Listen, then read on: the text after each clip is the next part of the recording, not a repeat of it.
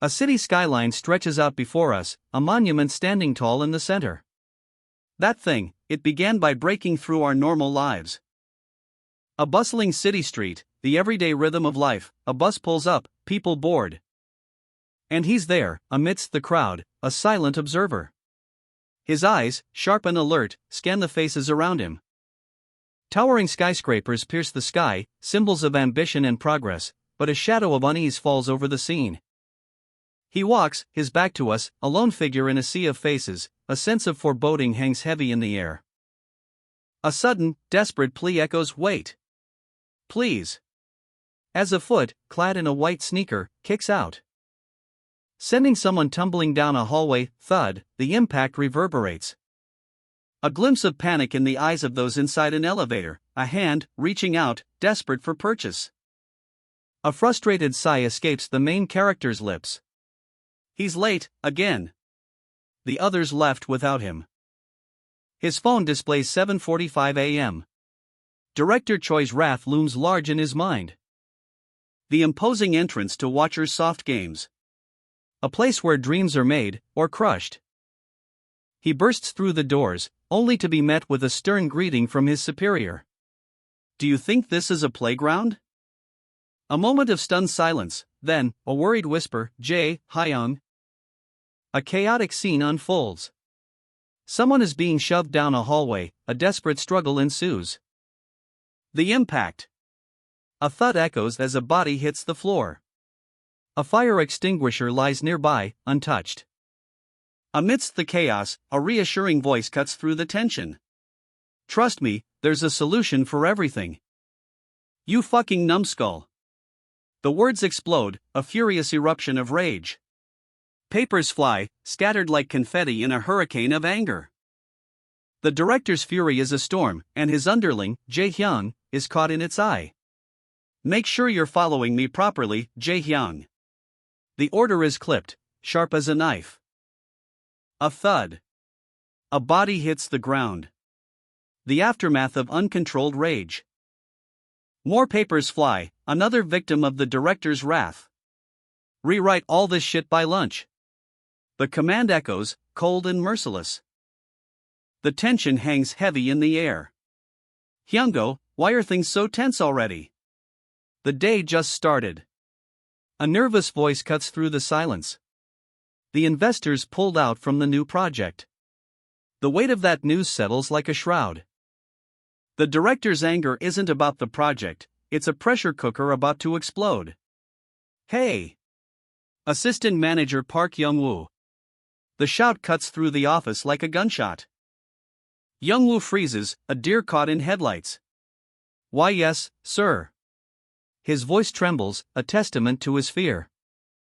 The director's gaze is a laser beam, burning into Jung-woo's soul. "You're part of the production team, yet you have the audacity to show up to work on the dot? Don't you feel bad for the other teams?" The pressure mounts, a vice tightening around Jung-woo's throat. "What time is it right now?" "Huh? Tell me. What fucking time is it?" The clock on the screen displays 7:59 a.m. Aha! The trap is sprung.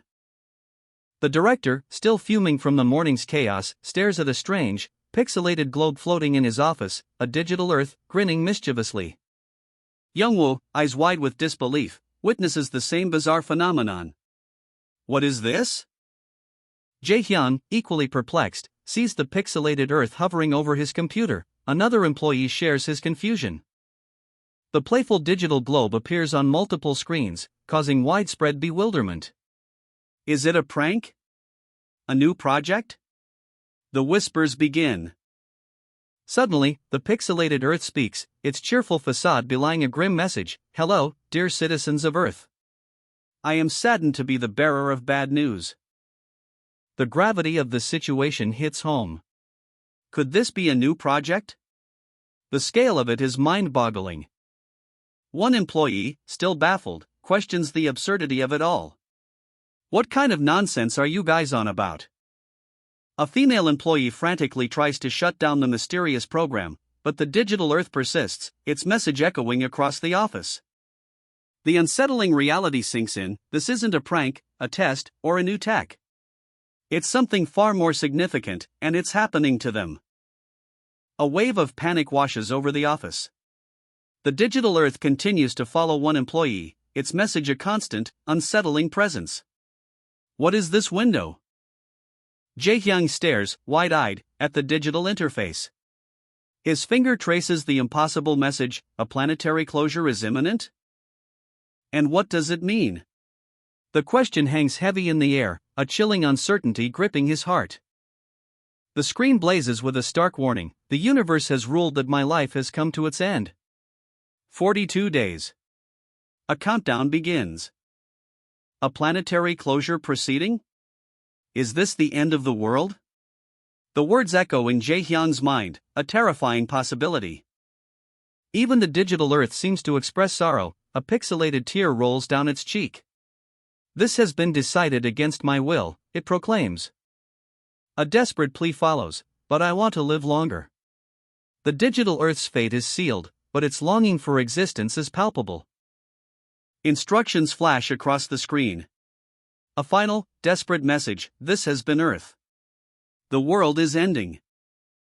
A digital tremor shakes the room. The digital world cracks, and reality itself seems to fracture. Panic erupts.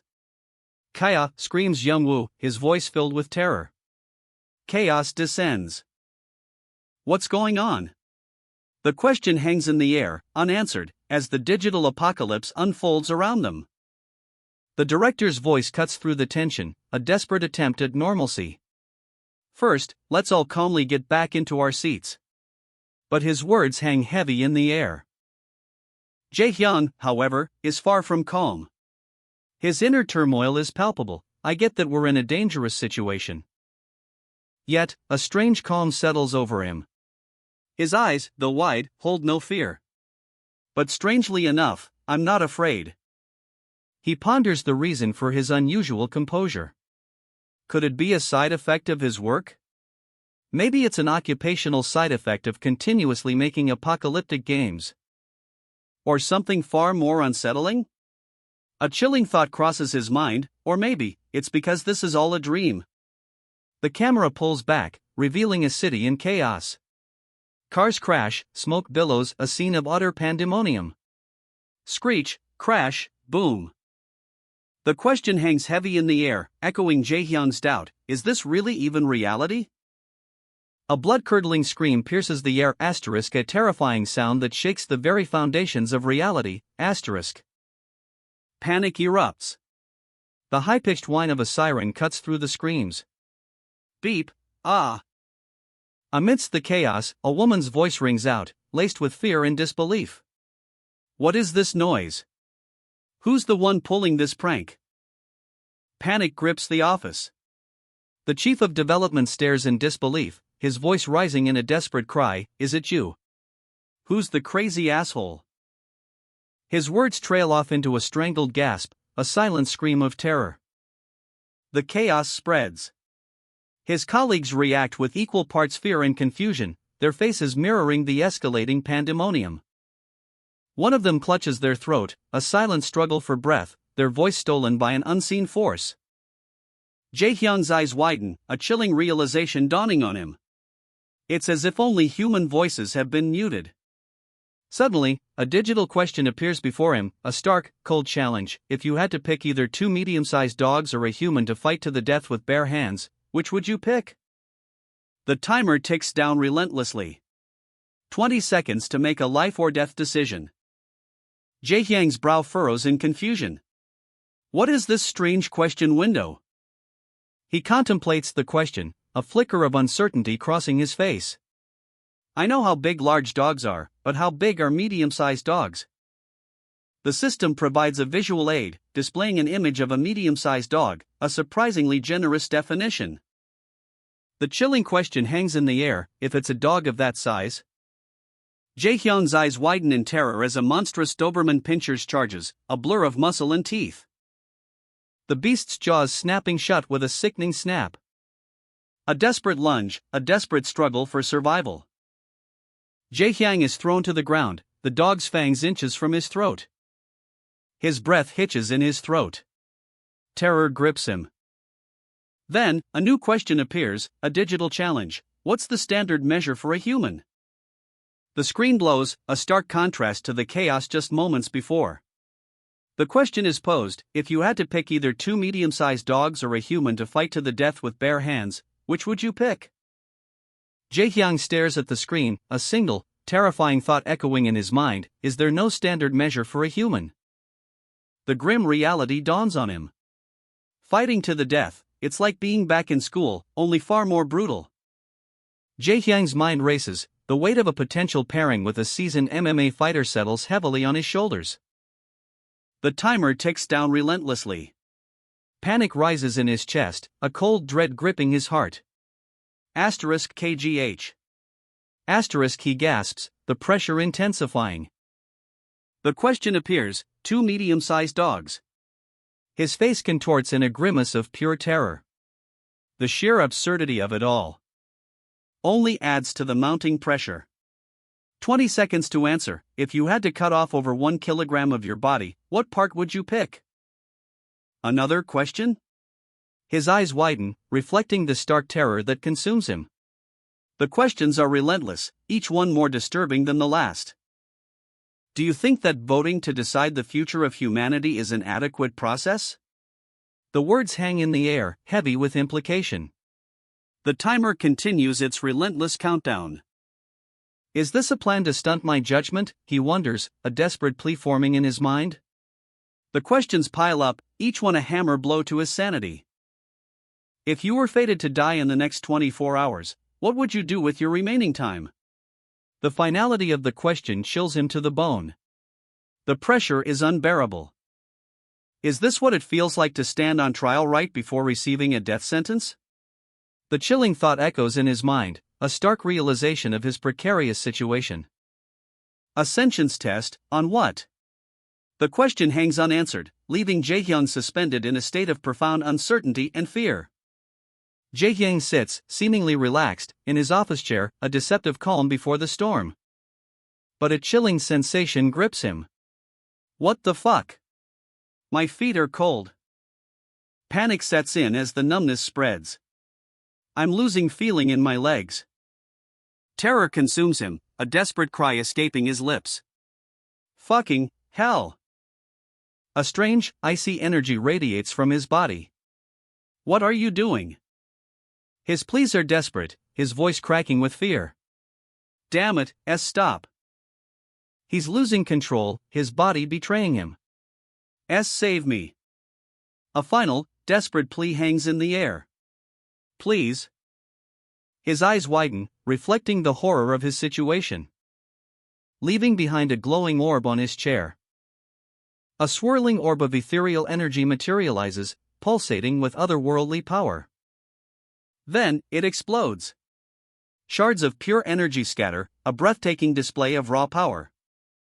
The shockwave hits Jaehyang. A gasp escapes his lips as an unseen force drains the life from him.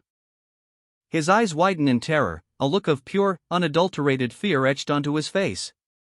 His body weakens, his strength failing him. He collapses onto his keyboard, the energy completely gone. Is it over? The question hangs heavy in the air as he struggles to catch his breath. His mind races, trying to comprehend the impossible event. What was that? A wave of concern washes over him. Is everyone okay? A wave of unseen energy crashes over Jaehyang, his eyes widening in shock. A searing pain rips through him as he collapses onto his desk, gasping for air. The same mysterious force sweeps through the office, one by one, each person succumbing to its draining power. Gurgling sounds fill the air as they crumple to the floor. More colleagues fall victim to the strange energy, their bodies racked with silent agony. Jaehyang, weak and disoriented, struggles to his knees, the world spinning around him. His vision blurs, his ears ringing with the silent screams of his co-workers, a chilling wave of dread washes over him. A single pen rests on the desk, untouched amidst the chaos, a symbol of the mundane world now shattered. As terrified whispers of his colleagues echo in his ears, I don't know how these people might change. Another wave of the mysterious energy hits, leaving Jae-hyun gasping for breath, his body trembling. A desperate cry pierces the silence, Kim Jae-hyun. A wave of nausea washes over Jae-hyun, his body racked with a sudden, inexplicable weakness, cuff. He collapses, his face contorted in agony. His colleague rushes to his side, alarm etched on his features. Jae-hyun, are you okay? The colleague, his voice trembling, stammers, assistant. Manager. Did you just see that? His eyes dart around, fear and confusion battling for dominance. I think it's all over. You should calm down first. A digital display flickers to life, revealing a cryptic message. An amount of essence has been awarded depending on your sentience. For now, this is the best weapon and shield you guys can use. A shimmering orb, pulsing with ethereal light, materializes before them, a visual representation of this mysterious essence. More text appears: when you die, your essence will drop on the spot. A pixelated character, representing a player, holds the orb aloft. The instructions continue: this can be picked up by your companions and used right away, so do not lose your discernment till your final moment. Your death will be remembered and used. The character looks apprehensive, a final warning appearing on screen: if possible, do not lose your essence to a being that isn't from Earth. Two orbs float, hinting at the potential loss and the unknown threat. A grim choice is presented: fight or die alongside your fallen comrades. But from death, a new power emerges. Jae-hyun's body glows, absorbing essence, a mysterious energy. The system reveals its secrets: essence can be trained, growing stronger with each acquisition. A savior is needed, and Jae-hyun must find them. A wave of confusion washes over him. Is this power from another world? And what does it mean to find the savior? The mystery deepens. Chaos erupts. A colleague screams: who's pulling this prank? The tension ratchets up. You son of a bitch. Find the one pulling this prank. Now. The ominous presence of Predator looms large. The Predator's gaze falls upon his next victim. A chill runs down Jae-hyun's spine, the word Predator echoes in his mind, a terrifying whisper of what's to come. The sound of hurried footsteps, a shadow falls over the scene. Chief Joe's voice cracks with fear: what do you think you're doing, Chief Joe? What is that thing above your head? Jae-hyun's eyes widen, a horrifying realization dawning: a dark power surges within him. A guttural scream rips through the air. Ah! The raw power explodes outward.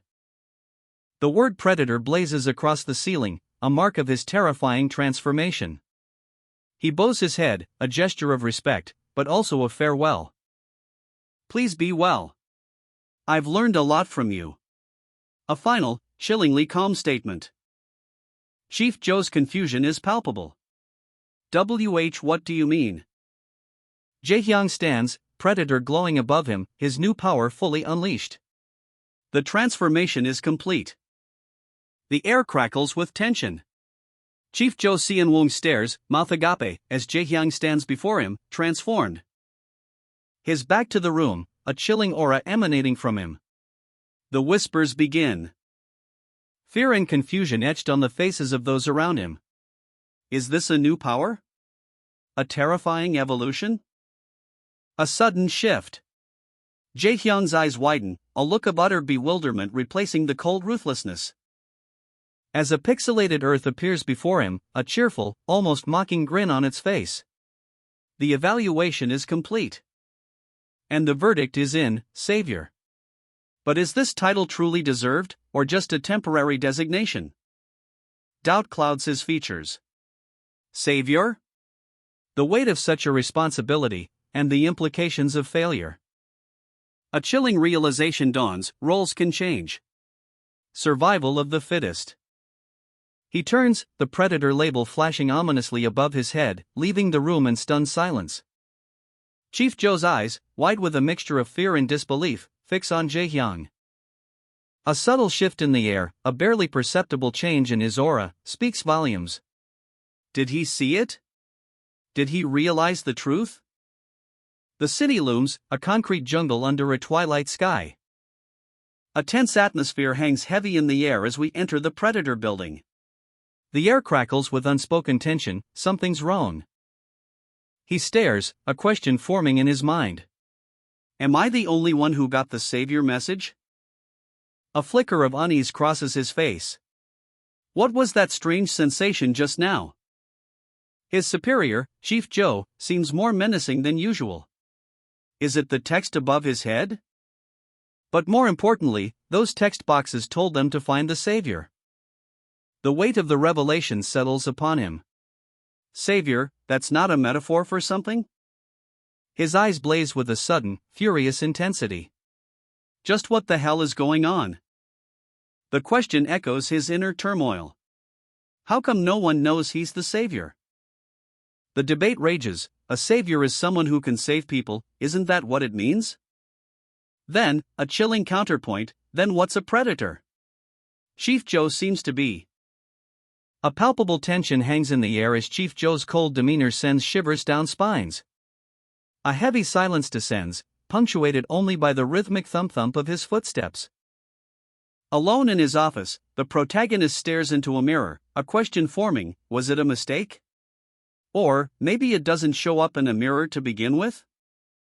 Doubt gnaws at him. Could this be intentional? A sinister plan unfolding before his very eyes? Suddenly, a sharp crack echoes through the room as Chief Joe bursts in, his presence a storm of raw power. The protagonist is startled, his eyes wide with alarm. The question hangs in the air, unspoken but heavy with dread, see Chief Joe? A tense offer of assistance, see can I help you? The final panel shows a close-up of Chief Joe's piercing gaze, a cryptic question hanging in the air, did you perhaps see something?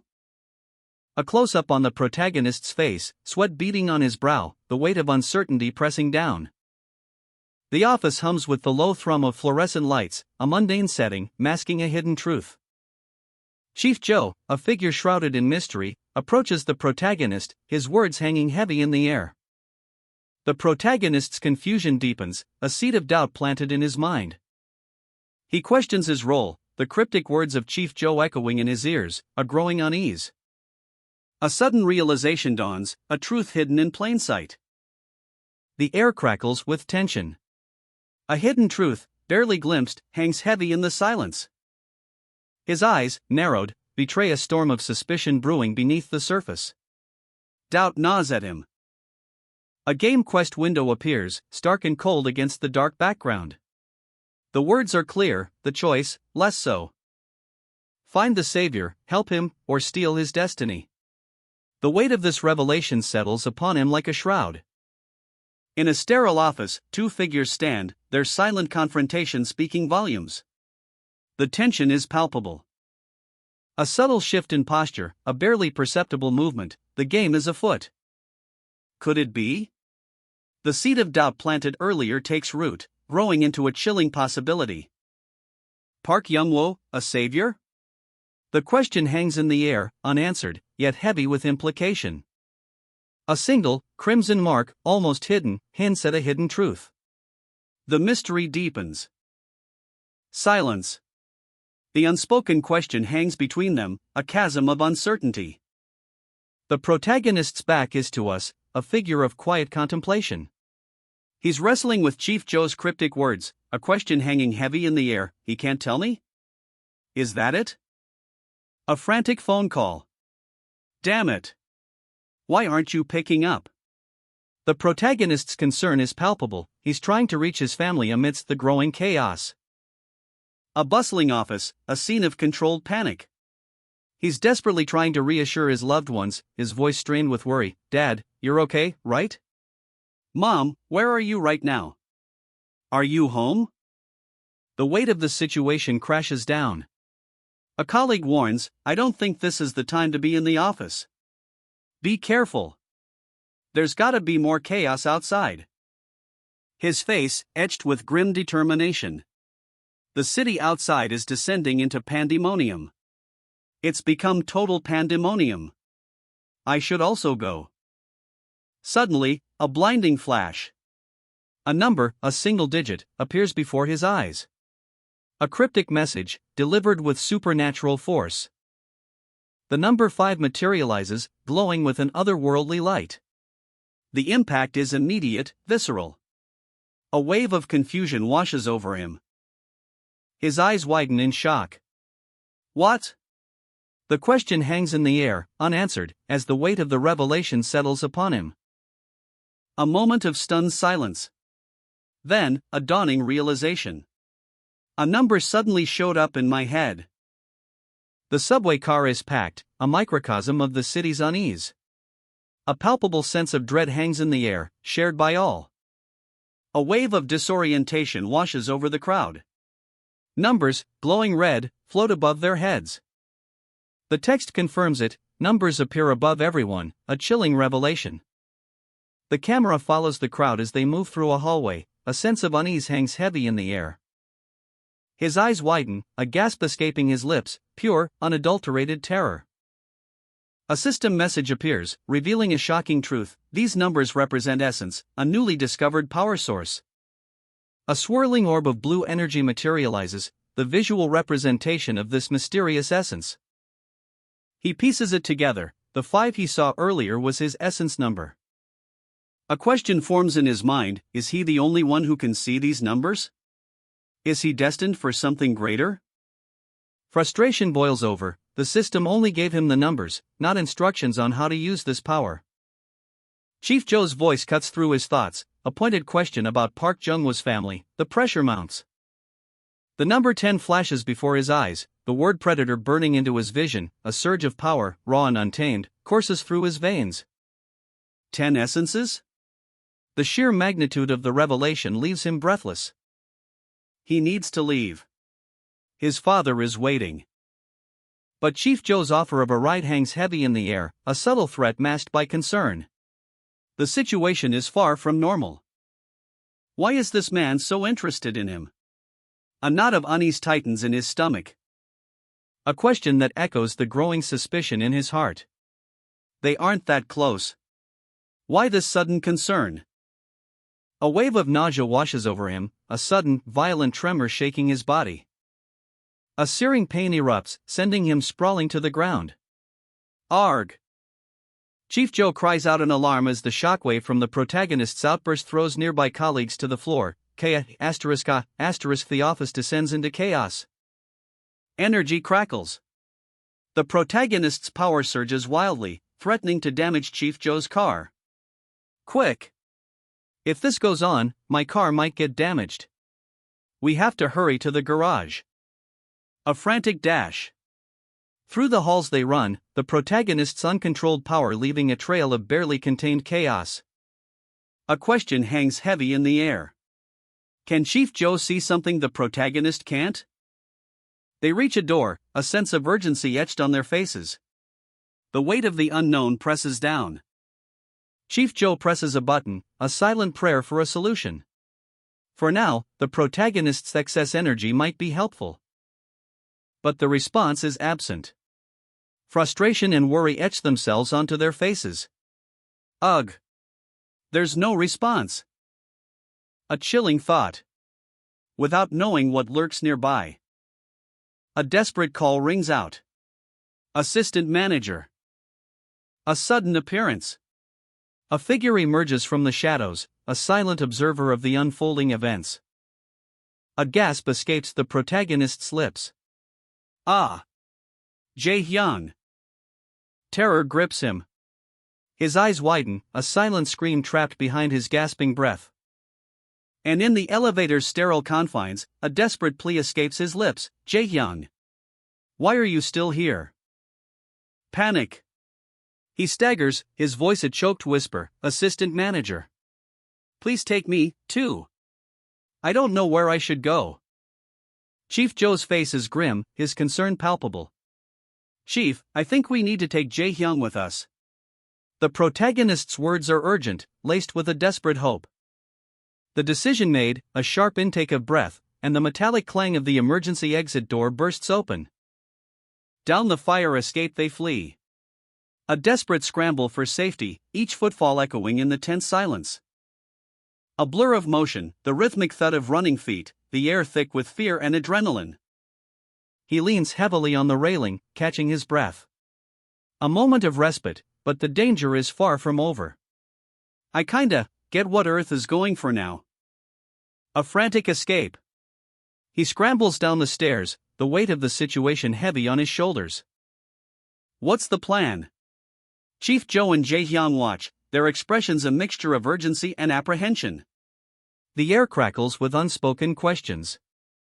A main character? Jae-hyung's eyes widen, a dawning realization painting his face. Is he more than meets the eye? The escape was swift, but the consequences loom large. Chief Joe's words hang heavy in the air, the way it's happening is so abrupt, and I think there'll be a lot of casualties. But there's a glimmer of hope. Isn't it possible that there are other roles? A new possibility emerges from the chaos. Chief Joe's grim expression softens slightly. Who knows, maybe a role is a kind of minimum qualification. A subtle shift in perspective. Jae-hyung's mind races. He processes the information, his gaze hardening with determination. If he sums up everything Earth has told him so far. A chilling revelation. 1. In 42 days, Earth will be destroyed. The countdown has begun.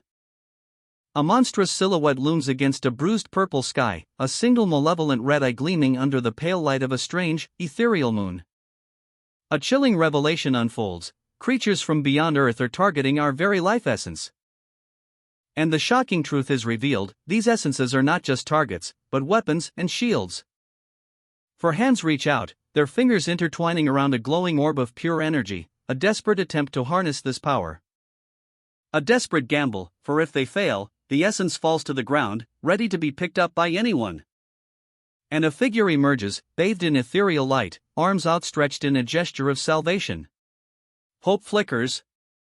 A prophecy fulfilled? The Savior has arrived. Jae-hyung's face is etched with determination, his eyes burning with a newfound purpose. I'm that Savior. A sense of unease hangs heavy in the air. Something is wrong. A quiet observation, a casual stroll down the hallway, but even the mundane holds a hint of unease. The casual conversation turns serious. A subtle shift in the atmosphere, a growing sense of dread. A tense moment. A man's eyes narrow, suspicion etched onto his face, something is wrong. And the unsettling truth begins to dawn. A creeping unease, a growing sense of foreboding. A hand reaches for a control panel, a silent decision made, the potential for disaster looms large. Fear grips their faces, a wave of terror washing over them, the horrifying truth is about to be revealed. A dark, ominous shadow engulfs the scene, a chilling premonition of what lies ahead. A sudden, violent impact. Thump, thump, thump, the sounds echo through the silence, a terrifying crescendo. As the horrifying reality crashes down upon them. Wide eyes, a gasp held back, terror etched onto every feature. That, a choked whisper escapes, barely audible above the pounding of his heart. That is? The question hangs in the air, unspoken, yet screaming in his mind. A dark, shadowy parking garage, the air hangs heavy with anticipation. Then, a trail of shimmering, ethereal orbs drifts into view, each one pulsating with an otherworldly light. A silent, eerie spectacle unfolds before our eyes. Gasps. What is that? It's all over the parking lot. A wave of shock ripples through the onlookers. Why are there so many of these fish egg kinda things? Ugh, they're so gross. Disgust etched on their faces. According to the message, essence is dropped whenever someone dies. A chilling revelation in the dimly lit corridor. It's highly likely that these are essences. Does that mean dozens of people died in the parking lot? Without even leaving a drop of blood? Well, I'm not entirely sure about that, but these do look like essences. The thing that killed all these people might be somewhere in the parking lot. He's panicking again. I can't take him along if he's going to keep this up. A frustrated sigh escapes his lips as he makes a decision. What are you planning on, Chief? His eyes widen in alarm. You're not thinking of going in there, right? You can't. It's too dangerous. We have no time to sit around. We're going to run out of stamina and mental energy soon. We have to secure a car before then, even if it means taking a risk. A parking lot, littered with shimmering orbs of energy, each one pulsating with a faint, ethereal light. Jae-hyung, his face etched with concern, questions the plan. Is this really the safest course of action? The risk feels palpable. His superior, stern and resolute, barks orders. Jae-hyung is to move on his signal, along with another man, clearly distressed. Panic grips the third man. His eyes are wide, his breathing shallow, he stammers, suggesting an alternative, a desperate plea for a different solution. The superior's response is immediate, brutal. Contempt hardens his features as he unleashes a scathing insult. What a pathetic bastard! There's no room for hesitation. The superior's resolve is unshakable. He orders Assistant Manager Park to move out immediately. Jae-hyung, his expression grim, prepares to follow, while the other man, still shaken, struggles to keep up. A single word, sharp and decisive, cuts through the tension. Yes. Let's go. Terror etched on his face, the third man's scream is cut short. The scene ends on a note of chilling uncertainty. Under the dim lights of the parking garage, Jae-hyung and Assistant Manager Park move with a grim determination, their footsteps echoing in the silence. A strange, ethereal glow emanates from unseen sources, casting an eerie light on their path. Park's anxiety is palpable, sweat beads on his brow as he glances nervously over his shoulder. They pass a dark car, its rear window reflecting the unsettling luminescence. Jae-hyung's expression hardens, his jaw clenched tight. The tension between the two men is thick enough to cut with a knife.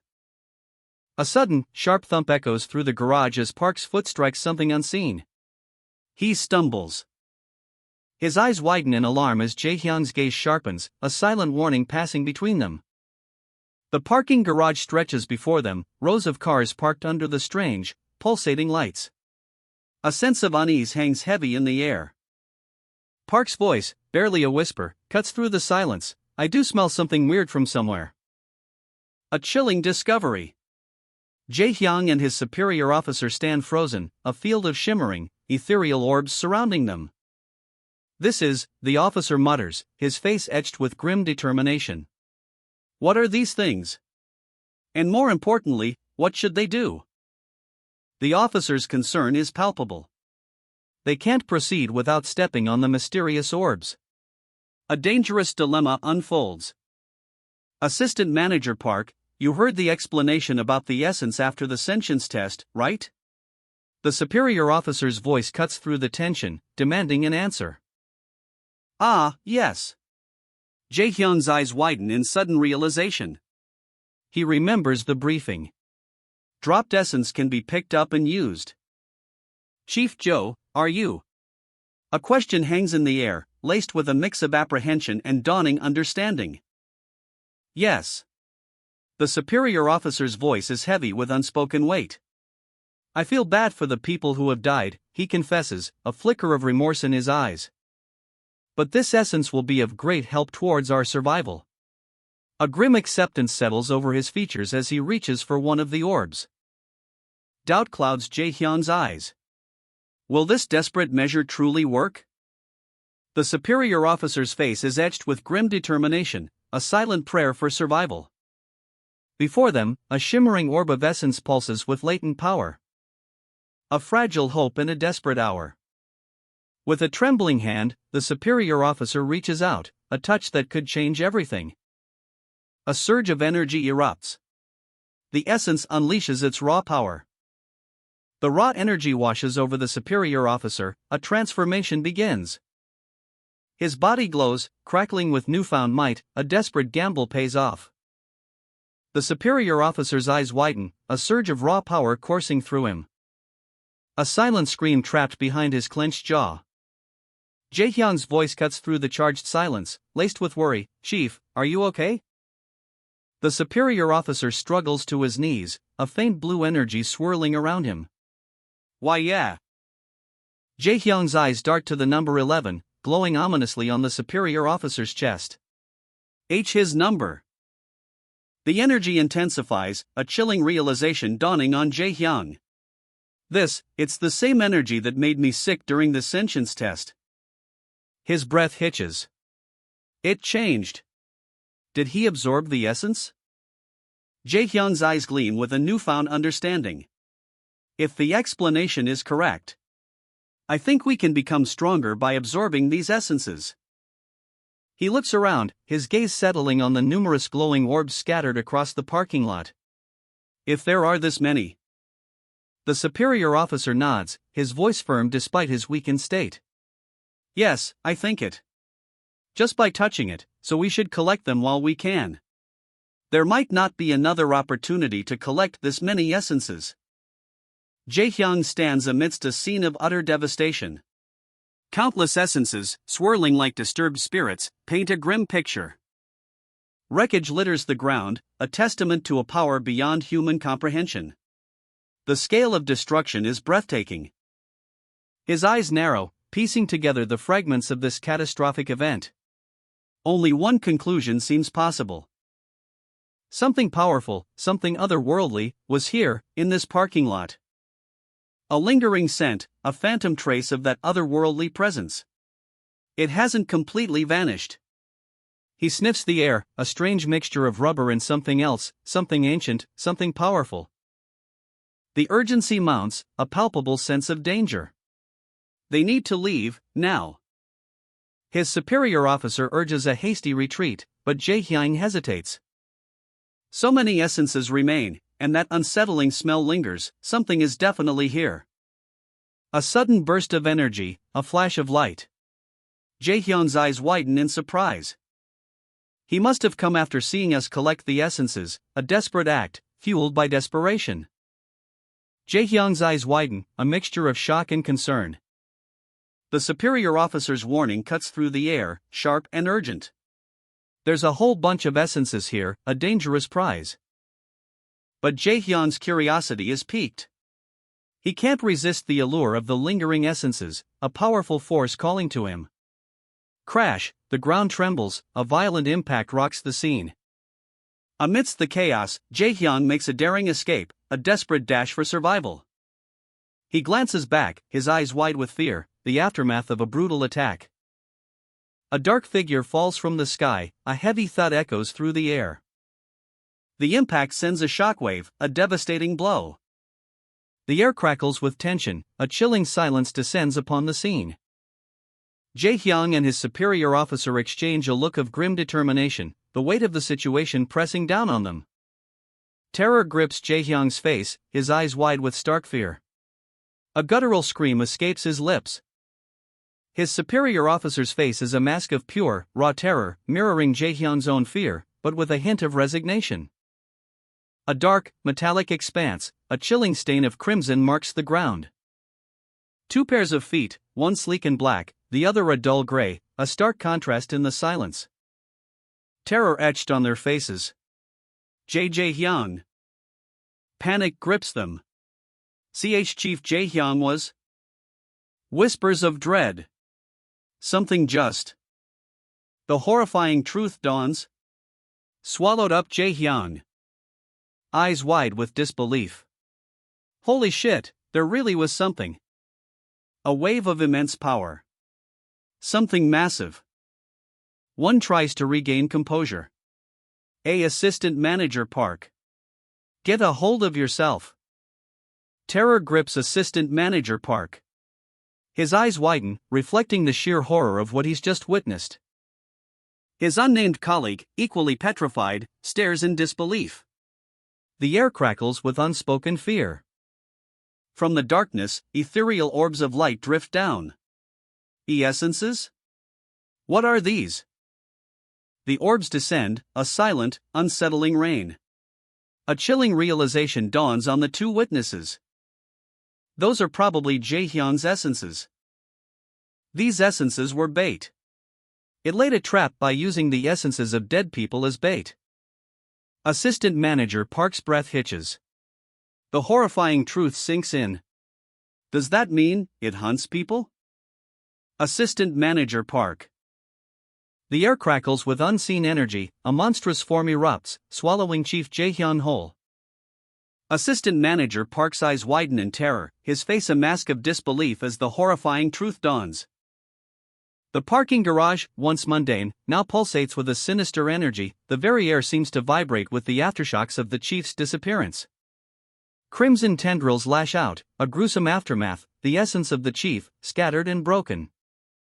Fear grips them both, the unnamed colleague and Assistant Manager Park, their faces etched with primal dread as they brace for the unknown.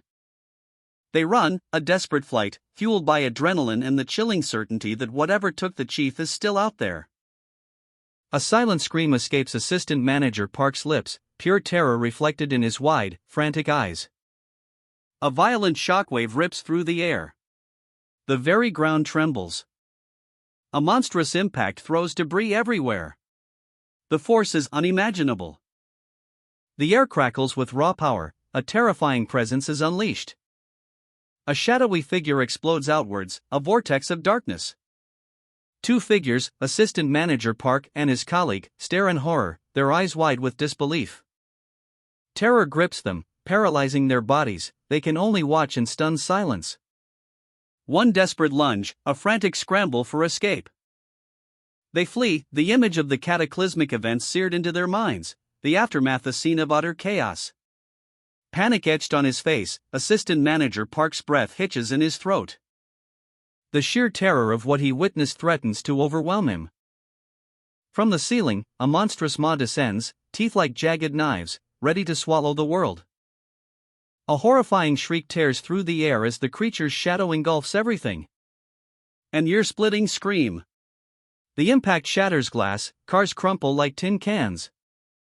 A grotesque, clawed hand, inhuman in its size and shape, reaches down from the darkness above. The thing that hung upside down from the ceiling, with bizarre arms and legs. Its descent continues, a rain of crimson droplets marking its path. It was an awful creature that I hadn't even seen in my nightmares. A naked giant with a funnel-shaped mouth. That thing was currently in front of our eyes. Terror etched on his face, Assistant Manager Park's eyes widen in stark horror. A monstrous creature, a nightmare-given form, hangs from the ceiling, its gaping maw a terrifying chasm of teeth. Below, two figures freeze, their eyes wide with terror, the chilling realization dawning on them. Panic sets in. Feet shuffle, a desperate scramble for escape, the monstrous form above looms larger. Chief Joe, what do we do? One stammers, fear etched onto his face, the other, equally terrified, offers a shaky suggestion. The creature shifts, a sickening thud echoing through the room, their desperate whispers are swallowed by the growing dread. We shouldn't act rashly, the second man urges, his voice barely a breath, but the question hangs heavy in the air. The weight of their inaction, the sheer impossibility of their situation, it crushes them. The tension ratchets up. Assistant Manager Park and his colleague exchange worried glances. Their hushed conversation is filled with apprehension. A shadow falls across the scene. Something is coming. Park's unease grows into a chilling certainty. Could the creature be targeting one of them? A sudden, sharp intake of breath. The unseen horror is near. With a sickening thud, something slams into the ground. The earth trembles. A monstrous, fleshy appendage bursts into view. Its grotesque form is a nightmare made real. Eyes widen in terror. The full horror of the creature is revealed. A gaping maw of teeth and tentacles explodes into a terrifying display of primal savagery. Crack! Panic! Assistant Manager Park and his colleagues scramble to escape the creature's wrath. Dodge! The ground trembles, a monstrous shadow looms over the city. Cars are tossed aside like toys, a colossal creature unleashes its fury. One man is caught in the maelstrom, a desperate attempt to escape the creature's wrath. Another victim is sent flying, the sheer force of the impact is terrifying. He dives for cover, seeking refuge from the unimaginable horror. Coughing, he catches a glimpse of the beast, its presence is overwhelming. Fucking hell, he gasps, it wasn't even a direct attack, yet it had this much force. His eyes burn with determination, a plan begins to form in his mind. Chief, a voice calls out, you were selected as a predator. The weight of his past crashes down. Did you not receive any instructions on how to face monsters back then? Assistant Manager Park, clinging to the wreckage of his car, stares in disbelief. His words hang heavy in the air, and not really. I didn't really get any special instructions. A monstrous shadow looms, its grotesque form a horrifying testament to the night's terrors. The chilling question echoes in the silence, damn it. Do we have to just patiently wait for our deaths? A blur of motion, a desperate struggle for survival. The unnamed colleague is swallowed by the darkness. The monster's shadow falls upon Assistant Manager Park, a terrifying presence that fills him with dread. His eyes widen in stark terror. A horrifying realization dawns on him, a cold dread gripping his heart, kgh. So I'm its target? A monstrous shadow looms, its presence a chilling wave of dread. And from the darkness, a horrifying creature emerges. Its form is grotesque, a nightmare made flesh. Panic grips Assistant Manager Park. That bastard's target is Assistant Manager Park. He shouts a desperate plea, Assistant Manager Park. Listen carefully. A desperate plan unfolds. I'll bring the car around. Please stall that bastard until then. Time is running out. Just try to buy as much time as you can in any way possible. The monster lunges, its massive claws tearing through the asphalt, kuk. A car is crushed, the impact sending a shockwave through the scene. Shit. Defeat seems inevitable. Against a monster like that. Easier said than done. The monstrous creature slams into Assistant Manager Park. The impact throws him across the ground, a sickening crunch echoing with his pained cry, Yua. He skids to a halt, coughing up blood. The air is ripped from his lungs with a harsh, kyuhak. Pain contorts his face, a desperate gasp escaping his lips, gah. But there's no time for rest. The creature, a horrifying monstrosity of teeth and claws, descends upon him. Its shadow engulfing him as terror grips his heart. His eyes widen in stark fear. A desperate flight. Assistant Manager Park sprints through a parking garage, the sounds of screeching tires and shattering glass a chaotic symphony behind him. Assistant Manager Park's eyes are wide with terror, his face contorted in a desperate grimace. Just a bit more. He's in a dimly lit parking garage, the air thick with the scent of exhaust fumes and fear. The words hang in there, echo in his mind, a desperate plea against the encroaching darkness. A monstrous claw, impossibly large and dark, descends from above. The ground cracks under its immense weight. A terrifying shadow sweeps across the parking lot, casting everything into an ominous gloom. The air itself seems to vibrate with dread. The creature's shadow engulfs the cars, the sound of shattering glass and twisted metal barely audible over the pounding of Park's heart. A monstrous tail whips through the air, narrowly missing Park as he scrambles for cover. The creature's presence is overwhelming, a palpable wave of primal terror. Crouched beneath a car, Park gasps for breath, his body trembling. That was dangerous. His mind races, a whirlwind of fear and confusion. Shit, what's the point of having essences, if I don't even know how to use them? He received a grand title, a symbol of hope and power, yet he feels utterly helpless. They gave me a grand title of savior, but nothing's different from before. The monstrous creature reveals itself fully, a towering behemoth of muscle and shadow, its very presence radiating menace. The final confrontation looms. A monstrous shadow looms, its presence a chilling wave washing over the alley. Assistant Manager Park, gasping for breath, cowers behind a car. Cook, is it still on my tail? He wheezes, fear etched onto his face. He glances back, confusion clouding his terror. It didn't seem like it had eyes, so how is it following me? The question hangs heavy in the air, unanswered. Panic explodes. Fuck, I'm really going to go crazy. The creature's presence is overwhelming, escape feels impossible. Desperation fuels a desperate plea. Earth or whatever you are, instead of just giving me a roll, tell me something useful. A blinding flash erupts from the darkness, a surge of energy fills the abandoned warehouse. Park Jong-woo stares, wide-eyed, at the ethereal glow. A question mark floats above his head, reflecting his utter bewilderment. The system's verdict is delivered, congratulations. The savior aptitude score for human Park Jong-woo has exceeded the average score. A wave of relief washes over him. An additional 150% combat points? The system's recalculating. Assistant Manager Park's eyes widen in disbelief. 78 points total. And, an evaluation administrator? What does that even mean? More strange windows pop up, this is getting surreal. An evaluation administrator?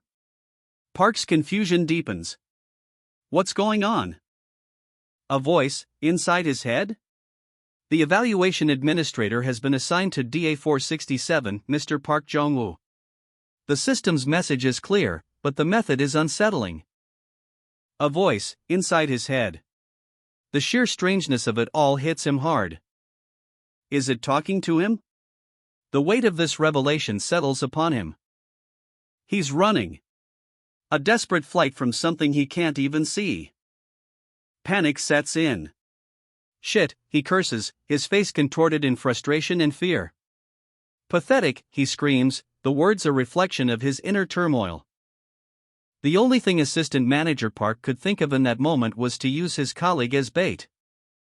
A desperate gamble, a last resort. He thought things would change after earning the Predator role. But look at him now. He's running, adrenaline pumping through his veins, a desperate flight through the parking garage. His breath comes in ragged gasps, a silent scream trapped in his throat. The sheer terror is palpable. He reaches his car, relief washing over him in a tidal wave. Thank God. My car's fine. He checks for damage, a quick, thorough inspection. The tension slowly begins to ease. He might be able to escape from H, a sliver of hope in the overwhelming fear.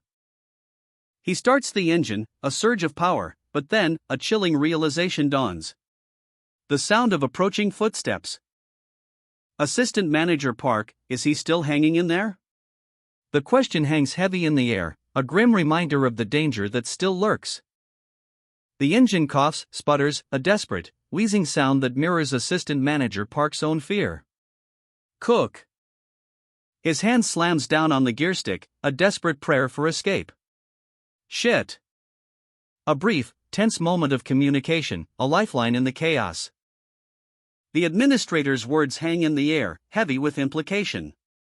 Evaluation allocated to me. Am I able to communicate with you? Hope flickers in Park's eyes, a chance, however slim. That hope ignites into a desperate plea. Wait, if I can communicate with you. But the respite is shattered. A monstrous claw bursts through the vehicle's frame. The scream is cut short. He's thrown from the car, tumbling onto the cold, unforgiving asphalt. There's no time for greetings. The monster looms, its presence a suffocating weight. Can't we get straight to the point? A chilling question hangs in the air, a stark contrast to the desperate situation. What would you like? A chilling revelation unfolds. The monstrous janitor's form writhes, a horrifying display of power.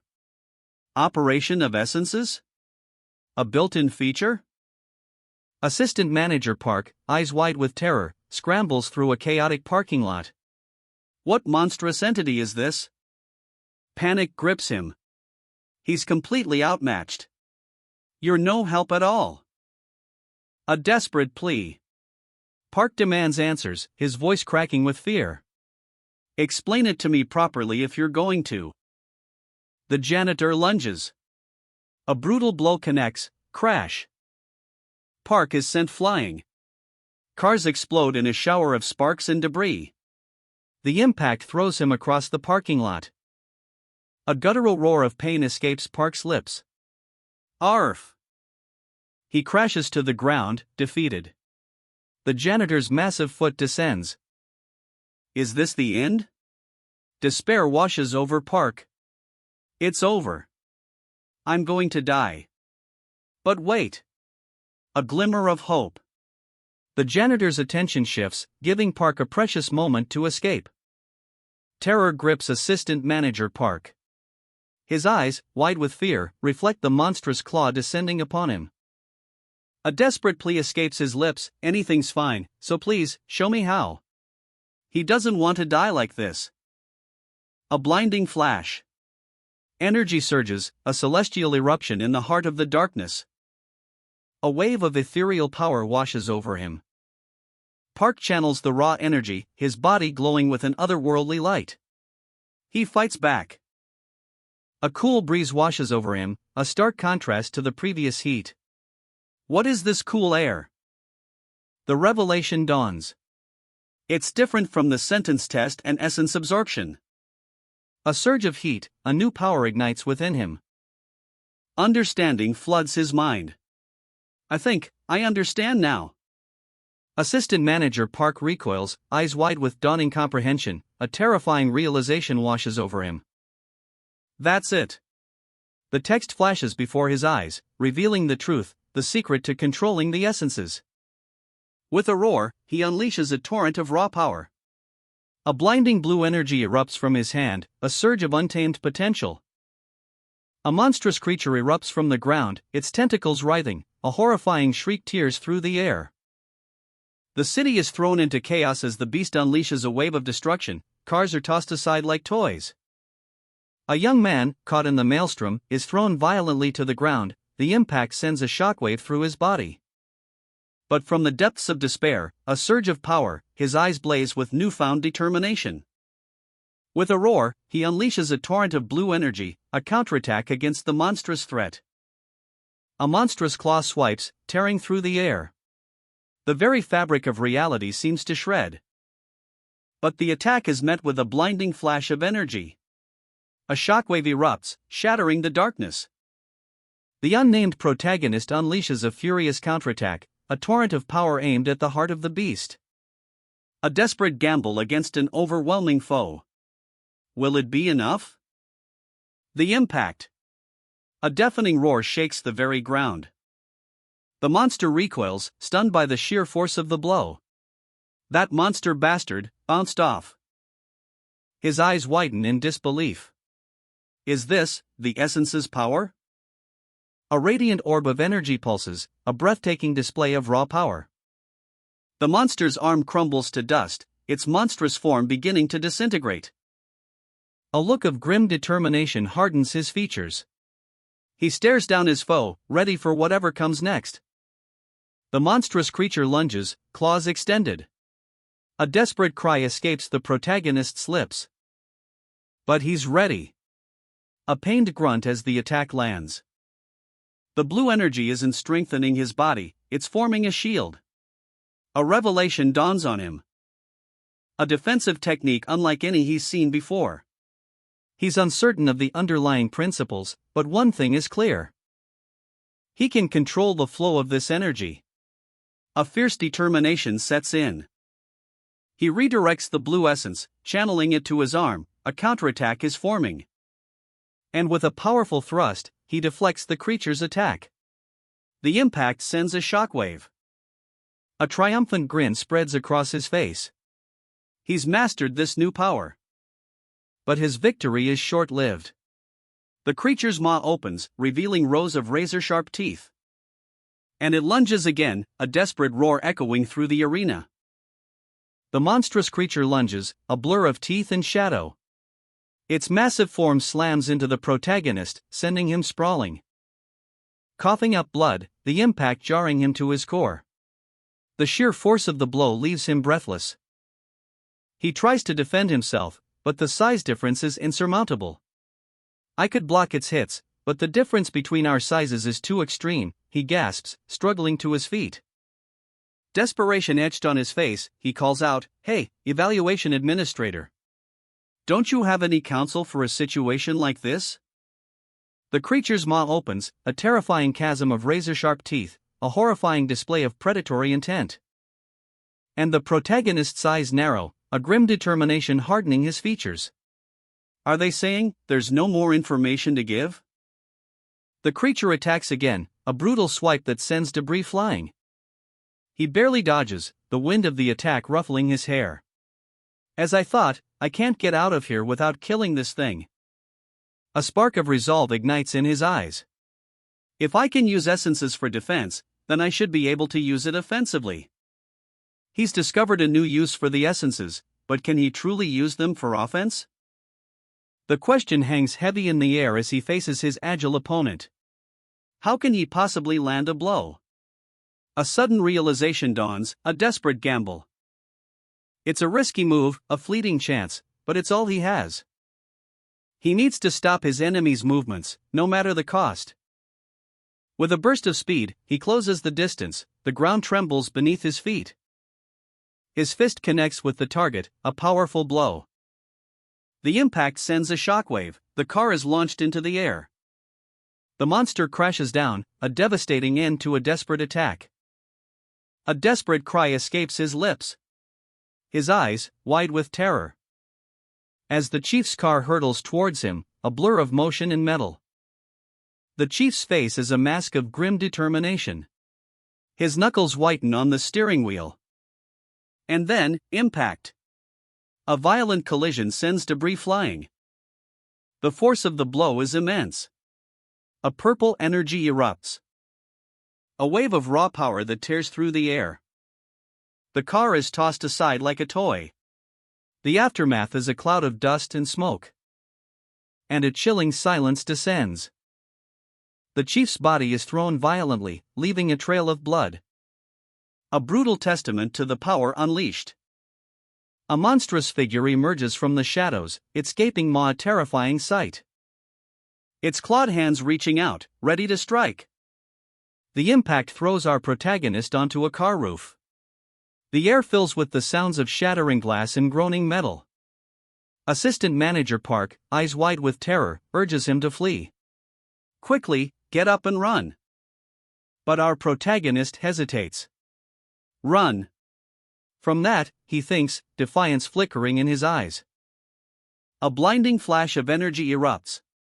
The monster is thrown back, its form dissolving into dust.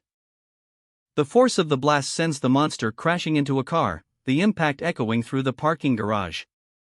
Assistant Manager Park, desperate, screams, Assistant Manager Park. Hurry! A moment of quiet reflection. Chief Joe doesn't know how to use essences yet. If it's now, the protagonist thinks, a grim determination settling on his face. He clings to the roof of a car, a grim determination etched onto his face. It's possible for me, he grits out, a desperate hope flickering in his eyes. His hand dives into his bag, a glint of steel flashes in the dim light. His eyes blaze with furious intent. That bastard. I'll kill him. The words are a raw, visceral promise. He leaps from the car, a blur of motion. Assistant Manager Park watches in stunned silence, his face a mask of terror. Park's eyes widen in disbelief. Assistant Manager Park, he stammers, his voice barely a whisper. The protagonist stands amidst the wreckage, his back to the camera. According to the evaluation administrator, a cold voice echoes in the desolate space. He surveys the scene, his gaze hardening. I have more than enough essences and sentience to kill that janitor, he declares, his voice laced with chilling resolve. He raises his hand, a faint blue glow emanating from his palm. I'll concentrate that power, he murmurs, his focus absolute. The energy intensifies, swirling and coalescing into a focused beam. Into one movement, he shouts, unleashing his power. A blinding blue energy blast erupts, obliterating the threat. The force of the impact sends shockwaves through the surrounding area. The monster lunges, a terrifying maw snapping shut just inches from the protagonist's foot. Its razor-sharp claws tearing at the ground. The air crackles with anticipation. The protagonist, eyes narrowed in grim determination, prepares his counterattack. I can't be sure of how effective this will be. But there's no time for doubt. A desperate plea escapes his lips, but please. He unleashes a torrent of energy. A blinding flash of light erupts. A wave of pure power that tears through the air with a deafening kshhhang. The monster roars in agony as the energy blast slams into it, sending it sprawling, its form dissolving into nothingness with a final, pained aarrrggish. The protagonist, battered but victorious, collapses to his knees, his breath ragged. The fight has taken its toll. His eyes, though weary, burn with a fierce, grim resolve. The monster lunges, claws extended, a terrifying roar echoing in its wake. But the protagonist stands firm, eyes narrowed in fierce concentration.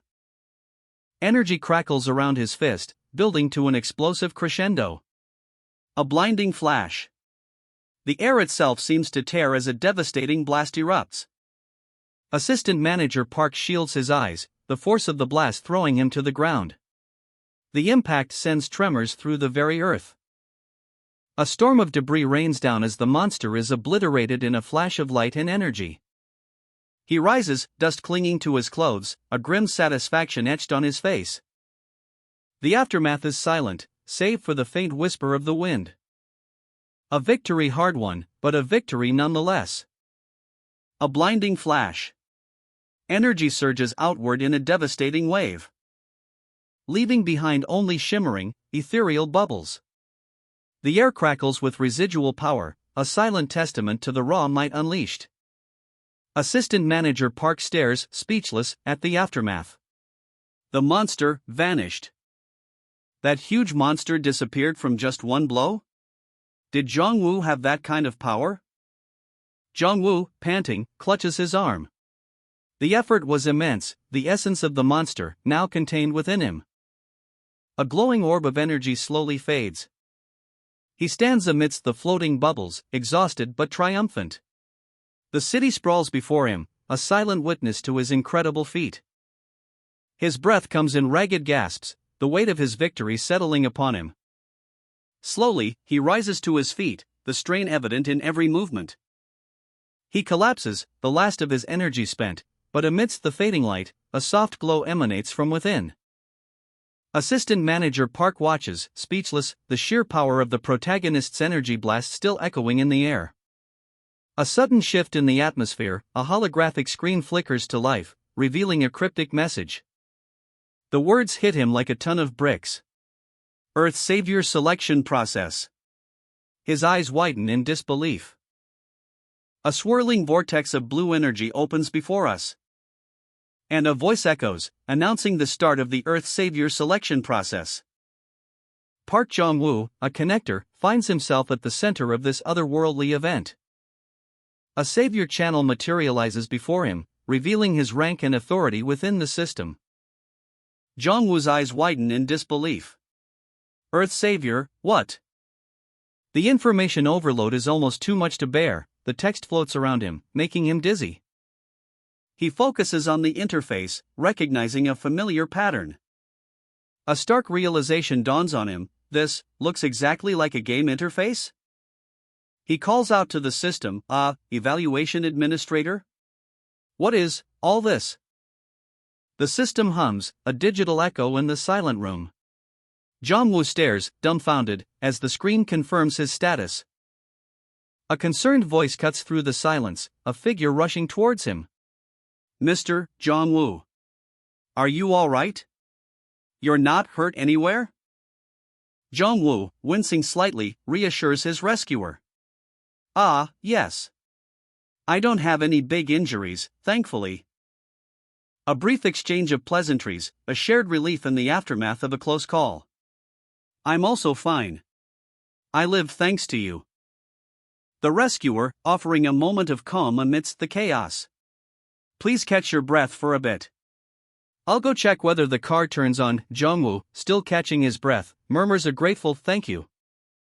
A number flashes in Jong-woo's mind, a sudden jolt of revelation. 26. The chief must have collected essences during that week. The screen displays a shocking truth, a new layer to his reality. It said I'm rank 2 in the region, right? Jong-woo's confusion deepens, a question hanging in the air. Um, Evaluation Administrator, you said that I was second within my affiliated region, but what is this region? The answer arrives, a chilling revelation. Mr. Park Jong-woo's affiliated region is South Korea.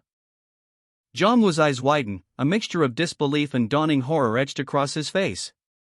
South Korea? The entire country? The screen glows, revealing a stark truth: he's not just any Earth savior. To be exact, he's ranked second in all of South Korea. His initial surprise morphs into something deeper, a dawning comprehension of the sheer weight of his responsibility. He thought maybe a district, if he was lucky, but the entire country?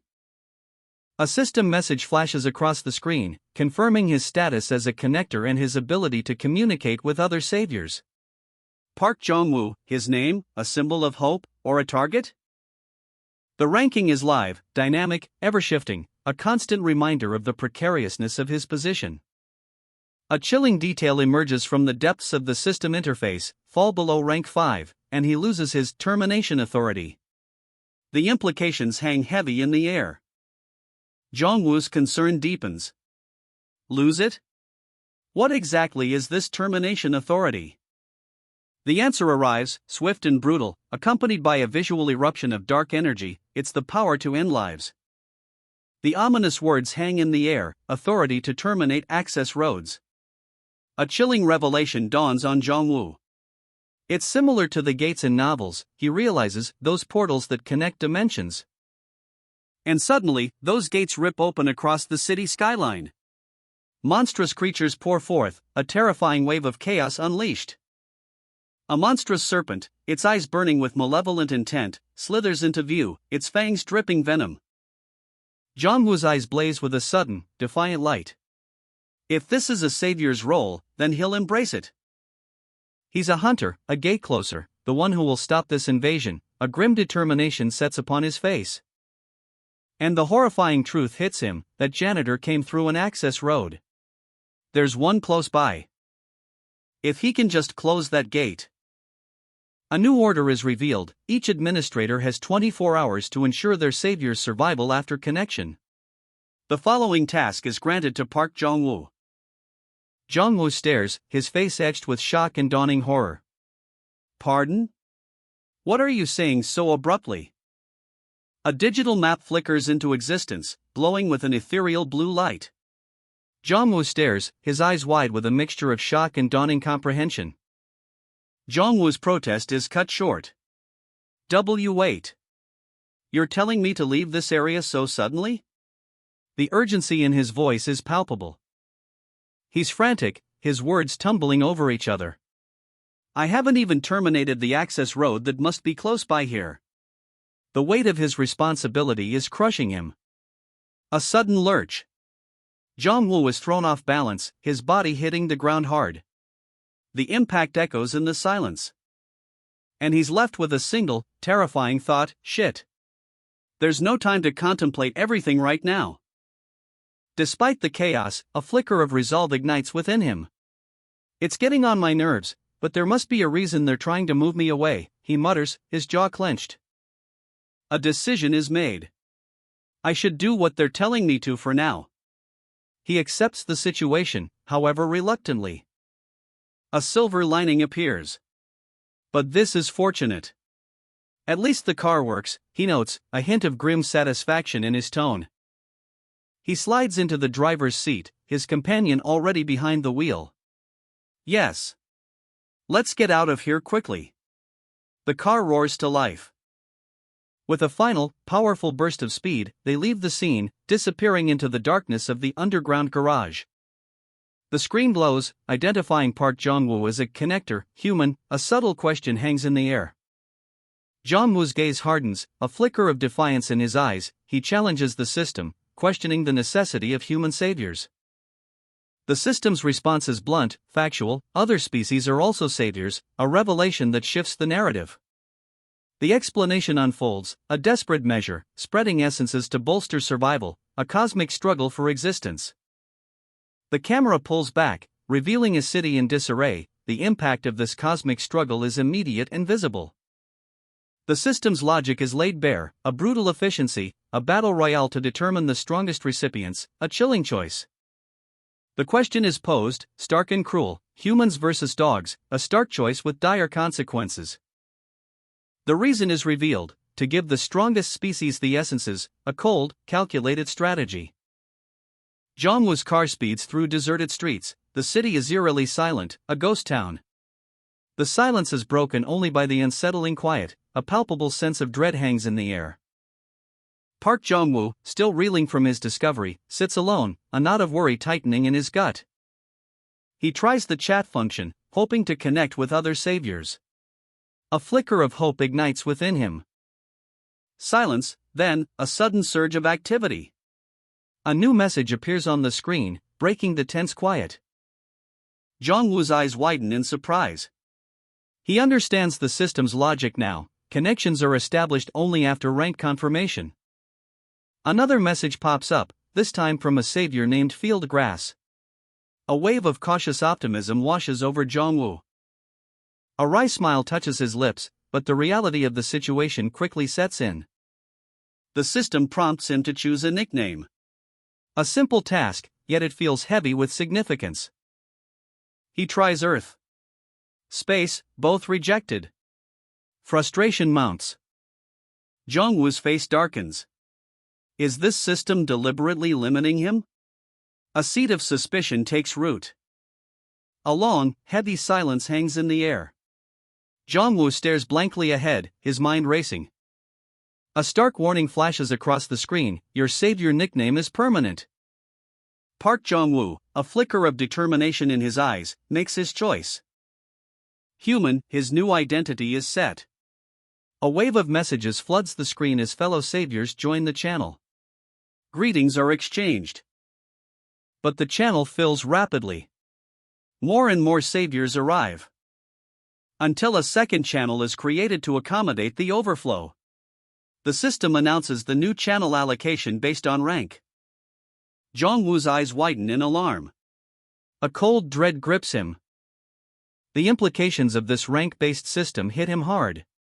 If his rank drops, he'll lose access to vital information from top-tier saviors. A chilling realization dawns on him: to maintain his position, he might have to eliminate the competition.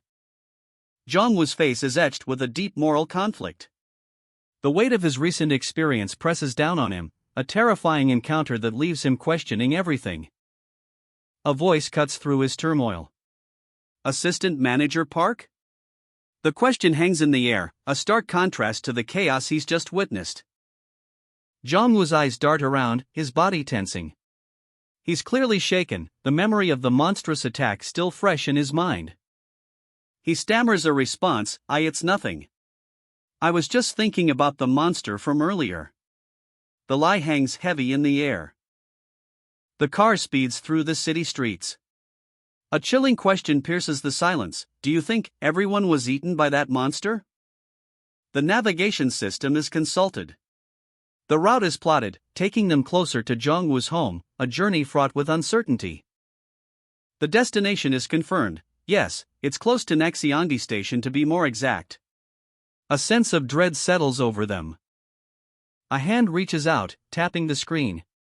The navigation system is working, a small, unexpected sign of normalcy in this nightmarish situation. Seems like it. And phones work as normal too. I was surprised as well. A glimmer of hope, however fragile, flickers in the darkness. The decision is made. I think the main road will be completely jammed up. Let's go through the city even if it's a little bit riskier. A dangerous gamble, but perhaps their only option. Jong-woo glances at the GPS, a grim determination etched on his face. It'll be better than not being able to move at all, he mutters, his voice tight with anxiety. A heavy silence hangs in the car as the reality of the situation sinks in. His fingers hover over his phone, a silent question hangs in the air: will his father be alright? The city sprawls before them, a concrete jungle scarred by the recent monster attack. The car moves through the damaged streets, a slow, cautious crawl. The sky is a bruised purple, mirroring the city's wounded state. The city is slowly awakening, but the air crackles with tension. It's slowly starting, Jong-woo observes, his eyes scanning the streets. The sounds of frustrated horns blare, people's patience is wearing thin. But the dangers of making too much noise are ever present. Jong-woo's jaw tightens. His companion shares his apprehension, a silent understanding passing between them. The tension is palpable, a silent scream hangs in the air. The city blurs through the rearview mirror, a chaotic aftermath of the monster attack. Ha! Geez, Jong-woo mutters, his anxiety palpable. This won't do. Jong-woo's resolve hardens. He fastens his seatbelt, a grim determination etched on his face. He bursts from the car, a sudden eruption of action. Ha! Mr. Jong-woo, someone cries out in surprise. Jong-woo strides purposefully through the city streets, his movements sharp and decisive. The chaos of the aftermath swirls around him. He confronts a driver, his voice sharp. Hey! Can you stop it? Can't you see what the situation is like right now? Jong-woo's shoulders slump, exhaustion weighing him down. Ha! I feel like shit already, he admits, his voice barely a whisper.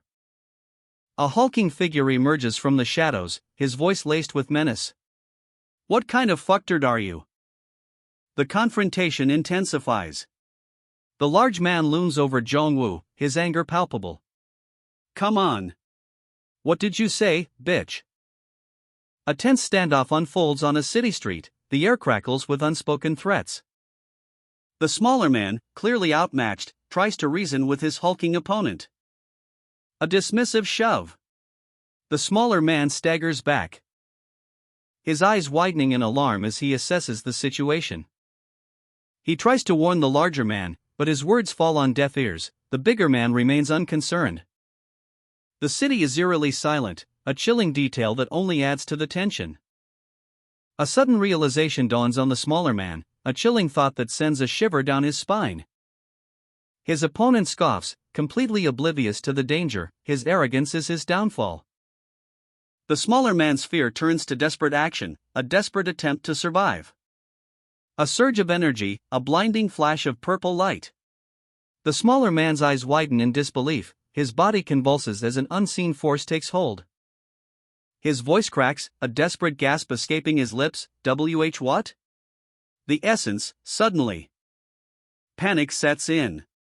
He clutches at his chest, a look of sheer terror etched on his face. He can't control the power that's overwhelming him. A guttural cry rips from his throat, Kurghh. The raw energy explodes outward in a violent eruption, sending the larger man sprawling. A shockwave of energy blasts through the air, Kyak. The force of the blast is immense, a chaotic maelstrom of blue and purple energy, leaving a trail of destruction in its wake. The energy continues to surge, an unstoppable torrent. A city skyline is visible in the distance, now threatened by this uncontrolled power. But amidst the chaos, a glimmer of hope. A hand reaches out, grasping a pen-like object, a symbol of control amidst the storm. Huff, huff. The smaller man struggles to control the surge of energy coursing through him. A raw power, barely contained, crackles around his fists. A blue energy erupts from his fingertips, a violent discharge that rips through the air. The force of the blast sends the larger man sprawling across the street. Cars screech as he crashes into a vehicle, the impact echoing through the city. He groans in pain, his body battered and bruised. The smaller man, eyes wide with shock and dawning comprehension, watches him. A tremor runs through him, he clenches his fist, trying to regain control. A low, guttural sound escapes his lips, ahem. He addresses the larger man, his voice strained but firm. Stop beeping like that.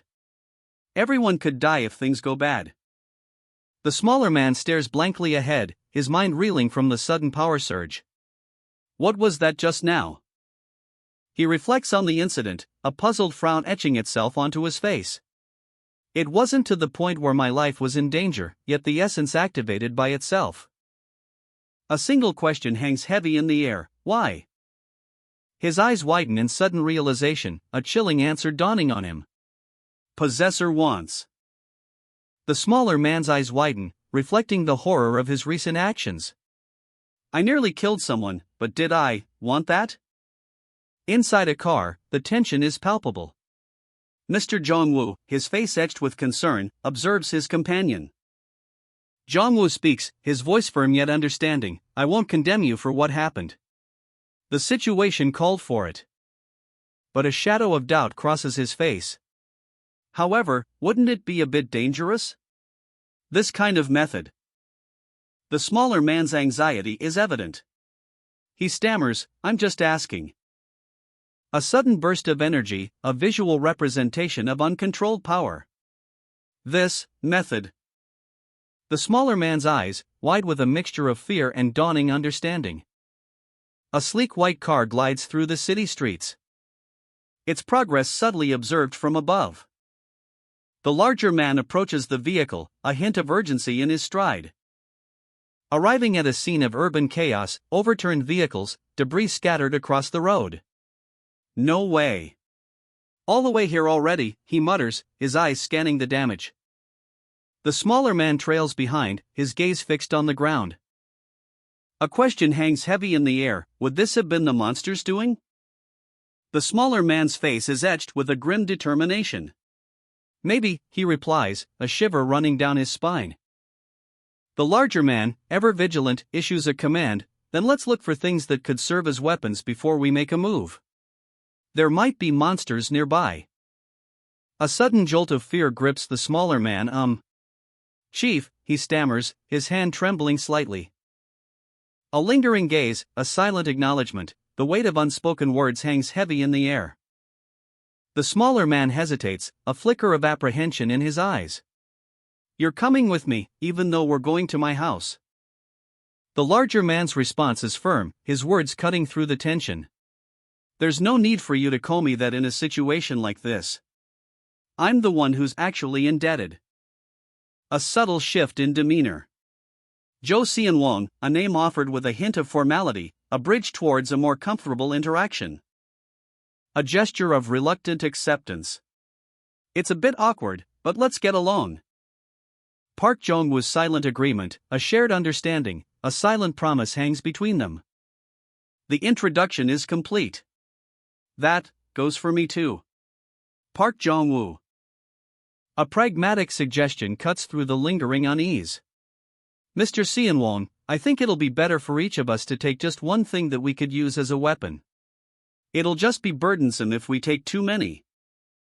A glimpse inside a well-organized bag, a collection of tools, the potential for makeshift weapons. A counter-argument, a hint of defiance. Wouldn't it be better to take as much as we can since we don't know what'll happen in the future? Mom, can I have that weapon? The smaller man asks, a hint of nervousness in his voice. The larger man smirks, we have better weapons at home. Now, let's head off. The larger man declares, his confidence unwavering. Each man grips a makeshift weapon, a crude club and a wrench, their steps echoing on the pavement. As they walk down a city alley.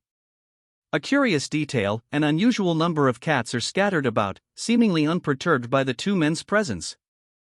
There are a lot of cats, observes the smaller man, his apprehension growing. The sheer number of felines is unsettling. This is a town with abundant cats in general, but there are certainly a lot more today than usual. The larger man's eyes narrow, a flicker of suspicion crossing his face. The cats, a sea of fur and eyes, are all heading in the same direction, a silent, unsettling exodus. As if they're running away from something. A wave of unease washes over the smaller man. The air crackles with unspoken dread. I think it'll be better for us to go around. The smaller man suggests, his voice barely a whisper. His unease is palpable. Suddenly, a projectile streaks across the sky, a blue energy bolt. Chief, the smaller man cries out, his eyes wide with terror. A strangled cry escapes the smaller man's lips. His eyes widen in stark terror. As a blur of motion erupts behind him. The larger man is caught completely off guard. A brutal blow connects. The force is immense. Sending the larger man sprawling. A heavy hammer slams into the ground nearby, the impact echoing through the alley. The smaller man is sent flying, crashing against a wall. The attack was swift, merciless, leaving him dazed and vulnerable. His friend, the larger man, cries out for help, "Mr. Seanwong." A desperate plea echoes through the narrow passageway. "Mr. Seanwong, are you all right?" The attacker's weapon lies discarded nearby, a metallic glint catching the dim light. A silent testament to the ferocity of the attack. The smaller man struggles to his feet, his face contorted in pain. And a surge of energy erupts from his hands. What is this? The smaller man lies defeated, his body sprawled across the grimy alley floor, a faint purple glow emanates from his hand. His companion, the larger man, looks on, his face etched with concern. Activated. Yes, that's how you use essences. The words hang in the air, a revelation. The smaller man's eyes widen, a newfound understanding dawning. Essences activate when life is in danger. The weight of this knowledge settles upon him. The scene shifts, revealing a chaotic struggle in the alleyway. The smaller man, now radiating a strange energy, faces his attackers. A sudden burst of energy. The smaller man deflects a blow with impossible speed. Bitch! You couldn't even hit that? His attacker is stunned. With a blur of motion, the smaller man counters, KUK, the impact sends a shockwave through the alley. The larger man watches in disbelief as the smaller man unleashes a torrent of energy, a blue wave of power washes over his opponent. The smaller man stands defiant, his new power evident. Ha! What? You avoided that? His enemies are taken aback. The larger man observes, his frustration growing. Acting like all that when he can't hit them either.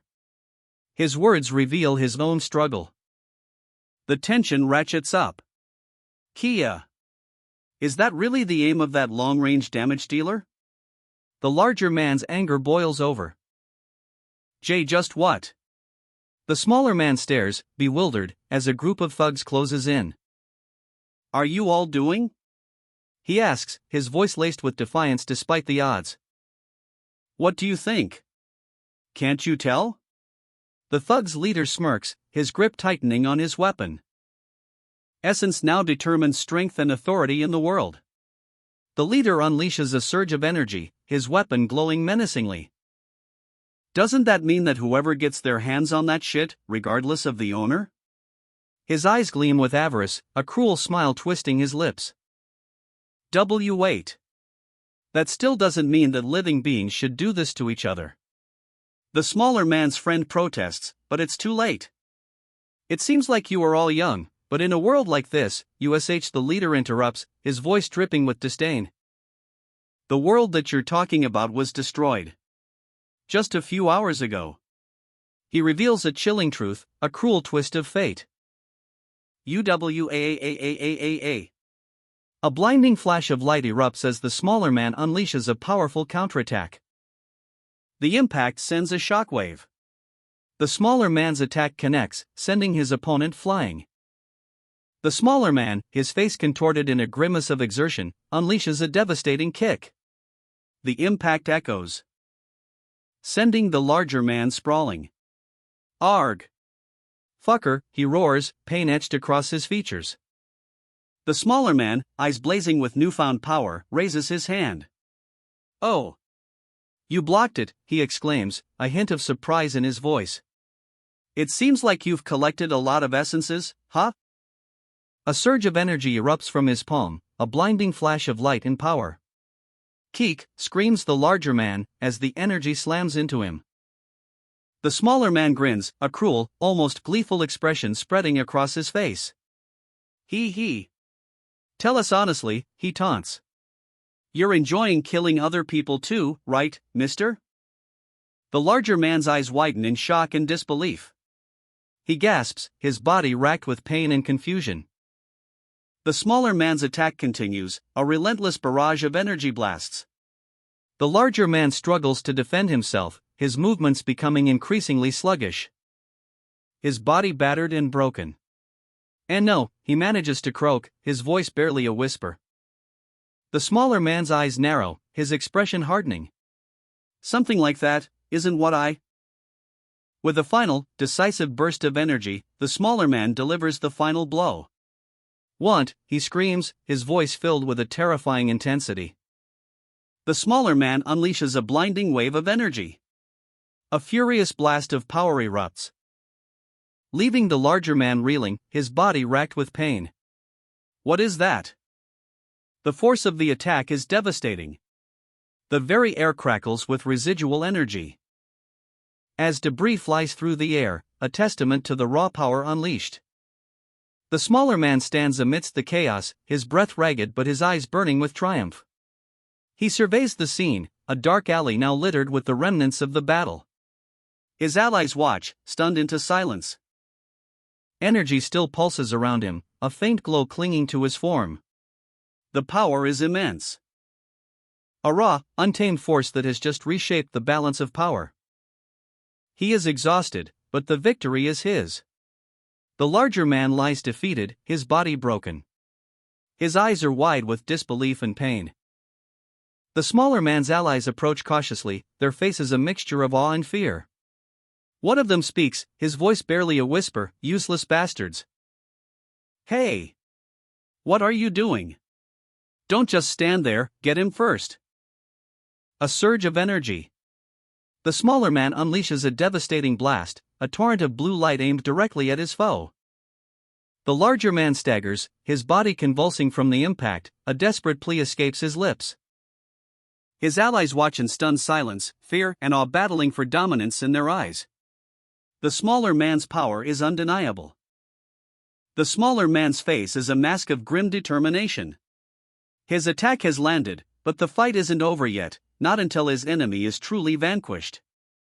He presses his advantage, a second wave of energy building within him. A blinding flash of light erupts, a surge of energy unlike anything seen before. The hooded figure unleashes a devastating attack, a torrent of raw power aimed at its target. The impact. A shockwave rips through the air, the force of the blow is almost unbearable. His eyes blaze with fury, a primal rage takes hold. A snarl reveals rows of razor-sharp teeth, the beast within is unleashed. A blur of motion, a deadly weapon materializes in his grasp. The counterattack begins, a crimson storm descends. The hooded figure unleashes a devastating energy blast. A purple torrent of power slams into the main character, sending him sprawling. His eyes widen in disbelief as the force of the blow throws him to the ground. A grunt escapes his lips as he struggles to regain his footing, the impact leaves him reeling. But even as pain racks his body, a surge of fury ignites within him. "You org," he roars, his eyes blazing with righteous anger. With a surge of adrenaline, he channels his rage into a counterattack. A blinding blue energy erupts from his arm and connects with the hooded figure, sending him crashing to the ground. There's no time for finesse, survival is his only priority. He delivers a swift, brutal blow, the impact echoing with a resounding BAM. The hooded figure is clearly defeated. With a final, metallic clang, the main character's weapon shatters, leaving him breathless but victorious. The battle rages. A flurry of blows, a desperate struggle for survival. One of the combatants, his face contorted in fury, shouts, "Mr. Xianlong, I'll chase after that bastard." His colleague, equally enraged, responds, "I leave the other guy to you." The chase is on. Through the grimy alleyways, the sounds of pursuit echo, tap tap tap. The pursuer's breath comes in ragged gasps, his determination unwavering despite the strain, huff huff. His target, wounded and desperate, stumbles, his body trembling with exhaustion. He continues his desperate flight, the relentless tap tap tap of pursuing footsteps echoing behind him. His pursuer closes in, the sounds of exertion growing louder, huff huff. Fuck. This is. A final, desperate plea escapes his lips, "Please, just, get lost." The final confrontation. A furious outburst, "Fuck OFF. You bitch." Xianwung's opponent lunges, a desperate attempt to escape. But Xianwung is faster. A brutal grab, a sickening KEOK. The assailant is sent flying with a bone-jarring koa. The impact echoes through the city. Xian Wang stands over his defeated foe. The man sputters, "Let me go. Didn't you hear me, fucker? I told you to let me go before I kill you." Fuck. The assailant's rage is palpable, even in defeat. Xian Wang's eyes widen. Something's wrong. His ranking, it fell? A digital display flashes. Park Jong-woo, rank 4 in the affiliated region, possessor of the termination authority. Xian Wang's face is grim. If his rank falls below 5, he loses his authority. But for now, this bastard needs to be dealt with first. A final, decisive blow. Stop bluffing, you prick. The assailant's defiance echoes, his eyes blazing with fury. A burst of purple energy erupts as Xian Wang unleashes a devastating counterattack. The assailant is sent flying, a crimson spray marking his defeat. The impact reverberates through the alleyway. Gasping for breath, the defeated man clutches his side, his eyes filled with a desperate understanding. It's to survive. 3 orbs of energy roll across the ground, a stark reminder of the battle's intensity. The air crackles with residual power. Xian Wang stands over his fallen opponent, his expression unreadable. A chilling statement hangs in the air: "I'm different from you." Xian Wang walks away, his shoulders slumped, a grim determination etched on his face. The weight of his actions, and his lowered rank, bears down on him. Xian Wang's boot comes down hard. UUHH, the assailant cries out in pain, his body crumpling under the brutal impact. A sickening GREUGH echoes as the man hits the ground. His pleas for mercy are desperate, choked with coughs. "Mister, I'm really sorry. Please let me live. My arm hurts so much. I won't do this ever again. Please just let me go this one time. Mommy." Xian Wang's face is a mask of grim determination. Lies. I can't fall for it.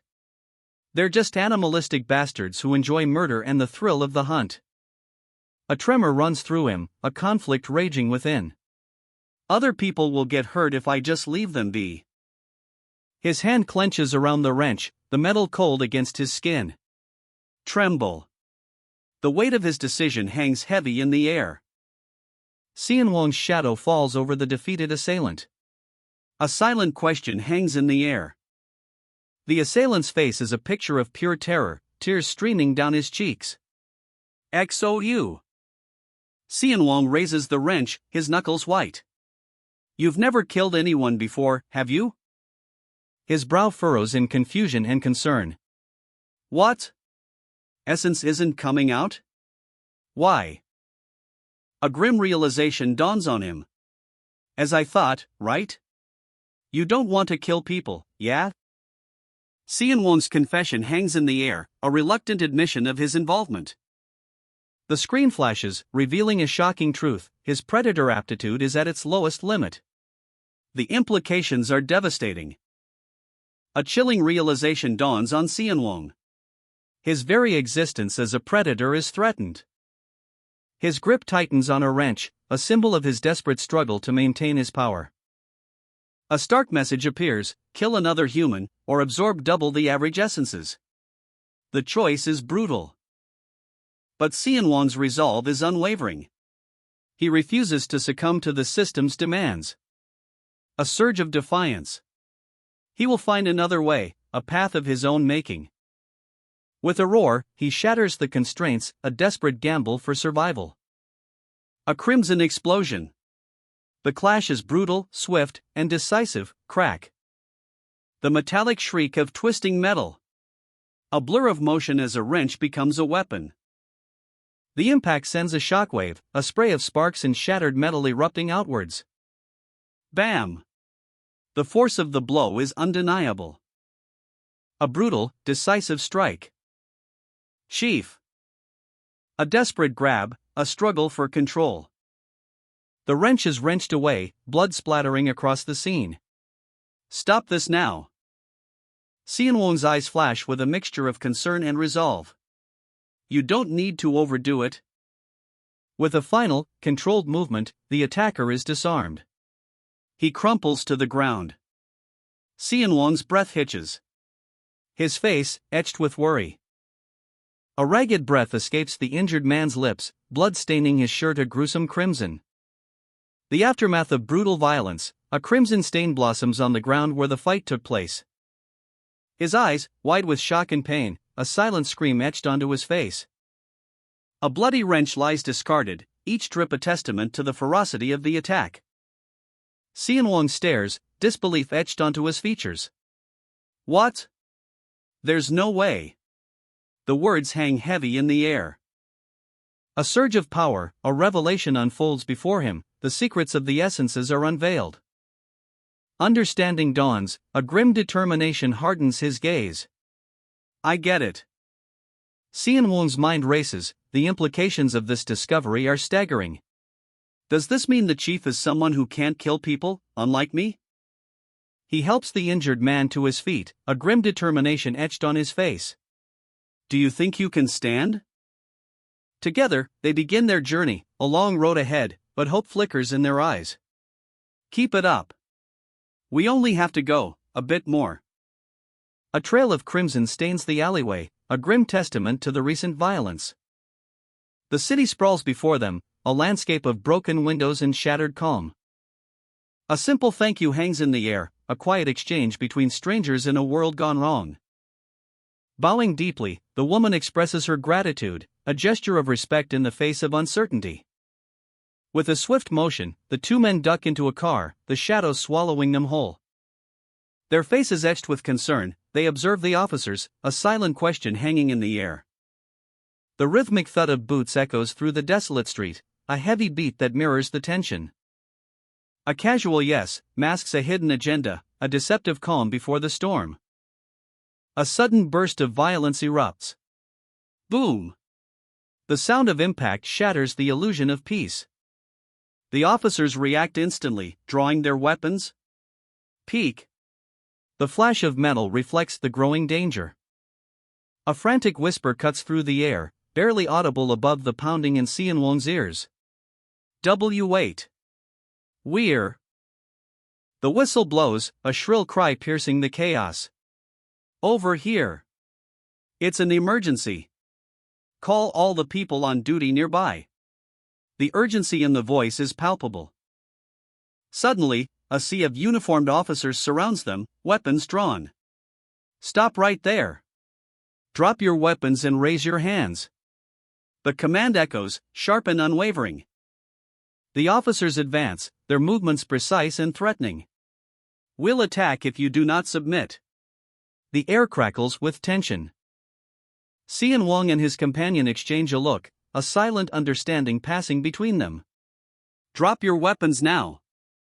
The order is repeated, more forceful this time. Xianwang hesitates, his mind racing. For now. I think it'll be better to do as they say. Since it doesn't seem like they're bad people. A glimmer of doubt flickers in his eyes. With a sigh of resignation, Xianwang tosses his weapon aside, clang, the wrench hits the ground, the metallic sound echoing in the sudden silence. A gasp escapes Xianwang's lips. Heek! Be blood.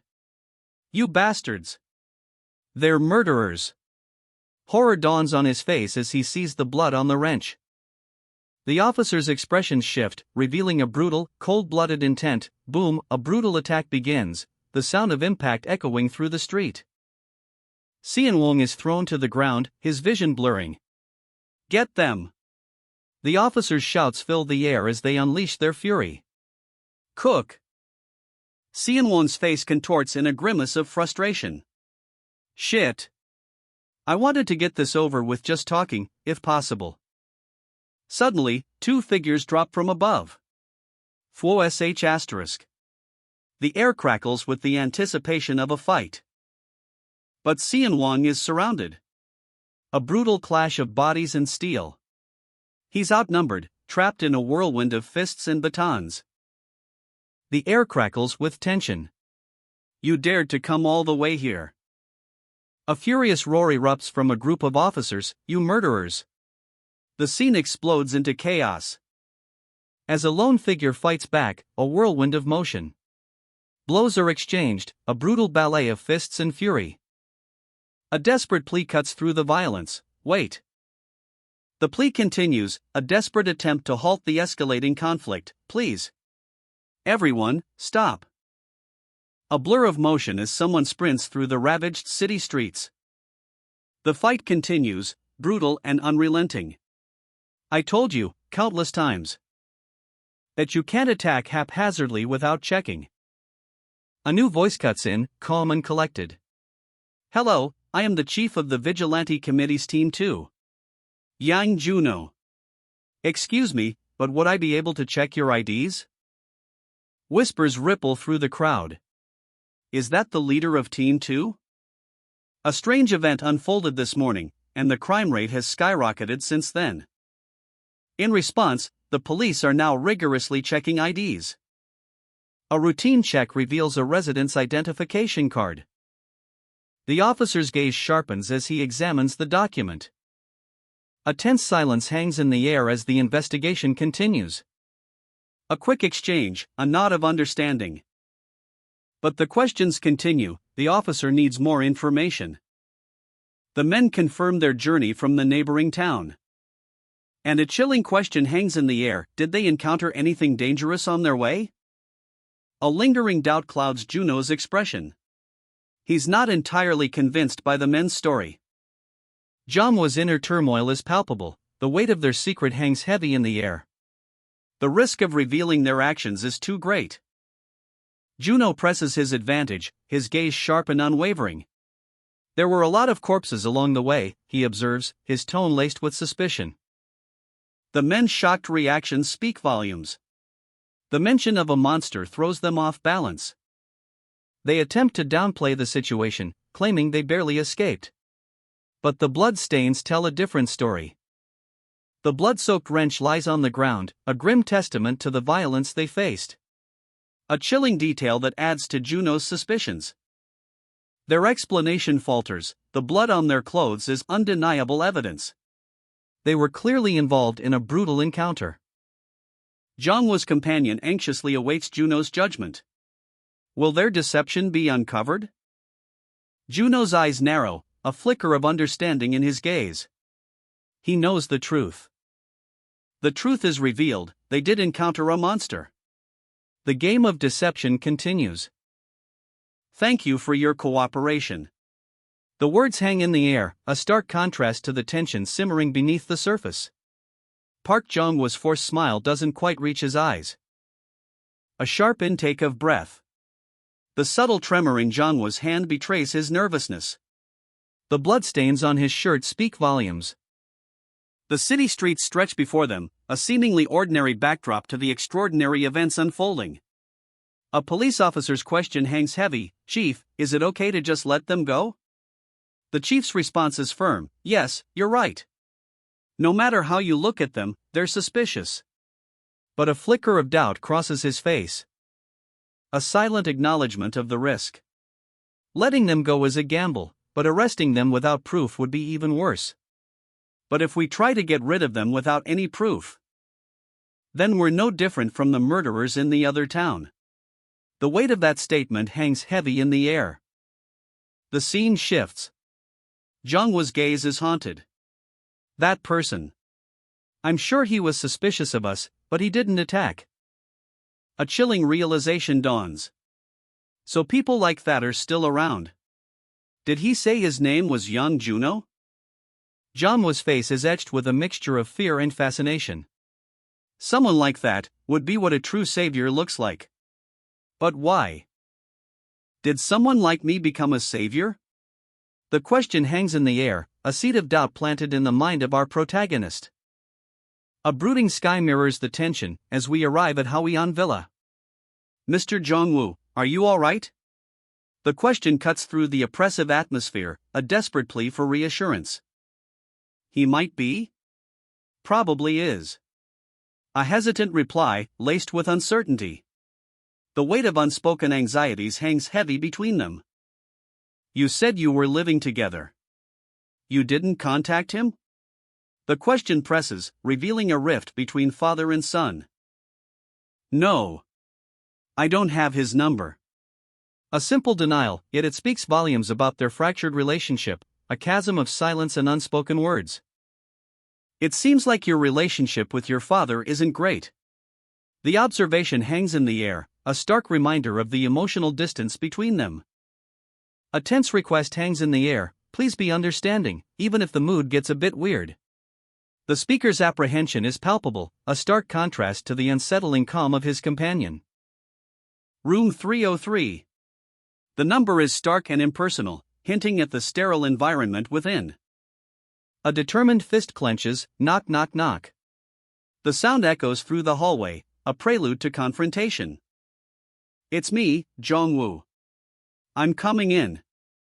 The words cut through the silence, a declaration of intent. The door creaks open, revealing a shadowed interior. His co-worker is with him, adding another layer to the mystery. They enter, their footsteps echoing softly in the quiet room. A mundane scene, a coffee table, a bowl of untouched food, but the air is thick with unspoken tension. The unsettling conclusion, it seems like he's not here. Maybe he escaped somewhere else? Doubt and suspicion cloud their faces.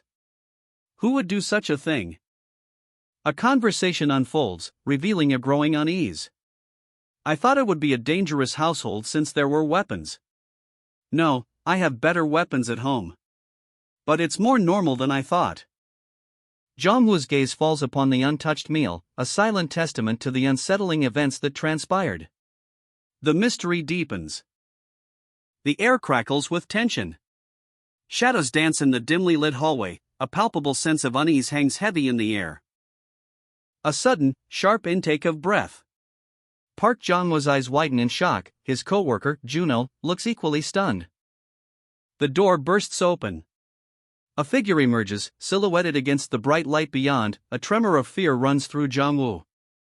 A chilling close-up on dangling legs, the horrifying truth is revealed.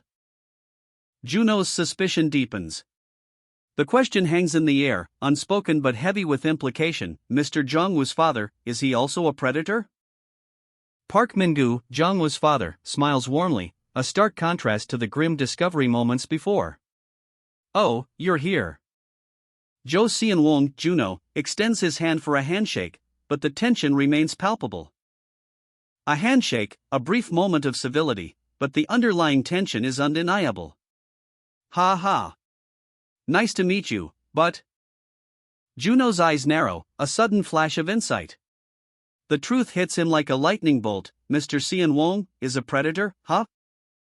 Park Min-gu, a chilling smile playing on his lips, unleashes a surge of energy. The air crackles with raw power. And Juno stares, his eyes wide with disbelief as the same energy erupts around him. What is happening? A desperate cry cuts through the tension. Father. The reunion is far from joyous. As Juno confronts his father, demanding answers. What are you doing? He shouts, his voice laced with fear and confusion. Park Min-gu calmly retorts, I told you, he's my co-worker. Juno reels from the blow, his breath ragged. The weight of the revelation crushes him. As his father's true nature is laid bare. What are you so on edge for? Park Min-gu asks, his tone chillingly calm. Park Min-gu, ever the pragmatist, explains his actions. I got food as soon as the incident occurred in the morning. He's focused on the practicalities, even in this chaotic situation. He gestures towards the veranda. I've put them on the veranda, so take whatever you need. A stark contrast to the emotional turmoil unfolding. The scene shifts, revealing Juno and his father, both wounded, watching from a hidden vantage point. Their faces etched with a mixture of shock and dawning understanding. The truth hangs heavy in the air. Juno and Jong-woo stand amidst the aftermath, the air thick with the scent of blood and confusion. All this, in just a few hours. Juno whispers, his voice barely audible above the pounding in his ears. A cacophony of sounds erupts as boxes are violently thrown around, the impact echoing through the room. Boom. Juno peers into a box, his eyes widening in disbelief. "This is basically a whole store brought in here, isn't it?" he mutters, his voice laced with a mixture of shock and dawning horror. His gaze falls upon a small, round tin, its lid stained crimson. Blood. The chilling realization dawns on him. Juno's eyes blaze with fury. "No way," he explodes, his voice a raw scream of disbelief and outrage. Across the room, his father sits calmly, seemingly unfazed by the chaos he's unleashed. A sudden, sharp sound cuts through the tension. Fwick, Jonhwa's eyes narrow as he pieces together the horrifying truth. "As I thought, he didn't just get his hands on the goods, but on humans too." The weight of that realization settles heavily on his shoulders. Jonhwa turns to Juno, his expression grim. "What about you?" he asks, his voice low and serious. Juno's response is immediate and resolute. "I've already packed mine." He's prepared for whatever comes next. The question hangs heavy in the air, unspoken but palpable. "Where? You're going to face this alone?" The weight of the question hangs heavy in the air, a stark contrast to the framed photo of a smiling man, a deceptive image of normalcy. The world is doomed. A chilling declaration, punctuated by the grim reality of bloodstains on a man's shirt. Living normally is no longer an option. A painful truth uttered, a decision made. The past is a burden, but the future demands a separation, a new path forged in the ashes of a broken family. A fist clenches, knuckles white. Anger, determination, and a silent vow for vengeance simmer beneath the surface. The quiet clatter of supplies being packed. A methodical preparation for escape, each item chosen with purpose and urgency. Click, clack, the sounds of survival.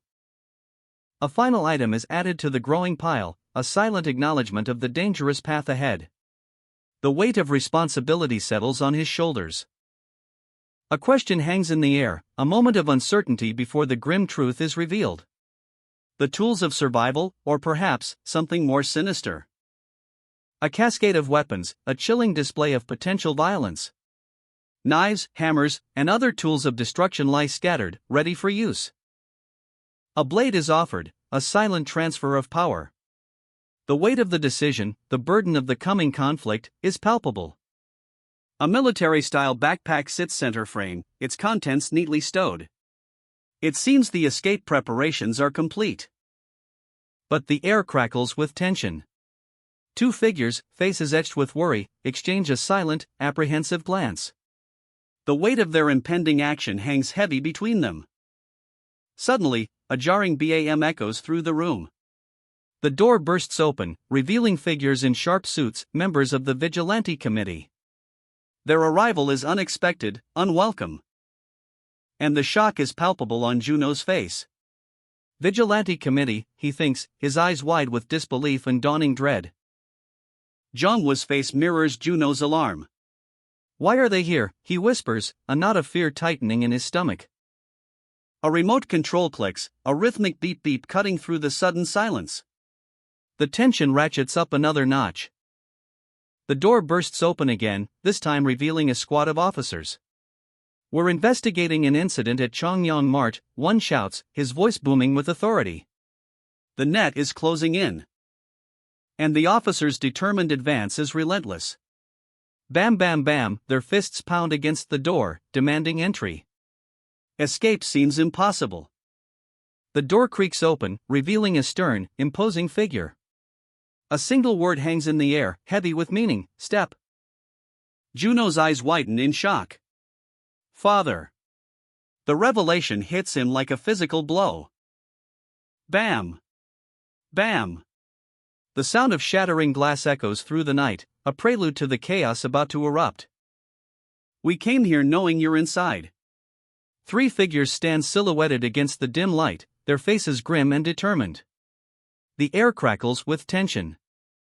"It'll only take a moment. Please open the door." Boom! Boom! Boom! The repeated impacts shake the very foundations of the building, a desperate plea against a looming threat. His eyes blaze with defiance, a storm brewing behind a mask of controlled fury. The intensity in his gaze only intensifies, a silent promise of retribution. Boom! Crunch! Shattering sounds blend with the sickening crunch of bone, the violence escalating. Clang! He collapses, the weight of the world crushing his spirit, despair etched onto his face. K-Hawk! Cha! A. A guttural cry escapes his lips as he's violently grabbed, the raw agony evident in every strained muscle. You fucker! Did I ask for a lot? I just told you to give me the principal and interest.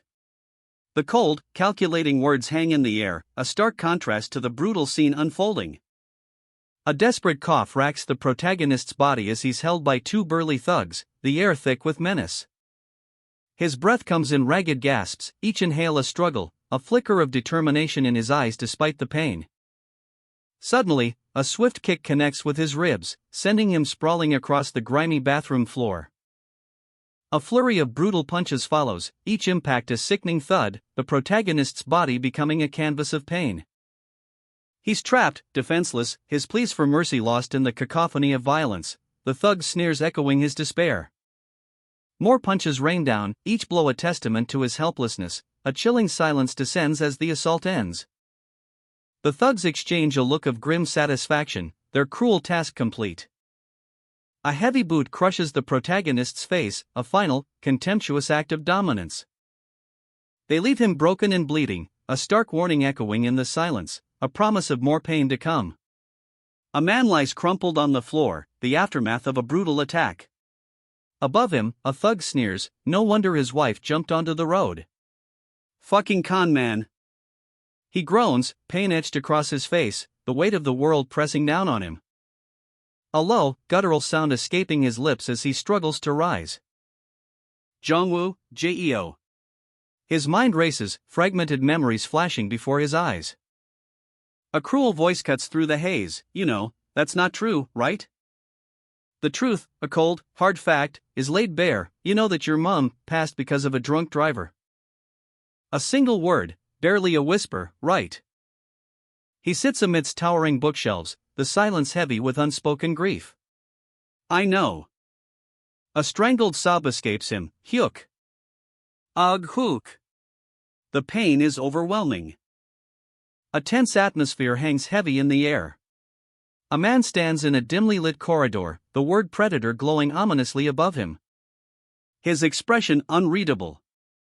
The sound of approaching footsteps echoes. Three figures emerge, their faces grim. What's the matter? The man asks, his voice tight with concern. One of the figures speaks, his words chilling. People were murdered at Chongyang Mart, and everything from the mart was taken. The man's eyes narrow. A hand reaches for a gun, a silent confirmation of the gravity of the situation.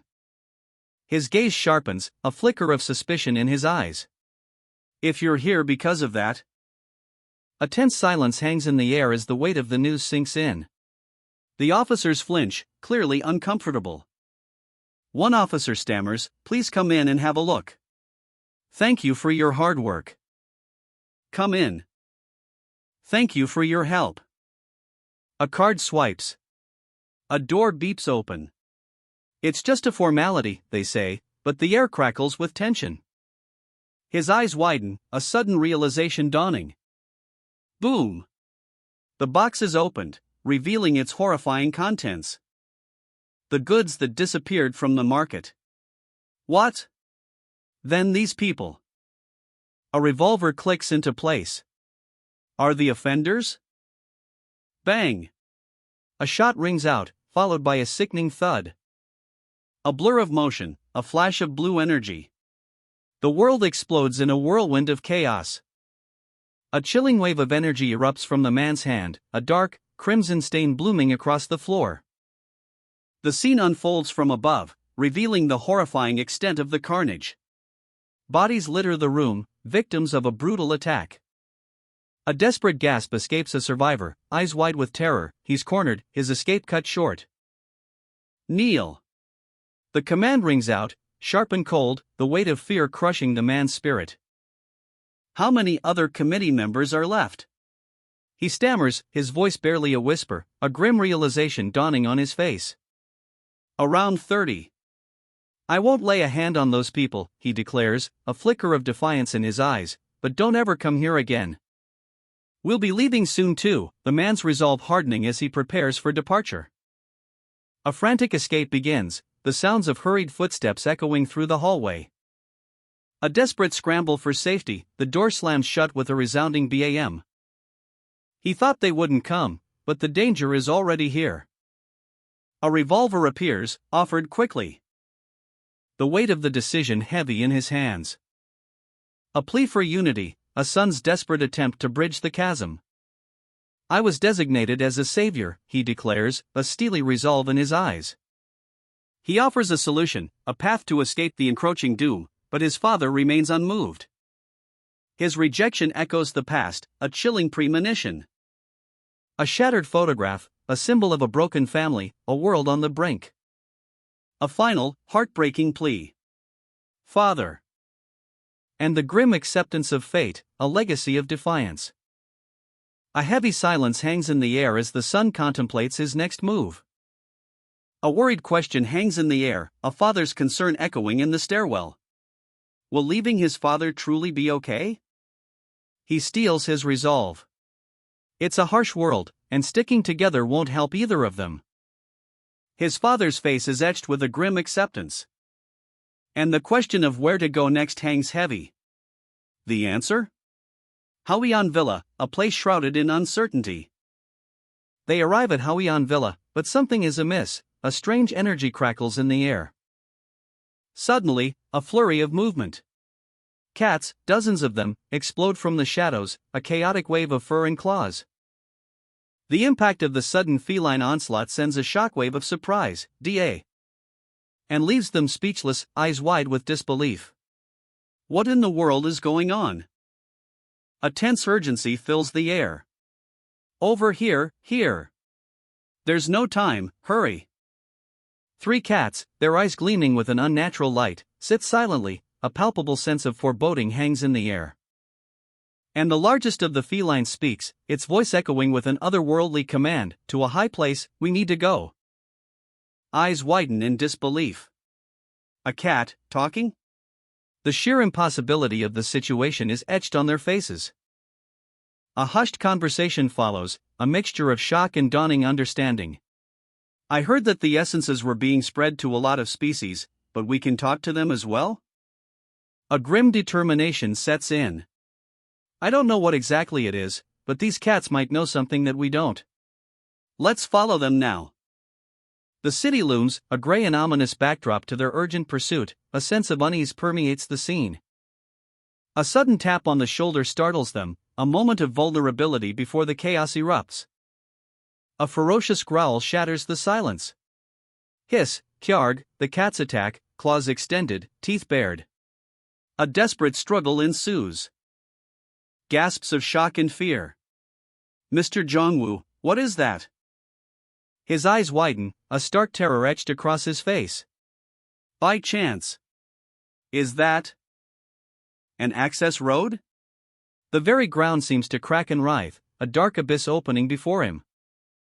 Crimson cracks spiderweb across the pavement, a horrifying, organic rupture. The ground heaves and writhes, a sickening wriggle, as the chasm expands.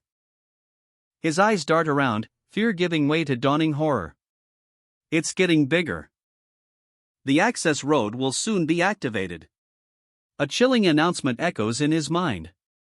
Get out of this town swiftly. He clenches his fist, a desperate refusal forming.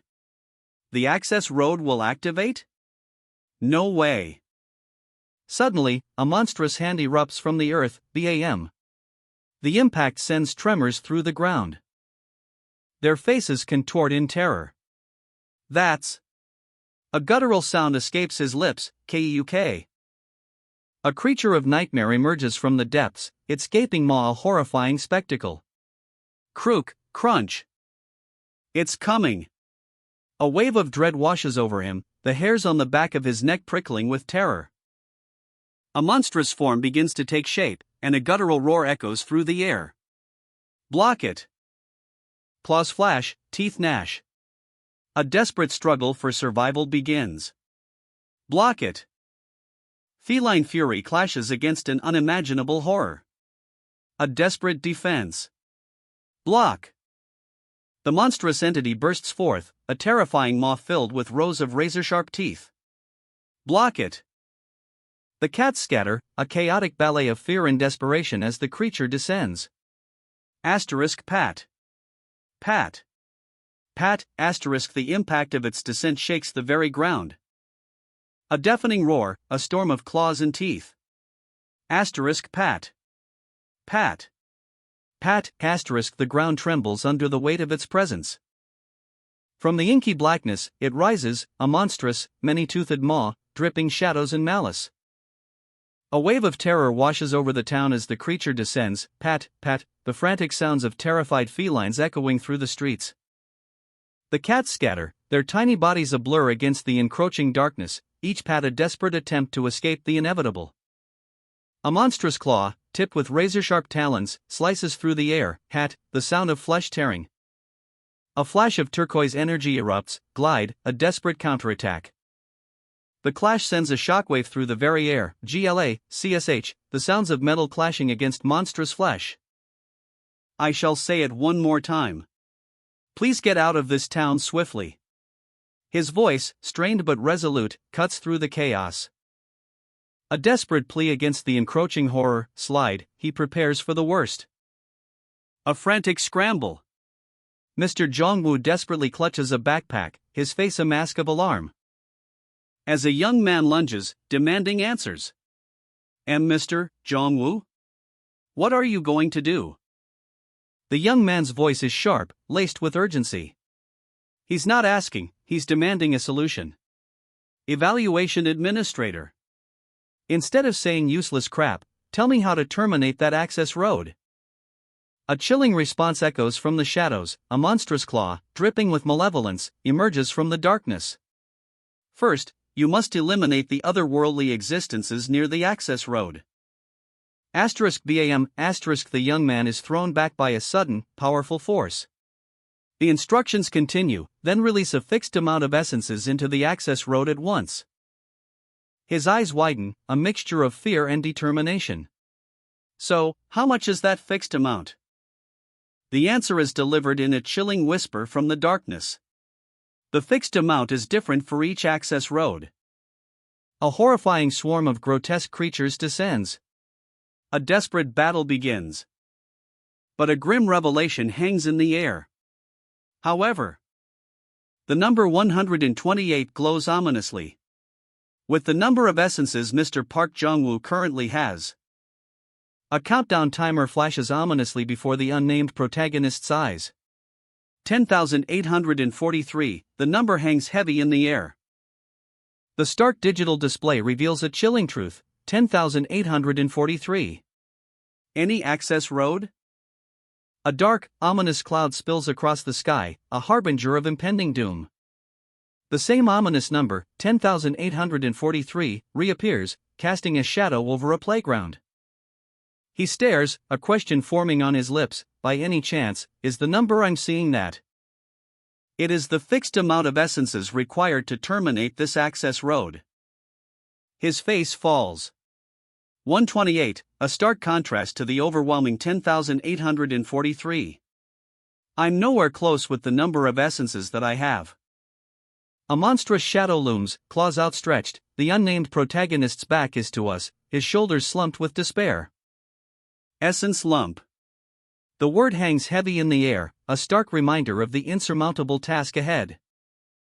He clenches a small knife, a defiant glint in his eye. Fight, don't run away, he whispers, a battle cry against the overwhelming odds. A scarred black cat observes him, its eyes glowing with an uncanny light. You have the most essences. You're the strongest. A cryptic message, full of unsettling implications. The protagonist's eyes widen in shock. This guy's eye. Can he see how many essences I have? A chilling realization dawns on him. If that's so, then. The cat's words echo in his mind, you're a savior? Savior, fight. A desperate hope flickers in the face of impossible odds. The cat's eyes narrow, its voice a low growl. Close, door. A frantic retreat. Tap. The cat darts away, leaving the protagonist alone with his grim fate. He tries to stop it, but it's too late. Stop. Even if he fights. He stands amidst a swirling vortex of dark energy, a grim determination etched on his face.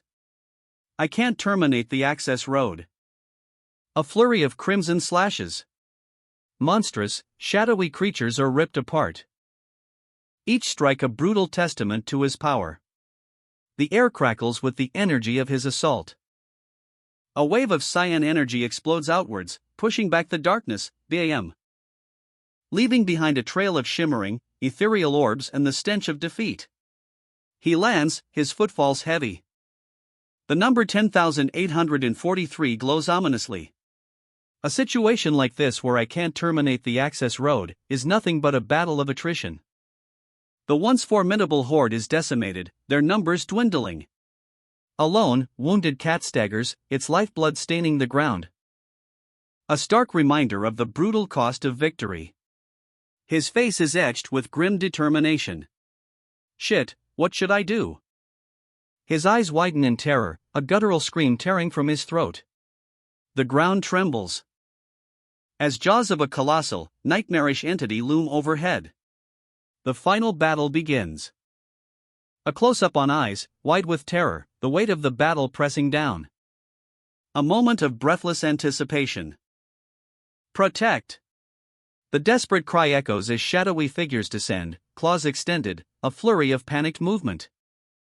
A monstrous form coalesces from the shadows, a terrifying maw opening wide. Crunch! The sound of bones shattering. The creature lunges, its claws tearing through the air, a desperate struggle for survival. A small, brown cat, miraculously unharmed, watches from a safe distance. He stumbles back, the ground trembling beneath the creature's immense weight, a desperate attempt to escape. Now! Kill it! The command rings out, sharp and urgent, a cornered animal fights back with terrifying ferocity. What? His eyes widen in disbelief, a horrifying realization dawns. Why, you'll all die if I attack now. A desperate plea, he's at his limit. Hurry! Kill it! The command echoes in his mind, a desperate plea against the encroaching darkness.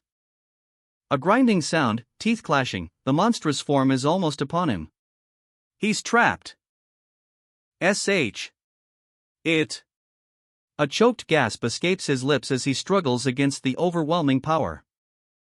A desperate attempt to summon strength, a surge of energy forming in his hands. A blinding flash. The raw power erupts, a wave of energy slicing through the air. The creature recoils, a pained shriek tearing through the silence. He's found a weakness. At least the other ones. Quickly. His voice cracks, desperation fueling his every move. But a sudden weight in his arms, a small, terrified form clinging to him. A desperate struggle, a sudden impact. Cook. He crashes to the ground, the small creature still clutched in his arms. The fight is far from over. A desperate plea echoes through the ravaged streets. You guys can't go up against those monsters. The unnamed protagonist, wounded and weary, kneels beside a small, injured creature, a grim determination etched on his face. He knows the stakes. The cat's paw trembles slightly, a silent testament to the danger they face. Essence lump. He must fight, he must stop them. But at what cost? His resolve cracks. I can't terminate the access road with the essences I have. The cat looks back, a silent command. Take our essences. He knows it's a gamble. It'll be nowhere near enough even if I gather all the essences of the ones that died. It's impossible. A guttural growl erupts from the cat. Collect more. His eyes widen, reflecting the desperate gamble, a surge of power building within. A maelstrom of feline forms descends. Gather. A guttural roar rips through the air. The unnamed protagonist, eyes blazing, unleashes a primal scream. As other cats, their bodies contorted in agony, are violently absorbed into his form. Bite, the sound effects scream, echoing the desperate struggle. More essences are drawn in. Scratch. Bite. The sounds of struggle intensify as the protagonist pushes his limits. A horrifying transformation complete. His eyes burn with an unnatural light. You'll all die, the monstrous foe bellows, but the protagonist's resolve is unshaken. The final assault begins. A flurry of claws and teeth, a maelstrom of furious energy. A. GL. The sounds of the clash are deafening. Amidst the chaos, a moment of grim determination. This is a rational decision, he thinks, his face a mask of cold resolve. His eyes widen, a flicker of doubt crossing his features. What, he whispers, the weight of his sacrifice heavy on his soul. A chilling revelation. Guidelines that Earth gave you, it was recommended to choose to die near your comrades. A cruel irony. A bitter laugh escapes his lips. Don't make me laugh. What would, he spits, defiance burning in his eyes. His gaze hardens, focusing on the task at hand. Essence lump, he mutters, the word a grim testament to his sacrifice. Remember. Savior. Your job. The black cat, eyes narrowed, a scar marking its face, a silent promise in its gaze. Is this why? A tremor runs through his hand, a cold sweat breaking out, crackle, the ground seems to vibrate beneath him. Is this why it said sorry? But I want to live longer. A desperate act, a final gamble, a screwdriver, glowing with an unnatural light. He clenches his fist, knuckles white with strain, a surge of raw power erupts from within. The energy crackles, a blinding blue light, a wave of force slams into his opponent. His eyes blaze with furious determination, a primal scream tears from his throat. The impact. A shockwave rips through the air, FWOSH. He unleashes a devastating blow, sending his enemy flying, GHA. The ground trembles, Quan AAH, the air itself screams in protest. His desperate gamble, it worked. The final, desperate attack unleashes. A wave of raw power erupts. A spectral cat watches, its eyes gleaming with an unsettling intensity. The protagonist, exhausted but resolute, grits his teeth. The energy surges, a breathtaking spectacle of light and power. The air crackles with anticipation. And then, a devastating barrage of energy blasts outwards. The impact shakes the very foundations of the city, leaving a trail of destruction in its wake. The power of the attack is undeniable. A wave of energy explodes outwards, the air crackles with raw power. The force of the blast throws debris everywhere, a chaotic scene unfolds before our eyes. Amidst the destruction, a figure stands defiant, a look of grim determination etched on his face. He holds a pen, seemingly unfazed by the devastation. A digital display flashes into existence, revealing a shocking truth. Mr. Park Jong-woo, rank 4 in the affiliated region. A dark shadow looms, a chilling reminder, remember. A scarred cat's eyes pierce the darkness, a stark command, Savior, your job. The weight of those words sinks in. My job, a heavy sigh escapes his lips. A question hangs in the air. Mr. Jong-woo? A concerned voice cuts through the air, are you all right? Are you hurt anywhere? His eyes widen, a sudden realization dawning, his job, as savior. The urgency in his voice is palpable. If it's fine with you, I think it'll be better for us to leave this place immediately. Before another monster comes out of there. A word echoes in his mind, a chilling reminder of the burden he carries, essence. The question hangs heavy in the air, a silent acknowledgement of the unexpected encounter, Mr. Jong-woo? A glint of light, a sudden movement, a blade materializes in his hand, imbued with ethereal energy. Twing! A surge of blue energy erupts, a powerful force unleashed, *NCH*. His eyes are wide with shock, disbelief etched on his face. Mr. Jong-woo.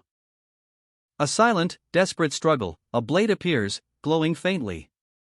Glide. A monstrous maw opens, jaws snapping shut with a deafening KWA.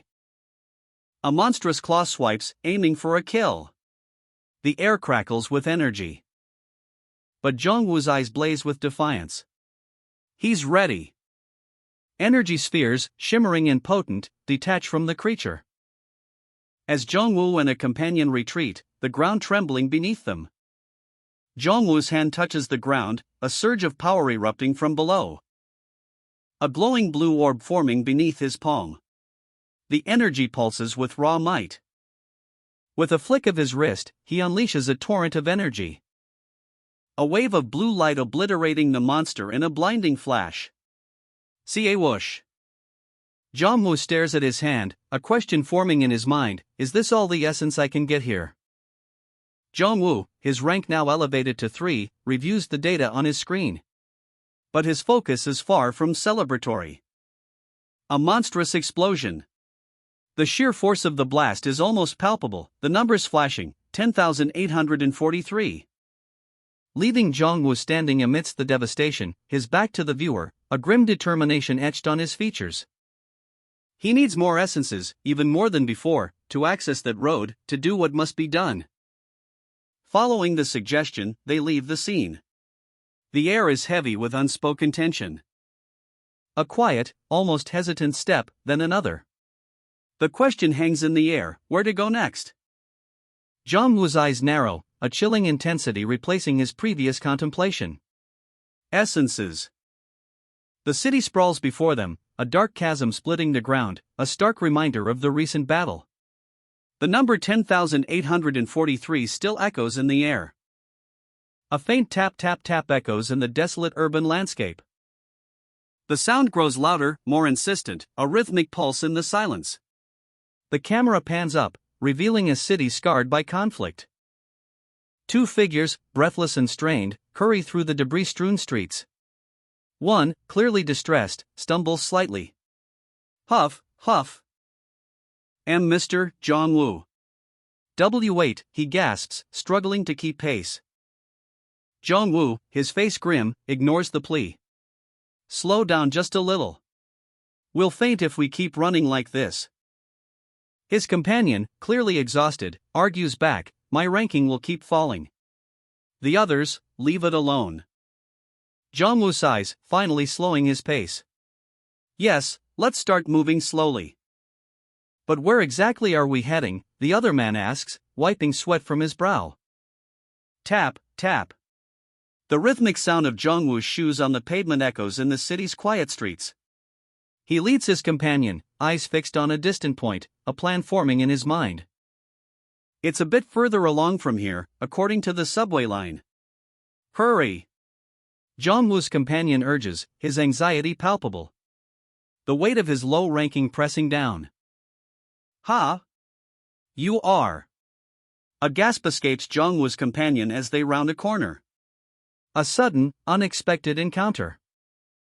The Vigilante Committee. A group of uniformed figures stands before them, their faces grim. Jong-woo's companion is clearly surprised. You're the Vigilante Committee. Why are you all? Jong-woo's companion questions, his voice laced with apprehension. The unexpected appearance of the committee raises more questions than answers. We heard that there was a huge explosion up north. Are you two coming from there? The committee members explain their presence, their eyes narrowing on the duo. Yes, we're on our way down. After seeing that the monsters are coming out of a passage from the playground. Jong-woo answers, his gaze hardening. The revelation of monsters adds a chilling layer to the situation. Monsters? By any chance, does that mean that the explosion was also? Jong-woo's companion's eyes widen in dawning horror. The connection between the explosion and the monsters hits him hard. Ah, that's... A look of dawning realization crosses Jong-woo's companion's face. The number 19 flashes ominously. 10,843, a chilling number appears, glowing red against the black background. The scale of the threat is revealed. Mr. Park Jong-woo stands amidst a grim tableau, a chilling landscape of fallen bodies, a testament to the brutal efficiency of the monster's attack. The sheer scale of the carnage is almost unbearable. A wave of horror washes over Jong-woo's companion. Jong-woo's gaze is steely, his jaw clenched. This is something that needs to be done. His companion, startled, fumbles with his bag. A sudden flash of blue energy erupts. A powerful energy surge from his hand, a desperate, primal defense against the unseen horror. The number of essences needed to seal the access road is revealed, 10,000. A horrifying revelation. The weight of that number crushes Jong-woo's companion. Terror etched on his face. A desperate cry escapes his lips as the reality of the situation sinks in. The battle rages. A blur of motion, fists, and energy colliding. Powerful shockwaves ripple outwards, sending foes flying. The sheer force is breathtaking. Another devastating blow. The impact echoes through the city. A whirlwind of destruction, leaving only shattered remains in its wake. The fight spills into the city streets. Buildings crumble under the strain. A chasm opens in the earth, swallowing everything in its path. More energy blasts erupt. Jong-woo's companion stares in disbelief. Mr. Jong-woo. He watches, horrified, as Jong-woo unleashes a torrent of power. What are you doing? A desperate act of salvation. You're a savior. Jong-woo stands amidst the chaos, a grim determination etched on his face. He holds a small, glowing object. The aftermath of battle. Two figures lie broken on the asphalt, blood staining the ground. Sergeant Choi and Song-tae, their bodies ravaged, barely clinging to life. A desperate whisper escapes Choi's lips. A close-up on Song-tae's wounded arm, the word "step" etched into the panel above it. The weight of his injuries is palpable. A brutal impact is implied as the next panel shows a knee striking down. A figure approaches, their face obscured, casting a long shadow over the fallen soldiers. A sound effect, OM, echoes the weight of their presence. Sergeant Choi's anguished cry rings out, "Savior? A fucker like you is a savior?" The approaching figure remains impassive, their expression unreadable. A chilling response, "You bloody murderer." A moment of quiet tension, the figure explains, "I know it must be hard for you to understand, but this is what a savior has to do." A sudden, sharp sound, kuk, as a blade is drawn, its blue energy crackling menacingly. Jong-woo's eyes burn with cold fury. "Fuck off, bitch." The revolver clicks, a chilling prelude to violence. The shot rings out, a crimson stain blossoms on Sergeant Choi's shirt. A blur of motion, a whirlwind of destruction. The city trembles. Bodies are thrown like ragdolls, the aftermath of Jong-woo's brutal efficiency. Sergeant Choi gasps, clutching his wound. His dying breath, a choked whisper, "You monster." Jong-woo stands amidst the carnage, his face a mask of grim determination. The cost of his choice is etched into every line of his face. A silent scream of sacrifice. Damn it. Another explosion rocks the ground. The force of it throws Jong-woo back, but his eyes remain fixed on his goal. "You fucking monster." His resolve hardens. It's all for the sake of. A hand reaches out, a blur of motion, grab. The fabric tears with a sharp rip. Two figures face off, tension crackling in the air. "Are you crazy?" one of them explodes. Huff, huff. The confrontation continues, the air thick with unspoken accusations. They stand close, the weight of the situation pressing down, a silent standoff. One of them asks, "What are you saying all of a sudden?" The other's voice rings out, raw with emotion, "You're a savior. So tell me."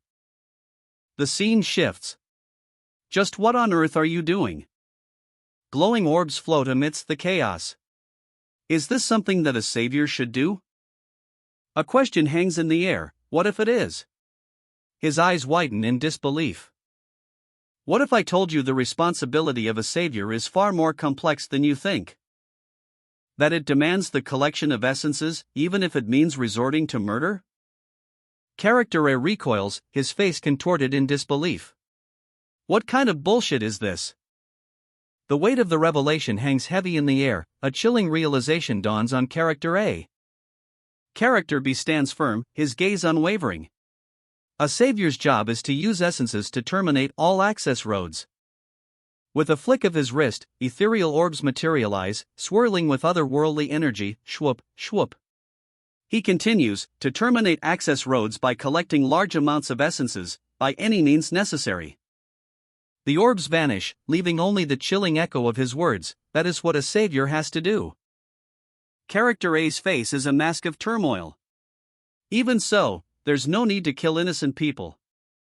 He argues, there's the option of joining forces with the other saviors too. But Character B cuts him off, his voice laced with cold finality. The saviors can gather up to terminate the access roads. Character A explodes. It only works if the essences are gathered in one place. His fury is palpable, a storm brewing within him. A digital Earth, pixelated and strangely cute, appears on screen. The text reads, "How the Earth said sorry to us." Character B's voice cuts through the tension. Ultimately, the savior that Earth was talking about is someone who will save Earth. The screen displays, Mr. Park Jong-woo was rank 3 in the affiliated region. A cold, hard fact, delivered with chilling efficiency. And then, the revelation hits like a hammer. Mr. Park Jong-woo is a possessor of the termination authority. This is no ordinary savior. Character B's steely gaze intensifies. If it's something that someone must do. The screen shows Park Jong-woo's data again, emphasizing his rank and authority. His voice is firm, resolute, then it is my decision to do it myself. The scene shifts. So, this scene will be routine from now on. The ominous words hang in the air. Glowing orbs descend from the sky, marking the beginning of something inevitable. Character A stares, his face a mask of disbelief. That's... A look of dawning horror spreads across Character B's features. His eyes, narrowed slits of intense focus. If he can't understand this situation, having him accompany me will be difficult. Character B's voice is low, a chilling assessment. A moment of internal conflict. The question hangs heavy in the air, do I need to take some essence right now? A metallic click. The sound of something sharp being drawn from a pocket. Character B tenses, a palpable sense of anticipation hanging in the air. Ring, the sound cuts through the silence, sharp and insistent. Character A's eyes widen as he sees Character B's reaction. A phone slides smoothly into his pocket. This is... Character B's voice is barely a whisper, laced with a chilling premonition. His gaze is fixed on his phone screen. A disaster alert message flashes before his eyes. The message is stark, urgent. Gwanak-gu office, please visit your nearby community service center or government office if you are in need of daily necessities due to the anomaly. 120. The screen blows, displaying a series of increasingly alarming emergency alerts. Each one more urgent than the last. The gravity of the situation is undeniable. Character A stares, his eyes wide with disbelief. They used the term savior directly, that's unexpected. Character B's apprehension grows. Does this mean the government is acknowledging this situation? With what intentions are they looking for saviors? He runs a hand through his hair, a clear sign of his mounting anxiety. The weight of the alerts presses down on him. A chilling thought crosses his mind, he's thinking about something like that after seeing the disaster alerts? Character A's face hardens. A grim realization dawns, they wouldn't even be able to give essences to the saviors. The digital world explodes with urgent warnings. Chivalry's message cuts through the chaos, the government has untapped human power, but how will they mobilize it? The battle for essences intensifies. A chilling premonition, the disaster alert will only make things worse. Sean-won, deep in thought, ponders the implications. His brow furrows, a silent question hanging in the air. Alone, vulnerable, Xianwong's fear is palpable. He needs someone he can trust, someone to watch his back while he sleeps. A sudden, sharp glance. His eyes dart upwards, a flicker of suspicion. His suspicions confirmed. The weight of his worries is clear on his face, as he thought. A difficult decision looms. Protecting himself is paramount, but the fate of Mr. Xianwong hangs in the balance. Xianwong's gaze hardens. A steely resolve settles in his eyes. Mr. Xianwong. The sound of shattering glass. A violent clash of wills erupts. The confrontation explodes. A furious exchange begins. The impact. A monstrous claw slams into the ground, the earth trembling. A horrifying silhouette rises from the dust, its jagged teeth dripping with malice. Its monstrous form is revealed, a nightmarish creature of shadow and teeth. A janitor? The sheer disbelief etched on their faces speaks volumes. Mr. Xianwong. We need to get out of here first. Let's go together. We need to go somewhere with a lot of people. His voice cracks with barely contained fury. So that you can kill those people? A chilling confession. Yes. Since I have to gather a large amount of essences in one go. A desperate plea. What if? I say I don't want to? Eyes wide with a dawning horror, the weight of the impending threat settles upon him. A wicked glint in his eyes, Character B casually displays a blade, a chilling whisper escaping his lips, then I'll have to take your essences. The blade hums with dark energy, a sinister aura radiating from its tip as it pierces the air with a DM sound effect. A stark choice presented, choose. Whether you'll go with me, or die here. Character B unleashes a blast of energy, a vibrant blue streak cutting through the air. The raw power is palpable. Character A's eyes widen, reflecting the sheer terror of the situation. His fate hangs precariously in the balance. A sudden, violent movement. A blur of motion as Character A tries to escape. Boom! Boom! Boom! 3 monstrous claws tear through the air, narrowly missing Character A. The sheer force of the attack sends shockwaves through the scene. Panic grips Character A, where are we gonna go? Desperation etched on his face, Character A braces himself for whatever comes next. The ground trembles, a monstrous foot descends, crushing the earth. Character A, breathless and desperate, shouts, "Let's go to Sadong Station." A purple energy blast erupts from Character A's hand, a desperate counterattack against the looming horror. He runs, the rhythmic tap-tap-tap of his shoes echoing in the claustrophobic alleyway. But the monstrous claws are closing in. Sadong Station. Exit 13. The air hangs heavy with the scent of rain and fear. Character A and Character B walk side by side, their shadows stretching long in the twilight. A grim determination etched on their faces. A chilling question hangs in the air at Sadong Station. Did someone already collect the essences from this area? The man's gaze sharpens, his suspicion growing. This place is also. He kneels, his hand reaching for the ground, a grim discovery stains the pavement. Sticky, crimson evidence, the blood hasn't even dried yet. His eyes blaze with a newfound certainty. Essences are nearby. A chilling premonition hangs in the air. If the one who stole the essences is nearby, a massive confrontation is unavoidable. 2 figures walk down a city street, the aftermath of a brutal battle visible around them. One of them, burdened by a backpack, seems to be struggling. He takes a deep breath, his exhaustion evident. The weight of his recent actions bears down on him. He needs to organize the information he's gathered before things escalate further. His legs tremble slightly with the effort. The strain is palpable. His stamina is lower than he anticipated. A stark reminder of the toll this battle has taken. His HP is critically low, only 2 out of 30. But his MP is still relatively high, 586 out of 1466. It takes 3 seconds for an essence to recover after use. The intense power is destructive, especially when a large number of essences are used at once. A risky strategy, indeed. A violent explosion erupts. There might not be enough essences to protect himself while recovering. He won't be able to fight effectively if he doesn't have a lot of essences. A desperate situation. The battle rages. A whirlwind of magic and raw power erupts as the hooded figure unleashes a devastating attack. But our protagonist, eyes narrowed in concentration, expertly dodges the blow. He's clearly outmatched, but his mind races, calculating his next move. A shattered window.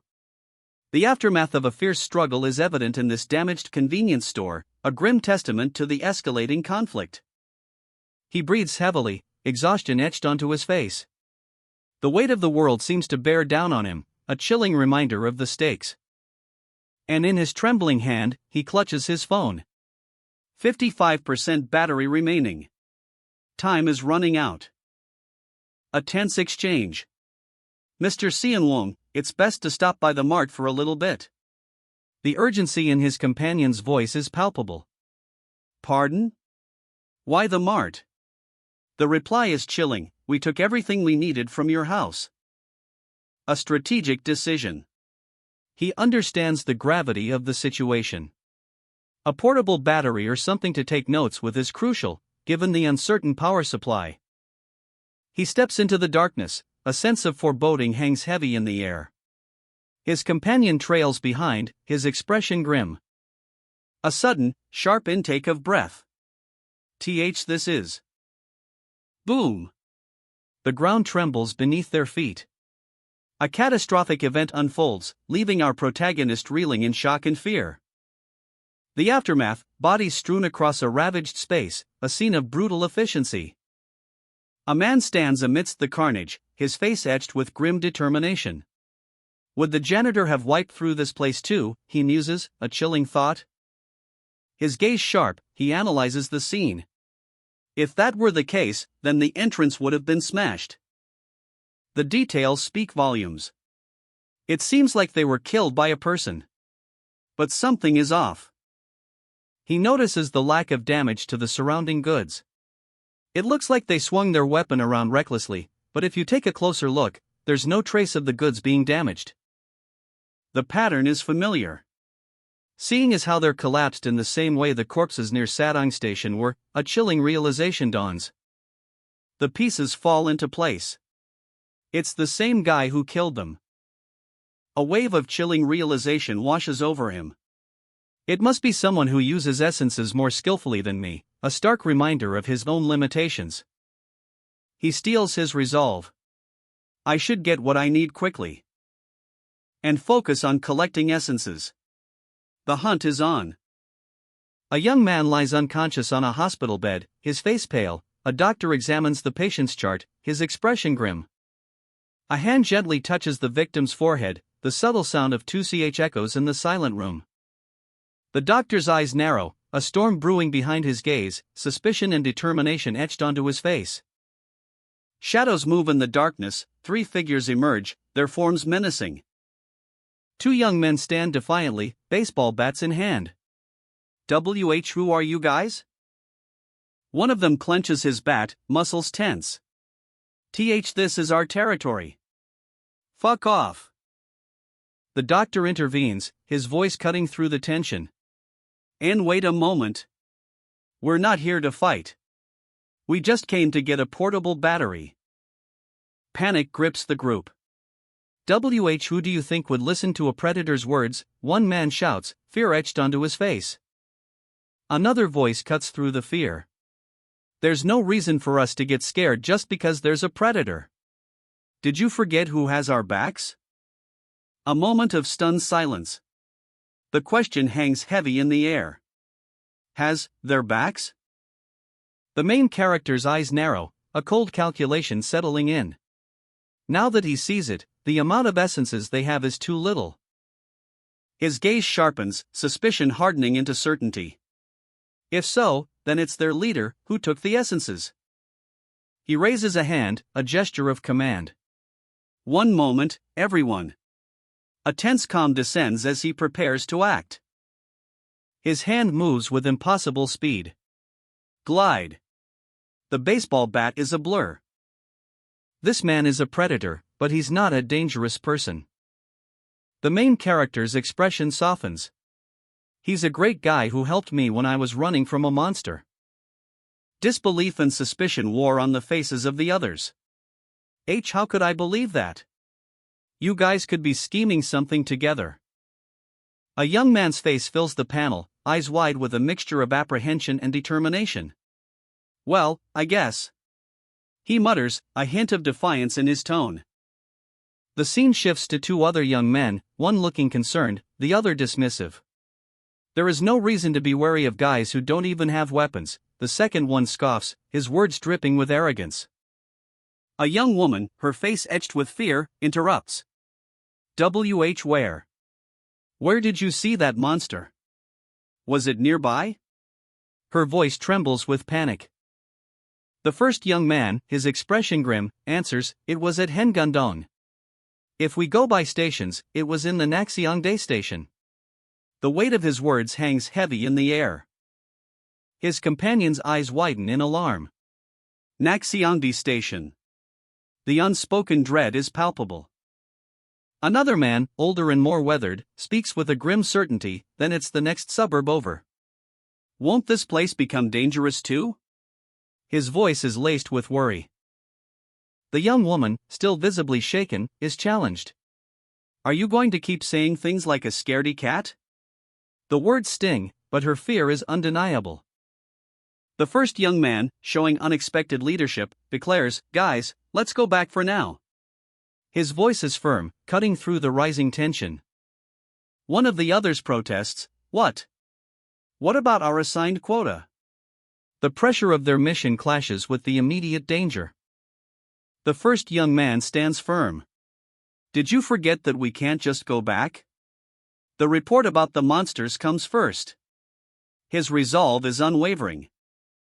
Two figures, silhouetted against the dim light of a convenience store, stand out amidst the fleeing crowd. A palpable sense of urgency hangs in the air. Jong-woo, his face etched with worry, tries to stop them, but it's too late. The main character, ever vigilant, proposes a plan. Let's keep our distance and follow them stealthily. Those people will gather with other companions. Jong-woo's eyes widen in shock. A gasp escapes his lips. What? The main character's shoes are shown, a subtle detail that hints at the deliberate nature of his actions. A chilling question hangs in the air. Did you do that on purpose?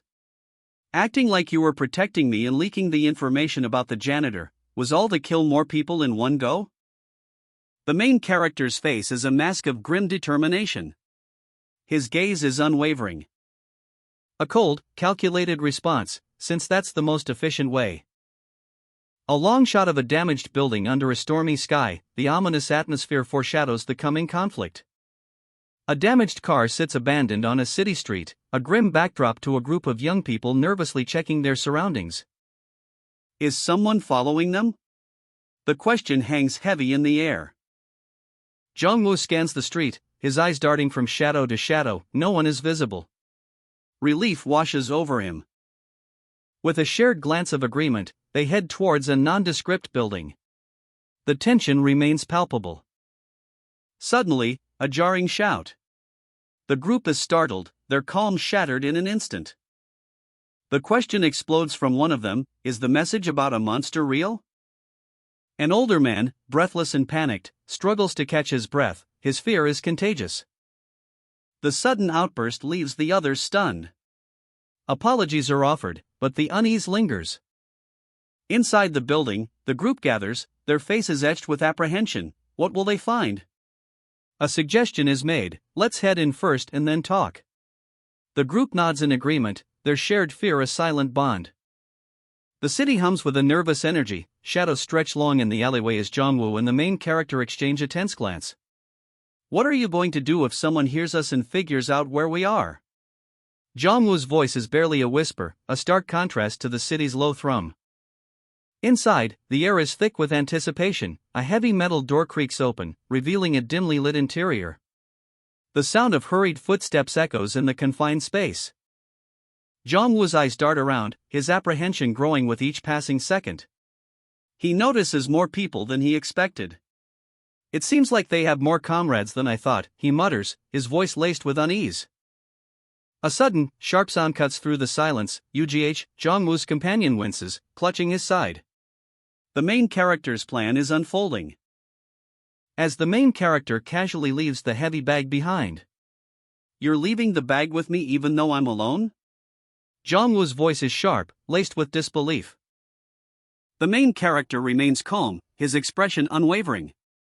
"What are you going to do if I take the whole bag and run?" he asks, a hint of a smirk playing on his lips. Jong-woo's eyes narrow, his apprehension turning to suspicion. "No, Mr. Seon-wong will stay here." The main character's response is firm, leaving no room for doubt. He's playing a dangerous game. And Jong-woo knows it. "You now know it too, Mr. Seon-wong." How the world has changed. The main character's words hang heavy in the air, a chilling reminder of the new reality. Jong-woo turns, his back to the main character, a storm brewing within him. "Do you have confidence that you can survive alone?" The question hangs in the air, a challenge and a threat. Jong-woo's face is a mask of grim determination, clenched jaw, narrowed eyes. He's making a choice. The tension is palpable. A chilling rumor spreads through the night, a monster sighting in Hengundong. Whispers fill the air. But some remain skeptical. "How would I know?" one voice questions, a hint of doubt in their tone. "I'm also here because of the message." The possibility of fake news is raised, a glimmer of hope in the uncertainty. The scene shifts, revealing a hushed discussion in a dimly lit bar. Apparently, some weird, marble-looking things called essences drop when someone dies. The words hang heavy in the air, leading to a startling revelation. So there'd also be something for monsters, wouldn't there? The implications send a shiver down their spines. A sudden command cuts through the tension. "Okay. Everyone, quiet. The moment demands attention." The old man's voice cracks with urgency, his eyes wide with fear. He gestures wildly, a storm brewing within him. His gaze sweeping across a group of young adults, their faces etched with apprehension. The weight of his words hangs heavy in the air. "So what you're saying is, you haven't confirmed whether there really is a monster or not? And you also weren't even able to bring food?" The old man's frustration boils over. His finger jabs for emphasis. "No. Those people were walking around these places without any weapons. It was unbelievable with just to look at their appearance. Also, we couldn't just bring food. After hearing information of that level. Goodness, you people. Even so, you should have checked to confirm it better." A sigh escapes the old man's lips, a mixture of exasperation and weariness. "I'll share some of my food rations for now, so let's report to that person with those."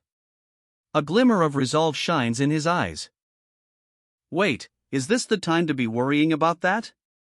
I just said we might all be killed by a monster." Panic flares in one young man's eyes.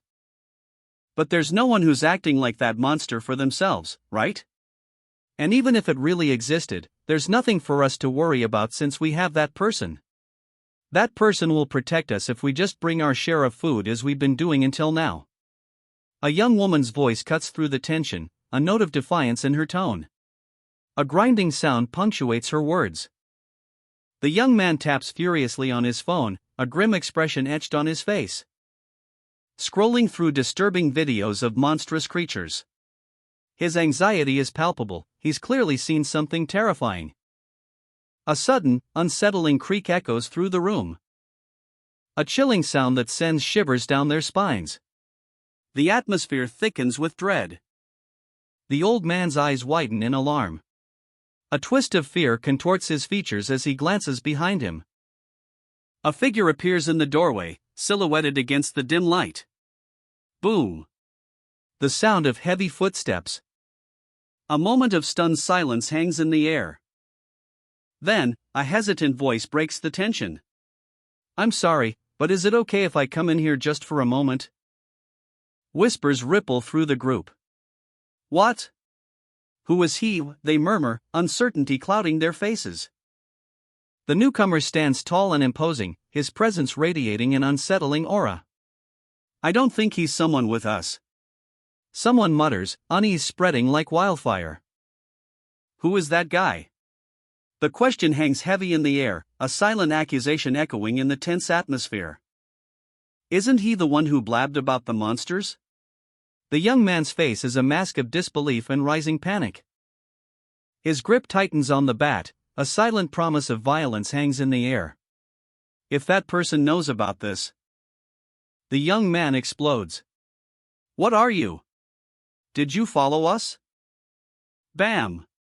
The bat whistles through the air, a desperate, furious swing. "Did that predator make you follow us so you could tell him where our base is?" The young man explains, his voice trembling slightly, "I thought I'd be able to live somewhere if I went with a lot of people." The tension ratchets up. "I'm really sorry for following you without knowing." A desperate plea for understanding. A beat. A single, thoughtful HM from the mysterious figure. "He seems really scared, sweating profusely. And seeing how he doesn't have any weapons, let alone any luggage. If we also want to get more information on that monster." The young man guides the others through a dimly lit corridor, his voice a nervous whisper against the unsettling silence. A question hangs heavy in the air, a silent plea for reassurance. The old man's eyes, sharp and observant, assess their surroundings. His lips twitch slightly as he hears the young man's explanation. A young woman watches, her expression a mixture of apprehension and curiosity. The young man gestures towards a large pile of supplies, a stark contrast to the grim reality outside.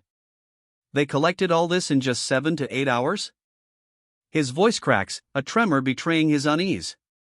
The weight of their situation presses down on him. He tries to justify their actions, his gaze darting nervously. Seeing as how he's been gathering food, the leader would certainly be a savior. The old man chuckles, a sound that feels both weary and resigned. "Ah, those are competitors that our leader took care of." A chilling revelation unfolds. The floor is stained crimson, a grim testament to the leader's methods. "As I thought, the bastard who swept up all the essences in the area was the leader. He's a little scary," they say, "but as long as you bring the food properly, he's a good person, in that sense. I'll tell you about him myself, so, would you be willing to share some information about the monsters?" As expected, that's what he was after. "I alone was able to escape with the skin of my teeth, and my family." His eyes blaze with a fierce determination, a chilling reminder of the horrors he's endured. The numbers flash on the screen, 50, 30. A grim tally of lives lost. The weight of those numbers hangs heavy in the air. More numbers appear, 10, 4, 9. Each representing a life cut short, a family shattered. The scene is grim. 15, 17. The count continues, a chilling reminder of the scale of the tragedy. The atmosphere is thick with dread. 16, another victim added to the list. The young woman's face is etched with worry. Is it around 300 in total? Too little. The young man's eyes blaze with a chilling realization. "They're just basic products," he mutters, the weight of that statement heavy in the air. A question forming in his mind, does this mean the leader is monopolizing all the essences? A sudden jolt. His own essence begins to surge, a chaotic energy erupting from within. A raw power threatening to overwhelm him. "Why is my essence acting out on its own?" he cries out in alarm. His face contorts in a grimace of pain and confusion. Has his essence been overstimulated? The answer hits him like a lightning bolt. It's because of his obsessive focus on collecting essences. He collapses to the floor, his body racked with the uncontrolled power. Shit! I need to suppress the essence's power quickly. The old man rushes to his side, concern etched on his face. Hey! Why are you being like this so suddenly? Are you all right? Are you hurt somewhere? The young man grits his teeth, his eyes squeezed shut. Clench, he growls, struggling to contain the overwhelming force. A grim determination hardening his features. Before he can act, he needs to know how many essences the leader has.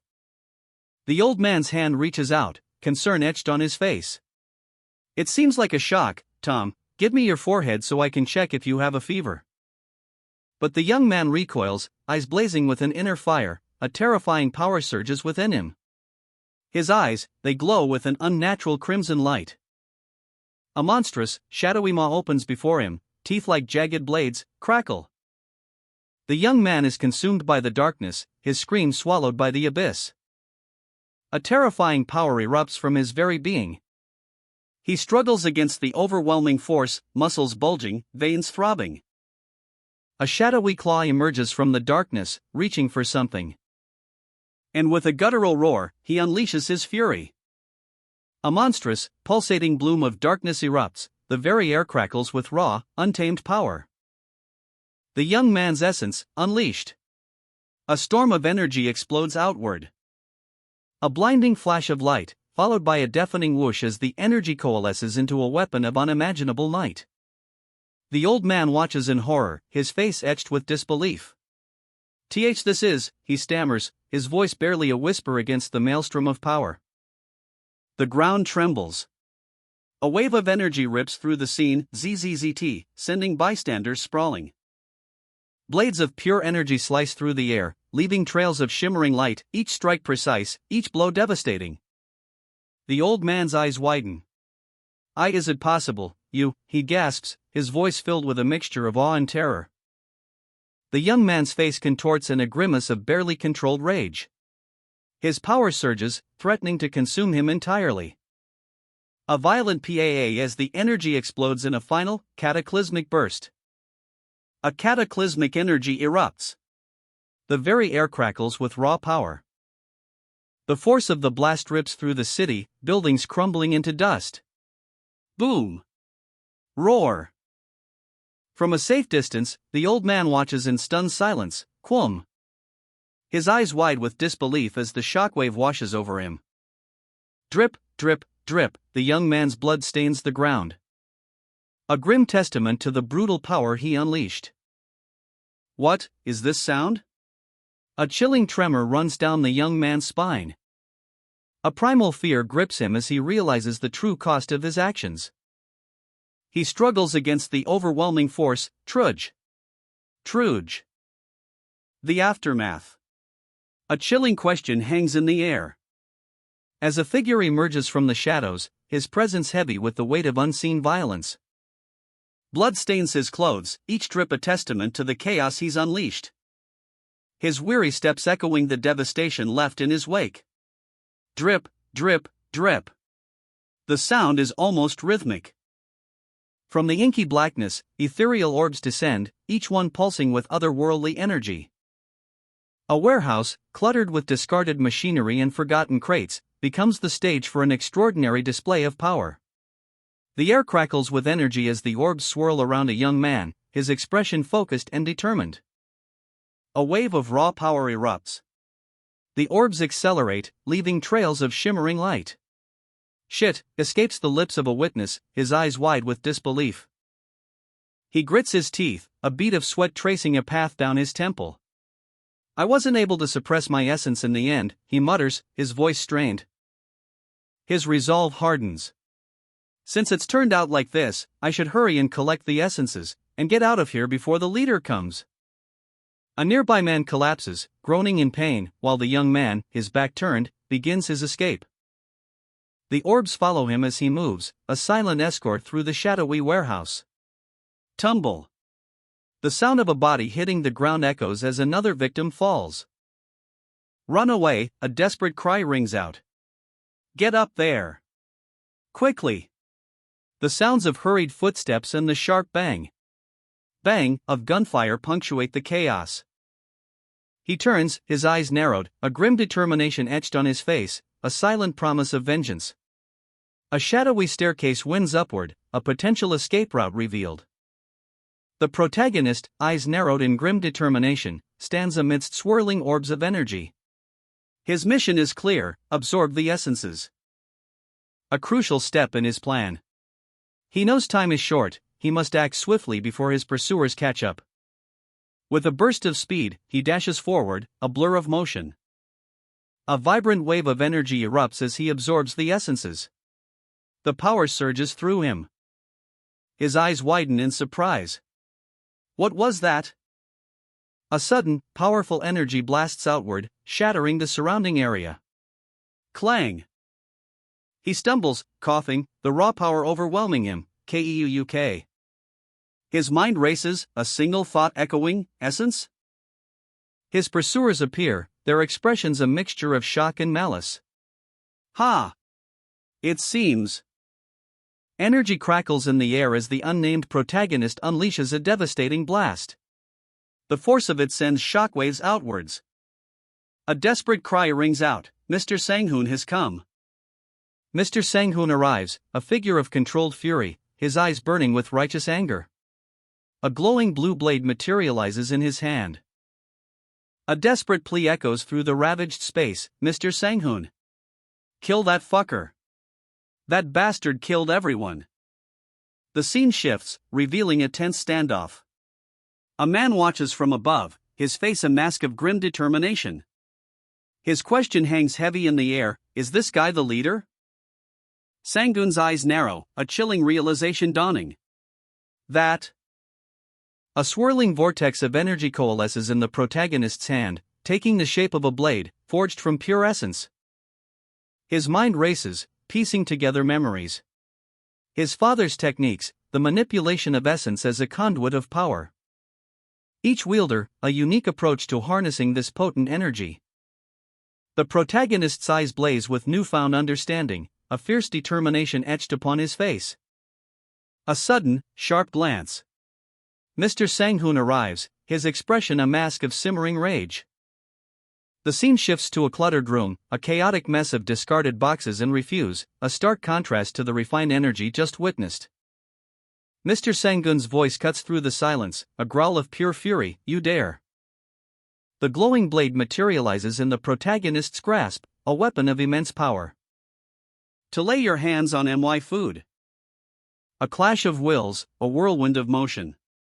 The energy blade slices through the air, leaving a trail of vibrant light. The energy blade explodes outwards, a shockwave of raw power rippling through the air. Error! Mr. Sanghoon stares, his eyes wide with disbelief. The knife got bigger? A blinding flash of light. The energy blade glows with an unearthly luminescence. And Mr. Sanghoon's fury boils over. This bastard! Just how many essences does he have? The number 311 appears above the protagonist's head, glowing menacingly. GHKKK. 3 to 311. The implications of this number hang heavy in the air. Steel clashes against energy. Clang, the protagonist's blade meets Mr. Sanghoon's desperate defense. And Mr. Sanghoon's face contorts in a grimace of fear. Shit. I was getting nervous against someone with only 300. A swift, brutal blow. Schwhoop. Mr. Sanghoon staggers back, his eyes blazing with a mixture of rage and disbelief. Clang, for sure, he's at a level where. Clang. The energy blade meets its target, a shower of sparks erupting as the unnamed protagonist deflects an attack. He analyzes his opponent's movements, a glint of determination in his eyes. I want to learn how he uses his essences and battle sense. The protagonist thinks, his focus unwavering. But the sheer power of his opponent's attack is undeniable. But to fight like this with nearly 300 essences? The realization dawns. This fight demands everything he has. His opponent's strength is immense, and the protagonist knows he must use every ounce of his power. On that sword. The protagonist's eyes narrow, focusing on the energy blade. He channels his power, preparing for a decisive strike. That means. The unnamed protagonist's grip tightens on his energy blade. A surge of power courses through him, his resolve hardening. He's ready. Zwoom! The energy blade flashes, a blur of motion. The impact is deafening. Clang! A devastating blow lands, sending shockwaves through the air. The protagonist unleashes a furious assault, his movements precise and deadly. His opponent staggers, unable to withstand the onslaught. The ground trembles as a powerful energy blast erupts from the protagonist's blade. A blinding flash of light engulfs the area, leaving behind only a smoking crater. The dust settles, revealing the aftermath of the clash. The protagonist stands victorious, his breathing heavy but his eyes burning with intensity. Ha! Mr. Sang-hoon, defeated and disoriented, looks up in disbelief. The battle is over. The protagonist has won. A surge of energy crackles, a small blue flame erupting from the protagonist's hand. His eyes blazing with newfound power. If I just overpower that sword, then there's no way for him to protect himself. The energy blade explodes outwards in a blinding flash. A devastating blow connects, sending Mr. Sang-hoon reeling. Quarg! The impact sends a shockwave through the air, leaving Mr. Sang-hoon disoriented and defeated. The air crackles with residual energy. The protagonist's grip tightens on his energy blade, a faint glow illuminating his determined face. Run away! The desperate plea echoes in the shadowed hallway. A frantic retreat, footsteps tapping against the cold metal stairs. Hurry up! The leader possessed 311 essences, and there were around 300 more with the others. A chilling calculation. So if he gets everything, he'll have around 2,000 essences. The weight of that power settles heavily on his shoulders. A heavy footfall, the sound of someone descending the stairs. Creak, creak, the ominous rhythm of pursuit. The attack just now was dangerous. A stark reminder of the peril. He needs to get used to putting a shield around himself. A grim determination hardens his gaze. A tense moment unfolds.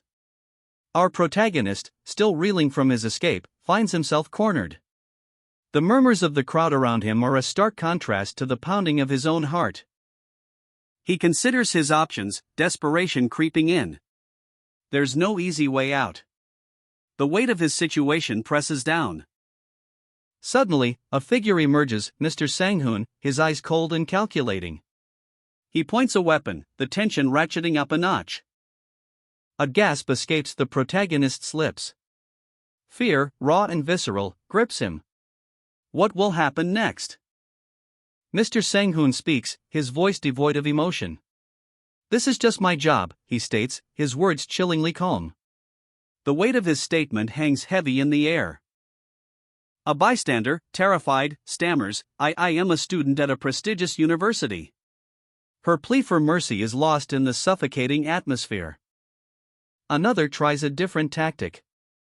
I'm smart, so if you let me live, you'll have some use for me. A desperate gamble. The protagonist watches, his mind racing. He's trapped between the cold resolve of Mr. Sang-hoon and the desperate pleas of those around him. More pleas for mercy. I'm a chef. I'd be more useful. I'm an engineer. If you let me live. The desperation is palpable. Each plea is a desperate attempt to cling to life in the face of imminent danger. A desperate plea echoes through the shadowed alleyway. No. I am. I can even act as bait. The words are choked out, a testament to the fear gripping the young man as a shadowy figure looms over him. The chilling question hangs in the air. Are they saying that they want to live? Even by presenting their use as products? Amidst the growing dread, a glimmer of hope flickers. Please, let me live. Please. I'm sure I can do something. The desperate cries of the captured bystanders fill the air. A steely gaze pierces the chaos. Mr. Sang-hoon's expression is unreadable, a mask of cold calculation. He understands their desperation. The scene shifts, revealing a group of terrified individuals huddled together. A chilling question arises: by any chance, is there a doctor here? A single word hangs heavy with dread. That's. The grim reality dawns on them. There isn't. Their faces reflect the crushing weight of despair. Hope's last ember flickers and dies. Then there's no helping it. A resignation settles over the scene. A sudden, sharp sound cuts through the silence, clue. A pen, imbued with an unnatural glow, appears in the frame. Terror etched on his face, a young man's eyes widen in stark horror. And no. A dark energy crackles, a sinister power unleashed. A blinding flash. A surge of raw power erupts, shattering the very air around it. Leaving behind only the echoing SCHWOP of displaced energy and a trail of destruction. Mr. Sang-hoon, unfazed, observes the aftermath with a calculating gaze. His foot taps rhythmically, a subtle beat against the shattered ground, SCHWOP, SCHWOP, each step accompanied by a burst of energy. He crushes the last essence underfoot, a final, decisive movement, a wave of energy explodes outward from his shoe. And a sudden wave of disorientation washes over him. His eyes widen, a mixture of shock and confusion. What? A disembodied voice echoes, a chilling greeting from the digital void. Hello. I am Evaluation Administrator D.A.467. Park Jong-woo, his back to us, stands before a glowing screen, the cold light reflecting in his eyes. The application for Pathfinder has been permitted. A single word hangs in the air, heavy with unspoken implications. Pathfinder. Jong-woo's eyes widen, a question forming on his lips. Does it mean a guide? A list of conditions appears, stark and unforgiving. Savior rank 3 within affiliated region, possessor of termination authority, exceeded double the initial count of additional combative spirit points, exceeded disposal of 100 individuals. A horrifying realization dawns. Had I killed that many people? His expression darkens, a grim understanding settling in. It's just as if they're showing me my report card. A bitter question hangs in the silence. Am I receiving an award called Pathfinder because I've accomplished achievements by killing as a savior, should I? A gasp escapes his lips, eyes wide with dawning horror, GHHW. A close-up on a pair of sneakers, the sole gleaming faintly, a subtle hint of something extraordinary about to unfold. Park Jong-woo, his expression etched with dawning realization, stands amidst a digital glow. The words Pathfinder and Support System appear, illuminating the scene, a system designed to aid the planet's saviors. The Pathfinder system's interface flickers to life, revealing two modes, access road tracking and essence tracking. A warning flashes: it is not possible to activate both simultaneously. The tension ratchets up. The access road tracking mode is explained. It indicates a maximum of 30 access roads within a 10-kilometer radius. The implications are vast. A schematic appears, a grid highlighting potential access points, colored triangles marking locations of interest, a visual representation of the system's power.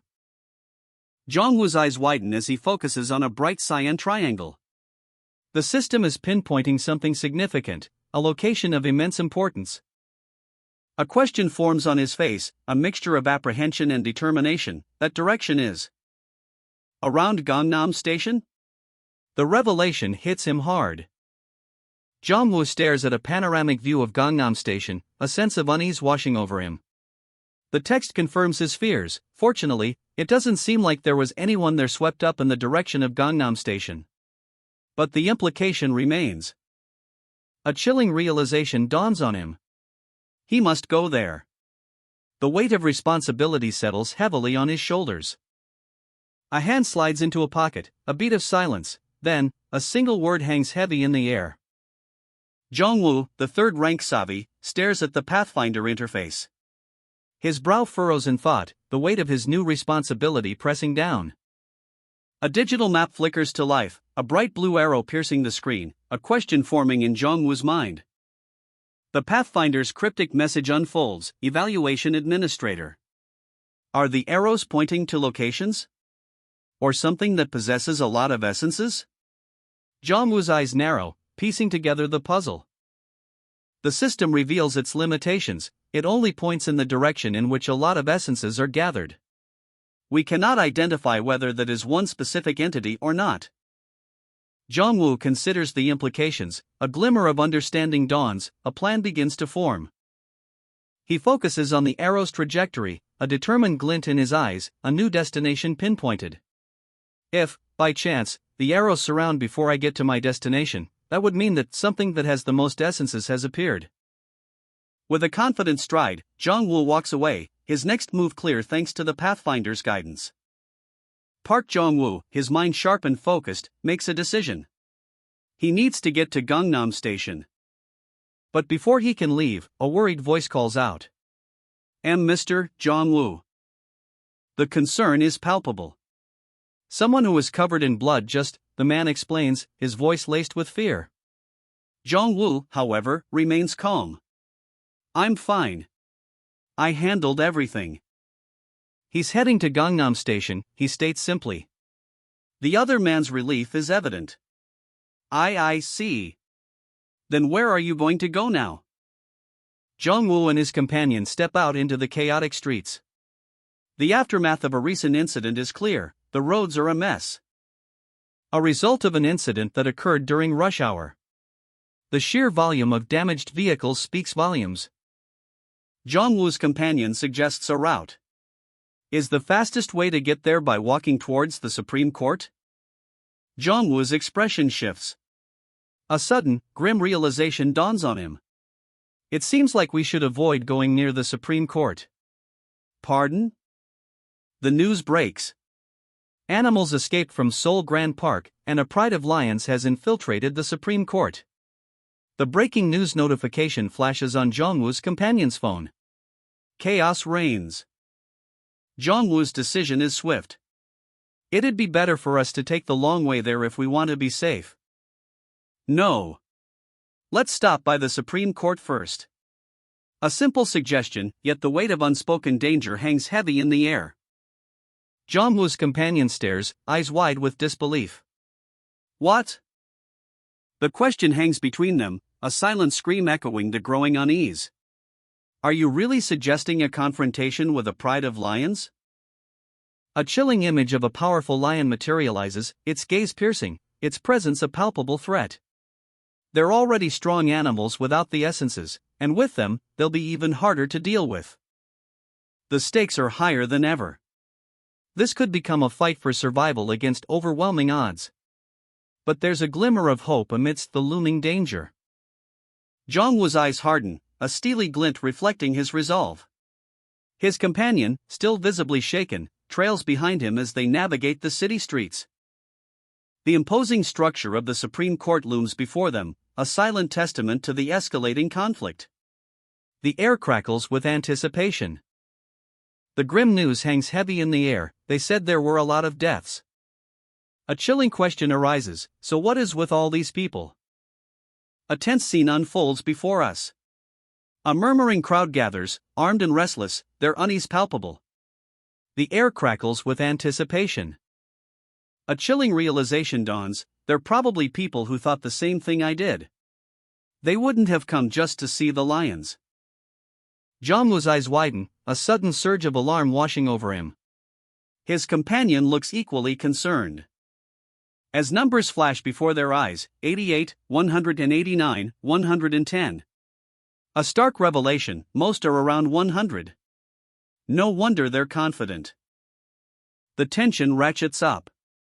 A cold truth is revealed, the majority of the people here have already stolen essences from others. Jongwoo's eyes blaze with a newfound intensity. A single thought consumes him, I need to be huh? The number 1131 appears, glowing ominously. 1,000? The sheer scale of it hits him hard. A chilling assessment, that bastard's going to be a bit dangerous. A tense exchange unfolds. Jongwoo's companion advises caution. It would be better for you to stay back for a little bit. The threat is serious, there's someone with a lot of essences nearby. and the gravity of the situation hits home. Even Jong-woo, usually unflappable, is unnerved. It's enough to make Mr. Jong-woo nervous? A chilling realization dawns. The word predator flashes across the screen, a palpable sense of dread fills the air. The news spreads like wildfire. Panic erupts. What? A predator? Where? A predator has appeared. Eyes widen in terror, a silent scream hangs in the air. The sheer scale of the threat is overwhelming. The predator's ID is revealed, BO6597. The tension ratchets up another notch. Jong-woo's eyes blaze with grim determination. He's ready to face whatever comes next. Jong-woo's eyes, narrowed in suspicion, lock onto a figure in the distance. That man. A chilling memory surfaces. It seemed like he saw the number of essences a moment ago. A sudden burst of blue energy. A scientist, seemingly out of nowhere, unleashes a strange power. Jong-woo watches, a question forming in his mind: what is he doing? A screen flickers to life, displaying a desperate plea. By any chance? A digital message arrives, urgent and filled with despair: please help me. I haven't been able to find my daughter yet. Please save her.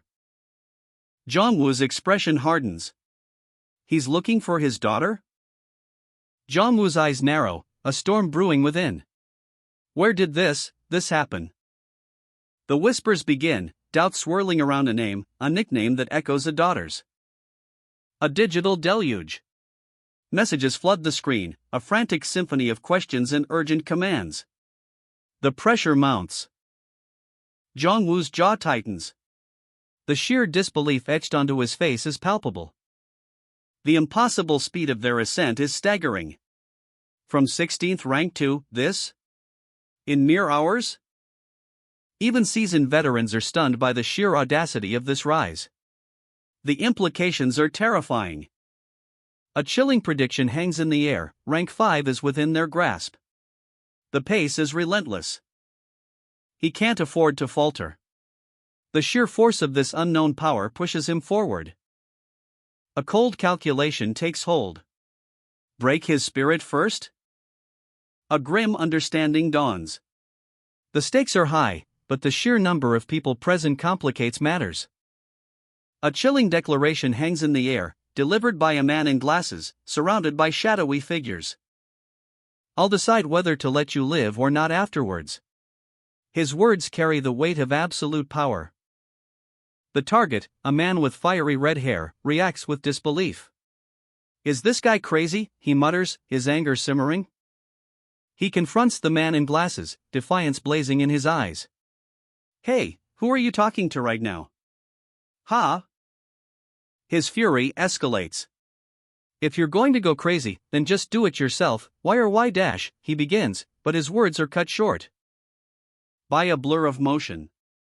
A flash of blue energy erupts. A devastating blow. The air crackles with the force of the impact.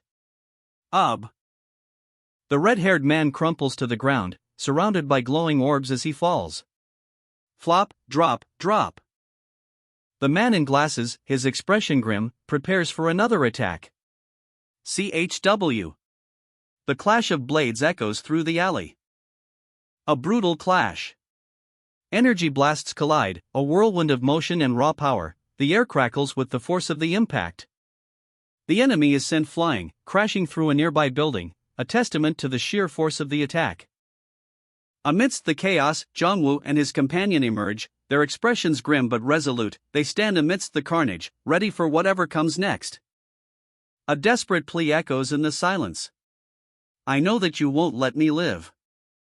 Jong-woo's opponent unleashes another wave of energy, but Jong-woo is ready. He counters with his own devastating technique. The energy clashes, creating a blinding flash, a silent battle of wills, played out in a storm of energy. Jong-woo stands amidst the fallen, his resolve unwavering. The city around him lies in ruins, a testament to the battle's intensity. A desperate vow, whispered amidst the carnage. Before I find my daughter, I cannot. A furious roar erupts, the sound echoing with raw, untamed rage. Jongwoo's eyes blaze with a cold fire, his expression hardening into grim determination. The storm is about to break. A dark, ominous sky, the air crackles with tension. Two figures stand face to face, a silent standoff, one radiating power, the other seething with barely contained rage. I could have let you live if you hadn't taken the essences.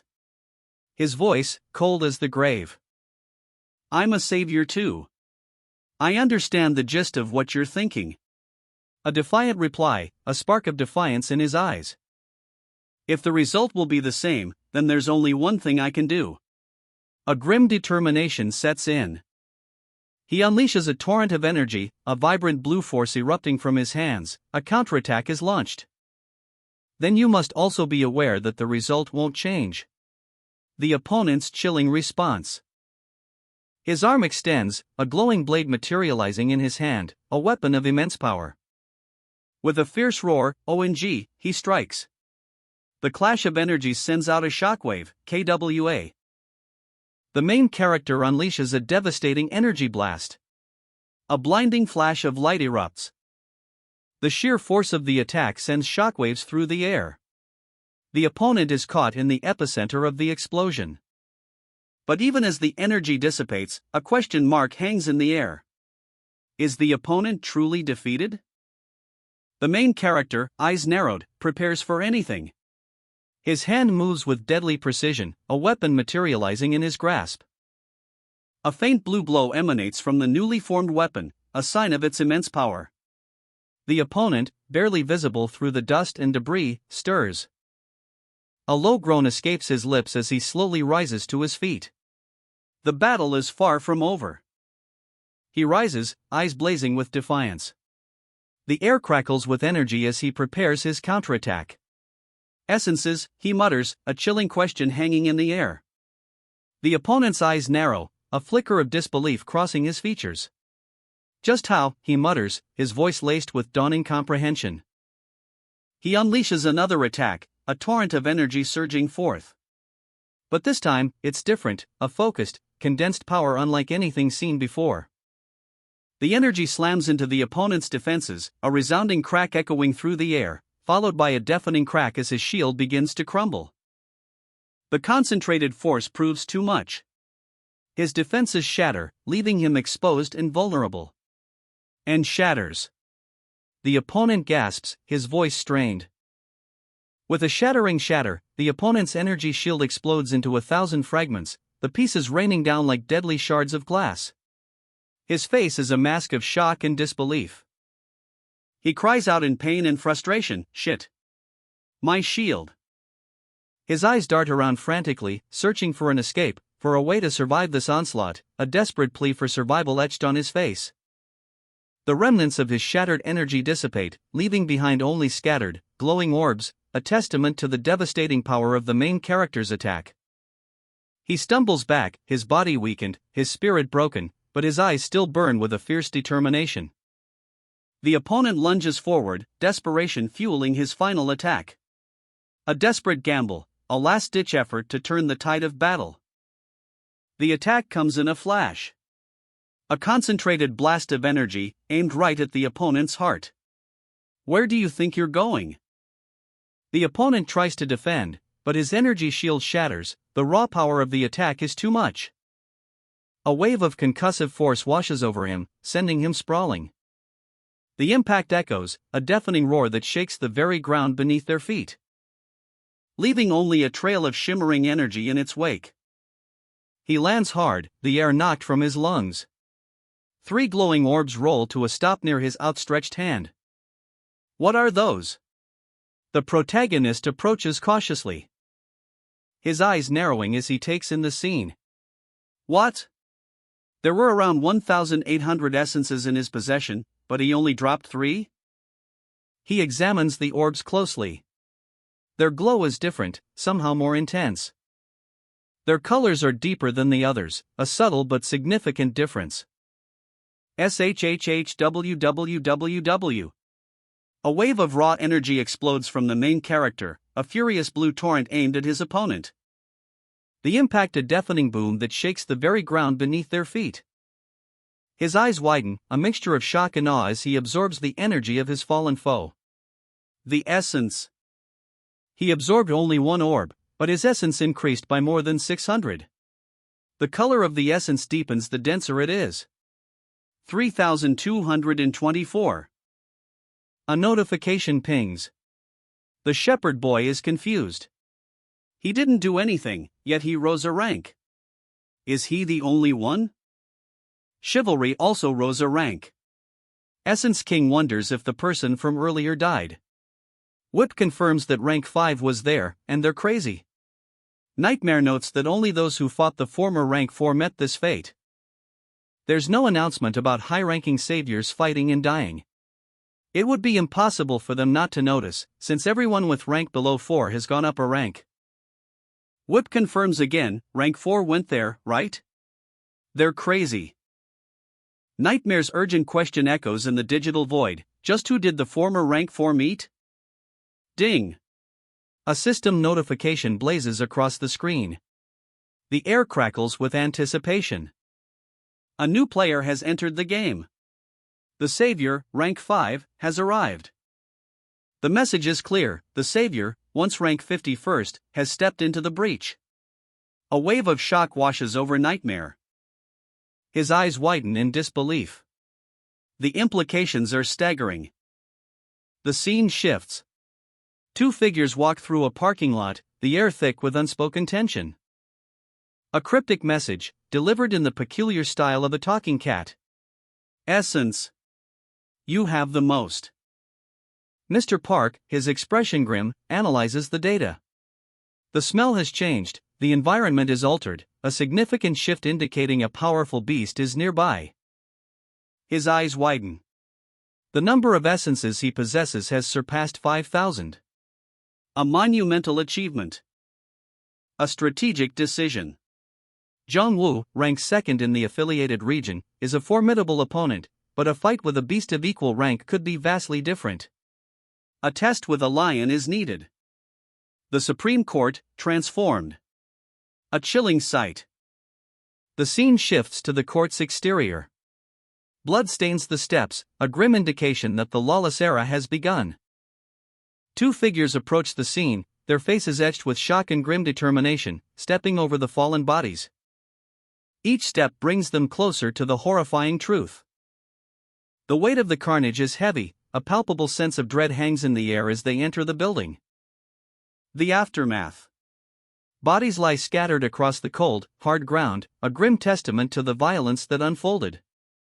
A man trudges forward, his face etched with grim determination, the weight of the scene heavy on his shoulders. The Wuri Central District Court. A once proud building, now a macabre monument to chaos, blood stains the steps, a chilling carpet leading to the horrors within. It's worse inside the court, his companion whispers, a wave of nausea washing over him. Ugh. Will we just need to follow the corpses to find the lion pack, he asks, concern etched on his face. The court is too wide for us to just look for them. He pauses, his eyes scanning the gruesome scene, a chilling realization dawning on him. Rather than looking for them, they'll appear if people gather. A sinister strategy is revealed. Pardon? People, his companion questions, his voice laced with disbelief and dawning horror. The chilling aftermath unfolds at the Wuri Central District Court, a scene of carnage painted across the meeting venue. The main character, eyes wide with horror, shields his face from the gruesome sight, the weight of the massacre settling upon him. His heart pounds in his chest, a desperate question forming in his mind: are there any survivors among the fallen? The silence is deafening, broken only by the faint sounds of sirens in the distance. A desperate hope flickers within him. The police arrive, their voices echoing through the desolate hall. A desperate search for any sign of life begins. A police officer's face is etched with worry, his voice barely a whisper, a desperate plea for any sign of life. Suddenly, a faint cry pierces the silence, a glimmer of hope amidst the despair. A desperate scramble for survival, the survivors emerge from the shadows, their faces pale with fear. Their cries for help cut through the air, a desperate plea for rescue. From the shadows, a group of students emerges, their faces a mixture of relief and terror. Their ordeal is finally over. Why are there students here? The question hangs heavy in the air, a silent tension building between the two men. By any chance, is that child? A chilling thought takes root, a seed of suspicion planted in the observer's mind. Choi Youngji, her face etched with despair, wipes away a tear. The weight of her situation is palpable. He wasn't lying? The message flashes across the screen, a desperate plea for help. Doubt warps into grim determination. Even so, nothing changes. A sense of helplessness washes over the scene, a stark contrast to the urgency of the situation. Zmo. On. A sudden burst of energy, a flash of movement, a struggle begins. The struggle intensifies, a desperate grapple for control. A metallic glint flashes in the dim light. Mr. Jong-woo. They're young students. The man's voice rings out, a desperate protest against the unfolding violence. And we're in court too, are you not even scared of the heavens? The words are a challenge, a desperate attempt to appeal to conscience. This is what the heavens told me to do. Let go. A chilling declaration, a cold justification for the impending action. The two men stand face to face, the tension between them crackling like static electricity. A final confrontation. Choi Youngji's shoulders tremble, tears streaming down her face, a silent testament to the fear that grips her. A desperate cry pierces the air, "Gee guys! Over there, up above!" A warning barely audible above the rising tension. Two figures clash, a silent confrontation filled with unspoken threats, the air crackles with anticipation. A chilling announcement echoes, "Lions! Lions have crowded here." The words hang heavy in the air, a prelude to chaos. With a terrifying roar, the lions emerge from the shadows, their eyes gleaming with predatory intent. Claws extended, they advance. The ground trembles under their weight, a palpable sense of dread washes over the scene as the massive cats close in. A smirk plays on the lips of the main character as he observes the scene unfold. They took the bait. A pack of lionesses, their eyes gleaming with predatory intent, emerges from the shadows. Their growls echo through the night, a chilling prelude to the chaos to come. One leaps onto a rooftop, muscles rippling, a terrifying display of raw power.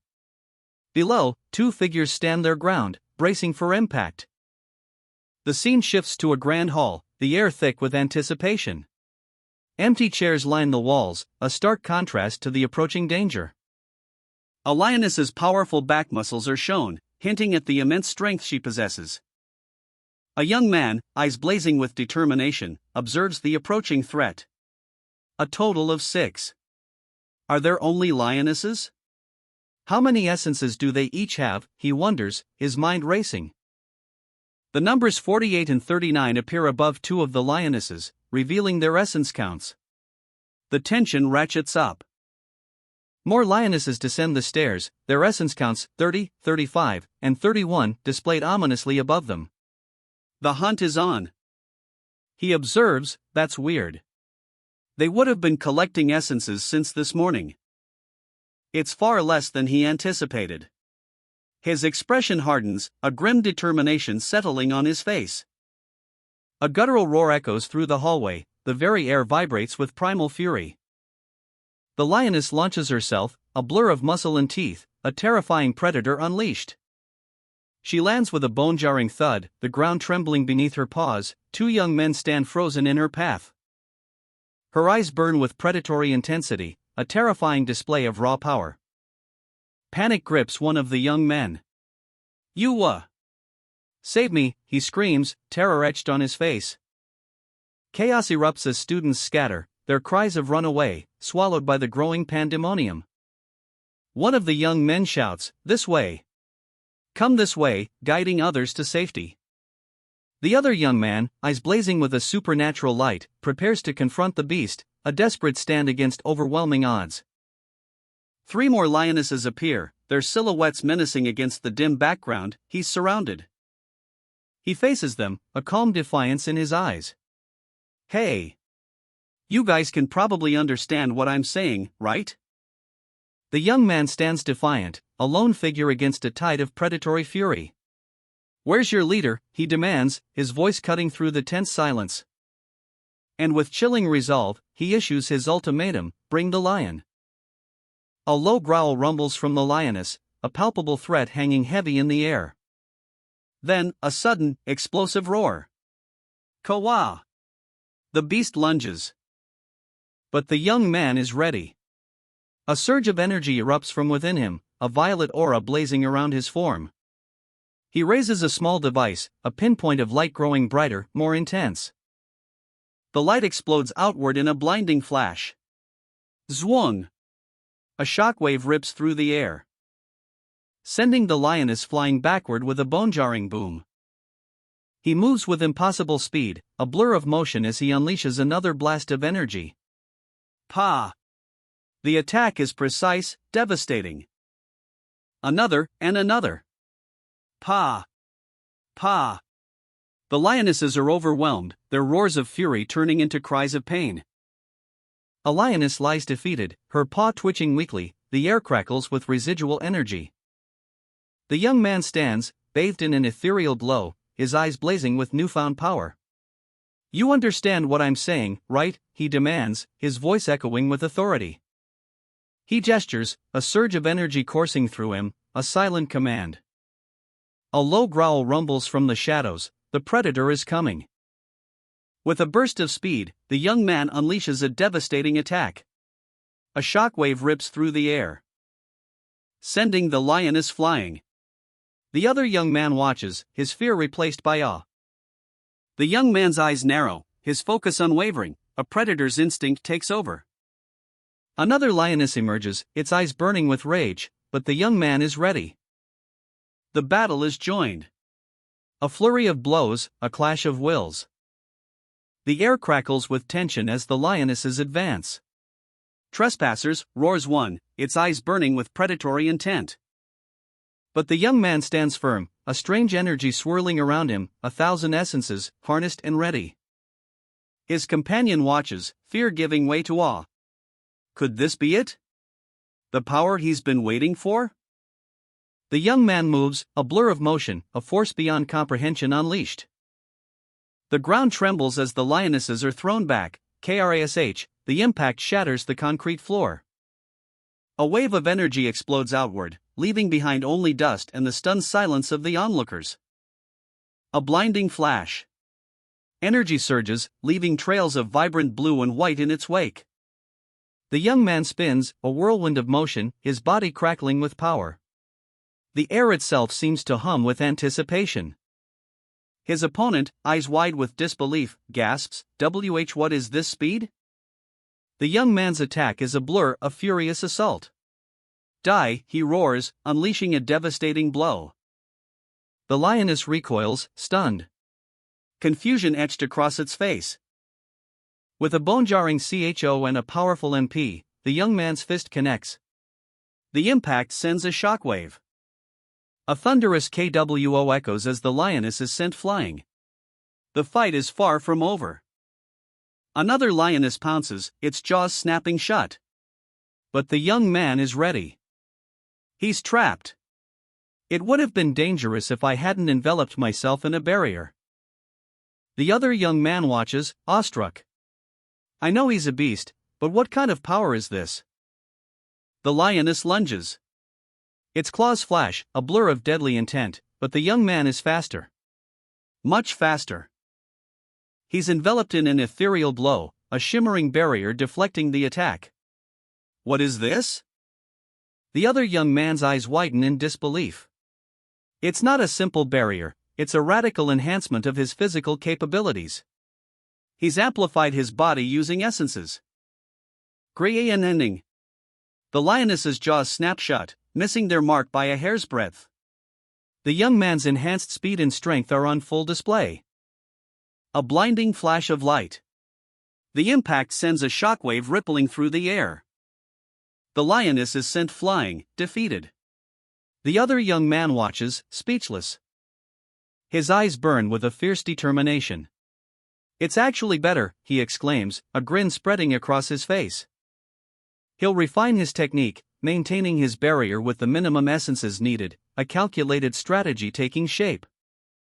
With a surge of power, he unleashes a devastating counterattack, a flurry of blows that leave the remaining lionesses reeling. 2. 1. Victory is his. The dust settles, revealing the young man standing triumphant, but his expression is one of cautious alertness. A blur of motion. The young man unleashes a devastating blow, sending one lioness sprawling. Another follows, its roar cut short by a brutal impact. Whoosh! The ground trembles under the force of the battle. The young man stumbles, a pained gasp escaping his lips. His enhanced strength has a cost. But his resolve remains unshaken. I used quite a bit of essences on the barrier, but it was still dangerous, he reflects, his eyes hardening. He rises, his aura crackling with barely contained power. The other young man watches, awestruck. Wondering, if I also became able to strengthen my body like him, would I be able to display strong power like that? Another lioness falls, its lifeblood staining the ground. The sounds of battle echo. A final, desperate lunge. The young man's face is a mask of grim determination. With a final, explosive burst of speed, he delivers the finishing blow. Zwung! The other young man's jaw drops. This bastard, he had enough strength left to gather essences? No way. Was there a way to recover a wounded leg using essences? The young man stands over a fallen lion, its body still twitching. A faint purple aura surrounds him. The impact of his blow still echoing in the air. Another lioness, wounded and snarling, collapses. His opponent hisses, "It doesn't seem like you can heal with it either." The lioness's leg is broken, a sickening slurp as it gives way. The young man's face is grim. A single word escapes his lips, "Let him live." Another lioness charges, a blur of fur and teeth. Shing, shing, the sounds of clashing claws fill the air. But the young man remains unyielding, his eyes burning with fierce determination. The final lioness, wounded and exhausted, stares at him with a mixture of fear and grudging respect. A chilling thought echoes in the young man's mind, the stark reality of his injuries.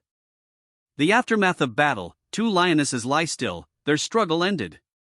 A third, wounded, watches from the shadows. His friend's voice cuts through the silence, a stark reminder of the situation's gravity. As the wounded lioness speaks, a glimmer of understanding in her eyes. Gratitude? Perhaps. But the young man's resolve hardens. A surge of power, a visible aura, crackles around him. He moves with terrifying speed, a blur of motion, the lioness's desperate plea unheard. The final confrontation, a wave of energy explodes outwards, leaving only silence in its wake. The city looms, a concrete giant under a bruised twilight sky. A colossal building stands sentinel, its many windows like vacant eyes staring into the fading light. The air crackles with anticipation. A figure descends, a sudden burst of energy trailing behind him like a comet's tail. Whoosh, the ground trembles beneath his feet. A faint blue glow emanates from the cracks in the earth, a silent echo of the power he wields. His foot lands, a sharp thud, sending tremors through the broken ground. A question hangs in the air, a silent query born from observation: did a few essences fall to the basement? He dismisses the thought with a confident air. I'm sure there's no need to go down to get them since they weren't deep blue essences. A stark landscape stretches before us, the harsh lines of the terrain mirroring the protagonist's grim assessment. It's less than effective in more ways than one to fight with only expulsion-type attacks. His thoughts turn inward, a quiet determination hardening his gaze. I need to learn battle tactics using essences to strengthen my body and shaping them too. The weight of his words hangs heavy in the air. A question, born of frustration and a hint of desperation, forms on his lips: when will I study and learn all this? He holds a pen, a simple object that underscores the enormity of his task. Just surviving isn't very easy at the moment either. The casual observation belies the underlying struggle. A glimmer of hope pierces through the darkness. You will be able to choose your own way of manifesting essences when the tutorial is complete. A promise of agency in the face of overwhelming odds. His eyes narrow, a mixture of anticipation and apprehension. The tutorial mode lifting condition is to collect 10,000 essences. The challenge is laid bare. A gasp escapes his lips, a raw expression of disbelief. What? The sheer scale of the task hits him. His face contorts in a mixture of shock and dawning realization. Everything that I've done up until now was all just a tutorial. The revelation is earth-shattering. A new possibility dawns, a flicker of hope in the vast unknown. Then there might be an even bigger access road. The implication hangs heavy. A digital counter flashes, the numbers stark and unforgiving, 10,893. Then the one we saw at Hengundong? The question hangs in the air, a challenge and a promise. A purple energy explodes from his fingertips, a brutal wave of force that sends his opponents flying. The impact echoes, leaving a trail of destruction in its wake. He stands amidst the chaos, his expression grim. His voice is a chilling confession, I killed all those people up until now. But a flicker of doubt crosses his face. But that was all just a kid's game. The question hangs heavy in the air, a stark contrast to the carnage around him. Just how many more people do I need to kill? A horrifying vision flashes before his eyes, a sea of bodies, a grim toll of 1,000,000, 100 million. The scale of potential death is overwhelming.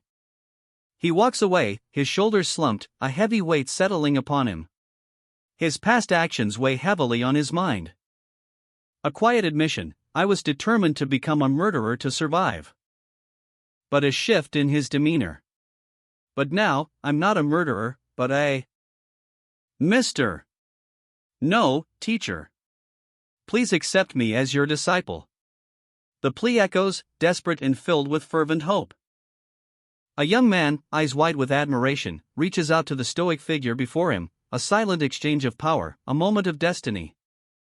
Ah, the thing is, they saw you fight, and said that they want to become like you. The weight of influence, the burden of example, settles heavily on Zhongwu's shoulders. Zhongwu's face hardens, a storm brewing behind his eyes. A silent struggle between duty and weariness.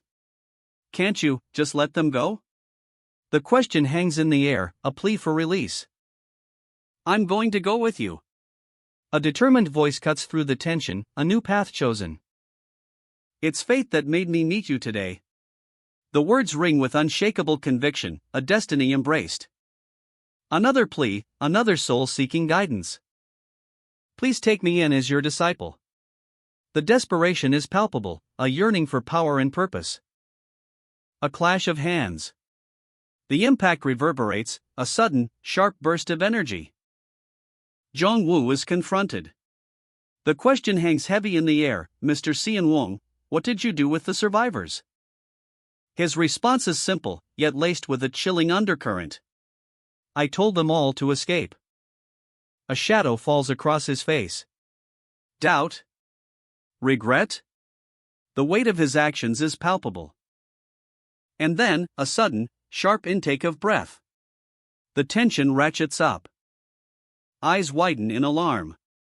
A silent scream plays out in the stark white space. As a pen pierces flesh. A swift, brutal end. Thwack.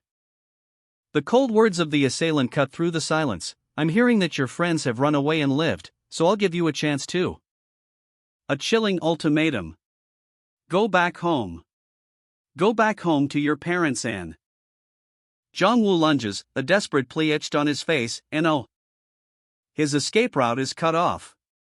The unnamed protagonist's shoes are all that's visible, a stark contrast to the chaos unfolding. A desperate whisper escapes his lips, I'm going to die if I go back anyway. The aftermath of a brutal confrontation. Blood stains the ground, a grim testament to the violence. A survivor groans, his eyes wide with terror, I don't want to die like that.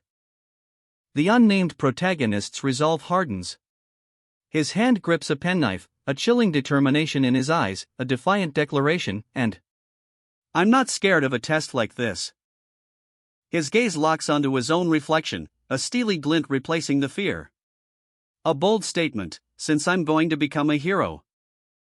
The penknife moves closer to his throat, a grim determination in his eyes, mirroring the cold resolve of his adversary. A chilling counterpoint, your misunderstanding as well. The unnamed protagonist's confusion is palpable. A question hangs in the air, pardon? Jongwoo's sneer is a blade, sharper than any weapon. The weak just die. His words hang in the air, heavy with contempt. A chilling premonition of the violence to come. A flash of light explodes from Jongwoo's hand. The beam cuts through the air with terrifying speed, a destructive force unleashed upon the unsuspecting city below. The protagonist's face contorts in a grimace of pain and fear. The weight of Jongwoo's words settles upon him. A stark reminder of his own vulnerability. He watches, helpless, as the energy blast impacts, leaving behind only a smoking crater. I gave you a chance, Jongwoo states, his voice echoing with cold finality. He stands silhouetted in the doorway, a figure of immense power and chilling indifference. The aftermath of his actions hangs heavy in the air. A silence broken only by the whisper of the protagonist's name, Mr. Seonwong. A bead of sweat trickles down his temple. Yes. The question hangs heavy in the air. Two figures walk through a city street, their conversation echoing in the quiet morning. We're going to have another member with us, right? Member? Are we going to join your father? No. We're going to find a doctor.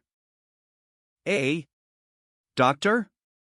The scene shifts to a city square, littered with bodies. Yes, seeing what happened to the lions, it seems like essences aren't all round. Mr. Jongwoo, I have a question. Did those lions know how to talk as well? Like that black cat from earlier? Yes. Did you? No. They were just growling. It was enough for you, who was talking to the lions, to seem a bit weird. Now that I think about it. Like it seemed the most of. 3 lions, their eyes burning with primal intensity, numbers 31, 35, and 36 glowing ominously on their flanks. The protagonist's confusion deepens. What could possibly be the reason for this strange behavior? Jongwoo's explanation cuts through the mystery. It is because of the difference in sentience of essences. A revelation unfolds. The higher the level of essence sentience, the more one can understand the languages of other species. The protagonist presses further, so the essences acted as a translator? A wry smile plays on the protagonist's lips. It'd be nice if they told me things like this earlier. What a whimsical evaluation administrator. A towering skyscraper dominates the cityscape, a symbol of power and mystery. A digital message flashes across the screen. 39, armed. Is there anyone near Gangnam Station, by any chance? The urgency is palpable. A response appears. 124, light. Why? The tension ratchets up. What is about to happen? A desperate plea echoes through the digital ether. Armed needs help, but it's not a simple request. The message is intercepted by several parties, each reacting differently to the cryptic call for aid. Essence King and Dark Seaside would discuss the request, their words laced with suspicion. Whip, ever vigilant, immediately recognizes the potential for a trap. Armed insists it's not a trap, revealing a desperate need to save his family, a problem that requires a significant amount of essences. But there's a catch. He won't compromise his principles, even in this dire situation. A lone figure walks down a dimly lit corridor, the weight of the message heavy on his shoulders. The screen blows, displaying the same desperate plea.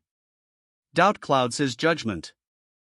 Idiot, another recipient, dismisses the message outright as a trap, unable to see past the inconsistencies. The Essence King and Dark Seaside would confer in hushed tones. A tense silence hangs in the air.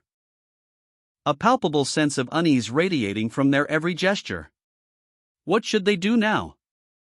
Dark Seaside Wood's smirk speaks volumes. Don't worry, he assures, his words dripping with false reassurance. A chilling confidence in his eyes. He's already set his trap. Bait has been thrown.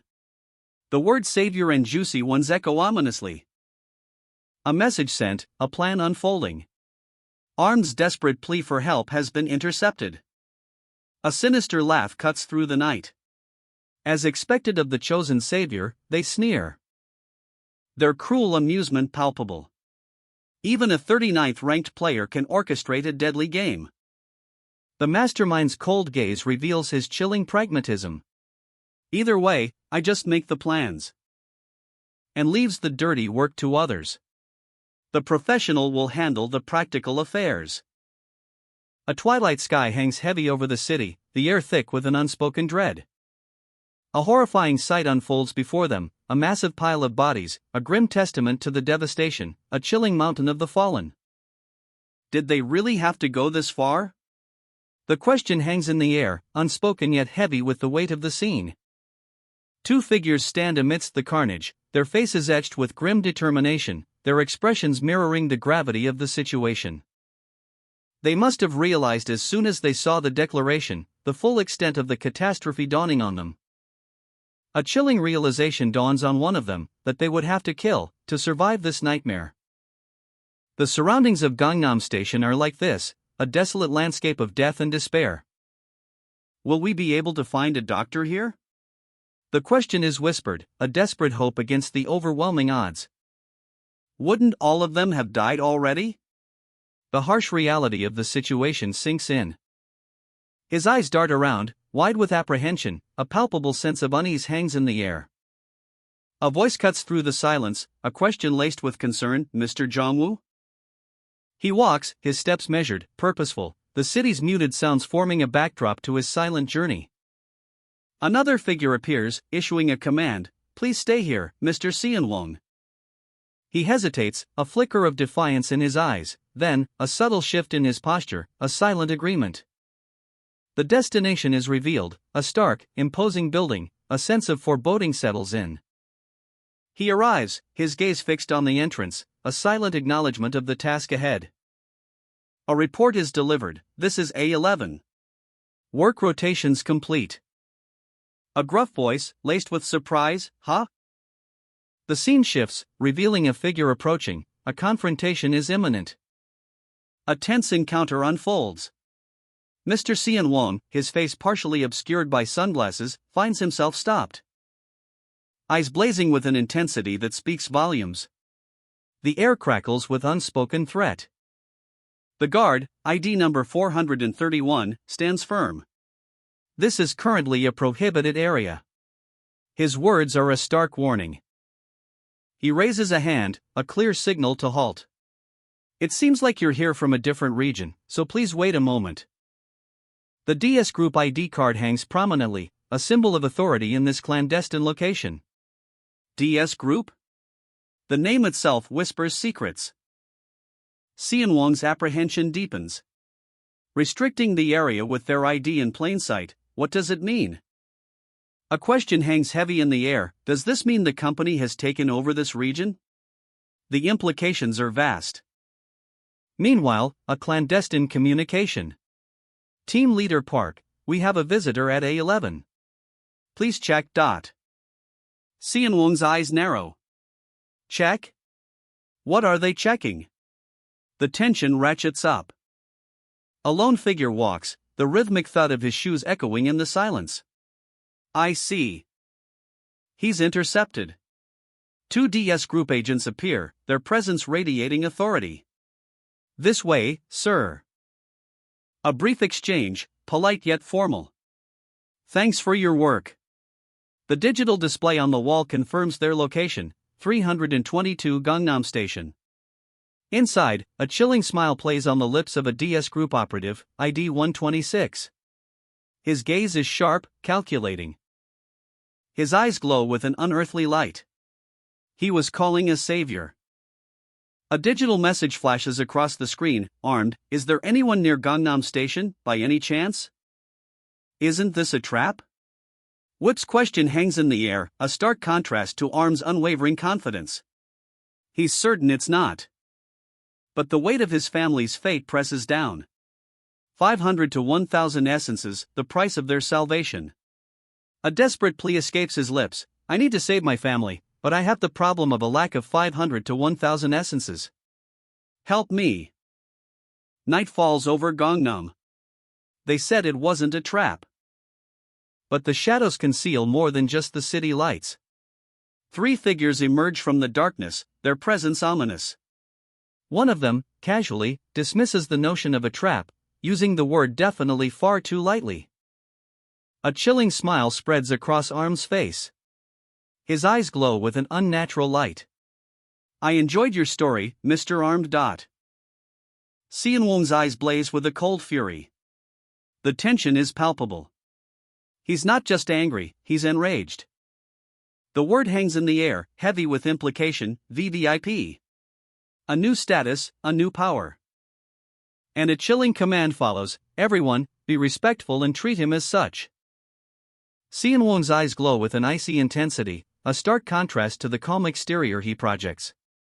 He is a force to be reckoned with. A chilling revelation unfolds.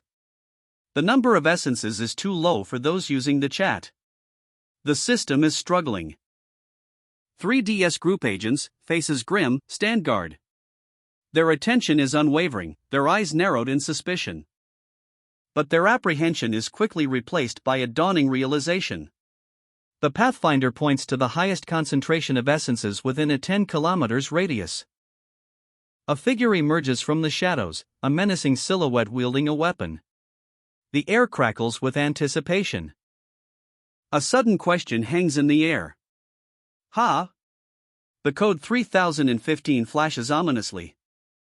The figure steps into the light, revealing a brutal face contorted in rage. It was this bastard. The words are a growl, raw with fury. The truth is laid bare. He's the one who's been secretly collecting the essences in this area, a shocking betrayal. Seonwong's eyes narrow, his expression hardening. The savior wasn't doing all the work himself. A calculated deception. A powerful blow is unleashed, a burst of energy erupting from Seonwong's fist. Is this how you always got rid of your competition? The question hangs heavy in the air. A tense standoff unfolds in the city's heart. Mr. Seonwong, flanked by his loyal DS Group personnel, faces down a rival and his goons. A strange energy pulses above them. The rival's eyes widen in disbelief. Is this the same man who was rumored to be so powerful? One of the rival's men tries to intervene, but the rival silences him with a sharp command. The contract is at stake. Fear and desperation twist the man's face as he realizes the gravity of the situation. Seonwong's gaze is cold, calculating. With a flick of his wrist, a surge of energy erupts. A stark display of power. 3,000 underlings taking orders from a mere 300? This is an imbalance he won't tolerate. A sudden shift in tone. The rival's smirk suggests a hidden agenda. A calculated deception. The rumors, the confrontation, all part of a plan to attract powerful saviors like Seonwong. Seonwong's expression hardens. He's been played. The pressure is on. Seonwong's gaze pierces the rival, a silent demand for the truth, while risking his own life in the process. The rival's eyes widen in disbelief. He reveals a shocking truth: the high-ranked saviors possess far fewer essences than previously thought. A revelation that underscores the rival's arrogance and miscalculation. Suddenly, danger looms. A menacing figure emerges from the shadows, weapon in hand. The number 1883 flashes ominously, hinting at a power far beyond comprehension. The rival's desperation mounts as he reveals the shocking truth about the fourth rank's meager essence reserves just hours prior. A desperate plea for a lifeline, a proposal to join forces. Seonwong considers the offer, a flicker of doubt in his eyes, a proposal that could change everything. The rival presses his advantage, urging Seonwong to look to the future, a future where their combined power could reshape the world. Seonwong's expression hardens. The decision hangs heavy in the air. It's a desperate gamble, a fight for survival against impossible odds. Even the smallest spark of hope is worth fighting for. The weight of the world rests on their shoulders, the search for true saviors, a desperate hope in a dying world. A chilling smile spreads across his face, a calculating mind plotting the next move. The offer is laid bare, an alliance, a lifeline, but at what cost? Luxury and comfort, a tempting promise for a weary hero. The allure of a life of luxury, a gilded cage or a chance at true freedom? A surge of power, a defiant act, the hero's resolve is unwavering. The raw power explodes outwards, a defiant rejection of the offer. Scorn and fury, the hero's response is swift and brutal. A challenge thrown down, a test of wills, a clash of ideologies. Mr. Xianwang strides through a dimly lit alley, ethereal blue energy swirling around him, a stark contrast to the grim scene unfolding behind him. The alley's aftermath, bodies litter the ground, a testament to a brutal confrontation. The unnamed rival, his back to us, surveys the carnage, a broken weapon lying near his feet. He turns, his face a mask of barely contained fury, to confront Xianwang. Well, I'll ask you just one thing. Xianwang's expression hardens. The rival continues, you must know how the world works now. If you have 3,000 essences, so why did you become their dog? The rival's words ignite a firestorm of rage. What? D-dog. Enraged, he unleashes a furious attack, a blur of motion and raw power.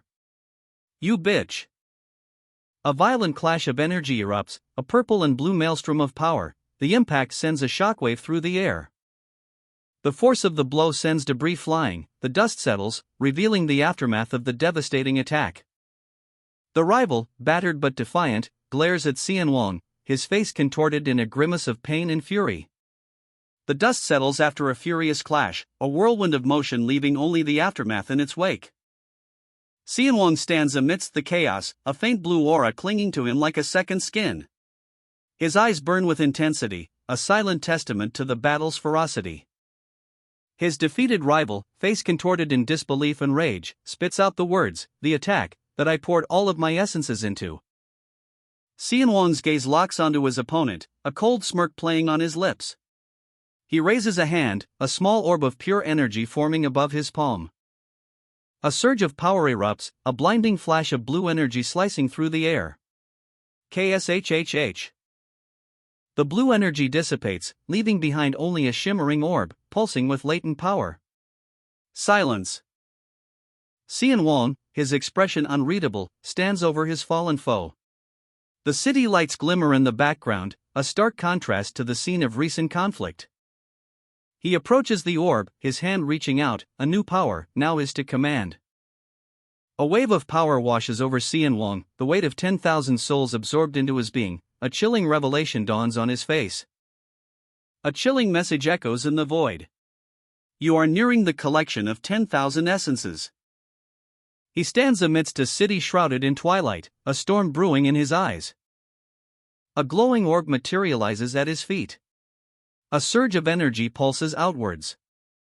With a decisive step, he crushes the essence under his heel, crunch. A surge of power erupts, tendrils of energy wrapping around him like a second skin. His eyes blaze with newfound might. A digital message blazes across the screen. The first person to have passed the tutorial has appeared. A pixelated Earth smiles, a beacon of hope in the digital void. A figure stands, back to us, bathed in an ethereal blue glow. A pixelated Earth smiles down, a message materializing before him. The first person to have passed the tutorial appeared. He turns, eyes wide with disbelief. Is the tutorial finally over? A beat.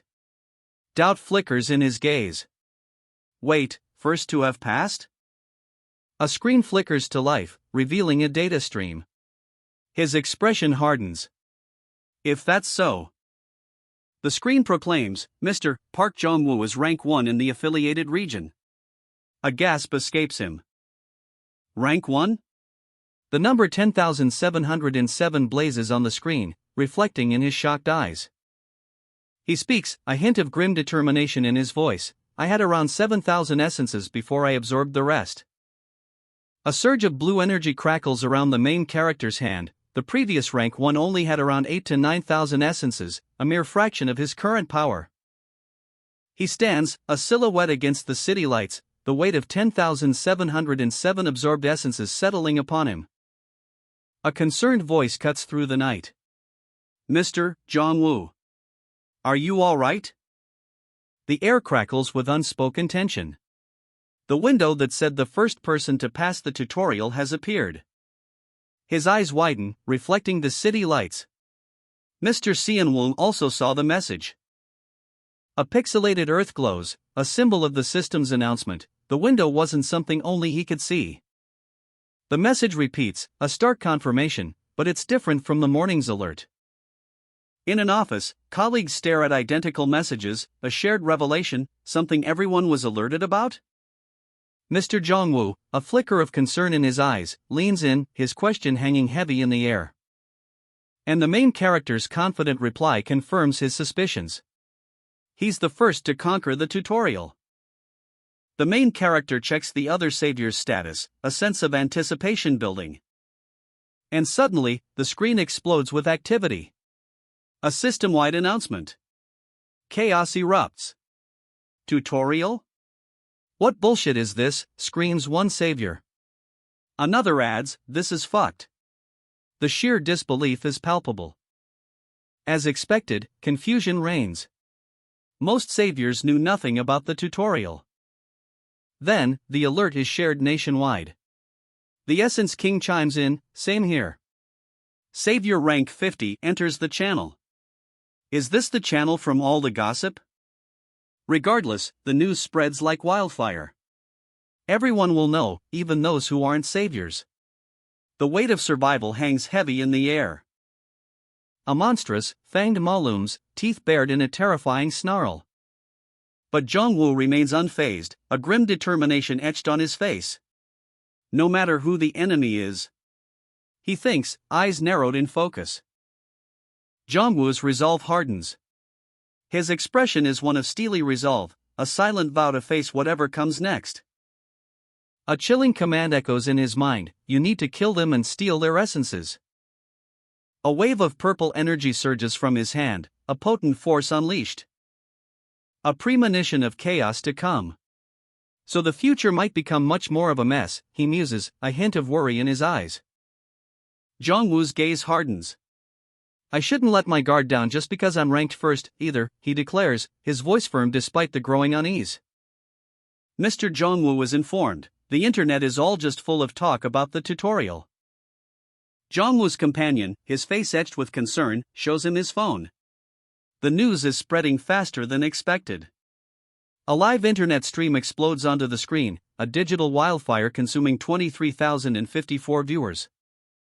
And Jong-woo's eyes widen, a silent question hanging in the air, livestream?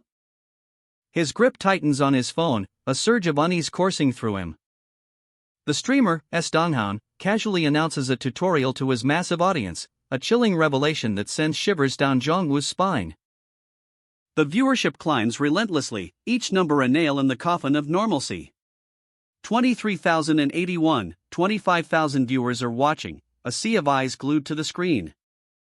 The comments section is a chaotic maelstrom of fear and confusion, some are terrified, others are morbidly curious, and a few are just plain stupid. Jong-woo stares at his phone, a grim realization dawning on him, even with the world changing so drastically, people are still glued to their screens. A vast audience, oblivious to the danger that lurks just beyond their screens. He wonders, are they ignorant, or are they simply choosing to ignore the truth? A question that hangs heavy in the air, mirroring the growing unease in Jong-woo's heart. Jong-woo's eyes, narrowed in intense focus, reflect the weight of the world on his shoulders. A question hangs heavy in the air, even if they weren't, just how many people would be able to act like you, Mr. Jong-woo? The question echoes, unanswered, as a new voice cuts through the silence, "Have you finished all of your business?" Jong-woo's gaze snaps upwards, a flicker of defiance in his eyes. The response comes swiftly, "Then I shall explain to you the tutorial pass reward." A moment of reflection. Jong-woo's inner turmoil is palpable. Have I finished all of my business? His thoughts race. It would have just started explaining things out of nowhere before.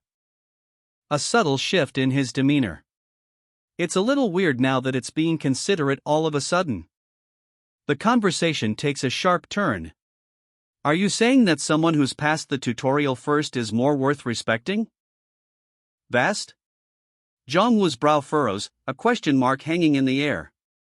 Is it suggesting that the administrators want strong individuals? The Earth might say so, its fate resting on the shoulders of its saviors. But the administrators don't even exist on Earth. So why?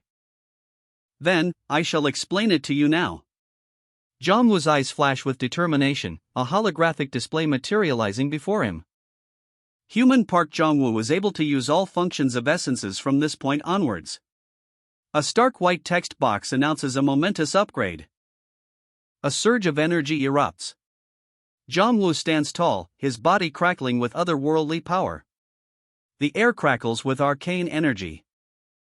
It feels like something is making its way into my body. It feels weird, familiar, but also like it was always in me. A strange sensation washes over him, a mix of the uncanny and the deeply personal. Manifest and strengthen are the newly granted essence functions. A list of new abilities appears, promising untold power. That mana. A surge of energy erupts from Jongwoo's hand. The air crackles with power. A vibrant blue aura envelopes him as he focuses his newfound strength. His expression hardens, eyes blazing with determination. The energy intensifies, forming a swirling vortex around his arm, a spectacle of raw power. And now, that power flows into his very being. The energy pulses through his body, enhancing his physical capabilities. Even his shoes crackle with energy. Jongwoo grits his teeth, feeling the surge of power coursing through his veins. A transformation is complete. I can use them all, too. His voice rings with newfound confidence, echoing the immense power he now commands. A witness observes, his eyes wide with disbelief. That's the power that the lion from back then used. More energy explodes around Jongwoo, a breathtaking display of raw, untamed might. Jongwoo transcends human limitations. He's unleashed a power beyond comprehension. A silent observer watches Jongwoo's transformation from afar, his shoes leaving faint imprints on the floor. Jongwoo's eyes blaze with an unearthly light, power crackling around him. A surge of energy, raw and potent, radiates from his very being. A silent observer watches, fear etched onto his face. Mr. Jongwoo, he stammers, his voice barely a whisper. Jongwoo's aura intensifies, a violet glow enveloping him.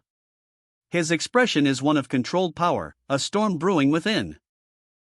He closes his eyes, a faint smile playing on his lips. It felt as if he could hear Mr. Seonwon's footstep from right next to his ear. His senses have been heightened beyond human comprehension. A newfound strength courses through his veins. It wasn't just his strength increasing, but his five senses too? This power is unlike anything he's ever experienced. The revelation dawns on him: for each essence after the 5,000 essence mark, the effect of physical strengthening decreases immensely. A new understanding of his power's limits and potential. But in the number of essences, animals like lions will always be stronger physically. A fierce roar echoes, a lion's image materializing beside him. Jongwoo clenches his fist, a newfound resolve hardening his gaze. He understands the limitations, yet embraces the potential. He is ready. A voice booms, promising further enlightenment. I shall explain to you about the next reward. Jongwoo stares, dumbfounded, at the screen. Another reward? The sheer scale of the data is overwhelming. The system announces his new status, rank 1 in the affiliated region. Savior. And then, the ultimate revelation, possessor of termination authority. The system explains that he's met the minimum requirements, access to something called Ark has been granted. Jongwoo's eyes widen. Ark? He dismisses the idea of a simple boat. This is no ordinary vessel. The truth dawns on him. Noah's Ark, from the Bible. Images flash before his eyes, the minimum number of animals needed to ensure the survival of the species, before the Great Flood. A grim realization settles upon Jongwoo's face, before the world ended in a cataclysmic flood. I shall explain to you about Arc now. Arc is a special benefit that can be used by a savior who has succeeded in terminating an access road. A gate opens, revealing a digital world where the savior can choose companions. You can choose 10 animals to be passengers of the Arc per terminated access road. A boy, a rabbit, a dog, a lion, and a cat are selected, forming a motley crew ready for adventure. And the passengers of the Ark that have been chosen become untraceable by beings that have come through the access roads onto Earth. However, there is one thing you need to be wary of. A chilling warning flashes across the screen, owner of the Ark dies. A pixelated skull and crossbones glow ominously within a digital tomb. A monstrous, many-eyed entity looms, casting a shadow over a group of terrified children and their animal companions. Panic. The children huddle together, their fear palpable, a dark energy pulses around them. A crimson explosion. A wave of destruction washes over the scene.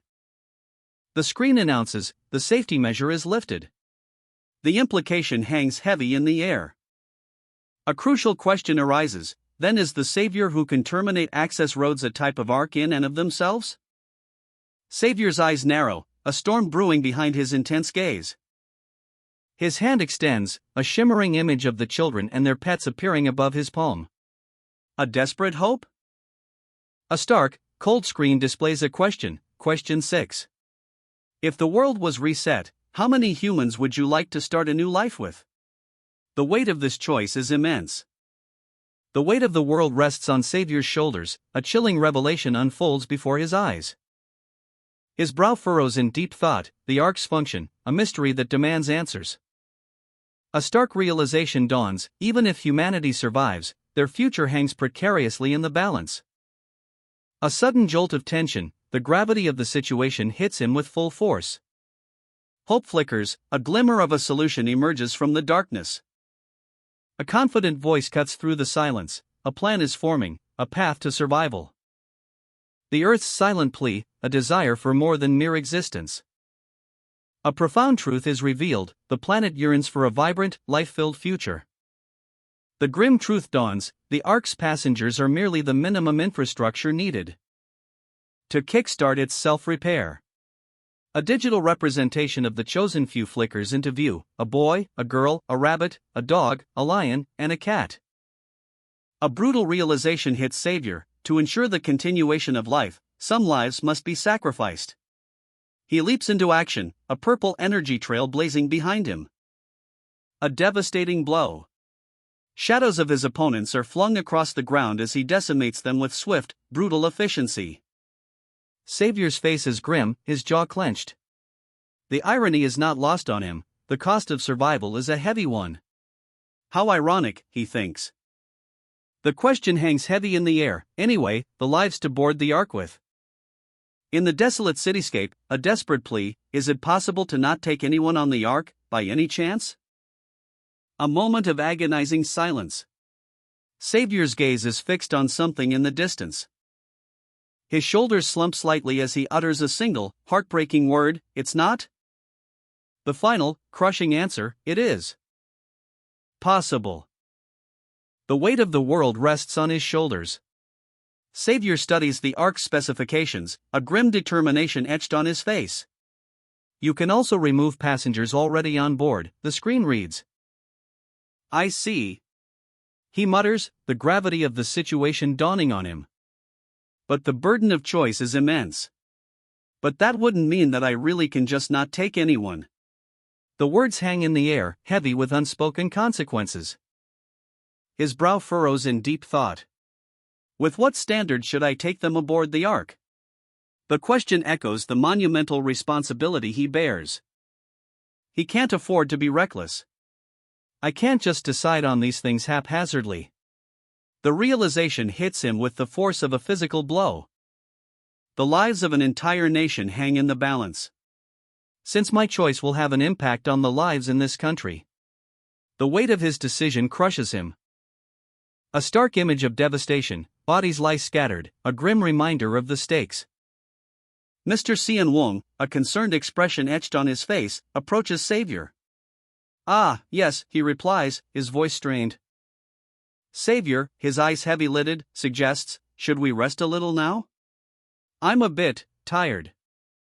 Xian Wong, sensing Savior's exhaustion, agrees. "I see, then, where should we go to rest?" Savior activates his Pathfinder. 1 second, he mutters, his gaze fixed on the glowing blue triangle. The Pathfinder points towards the river. A wave of relief washes over Savior as he realizes there's no threat nearby. Savior's resolve hardens. A subtle shift in his demeanor, a newfound determination in his eyes. He looks at Xian Wong, a silent understanding passing between them. The weight of his decision remains, but a glimmer of hope shines through. "Let's spend the night there," Savior declares, his voice firm. Savior's eyes widen, a stark question mark forming above his head. A chilling realization dawning on him as he stares at the imposing structure before him, the DS Electronics headquarters. The sheer scale of the building is breathtaking, a testament to DS Electronics' power and influence. Mr. Zhongwu, ever cautious, urges Savior to reconsider, his voice laced with concern. Mr. Zhongwu, hold on. He suggests seeking refuge in an abandoned building instead, a safer alternative. But Savior's gaze remains fixed on the DS building, a plan forming in his mind. Why all the way over there? With unwavering confidence, Savior explains his reasoning. He's confirmed the area is clear of any significant threats, except for a few DS-controlled survivors.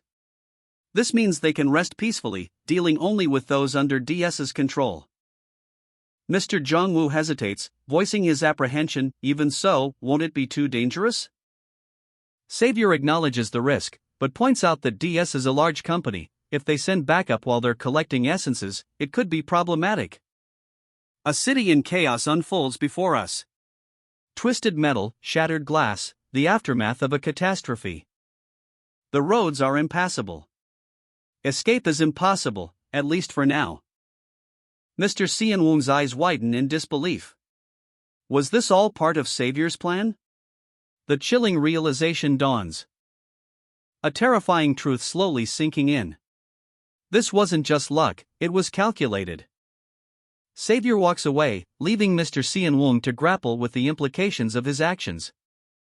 A wave of self-doubt washes over Mr. Xian Wong. Is he justifying murder? A sudden, violent impact. The raw force of the blow is palpable. A brutal reality of the situation hits home. Mr. Xian Wong's anger boils over. He confronts Savior, his voice laced with fury. The events of the day have changed him. But has he changed too much, too fast? Mr. Xian Wong, a man etched with worry, stands silhouetted against a shadowy backdrop. Savior's words hang heavy in the air. Let's hurry. We need to keep night watch on rotations. The urgency in his voice is palpable. Sleep? A fleeting thought, a luxury they can ill afford. The weight of responsibility bears down on them. The imposing DS building, a beacon of power, now looms under the cloak of night, its windows, a constellation of flickering lights, hinting at the secrets held within. Xian Wong's confusion deepens. I don't understand, he murmurs, his voice barely a whisper. Savior's response cuts through the silence, sharp and chilling. The world has fallen. A stark image, figures, once symbols of authority and power, now stand as mere shadows against the glass. A question hangs in the air, heavy with unspoken implications. Just how much wealth and prosperity were they granted? Shadows dance on the wall, 4 figures silhouetted against the light, a clandestine meeting, shrouded in mystery. It might not be as much as we think, a voice cuts through the tension, a hint of doubt creeping in. The scene shifts. A sharp retort follows. If it's DS, they would have come up with a countermeasure as soon as the situation arose, since it's a place where all of South Korea's geniuses are gathered. A confident hand gesture punctuates the statement. They would have produced a clear conclusion and solution that anyone would have understood. Doubt etched on his face, the other man counters, wouldn't anyone fall for something like that when they're shaking in fear? A cynical observation, there's that saying that business makes the most profit out of a war.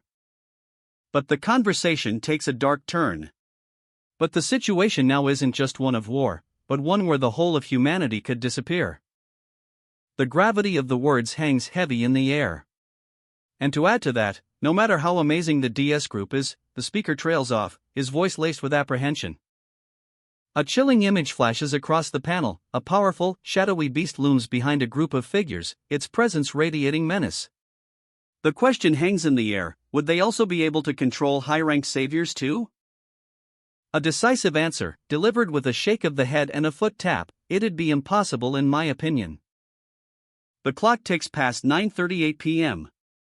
A late night. For Mr. Cian Wong, whose weary expression speaks volumes. He wishes for sleep. But by 10 p.m. at the latest.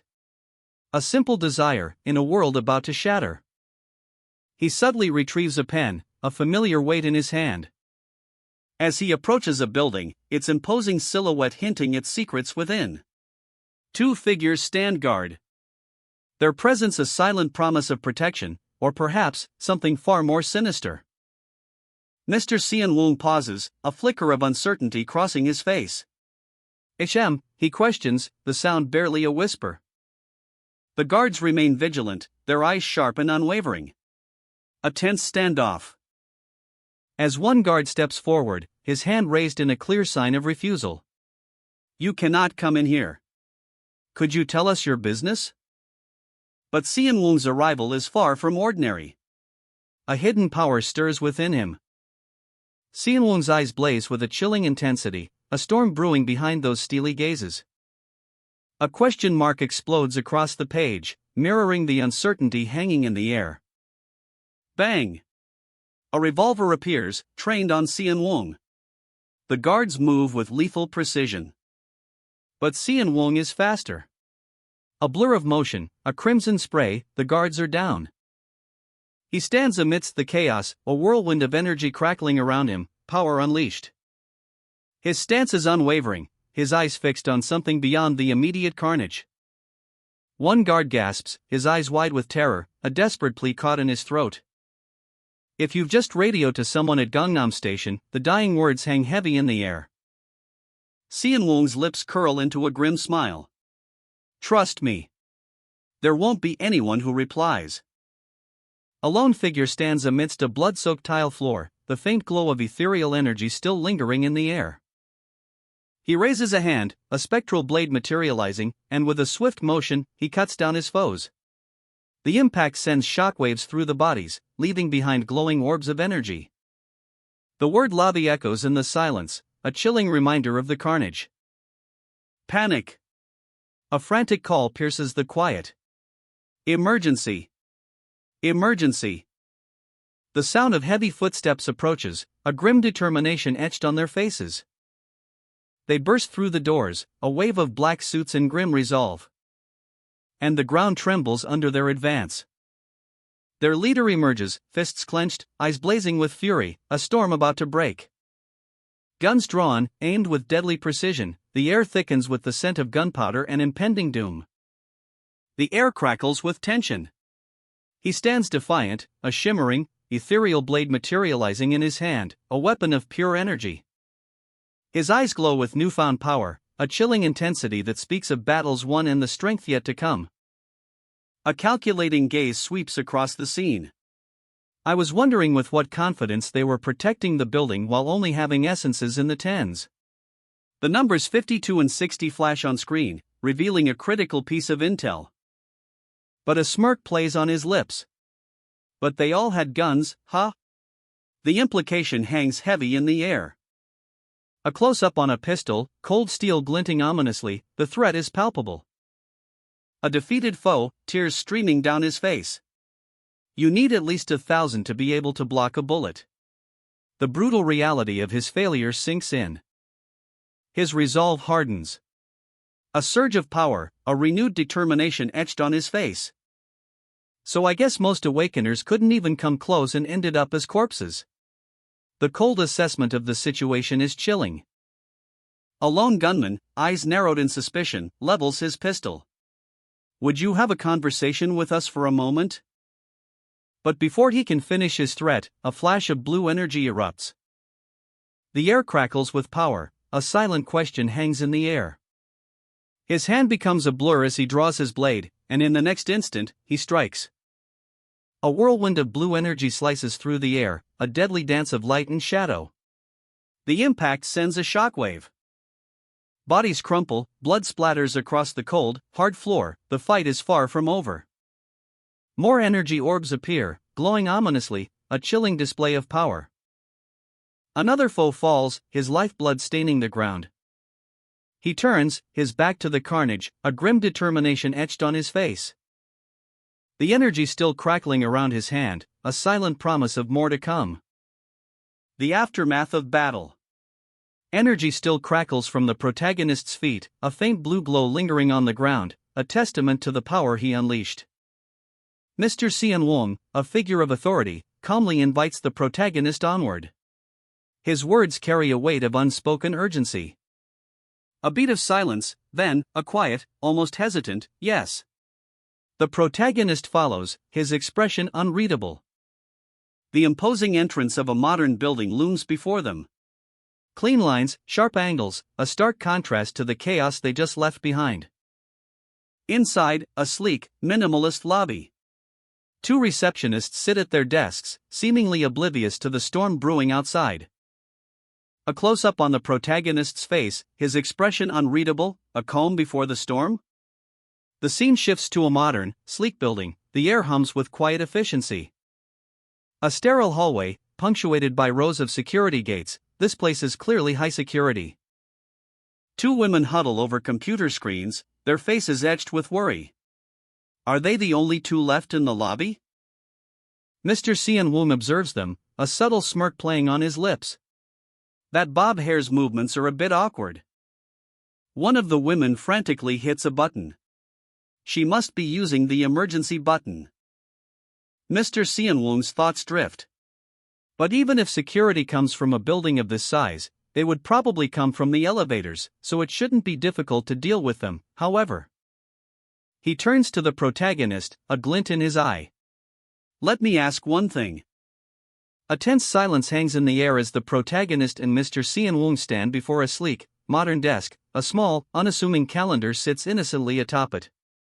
One of the women, her face etched with terror, gasps, eyes wide with fear, her breath hitches in her throat as she struggles to speak. The question hangs heavy in the air: how many others share this building's confines? The camera pans to a stark, metallic elevator panel, revealing a chilling truth. A list of floors, each representing a potential haven for danger, a labyrinth of unknown occupants. The other woman's voice trembles as she whispers, "There are a lot." But a glimmer of reassurance cuts through the fear. Most are just normal people, harmless, she adds, a slight softening in her tone. Mr. Xian Wong's eyes narrow, a hint of admiration in his gaze. This person's pretty gutsy, he observes, a subtle smile playing on his lips. He watches the protagonist, her calm demeanor a stark contrast to the chaos brewing around them. She faces the situation head-on, unwavering. A subtle shift in perspective. Mr. Xian Wong's thoughts turn to a different matter entirely. He finds her attractive, but professionalism prevails. He can't take her aboard the Ark simply because of that. A tense atmosphere hangs heavy in the air. Unease prickles the skin. Mr. Xian Wong moves through a sleek, modern building. The rhythmic click of security gates punctuates the silence. His eyes narrow, a question forming in his mind. Has the backup arrived? A subtle green glow emanates from a security panel. A silent signal. The same signal appears on another panel, mirroring the first. Two figures in sharp black suits emerge from the shadows. Their movements are swift, precise. The air crackles with anticipation, bang, guns drawn, the scene erupts into chaos. But before they can strike, a figure of pure energy bursts forth. A swift, brutal strike. One guard falls, blood splattering across the polished floor. A blur of motion. The protagonist unleashes a torrent of energy, a vibrant blue wave erupting from his body. The shockwave slams into the two guards, sending them reeling. One guard, eyes wide with disbelief, stumbles back, gasping, "Oh, on the side." The other guard, enraged, draws his weapon. Bang! But the protagonist is faster. He anticipates the attack, a fierce glint in his eyes. With a swift, precise movement, he deflects the bullet. The impact sends a shockwave through the air. There's a moment of stunned silence, then, a chilling question forms in the protagonist's mind. There's quite a few of them. Should I deal with this with eject? He hesitates, a flicker of doubt crosses his face. Then, a single word echoes in his thoughts: no. A thunderous impact. The ground trembles beneath the force of his landing. He spins, a whirlwind of motion, deflecting blows with impossible speed. The elevator will break if he's not careful. The building is too tall for stairs. A risky choice, but time is of the essence. His movements are a blur of energy, each strike precise and deadly. Blood splatters across the walls. 2 guards fall, defeated. The fight is far from over. Meanwhile, at the lobby, Mr. Sean-won watches, his face a mask of grim determination. Terror grips her. "I'm scared," she whispers, clinging to her companion. Tears stream down her face. A silent scream of anguish. Why? His eyes, narrowed slits of intensity, betray a hidden depth, a predator assessing its prey. The revelation hangs heavy in the air. That's the savior your company was looking for. To be exact, the rank 1 savior. The weight of the world rests on his shoulders. He is the only one who can terminate the access roads that monsters come from. Access roads? The question hangs in the air, a chilling uncertainty. The number 10,843 glows ominously. It's like a passageway that monsters appear from. If we don't close them, then humanity will perish along with this earth it's on. A woman's voice, laced with disbelief and horror: "You people, for terminating these access roads." Her eyes burn with a mixture of fear and outrage. "Do you kill people no matter their gender and everything else?" He stares back, his expression unreadable, a storm brewing beneath the surface. The question hangs in the air, a challenge, a cold, hard truth: is there a reason why we shouldn't? The rank 1 savior stands amidst the carnage, a grim silhouette against the crimson splatter. His white shirt, once pristine, is now stained with the blood of his enemies, a chilling testament to his power. Each step he takes leaves a trail of crimson, a macabre dance of death.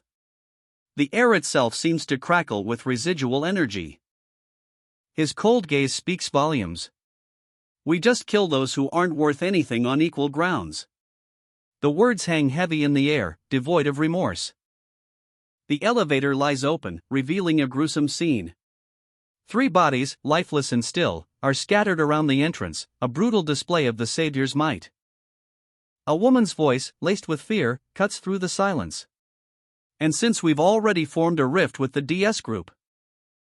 Her eyes widen in terror as a surge of energy erupts, a visible manifestation of her growing dread. We shouldn't leave potential future trouble. Her face, a mask of pure terror, speaks volumes. The unspoken plea hangs in the air, a desperate whisper of fear.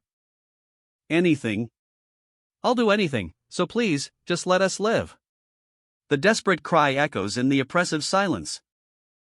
The woman collapses, her body racked with sobs, a picture of utter despair, the weight of her fear crushing her spirit. The question hangs in the air, heavy with unspoken tension. Anything? His eyes widen, a flicker of disbelief crossing his features. Did he hear correctly? The weight of the words crashes down. Do you know what you're saying?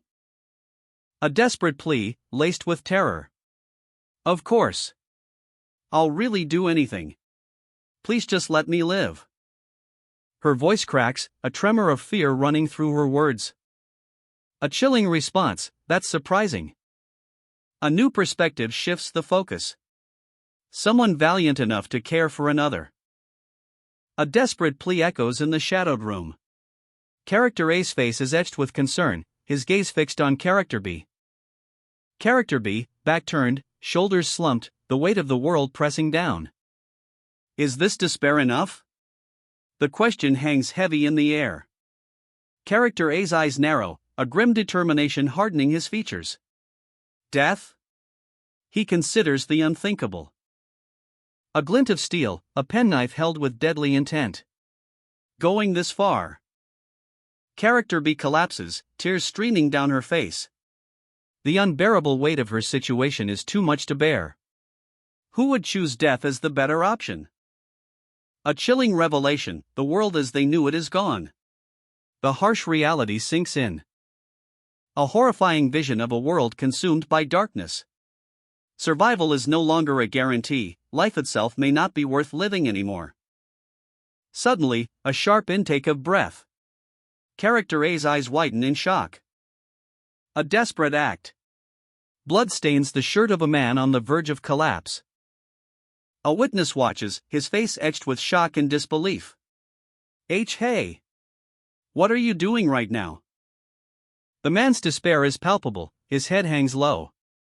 It's not weird to want to live. And apparently, you're the first-rank savior as well. A hand reaches out, a lifeline offered, a touch that speaks volumes. A determination ignites in the witness's eyes. That is reason enough for me to be determined. A moment of intense connection, a silent promise exchanged between two souls. A weight lifted, a new resolve taking hold. The savior's journey continues. Determined. A word that echoes the resolve in Character A's heart, a silent vow to protect. A gentle touch, a lifeline extended. The weight of Character B's despair is palpable. Ah! A gasp escapes Character B's lips as Character A intervenes, a desperate attempt to end the pain abruptly halted. A surge of energy, a blinding flash. Character A unleashes a powerful counterattack. The force of the blow sends shockwaves through the air. The impact reverberates, a stunning display of raw power. The attacker is sent reeling. I nearly embraced her. The nearness of death, the fragility of life, Character A is shaken to their core. I was shaken that much in such a short moment. The raw emotion etched on Character A's face speaks volumes. If we had just never had a conversation at all. A haunting thought lingers, a testament to the weight of unspoken words.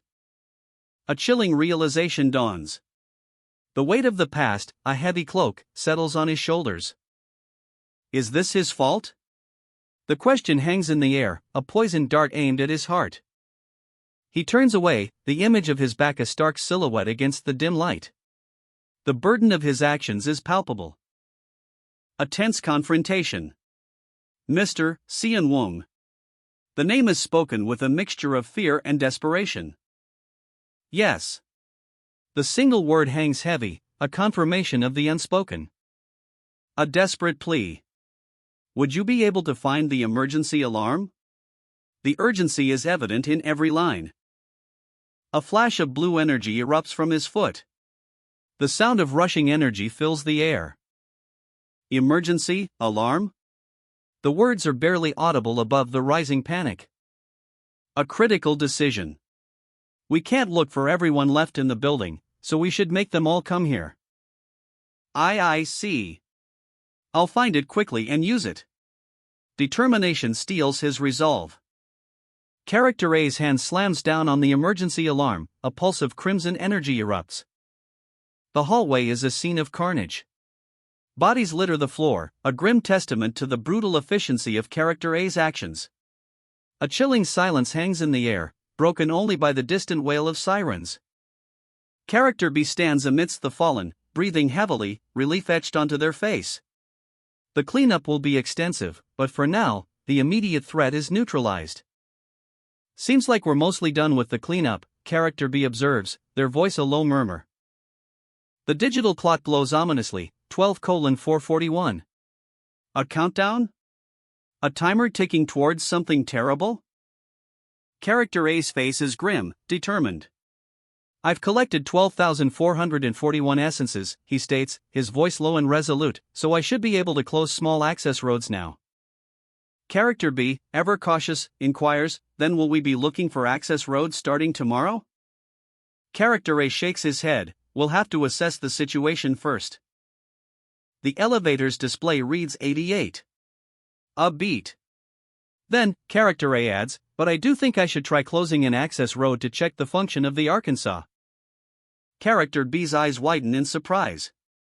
The Ark? Character B's face is etched with concern. The weight of the situation is clearly visible.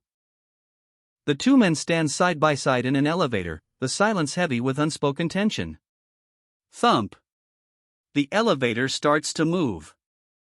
Their journey downward is silent, each man lost in his own thoughts, until character A speaks. I'll explain the details to you while resting.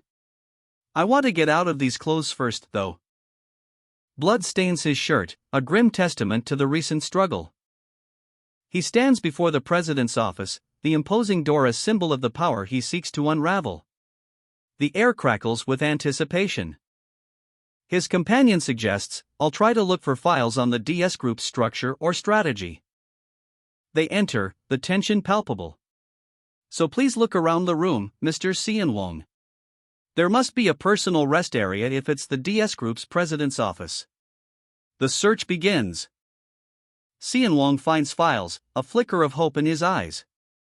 He examines them carefully. But his expression sours. They're more thorough than I thought. There's no files that are of any importance here. The meticulous cleanup is evident. Frustration mounts. It would have been nice to see where the wealth of the DS Groups lay, or files on their future plans. His shoulders slump. His partner observes him, a silent question hanging in the air. A simple yes, betraying a shared understanding of their failure. A hand reaches for the door handle, the metallic click echoing in the silence. It's as you said. The confirmation hangs heavy in the air, a palpable tension building with each passing second. A shadowy figure slips into a dimly lit hallway, the only light source a faint glow emanating from the end of the corridor. A hand flicks a light switch, click, and the room is bathed in harsh fluorescent light. The aftermath is revealed. Two figures stand amidst the disarray, one visibly wounded, blood staining his shirt. The scene speaks volumes. I didn't think it'd be this well done. A voice, laced with a mix of surprise and grim satisfaction. You can wash up first, Mr. Sean-wong. A suggestion, but the tone implies an order. The weight of unspoken consequences hangs heavy. Pardon? You must be more tired, so you should wash first. The bathroom will become a mess if I wash up first. A weary sigh, a hint of defiance in the midst of exhaustion. Sean-wong slumps onto a chair, the weight of the world pressing down on him. The bloodstains on his shirt are a stark reminder of the events that transpired. The silence is deafening. Character A, exhausted but defiant, makes a proposition. I'll tell you about the details you don't know while we decide on our night watch rotations. A weary agreement. All right. Character B's eyes, heavy-lidded, betray a deep unease. The weight of unspoken knowledge hangs heavy in the air. A silent storm brewing beneath a calm exterior. Later, in their shared room, Character A scrolls through his phone, a quiet intensity in his posture. Character B sleeps soundly, oblivious to the turmoil brewing in his partner's mind. The screen glows, revealing cryptic terms: Saviors, Rank War, Pathfinder, Arc. Despite only hearing rumors, a palpable anxiety grips Character B. I only heard about them, yet my heart feels heavy, and it's like my head is going to explode. A crucial piece of information is revealed: essences cannot be used while unconscious. The weight of this knowledge settles heavily. And the anxiety is palpable. The sheer stress of the situation is almost visible. Sleep is impossible. A character's inner turmoil is laid bare. He's been kept alive for a purpose, a grim preparation for this moment. A chilling realization dawns. Is rest itself part of the Savior's job? The sheer scale of the task is breathtaking. He's an amazing person, closing access roads in less than a day. But even with such incredible power, a sense of helplessness emerges. The desire to live keeps him by Jong-woo's side. A frustrating inaction weighs heavily. It feels like shit to just stand by and do nothing. Jong-woo's mind is racing, consumed by the relentless pressure of closing access roads and the crushing weight of his own inadequacy. Pathetic, he cries out in despair. A crack appears on the screen, a digital fracture spreading across the surface. What? Jong-woo stares, eyes wide with dawning horror. The digital message unfolds before him. Disaster alert. The government is scrambling for a solution. A safety message blares across his screen. This is worse than anything before. Something worse has happened, a chilling realization dawns. His eyes narrow, a storm brewing within. What is this? The message details the government's plan, a desperate attempt to regain control. The date is June XX, 20XX. They apologize for the slow response, but are working to return citizens to their normal lives as soon as possible. A live stream is scheduled for Friday at 7 a.m. to detail the plan to close access roads. The government will show us how to close the access roads themselves? The question hangs heavy in the air. The clock ticks down. 6:40 p.m. A live stream is about to begin. He checks his phone, a nervous energy radiating from him. The anticipation is palpable. Jong-woo, ranked number 1 in the affiliated region, sits poised. Mr. Park's words echo in his mind. His slippers shuffle softly on the carpet, a quiet moment before the storm. The weight of the situation settles upon him. The government's ability to terminate access roads, a chilling implication. The question hangs heavy in the air: are the second and third-ranked saviors cooperating with the government? Jong-woo considers this possibility, his brow furrowed in thought. The implications are staggering. If the top saviors have amassed over 10,000 essences, then this alliance puts them in a precarious position. Jong-woo's anxiety intensifies. Why would the government take such a risk? The chilling realization dawns: the government possesses saviors strong enough to shut down access roads. And they're ready to use them against anyone who steps out of line. Jong-woo's companion nods grimly, confirming his suspicions. The government's plan is clear. He runs through the scenario in his mind, piecing together the puzzle. If the government has recruited high-ranking saviors, their first act would be to cut off access roads. To put it simply, they would be public officers.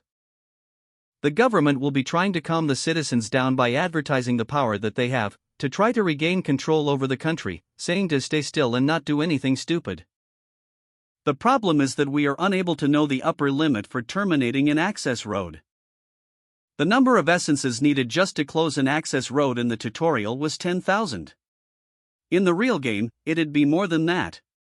Not any less. Some have to die to be able to collect the essences that they lack. A grim realization dawns on Jong-woo's face. The numbers flash before his eyes: 10,000 needed, 9,878 collected. The chilling implication hangs heavy in the air. His companion looks on, equally horrified.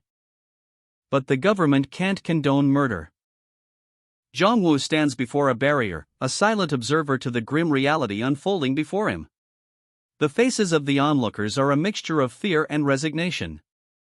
That's why the saviors working for the government being eliminated is just a matter of time. A savior who has lost the ability to terminate access roads. A government official, face grim, explains their cold strategy.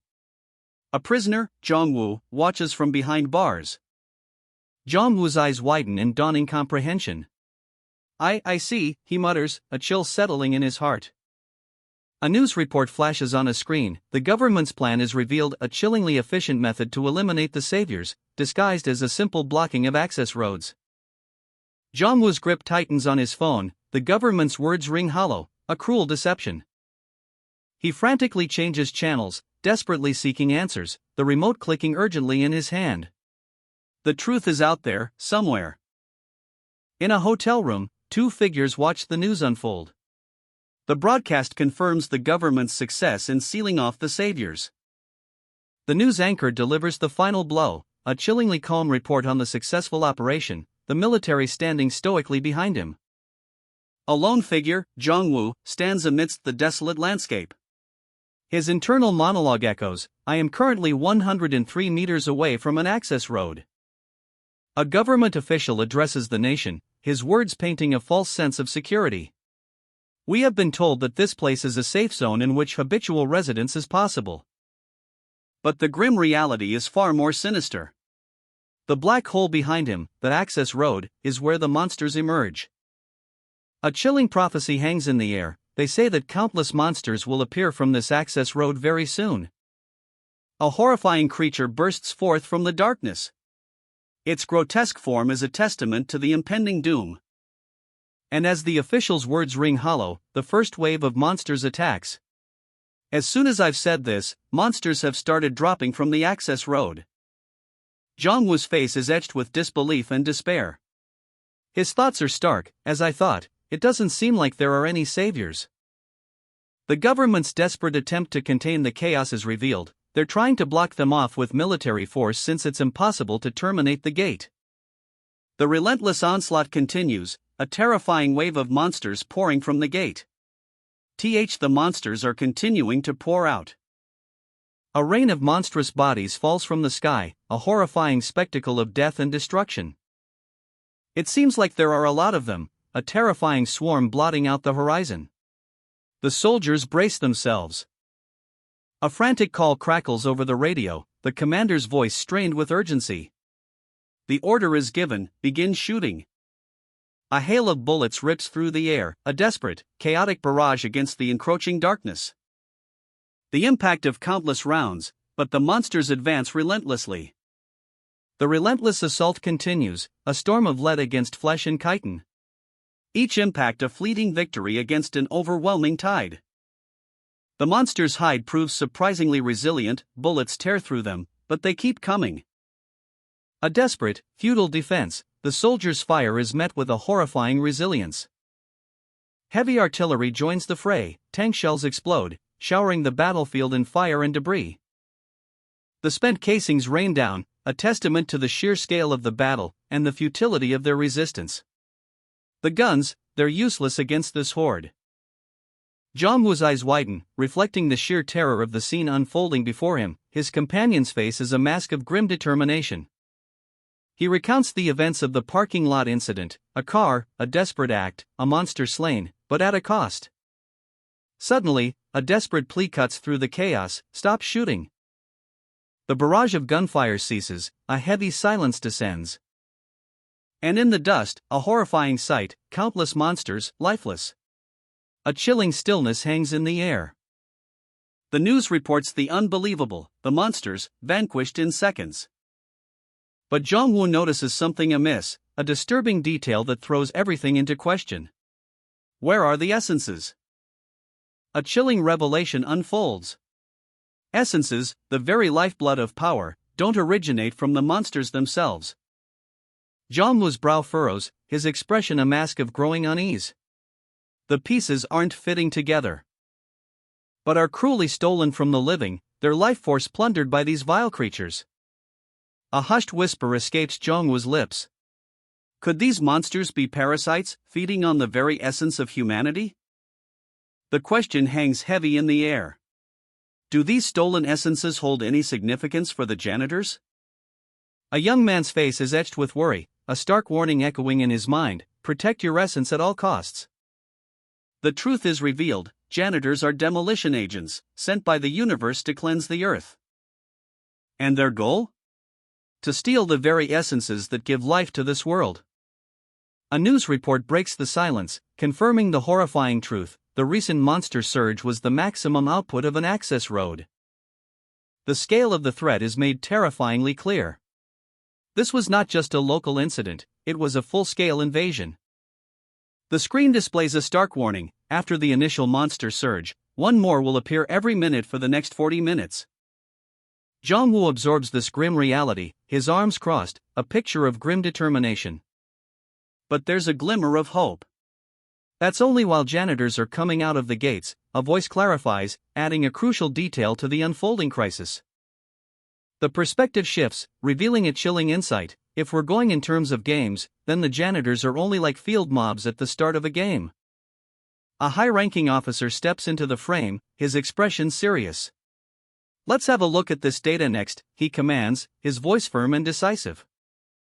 A map appears, a chilling panorama of the invasion's scope. Red markers pinpoint numerous access points across the nation. Each one a potential breach, a testament to the janitor's insidious reach.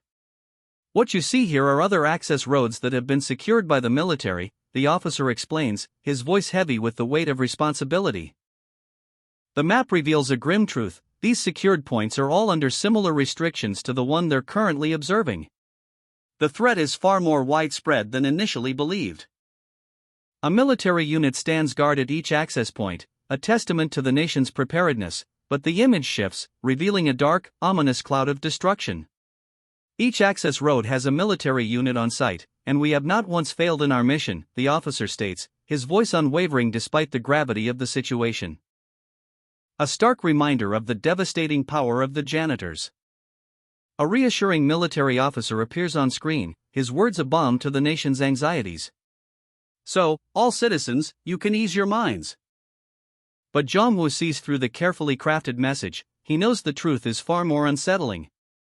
His eyes narrow, a storm brewing behind them. The official's words are a lie, a desperate attempt to maintain order. A fragile facade masking the terrifying reality: the monsters are far beyond control. The scene shifts to a dimly lit back alley. Two figures, menacing and powerful, stand amidst the shadows. One holds a menacingly long rod. Their words confirm Jong-woo's suspicions: the government's weapons are useless against the most powerful awakened beings. The more power the government loses, the more these beings flaunt their power, their strength beyond human comprehension. A pile of discarded weaponry lies before them, a testament to their overwhelming might. Suddenly, Jong-woo's name is called out, a voice laced with urgency and fear. Jong-woo's face is etched with concern, his eyes wide with apprehension. The weight of the situation crashes down on him. "What's wrong?" Jong-woo's face is etched with worry. He stammers, "That access road." His eyes widen, reflecting a dawning horror. A crimson explosion rips across the sky. A wave of destruction, a terrifying display of power. The very air crackles with the energy of something beyond human comprehension. The shockwave expands, obliterating everything in its path. Jong-woo's question hangs heavy in the air: is this part of the analysis too? On live television, a military officer struggles to maintain composure, his voice strained as he insists, "That's. This isn't anything serious." Jong-woo's apprehension intensifies. "What is it?" "The access road, it's become ominous." Jong-woo and his companion stare in disbelief, their eyes wide with a dawning sense of dread. A chilling tremor shakes the ground. They stumble forward, fear etched on their faces. What is this?"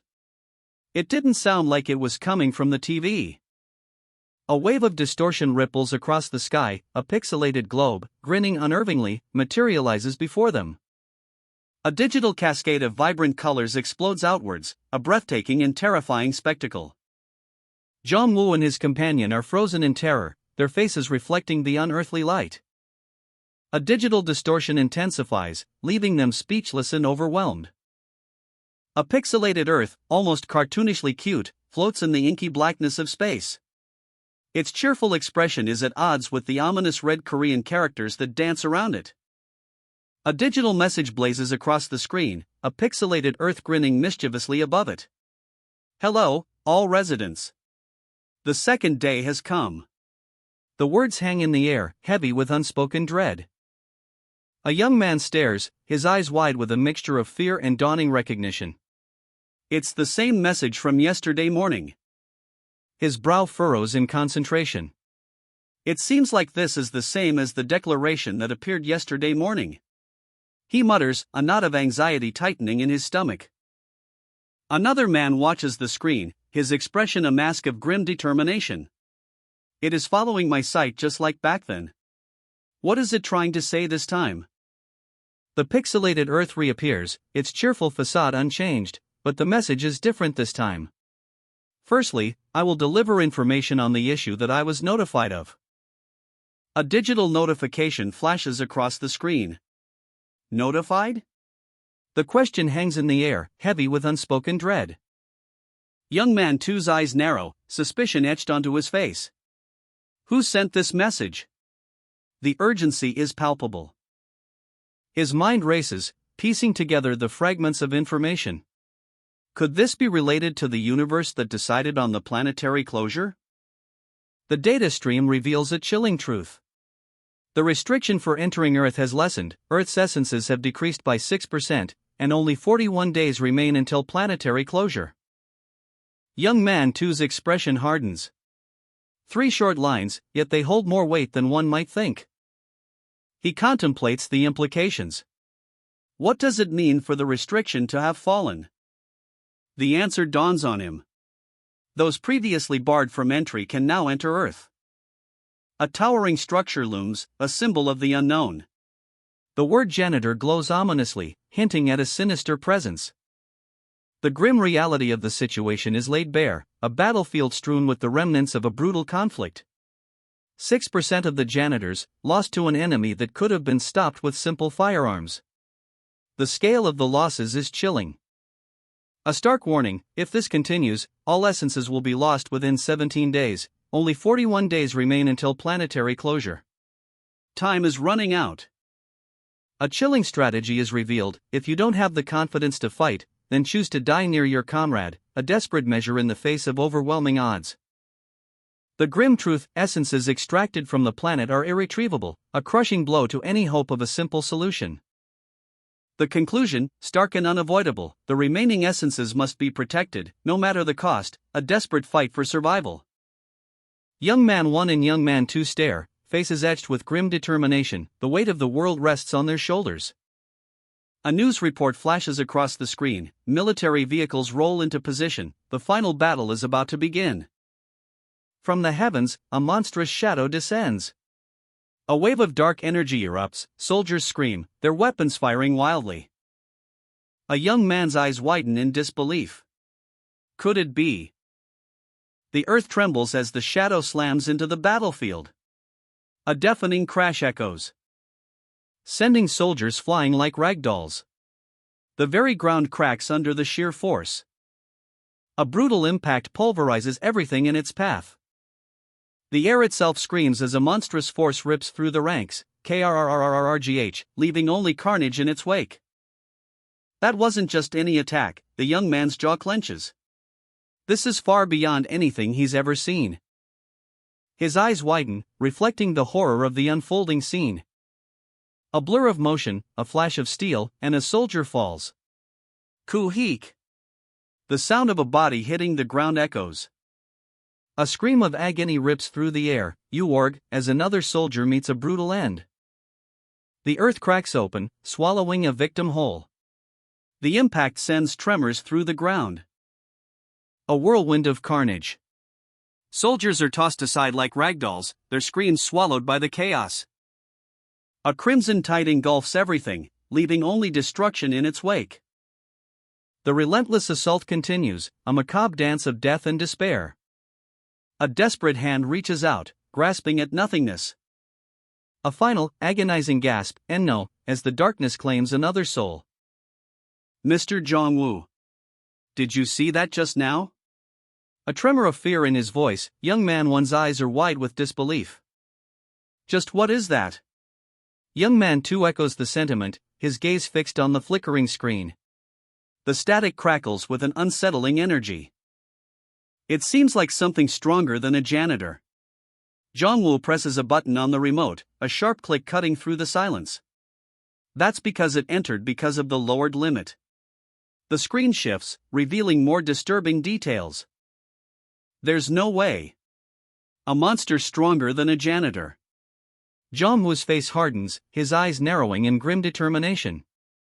The implications sink in, heavy and unavoidable. A deep breath, a silent resolve. As expected, to survive against those trespassers? All beings will have to become awakeners and fight. Jong-woo's eyes burn with a fierce light, reflecting the gravity of the situation. The fight for survival has begun. The tension hangs heavy in the air. Jongwoo's words, sharp and precise, cut through the silence. A question hangs in the air, a seed of doubt planted in the young man's mind. Can the Ark's passengers truly remain untraceable? Jongwoo's response is firm, unwavering. There are limits, he explains, to who can board this vessel of salvation. And the weight of that revelation settles upon the young man's face. His eyes widen, reflecting the gravity of the situation. A special benefit awaits those who lead the charge, a privilege exclusive to those soon to awaken. A question mark explodes from the young man's mind, a visual representation of his shock and confusion. The rank of savior is revealed, and with it, a power previously unknown. Park Jong-woo, the rank 1 savior, holds the key. A choice, a special benefit, awaits him. But what does this special benefit truly entail? The answer arrives, a revelation as vast as the world itself. A leading special benefit, a limited authority granted daily by Savior Earth. And the finality of the decision is made clear. This choice is irrevocable, a path set in stone. The questions hang heavy in the air. What is the true meaning behind this special benefit? Young man, one's eyes widen, reflecting his confusion. Shouldn't such perks be avoided for the sake of Earth's safety? A digital display flickers to life, revealing a shocking truth. The top-ranked saviors of each region are being granted the power to choose their own special benefit. The screen blazes with the announcement: the top-ranked saviors of each region have begun selecting their special benefit authority. Protective measures are initiated for Mr. Park Jong-woo, the top-ranked savior. He's about to make his choice. A countdown timer appears, 10 minutes to choose. The clock is ticking. The stakes are higher than ever. If no choice is made within the time limit, a random benefit will be activated. Young man 2's face is etched with concern. A time limit again? The screen displays the first option, a common special benefit. Jong-woo stands amidst a maelstrom of digital data, his expression grim. The weight of the world rests on his shoulders. As holographic interfaces materialize before him, each one a stark choice with potentially devastating consequences. What are these choices? He stammers, his voice barely a whisper. His eyes widen in disbelief, the sheer gravity of the situation dawning on him. These shits are special benefits? The options are laid bare. 1. Termination procedure time limit reduced by 1 day. 2. Access road formation speed increased by 30%. 3. Access road maximum output increased by 10%. 4. Entrance restriction for Earth reduced by 1 level. 5. Randomly sacrifice 1 person from special benefit selectors. Each choice carries a heavy price, a stark reminder of the impossible burden placed upon him. The sheer weight of his decision is almost unbearable. This is fucked. Do they think that giving this choice to insignificant creatures is a special benefit in itself? His inner turmoil is palpable. The risks of each one are too big, making it seem like all the questions that Earth gave us yesterday were just a joke. The pressure mounts, crushing him under its weight. Having to make a decision like this every day. A young man stares blankly ahead, his brow furrowed in confusion. A single question mark explodes from his mind, mirroring his inner turmoil. 7 minutes left on the clock. The pressure mounts as he mutters to himself, shit. I should choose one quickly since I don't know how many more selections there are. He frantically scans the options, his eyes darting across the screen, flicking through the possibilities.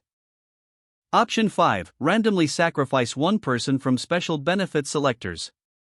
A chilling choice, but it seems like the least risky. His gaze falls upon a map of East Asia, a grim realization dawning on him. His region, South Korea, is just one of 195 countries. The regions must be divided in the way humanity divides places into countries, a total of 195 countries, to be exact. If he chooses option 5, the chance of him dying is 1 out of 195. Around 0.5%. A gamble, but a calculated one. But there are other options. Many things can change from selections 1 to 4. The tension is palpable. The remaining options are displayed: 1. Termination procedure time limit reduced by 1 day, 2. Access road formation speed increased by 30%, 3. Access road maximum output increased by 10%, 4. Entrance restriction for Earth reduced by 1 level. The weight of a nation rests on his shoulders.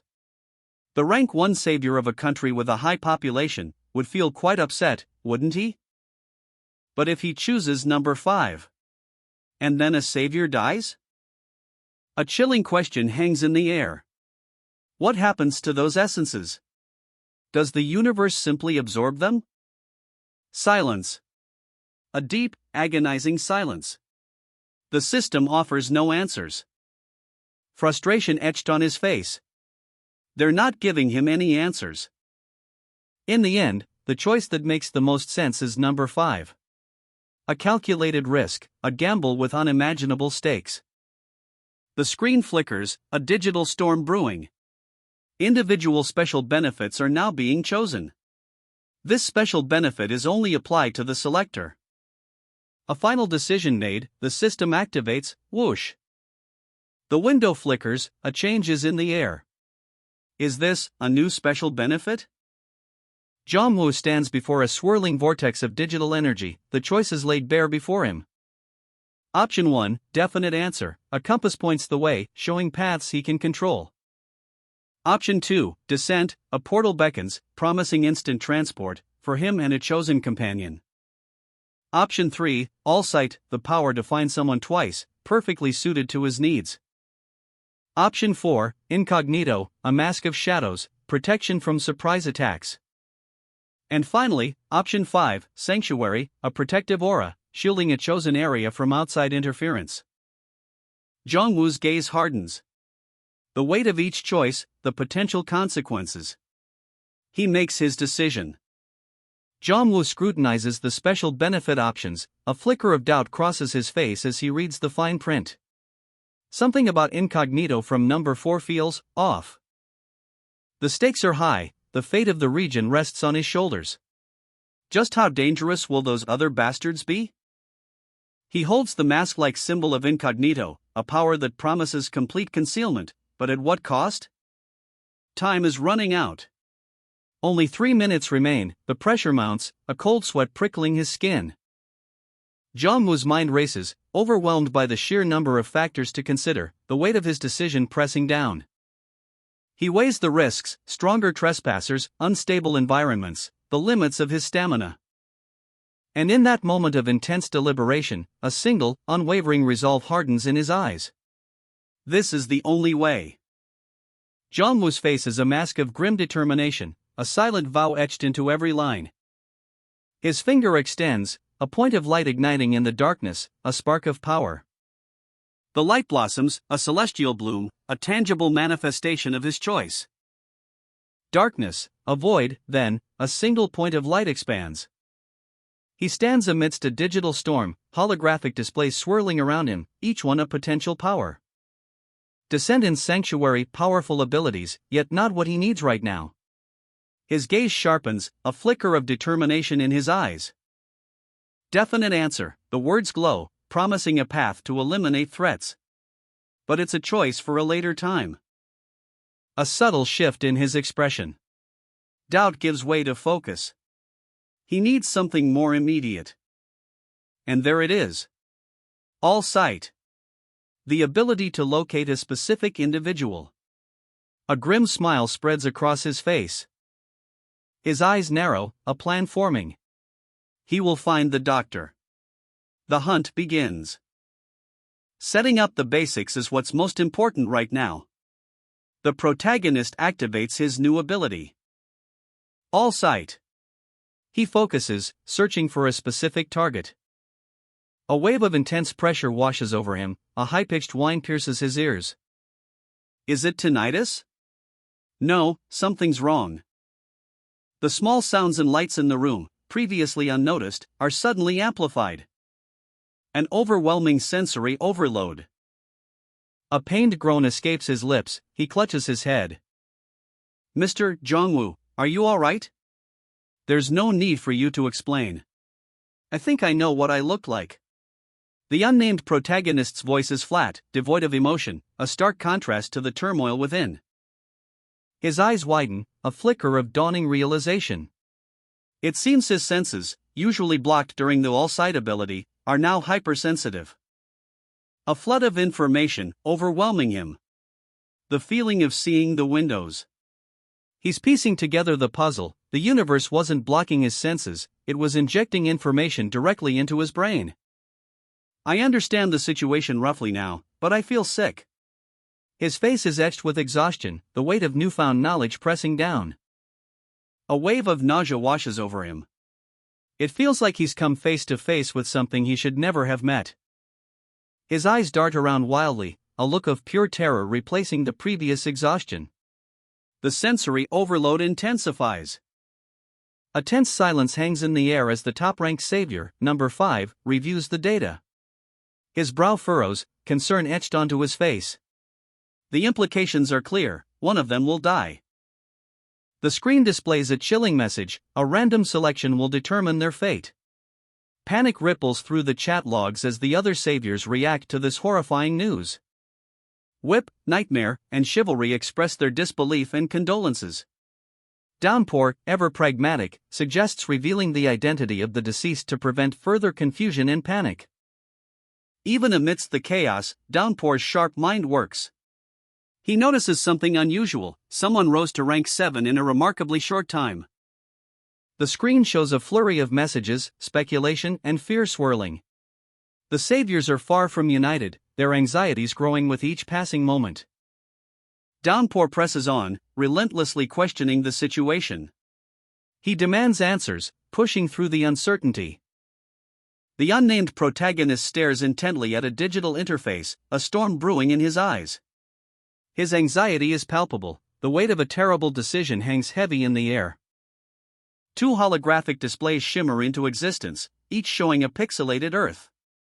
A tense standoff unfolds between the protagonist and another man, the air crackling with unspoken threats. A vibrant, pixelated Earth smiles mischievously on screen. The words "the common special benefit will soon be activated" flash, a stark contrast to the grim reality about to unfold. Then, the words "commence murder" appear, cold and brutal.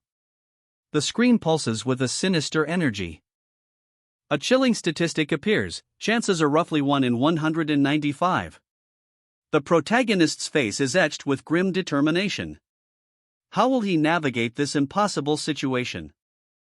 His jaw tightens, his eyes narrowing. The weight of the world, or perhaps, the fate of 195 lives, rests on his shoulders. A chilling announcement echoes through the digital void: the savior of another region has been annihilated. Park Jong-woo stares blankly ahead, a knot of unease tightening in his gut, his mind races, trying to grasp the enormity of the news. Is this how it works? The question hangs heavy in the air, unspoken but palpable. A cold dread begins to creep into his heart. A stark realization dawns: a top-tier savior is dead. The weight of this revelation crushes him. A new question arises: why the secrecy? Why are they hiding the savior's origin? Suddenly, a system notification flashes before his eyes: the individual special benefit has been granted to human Park Jong-woo. A symbol of an eye, duplicated, appears. Intrigued, yet apprehensive, he wonders. A digital interface flickers to life, displaying lines of code and data. The unnamed protagonist reads the screen, a glimmer of understanding dawning in his eyes. But the excitement is short-lived. A shadow of doubt crosses his face as he reads the fine print: the cost of this power is far greater than he initially thought. The screen shifts, revealing the details of the descent and all side options. A grim determination sets in. This is his only chance. A vast, shadowy auditorium fills the screen, packed with anxious faces. The weight of the world rests on his shoulders. The government has failed. He clenches his jaw, a steely resolve hardening his gaze. The hunt begins.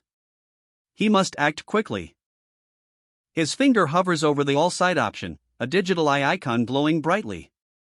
The search for allies, or perhaps tools, is about to begin. The system prompts him for a name, but he doesn't know who to look for. The task is more difficult than he anticipated. His expression darkens, a frown etching itself onto his face. The weight of his decision, and the lives hanging in the balance, is almost unbearable. The interface presents a new question: the search radius. The protagonist's choices will determine the fate of many. The protagonist's face is etched with determination, but a shadow of anxiety flickers in his eyes. He mutters, "I can't go far, only a 5 kilometers radius." The screen blows, instructions flashing. Think of a target individual with the conditions you would like them to possess in detail. He runs a hand through his hair, a frown deepening. The weight of his decision is palpable. It's hard to think of them now when I'm put on the spot. His fingers tap against his chin, lost in thought. The pressure mounts. A breakthrough. Well, first, it has to be someone who is familiar with medical treatment rather than surgical. He continues his internal monologue, the stakes rising with each word. We'll need to think that you won't be able to live if you get wounded while using essences. Infections and viruses are a bigger problem than that.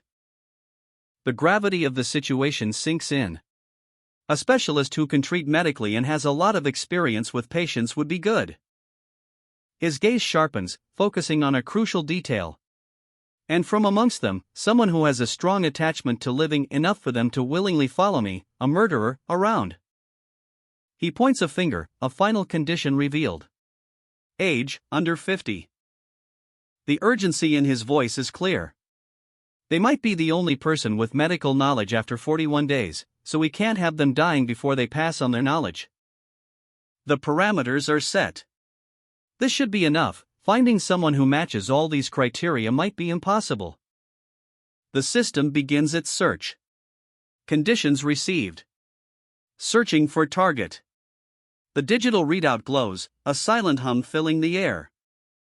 He waits, a slight frown etching itself onto his face. Does the search take time, he wonders, the question hanging unspoken in the air. The constant whirring of the system is starting to grate on his nerves. The sound is a little annoying, he mutters, a subtle twitch in his jaw betraying his growing impatience. A suggestion, a break from the tension. Let's eat first, he says, a welcome distraction from the relentless search. His companion readily agrees, already reaching for the bag. Ah, yes. I'll take things out from the bag for us. They eat, a brief respite before the next phase of their plan. We'll be busy again today. I've started looking for a doctor to stay with us. Let's make our move as soon as the results are out, he says, his gaze firm and determined. The President's Office. A new chapter begins. A chilling symbol, a downward pointing triangle encompassing an eye, glows faintly on a distant building, a target acquired. His eyes narrow, a grim determination etched on his face. Fortunately, it's not far, he mutters, a predatory glint in his eyes. He presses the elevator button, a subtle impatience radiating from him. The elevator ascends, revealing another person already inside. It seems like there were still people left in the building, he observes, his gaze sharp. A flicker of suspicion crosses his face. If not, a dangerous thought takes root. His eyes, blazing with intensity, reflect the growing unease. The elevator doors slide open with a soft whoosh, revealing the hallway beyond. With a burst of energy, a blue aura crackles around his hand as he prepares to confront whatever awaits him. Crash. He bursts through the door, ready for action. The blue energy surges, a powerful force unleashed. His eyes widen, a question forming on his lips. The real deal, he whispers, his voice barely audible above the pounding of his heart. A figure of power, kneeling before the protagonist. His posture speaks volumes, humility, perhaps, or a calculated display of deference. Introducing himself as Kim Yonggian, head of the Business Strategy Division. The weight of his title hangs heavy in the air. Yonggian's head bows low. The shadows deepen around his eyes, hinting at the burden he carries. The protagonist's skepticism is palpable. What are you doing? He demands, his voice laced with suspicion. A pointed question that cuts through the tense silence. Is this a desperate attempt at recruitment, or something far more sinister? Yang Dian's expression shifts. A flicker of genuine remorse crosses his face as he apologizes for his previous behavior. But the gravity of the situation quickly returns. This chat might make or break the whole company, he states, his voice low and urgent. The protagonist presses further, questioning why an executive is personally involved in this matter. Yang Dian's response is a stark admission: even if he were to die, higher-ups wouldn't intervene. He adds, "This is my personal opinion." The weight of that statement hangs in the air, heavy with unspoken implications. Kim Yang Dian's gaze is unwavering, a predatory glint in his eyes. "Now, let's have a short conversation." The words hang in the air, heavy with unspoken threat. The elevator doors slide open, revealing the unnamed protagonist and two other figures. The air crackles with tension, a silent standoff in a confined space. A subtle shift in the protagonist's posture. His suspicion is palpable. The unnamed protagonist presses his advantage. "You wouldn't have come to commit suicide." Yang Dian's carefully constructed facade begins to crumble. The question hangs in the air, a challenge to his carefully crafted deception. And he reveals his hand. "I came here on a helicopter today, 2 hours ago from Busan." The casual admission is a calculated risk. The unnamed protagonist's eyes narrow. "You wouldn't be doing that to show off. Are you saying that you will provide the helicopter for us?" Yang Dian's response is a bold gambit. "You wouldn't be able to fly even if you're a savior, right? We can also give you private jets if you can preserve the airports." The unnamed protagonist considers the offer, the implications dawning on him. "For sure. I'd be at an advantage compared to the other saviors if I could fly around." A close-up on a name tag, DS. The unnamed protagonist's inner voice cuts through the silence, a quiet rebellion against the looming power. "But that doesn't mean I want to become DS's puppet." His face, etched with weariness, speaks volumes. The weight of countless similar offers hangs heavy in the air, another pawn in a larger game. The elevator doors slide open, revealing two figures in sharp contrast. One, tense and ready, the other, caught completely off guard. A flash of blue energy, crack, and the scene shifts dramatically. A swift, decisive blow. The impact sends a shockwave through the confined space. One man lies defeated. The protagonist, eyes narrowed, demands answers. The stakes are high, the tension palpable, so where is the helicopter and pilot? A calm, almost nonchalant response hangs in the air. The power dynamic is subtly shifted, the helicopter is on the rooftop. The anticipation is almost unbearable, a beat of silence, then, a chilling revelation, and the pilot is. "Yes. It's me." The defeated man's face is shown, a smirk playing on his lips. "The tables have turned. It'll be hard to operate the helicopter without me." A statement of fact, laced with a subtle threat. A surge of blue energy crackles from his fingertips. He's the only pilot here, and he knows it. The tension is palpable. "It'll be fine if I just find a pilot. After all, we've already secured a helicopter." A dismissive wave of the hand, but the underlying anxiety is clear. His eyes narrow, a storm brewing behind them. The weight of responsibility, the pressure of the situation, it's all etched onto his face. "There shouldn't be a need for you to make things harder on yourself." A concerned voice cuts through the silence, but the underlying tension remains. He's thought this out well. A quiet observation, hinting at a deeper game at play. "There's almost no need to use the special benefit descent if we have the helicopter." A calculated decision, efficiency prioritized. It's possible that this man might be someone more important than a doctor. A chilling realization dawns. "Then, I will give Mr. Kim Yang Dian a choice." The words hang in the air, heavy with implication. "Pardon? A choice?" The question echoes, laced with confusion and apprehension. The ultimatum hangs in the air, heavy with unspoken threat. "Either abandon your company and come with me, Or die here. Kim Yang-eun stands amidst the carnage, a chilling calm in his eyes. A faint blue energy pulses from his hand, a desperate power blooming in the face of death. His gaze drops to the fallen bodies, a grim reminder of the stakes. The choice is stark, brutal, and immediate. His face hardens, a flicker of defiance in his eyes, a silent scream against the impossible odds. The offer is made. I will allow you on the ark if you come with me, Mr. Yang-eun. The word hangs in the air, a lifeline in a sea of despair. The weight of the decision crushes him. The ark? A symbol of hope, a chance for survival. But at what cost?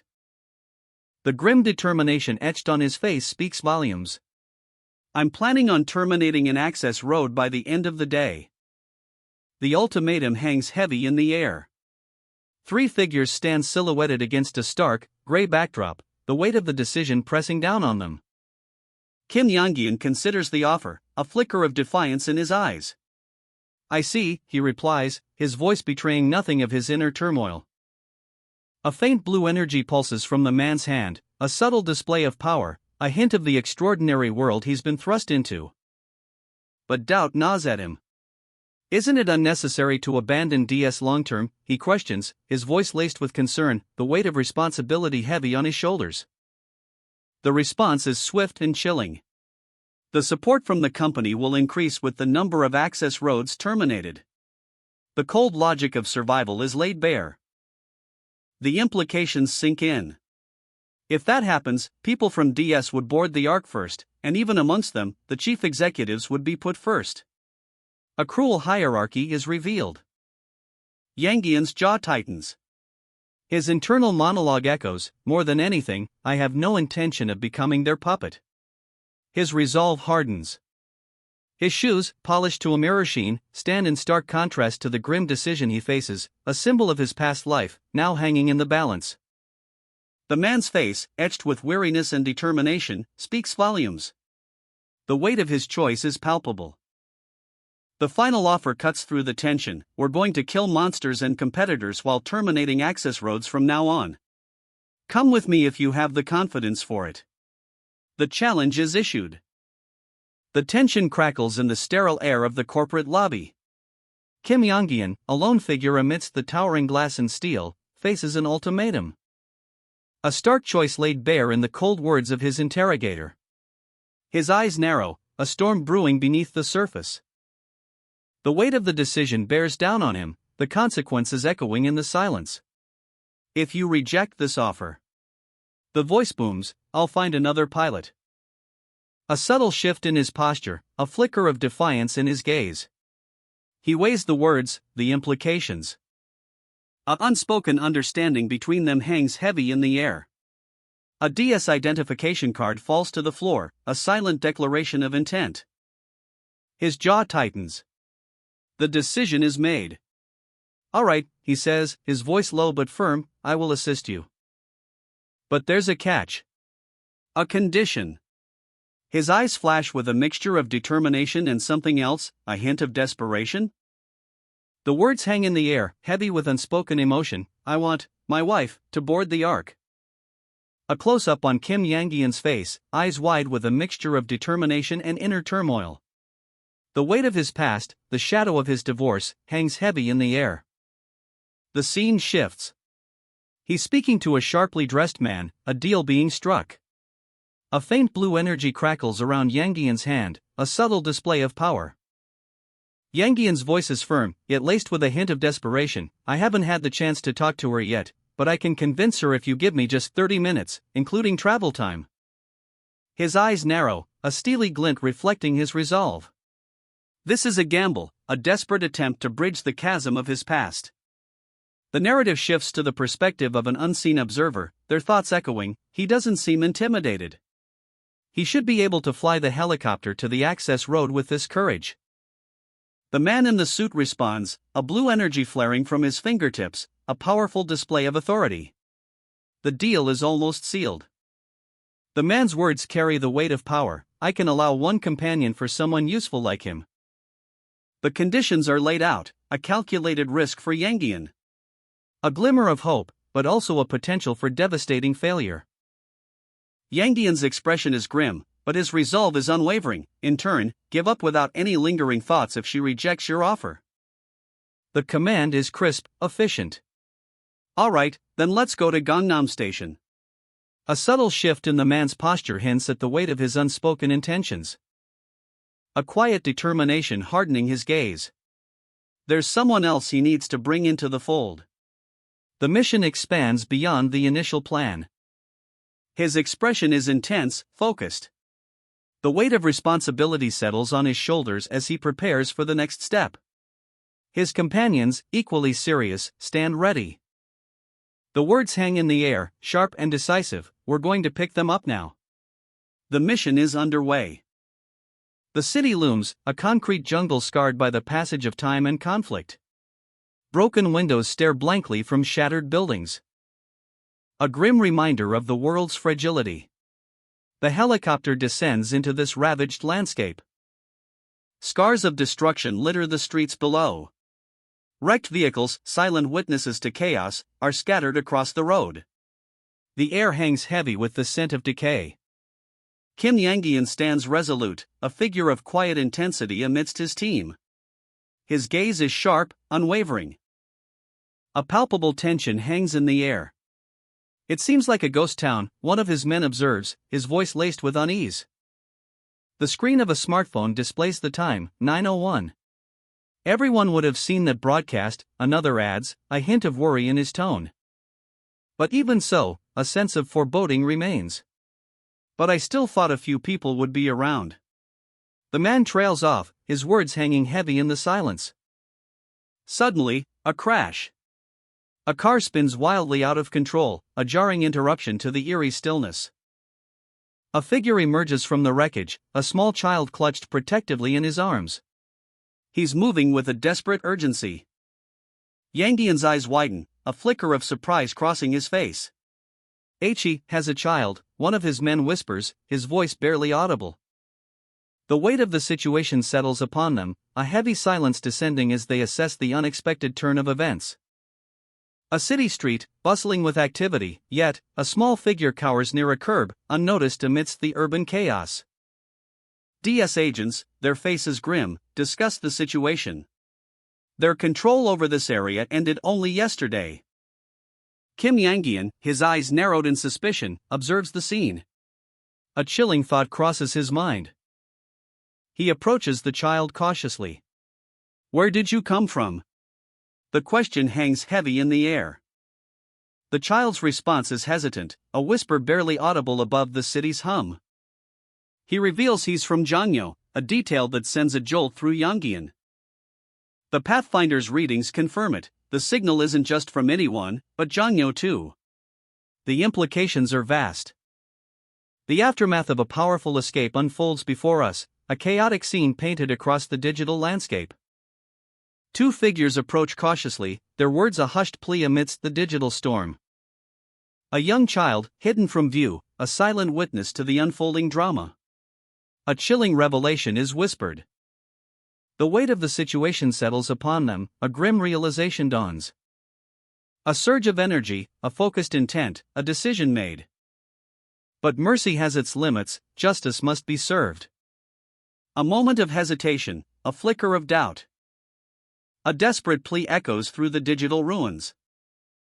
A child's life hangs in the balance. The consequences of his actions are about to be revealed. A tense grip tightens on a collar. The air crackles with barely suppressed power. A desperate plea for mercy cuts through the tension. "I am aware. Please let me go." But the situation is far from resolved. A young man's face is etched with worry. His eyes dart around, searching for a solution. A small child waits patiently, oblivious to the danger swirling around them. A father's love is a powerful shield. "Wait here for just a moment." A promise whispered, a burden shouldered. The weight of a father's choice hangs heavy in the air. A backpack is discarded, a silent farewell. A confrontation. The air crackles with anticipation. A desperate gamble, a clash of wills. The fate of the child hangs in the balance. The air crackles with energy. A blinding flash erupts. As a shockwave tears through the scene, leaving a trail of destruction in its wake. A figure leaps into action, a blur of motion and raw power. Landing a devastating blow. The impact echoes through the air. Eyes widen in disbelief. Physical strengthening. Another explosive strike. The force is undeniable. A grunt of pain, a moment of vulnerability. A final, earth-shattering blow sends the opponent flying. Kim Yangian unleashes a torrent of energy. A blinding flash of power erupts from his fingertips. The force of the blast tearing through the city. Buildings crumble, debris rains down, leaving a trail of destruction in its wake. A young boy watches in stunned silence, the shock etched on his face. His eyes widen, reflecting the chaos around him. Energy surges through the city streets, a chaotic ballet of destruction unfolds. A young boy stands amidst the wreckage, eyes wide with terror. His very presence a beacon in the storm. A flash of blue energy erupts from his feet. A figure emerges from the shadows, his expression grim. A silent observer to the unfolding chaos. His gaze is fixed on the boy. "I'm sorry." The words hang heavy in the air. A whisper of regret against the backdrop of destruction. That you had to see something like this as your last. A wave of energy washes over the boy's leg, a strange, ethereal glow emanating from the mysterious man's touch. The man's hand, a conduit of power, continues its work, pushing back the encroaching darkness. The boy, eyes wide with a mixture of fear and dawning understanding, stares at the mysterious man. "I understand your principle of killing people who you don't need and collecting their essences. But even in the face of such power, a question remains. Even so, isn't there no need to apply it against such a young child, like this?" The tension hangs heavy in the air, a silent question posed, a moral dilemma laid bare. The scene shifts to a street, wrecked cars scattered like fallen dominoes. Alone, terrified boy stands amidst the chaos. "You're saying that we should let him go since he's a kid?" The mysterious man's face hardens. His response is sharp, unwavering. "If we need to spare him because he's a child, then do we need to spare all the children we meet from here on out as well?" A chilling logic unfolds, a grim consequence of mercy. Then, for those children to survive, we should let all their parents live too, right? The question hangs in the air, a cruel twist of fate, a stark choice between impossible ideals. The chilling words hang in the air. If we try to keep saving everyone like that, then in the end, everyone will die. But a counterpoint emerges. What is the arc's purpose if this is the cost? The weight of the decision crushes him.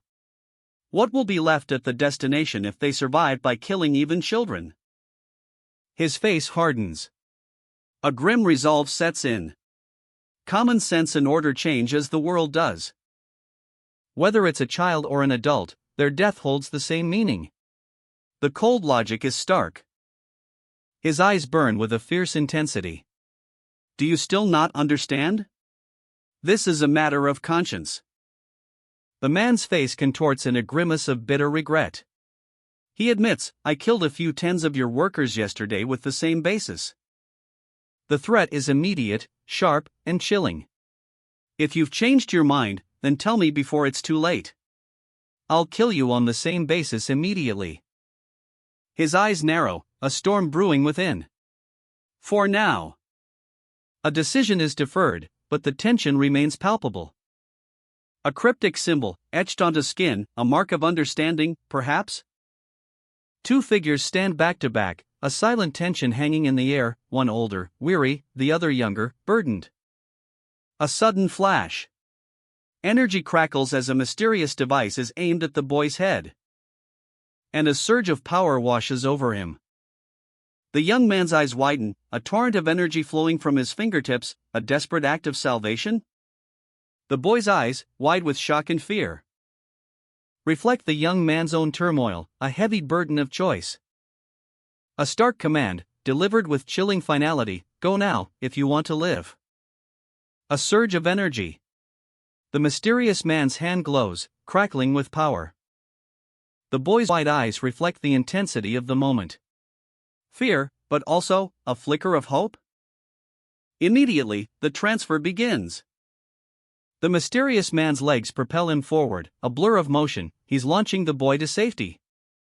The boy hurtles through the air, a small figure against the backdrop of a chaotic city street. Cars crash, the city groans under unseen pressures. This is going to be the last time, the mysterious man grits out, his face a mask of grim determination. His superior's words hang heavy in the air: if you cannot hold yourself back next time, I will definitely kill you. A heavy sigh escapes the mysterious man's lips. Yes. I'll keep that in mind. The weight of his promise, and the burden of his actions, are palpable. A single, dark speck against a vast, gray expanse. The imposing silhouette of a skyscraper looms, its surface scarred by unseen forces. The CGB logo, stark and ominous, dominates the damaged facade. The mysterious man stands amidst his associates, his voice a low murmur: the current number of essences I possess totals 12,883. But it's far from enough. A chilling resolve hardens his features. A stark confession escapes his lips: I should kill off more of my emotions. His arms crossed, a mask of cold determination settles over his face. A young girl's terrified eyes widen. Her voice, barely a whisper: because I have to kill if something similar happens again. The elevator ascends, ping, the doors slide open on the 8th floor. 3 figures emerge, their faces grim, a tense atmosphere hangs heavy in the air. A young man, his expression a mixture of fear and apprehension, stands alone. A janitor, his mop held loosely, surveys the scene. There are a lot more people than I thought, and most of them seem frightened. He mutters, his voice barely a whisper. He glances at an elderly woman, her face etched with worry. It doesn't seem like there's anything that could potentially be dangerous for now. Where's the doctor? A digital eye, glowing ominously, appears in the darkness. A question hangs in the air: are they over there? A shadowy figure, his face partially obscured, stands in a dimly lit alleyway. The air crackles with unspoken tension. A tense atmosphere hangs heavy in the air as he observes a bustling crowd. The sounds of the city fade into a low hum, replaced by the rhythmic thump of his own heart. Suddenly, he's face to face with a man, his eyes narrowed in suspicion. You there? You're a doctor, right? The question hangs in the air, sharp and accusatory. A beat of silence, then, a hesitant response. The doctor's expression is a mixture of surprise and apprehension. I don't know how you knew and found me, he admits, his voice barely a whisper. The weight of the situation presses down on him. But the doctor's resolve hardens. But I'm not in business right now. The shadowy figure presses on, his purpose unwavering. We came here because we need someone who can treat people. A question, polite yet insistent: could I ask what you specialize in? The doctor's eyes narrow, suspicion giving way to a chilling realization. So, you're saying that you're scouting me, right? The doctor's brow furrows, a silent question hanging in the air. Is there something good about this? The mysterious man's words hang heavy, a challenge and a promise. It'll depend on what you want, he presses, his gaze unwavering. The doctor's apprehension is palpable. Urology, the doctor's specialty is revealed, a whisper in the tense silence. A urologist? Not even an internal medicine doctor? The mysterious man's disbelief is sharp, cutting through the doctor's guarded demeanor. But there's no way that Earth would have made the wrong selection. A hint of determination steals the mysterious man's resolve. If that's so. The weight of the situation settles on the mysterious man's shoulders. She's either the only doctor who will follow a savior, even while knowing what kind of person they are. Or she has some amazing underlying ability. The mysterious man considers the possibilities, his eyes narrowed. Is there? A question hangs heavy in the air, unspoken anxieties swirling around the doctor's identity. Another doctor here besides this person? The question cuts through the casual chatter of the waiting room, a ripple of surprise spreading among the patients. That old woman was a doctor?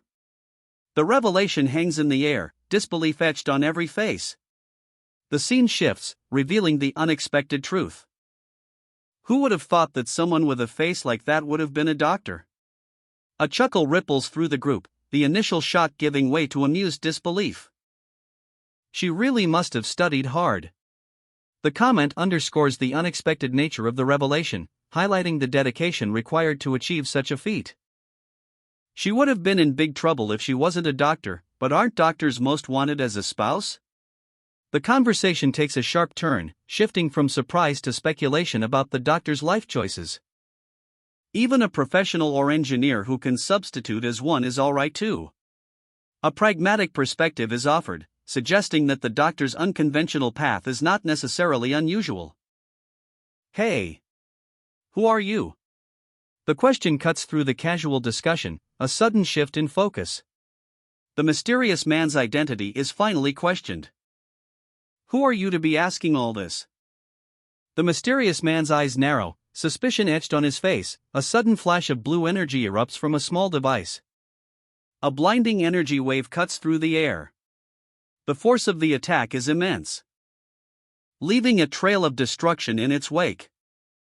Undeterred, the mysterious man presses on, his resolve unshaken, he'll get answers.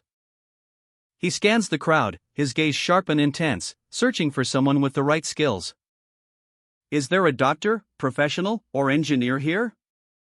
A nervous accountant pipes up, his voice trembling slightly, only to be met with a dismissive look. A wave of panic washes over the preschool teacher as the mysterious man's attack leaves her breathless, her desperate plea for help echoing in the tense silence. Next, a workshop engineer steps forward, his words brimming with confidence, a stark contrast to the fear that permeates the room.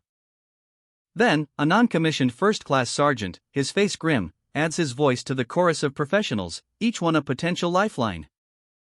A nurse's desperate cry cuts through the air, a raw display of vulnerability, her fear palpable. But the mysterious man remains unmoved, his gaze sharp and calculating, his question cutting to the core of their desperation. You said you were looking for a doctor, right? His words hang in the air, a challenge, a subtle shift in his strategy.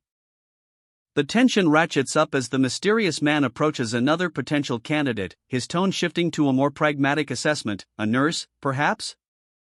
He assesses the situation, his expression thoughtful. Resources are limited. A new individual is questioned, her name and age requested, a methodical approach to finding the right professional.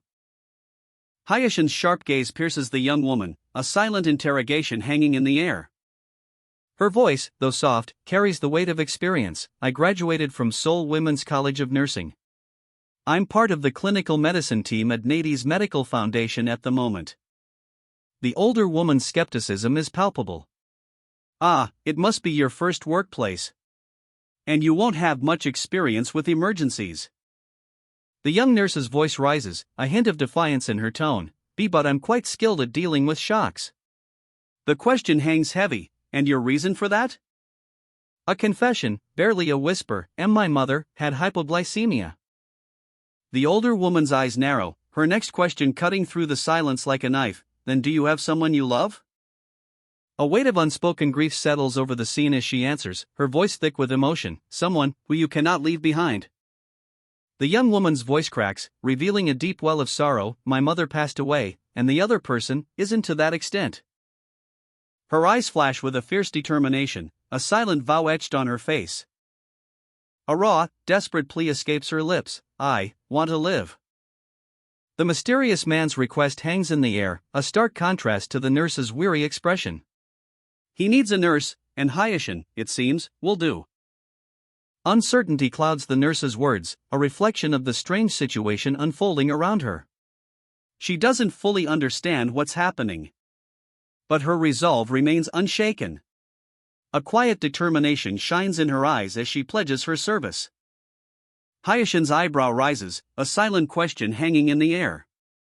In return? What could she possibly want? A wave of bitterness washes over the nurse's face, a torrent of past pain threatening to break the surface. The memory of mockery, it burns. And in a raw, desperate plea, she reveals the depth of her suffering.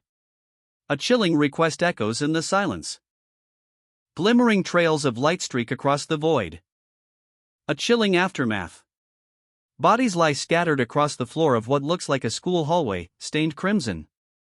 A young man stands amidst the carnage, his expression unreadable. He walks forward, each step leaving a glowing blue footprint, FWSH, crackle, the energy pulses beneath his feet. His shoe makes contact with another energy source, whoosh, a surge of power. He turns, his gaze settling on a young woman huddled in the distance, her back to him. A palpable sense of unease hangs in the air. I did want someone who wouldn't be fazed even if someone else were to die. She mutters, her voice barely a whisper. The weight of her words hangs heavy. But this is closer to being a psychopath than just being unusual. Her confession is stark, revealing a chilling truth. His eyes narrow, a flicker of something dark crossing his features. 5 essences. The number echoes in the silence, heavy with unspoken implications. They might not be genuine. A seed of doubt is planted. Are these allies trustworthy? But it doesn't matter. The protagonist stands before a modern elevator, his expression resolute. He's gathered what he needs. A doctor and nurse, ready for any emergency, a carefully selected team. Their faces, etched with apprehension, a stark contrast to the protagonist's calm demeanor. A helicopter pilot, their eyes sharp and focused, will be their wings in this operation. And the most trustworthy person in this situation, a silent guardian, watching over them. The protagonist's gaze hardens. He's about to make a crucial decision. Now, he must confirm if his choices were wise, a moment of truth. The command is given. Their destination, Hengundong. His eyes burn with determination. He needs to understand the consequences of severing an access road. A young man's apprehension is palpable, his brow furrowed in concern. He voices his doubt, but will all these people be able to get on the helicopter? His concerns are swiftly dismissed. A confident voice cuts through the air. I would have told you beforehand if that was a problem. The man in the suit explains, we won't be able to fit a whole lot of passengers, but we can at least fit 6 or 7. The decision is made. Then, let's go. The urgency is clear, they'll need to find a suitable landing spot near Hengundong quickly. A young man, backpack slung over his shoulder, nods in agreement. Yes. Understood. His expression shifts subtly. A weight of responsibility settles on his features. A silent observer notes the change. This person, his attitude has changed a lot compared to earlier. It's as if he's talking to a superior now. The observer sighs, resigned. I guess, there's no helping a change of mind once someone sees Mr. Youngwoo as a savior. The elevator doors open, revealing a grim scene, a blood-soaked floor, bodies scattered amidst the debris. A chilling light illuminates the carnage. The city looms, a concrete jungle piercing the sky. A colossal skyscraper dominates the skyline. And on its rooftop, a medical helicopter awaits. The team assembles, their shadows stark against the metallic gleam. Then, there are a few things I must tell you before we leave. A briefing begins, the weight of the mission settling on their shoulders. He speaks, his words precise and measured. A man of authority, his gaze unwavering. This helicopter is normally used for medical purposes. The basic medical tools and equipment are built in. And though not recommended, we can take them out. Practical considerations, even in this high-stakes operation. There are also fuel reserves on every DS building rooftop, so there is no need to worry about fuel. He gestures, a small, almost insignificant detail.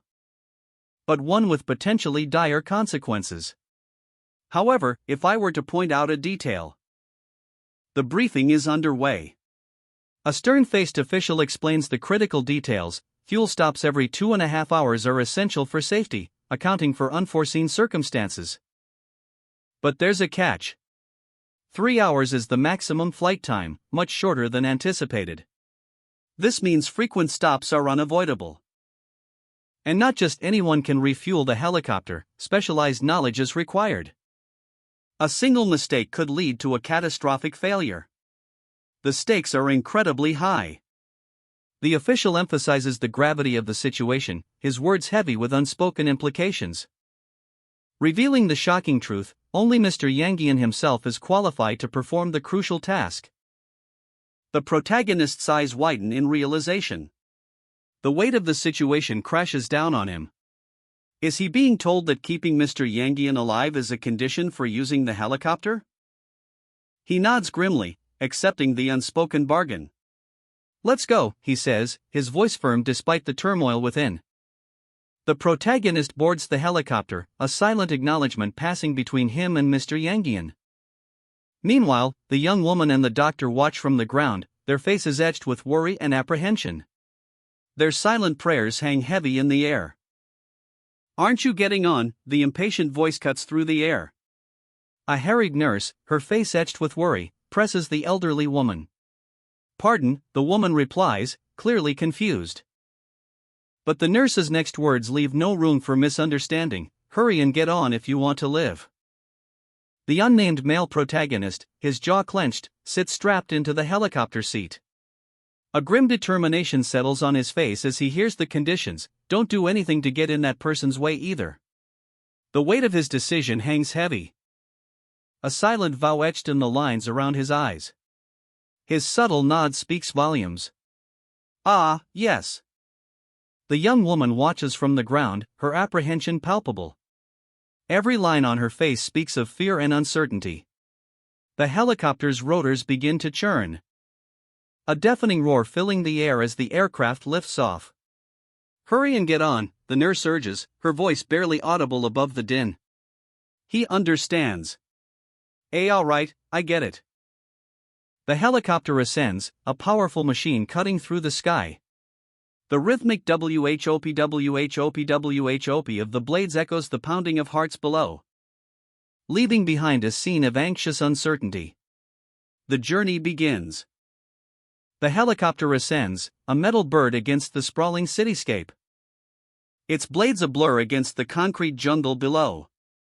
Inside, the pilot, Park Jong-woo, grips the controls, his face a mask of intense concentration.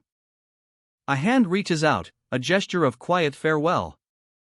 "I'm Choi Dong-hoon," the pilot announces, his voice tight with professionalism. "Dong-hoon? That's a guy's name," Jong-woo replies, a hint of amusement in his tone. "Ah. Yes. I'm Park Jong-woo," the pilot corrects, a slight chuckle escaping his lips. A brief exchange of words, a shared understanding in the shared space of the cockpit. The helicopter ascends, carrying our protagonist away from the chaos. A casual conversation fills the cramped cabin. "If I may ask, how old are you?" the pilot inquires. The woman beside him replies, "I'm turning 42 this year." The pilot's observation, it doesn't seem like she's the talkative type, but she wasn't someone unsociable. Though, it's a bit concerning that her hands are weirdly soft. The city shrinks below as the pilot announces their approach. "We'll be in Hengundong soon." The protagonist's gaze hardens, a grim determination etched on his face as he repeats the name, Hengundong. A horrifying vision flashes before his eyes, a monstrous figure, a digital counter flashing 10,843. A chilling reminder of the scale of the catastrophe. He mutters to himself, what would it look like now? Back in the helicopter, the young woman gasps, her eyes wide with shock. That's. A young woman's eyes widen, concern etched on her face. She turns to the man beside her, her voice laced with worry. "Is something wrong?" His gaze is fixed on something beyond the helicopter's window, a horrifying vision unfolding before him. "What is that?" Towards 10 o'clock. The ground below is consumed by an unnatural darkness, a creeping black void that swallows everything in its path. His breath hitches, those structures between the buildings, they resemble something monstrous, spine-like. What is that thing akin to a spine? The helicopter descends rapidly, the city a blur below, a terrifying, dark tendril spreading across the landscape. The pilot's voice is strained, filled with dawning horror. By any chance, is it wrapping around the whole of Hangundong? Panic grips the young man. Administrator, what is that? His voice is grim, his words heavy with dread. We are not at a distance for recognition. The pilot's face is etched with fear. Mr. Yangian, go down slowly. He stares, speechless, utterly horrified. You understood. The helicopter descends, a metallic insect against the bruised sky. The target is in range. Below, a field of twisted, thorny vegetation stretches out, unnatural and menacing. The young man's eyes widen, a fresh wave of horror washing over him.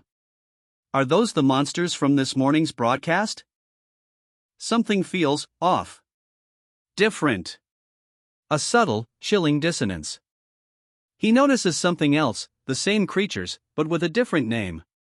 A disturbing duality. The camera shakes violently as the helicopter plunges through the air, a wave of dark energy erupts from below. The pilot fights against an unseen force, a desperate struggle against the chaos.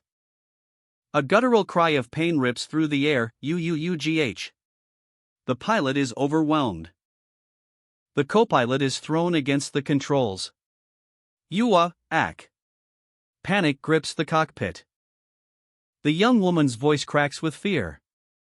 What's happening? What's wrong with everyone? A surge of energy, a blinding flash. He's moving, faster than the eye can follow. A powerful blow connects. The impact echoes. A grunt of pain, a moment of vulnerability. His eyes widen, disbelief etched across his face. No way. A desperate plea rings out, Mr. Yangian. Come to your senses. A desperate struggle, a choked cry escapes his lips. Ki-ak. You way. Frustration boils over. Fuck this. The helicopter, a symbol of hope, plummets from the sky. The rotors churn wildly, a deafening roar, then, silence. A desperate cry for help, swallowed by the dust and smoke.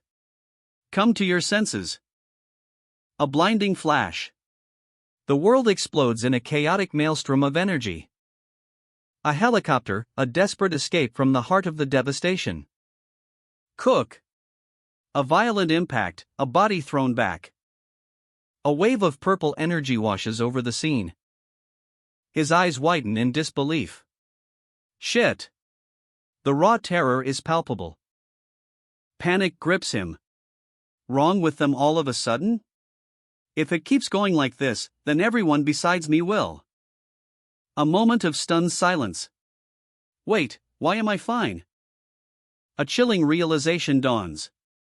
If there's one thing that's different between these people and me. Perhaps.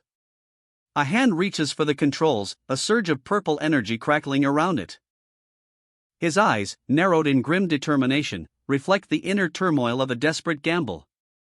The weight of the world rests on his shoulders.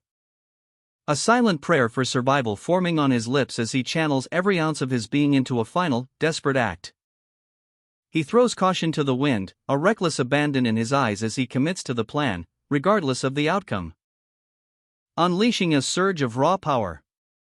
A blinding flash of energy erupts from his body. The air crackles with untamed energy, a tempest of raw power unleashed. A nearby helicopter, caught in the blast radius, is violently tossed about like a toy in a hurricane. The force of the energy wave warping the very fabric of reality around it. The impact sends a shockwave through the air, a violent tremor that shakes the very ground beneath his feet, leaving a trail of destruction in its wake. A wave of nausea washes over them, a sudden, violent sickness. Mr. Young-Hean. The cry cuts through the air, a desperate plea. Kiuk. A guttural sound of distress, a body racked with pain. His grip tightens on the controls, knuckles white, a desperate struggle against an unseen force. The helicopter shudders violently, tossed about like a leaf in a hurricane. A blinding flash of energy erupts, a searing white light engulfing the aircraft, whoosh. The city below is a blur, the helicopter spiraling downwards, a terrifying descent. The helicopter, battered but not broken, hangs precariously in the air. But Mr. Yonghyun fights back, regaining control. A sigh of relief escapes his lips as he steadies the aircraft. His face, a mask of exertion and grim determination. The strain is evident in every line.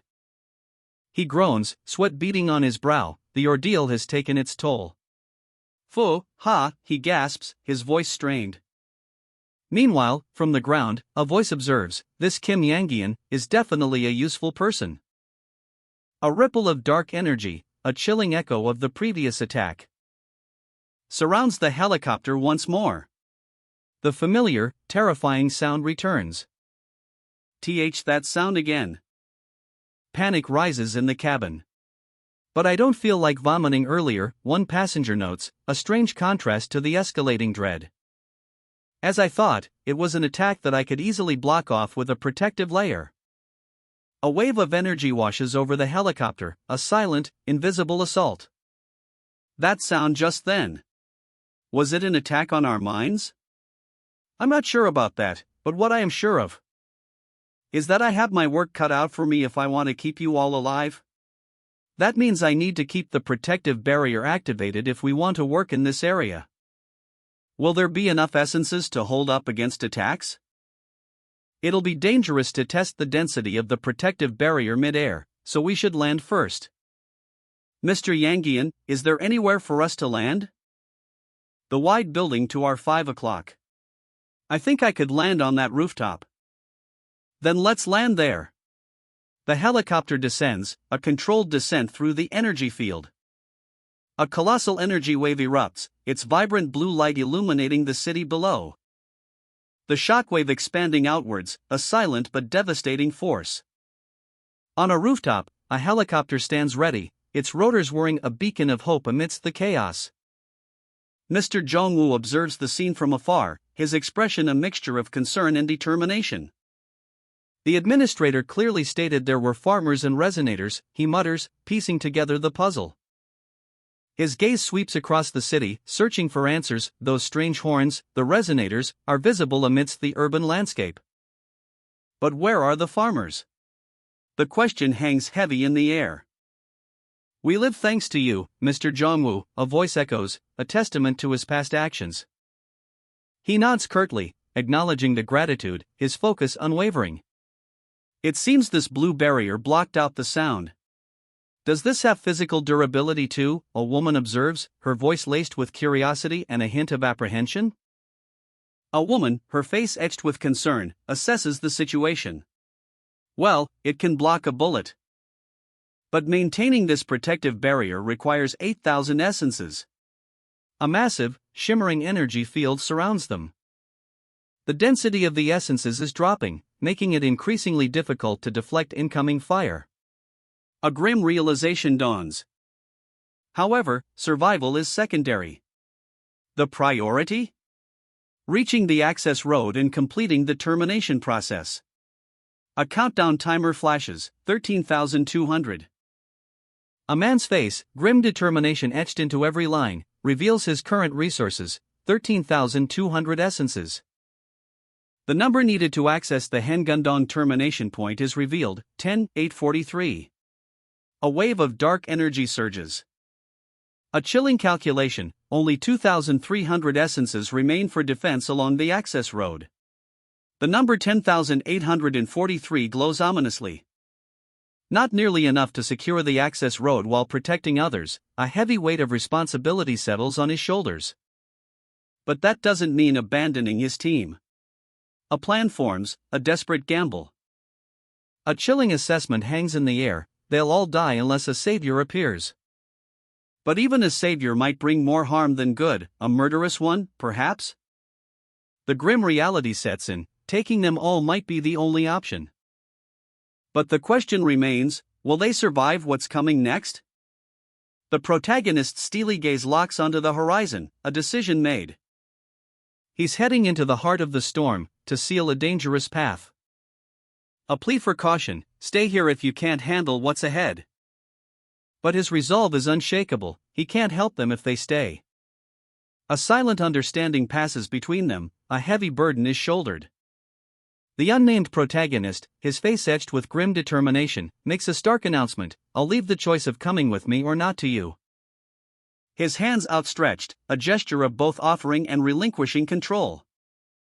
The path ahead is shrouded in mist, ominous blades rising from the ground like skeletal fingers. Doubt clouds the woman's expression.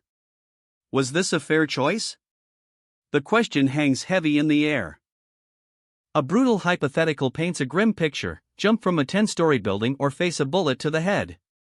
The stark reality of the situation hits hard. The statistics are chilling: 8 out of 10 would choose the seemingly less certain death of the fall. They'd gamble on a minuscule chance of survival rather than face certain death. The scene shifts, the mist parting to reveal a dark, foreboding path. A group of individuals stands before a shimmering portal, their faces a mixture of apprehension and reluctant acceptance. They're choosing to follow, despite the odds. Even so, the weight of uncertainty remains. The woman's worried expression speaks volumes. Even so, they'll be anxious because they don't have confidence. Two figures stand in shadow, their faces etched with concern. One, older, with a stern expression, observes intently, while his younger companion seems equally troubled, their shared apprehension palpable. Their gaze follows a woman, her demeanor strangely calm amidst the unfolding chaos. This person seems like she's looking forward to something. There's not an ounce of nervousness. The younger man whispers, his voice laced with disbelief. The older man shares a look of confusion with his companion. "Just what is she thinking?" he mutters, his brow furrowed. A sudden, violent tremor rocks the ground. Cracks spiderweb across the earth, a terrifying display of raw power. The woman watches, a hint of a smile playing on her lips. "Ha, interesting." The younger man's voice is sharp, laced with urgency. "Please get a hold of yourself. Aren't you talking too much as if you're happy? People out there must be dying because of all this." The woman sighs, her expression softening slightly. "Sorry. I'm not someone who looks very merry. No, that's not what I meant. The journey's end is near." And as the group arrives at the entrance to Hengundong, a swirling portal of energy materializes before them, a clear sign of the otherworldly nature of this place. The air crackles with anticipation. As the younger man urges them forward, his voice tight with a mixture of apprehension and determination. "Now, let's go in." The older man's face is etched with worry, his eyes darting around nervously.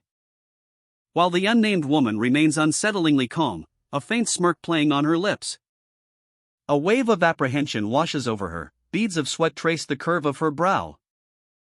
A darkness looms before them, a malevolent aura emanating from Hengundong, a black town shrouded in mystery. The air crackles with an unseen energy. A desolate landscape unfolds, the remnants of a shattered city swallowed by encroaching weeds. The air thick with the stench of decay and despair. Through the ruins, a group emerges, their silhouettes framed by a shimmering purple portal, a beacon of hope in this wasteland. Their faces etched with grim determination, the weight of their mission heavy on their shoulders. A young woman's anxious gaze betrays a hint of fear. The leader, his jaw clenched tight, eyes narrowed in focus, scans his surroundings, ever vigilant. A silent promise hanging in the air. The air hangs heavy, thick with an unnatural darkness. A darkness so profound that even at 10 a.m., the world is shrouded in shadow. Ms. Choi, her brow furrowed in concern, offers a grim assessment. Those colossal, plant-like structures loom before them, ominous and foreboding. Spreading their spores like some monstrous fern, their intent chillingly clear. The group leader's gaze sharpens, suspicion etched onto his face. Is this a deliberate terraforming effort? His question hangs in the air, a challenge to Ms. Choi's expert opinion. And her chilling response sends a shiver down his spine. Without protection, those spores would invade their bodies, growing from within. A frustrated groan escapes the group leader's lips. "Damn it," he mutters, the weight of the situation pressing down. His worry is palpable, a stark contrast to Ms. Choi's unsettling calm. What is this woman hiding? A surge of purple energy, a glow in the darkness, the barrier protecting them is weakening. The group leader's eyes widen in alarm, his jaw drops in disbelief. Ha! Zhang Yu, ever vigilant, notices the change first. His voice, a low murmur of concern. Zhang Yu, I think the barrier has faded a bit. Xianon, the calm amidst the storm, explains, I know. I'm using less essence for the barrier now. The question hangs heavy in the air. Why? Xianon's response is chillingly direct, because we've almost reached the gateway. He continues, his voice laced with grim determination, as Xianon well knows, the areas surrounding gateways are full of monsters. I need to save some essence to fight them. The young woman's face pales, a gasp escapes her lips. Monsters? The group leader, his apprehension growing, suggests a cautious approach. If it's that dangerous, wouldn't it be safer to secure the area before proceeding? If you don't trust me, then it's still not too late to turn back. A defiant declaration, a steely gaze, Zhang Yu's resolve is unwavering, even in the face of certain danger. I'm going to be the one doing all the fighting anyway. Although, you'll be on your own until you reach the helicopter. The weight of responsibility falls heavily on his shoulders, but his tone remains firm. He's taking the lead, no questions asked. You just need to follow my lead in here. His eyes narrow, focus sharpening. The path ahead is treacherous, but Zhang Yu's confidence is a beacon in the encroaching darkness. Don't worry, this barrier will protect you against most things. A reassuring statement, but the apprehension etched on the faces of the group speaks volumes. The barrier shimmers, a fragile defense against the unknown. A faint swish. Zhang Yu's hand moves with practiced ease, a surge of energy crackling around his fingertips. More importantly, from now on, don't get too close to me in my arms. It's hard for me to distinguish between friend or foe when attacking with essence. I usually attack with my right hand, but think of my front as my total attack range. A whoosh of energy, a vibrant purple arc slicing through the air. Zhang Yu's power is raw, untamed, a force to be reckoned with. He's proceeding with the assumption that everyone will remain behind him. Zhang Yu, radiating confidence, addresses his team. Now, don't worry about anything else. Shall we go? With a sudden whoosh, Zhang Yu vanishes in a blur of motion. Leaving the group leader behind, gasping in shock as he feels a powerful force ripping through the air. Ugh! The ground trembles. A dark, ominous presence looms. A terrifying landscape of jagged, obsidian spires rises before them, a chilling testament to the power they are about to face. Fear etched on their faces, the group watches, paralyzed by the sheer scale of the threat. The young woman's eyes widen in terror. A low scratch. Scratch! Scritch echoes through the desolate landscape, growing closer with each passing moment. A monstrous landscape unfolds, a terrifying vista of scraping and scratching sounds, the very ground seems to writhe beneath their feet. A chilling close-up on the young woman's face, her expression etched with fear as the unsettling sounds continue. The group leader's voice cracks, wait. His eyes wide with dawning horror. Zhang Yu's back is turned, his shoulders tense as he senses the shift in the atmosphere, a palpable tension hangs in the air.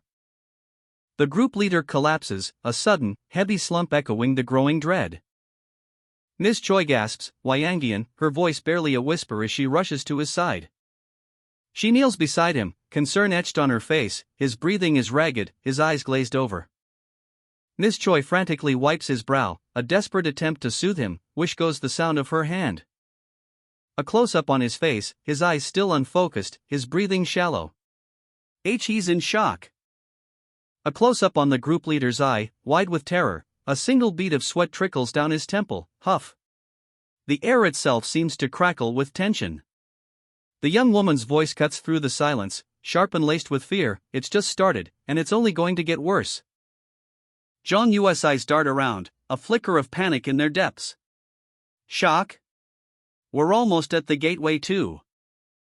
He gasps, a desperate question forming on his lips, how long has it been since we entered this area? The group leader struggles for breath, his face contorted in a grimace of exertion, huff, huff. His body is failing him. Miss Choi speaks, her voice strained but calm. Well, my phone hasn't been working since earlier, so I don't know. She holds up her phone, the screen dark and unresponsive.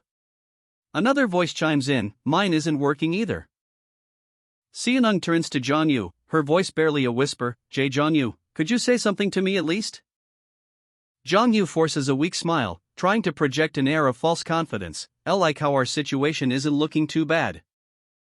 Jongyu's voice, a calm counterpoint to the rising dread, cuts through the air. As long as we have this barrier, we shouldn't be in any immediate danger. But even his words falter. The weight of Seonung's terror is palpable, nothing can truly reassure him in this moment of escalating fear. A chilling sound, scratch echoes through the oppressive silence. That black fog, a malevolent entity, is relentlessly grinding against the barrier, testing its limits. But Jongyu remains stoic. The cost is high, 100 essence per second to maintain the shield, but for now, it's manageable. It shouldn't be a problem for now. Also, considering the size of the barrier, this much damage is nothing. A surge of dark energy pulses outwards, a stark visual representation of Jongyu's power. He's the strongest savior, capable of feats beyond the comprehension of ordinary awakened beings. This is thanks only to the fact that I'm the strongest savior. His face, grim and determined, reflects the immense pressure he bears. The unspoken truth hangs heavy in the air, most awakened individuals couldn't even withstand this place, let alone fight what lurks within. Most of the other awakened wouldn't be able to even step foot in here. The ominous threat is revealed, vile-looking resonators, the true source of the danger. The main problem are those vile-looking resonators. As they venture deeper, the resonators become more numerous, a terrifying escalation. The fog itself thickens, demanding more and more essence to sustain the barrier. The closer we get to the center, the more resonators we see. The fog is getting denser and I'm consuming more essence for the barrier. The pressure is immense, a crushing weight only the strongest could bear. The unspoken truth hangs heavy, an average person wouldn't survive this. The average person wouldn't be able to handle this pressure.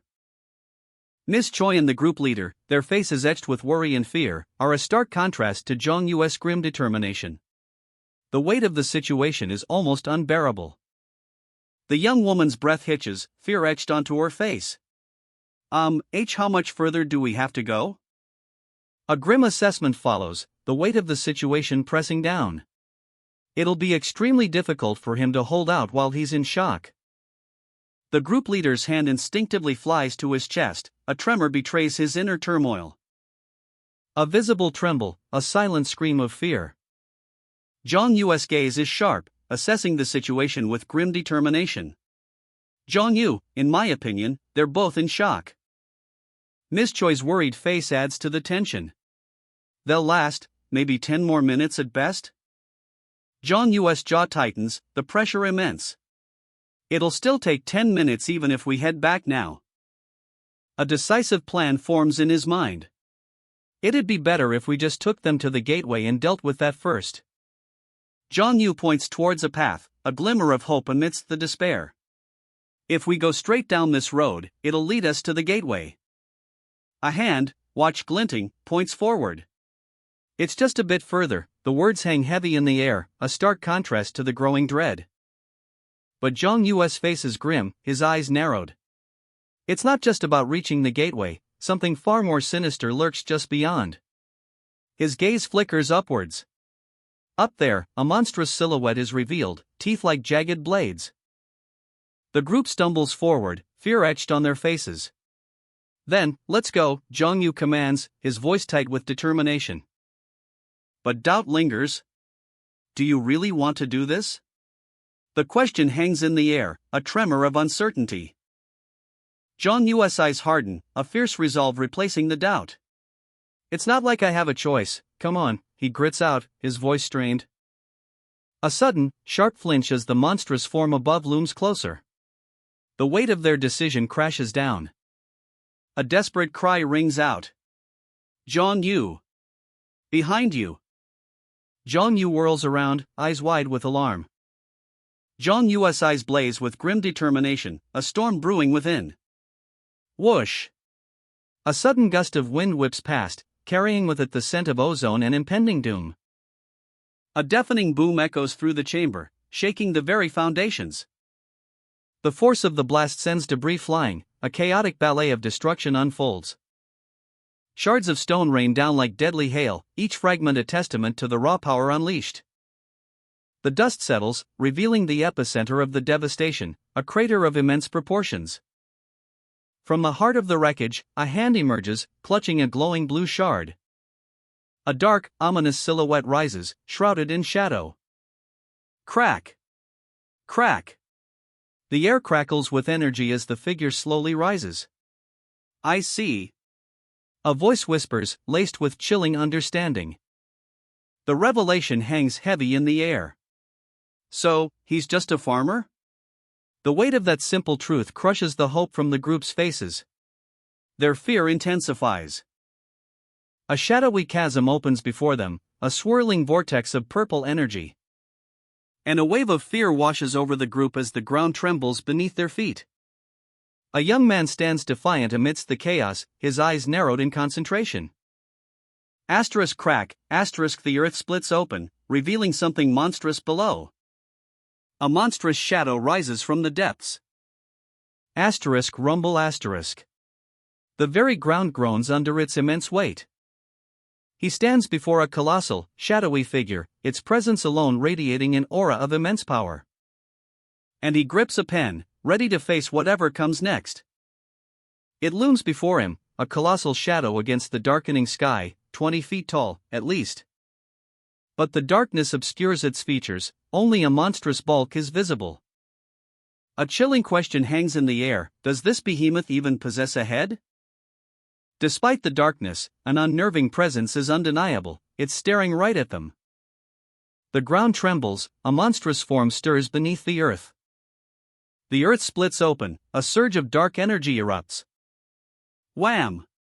A devastating blow shakes the very foundations of reality. Crack! The young man stands defiant, a shield of energy crackling around him. The young man stands defiant, his barrier shimmering under the relentless assault of the monstrous entity. It shouldn't be able to breach my barrier, the problem is the timing of its attacks. He grits his teeth, the strain evident on his face. A moment of grim calculation. He considers his options, a desperate plan forming in his mind. I'd like to use the barrier essence to reinforce myself. But the cost is too high. A woman's face, etched with worry, reflects the gravity of the situation. But then I'd have to give up on all of them. The weight of responsibility bears down on him. He sees the faces of his team, a testament to the trust placed in him. I've finally gotten a team together, and I don't want to give them up now. The scene shifts. A dark, ominous presence looms, a palpable sense of dread filling the air. The ground trembles. A monstrous form begins to rise from the earth, its shadow stretching across the landscape. His eyes widen in alarm.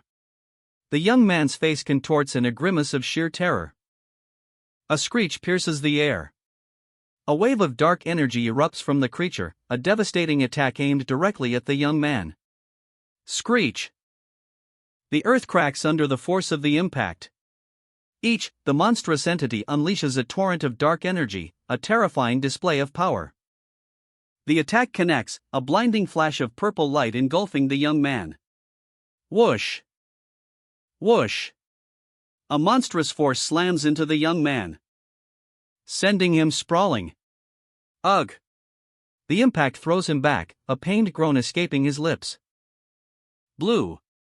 He coughs, spitting blood, the raw force of the attack still echoing in his body.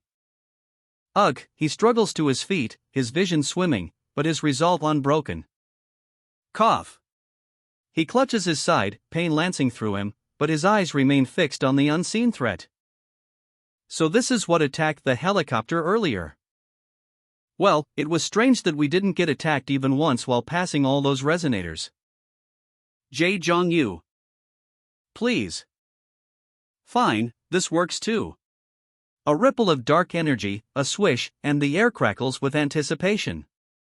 If it's not an attack that will kill us immediately, a sliver of hope pierces the tension. A crackle of energy. The young man focuses, his eyes burning with determination. He channels his power.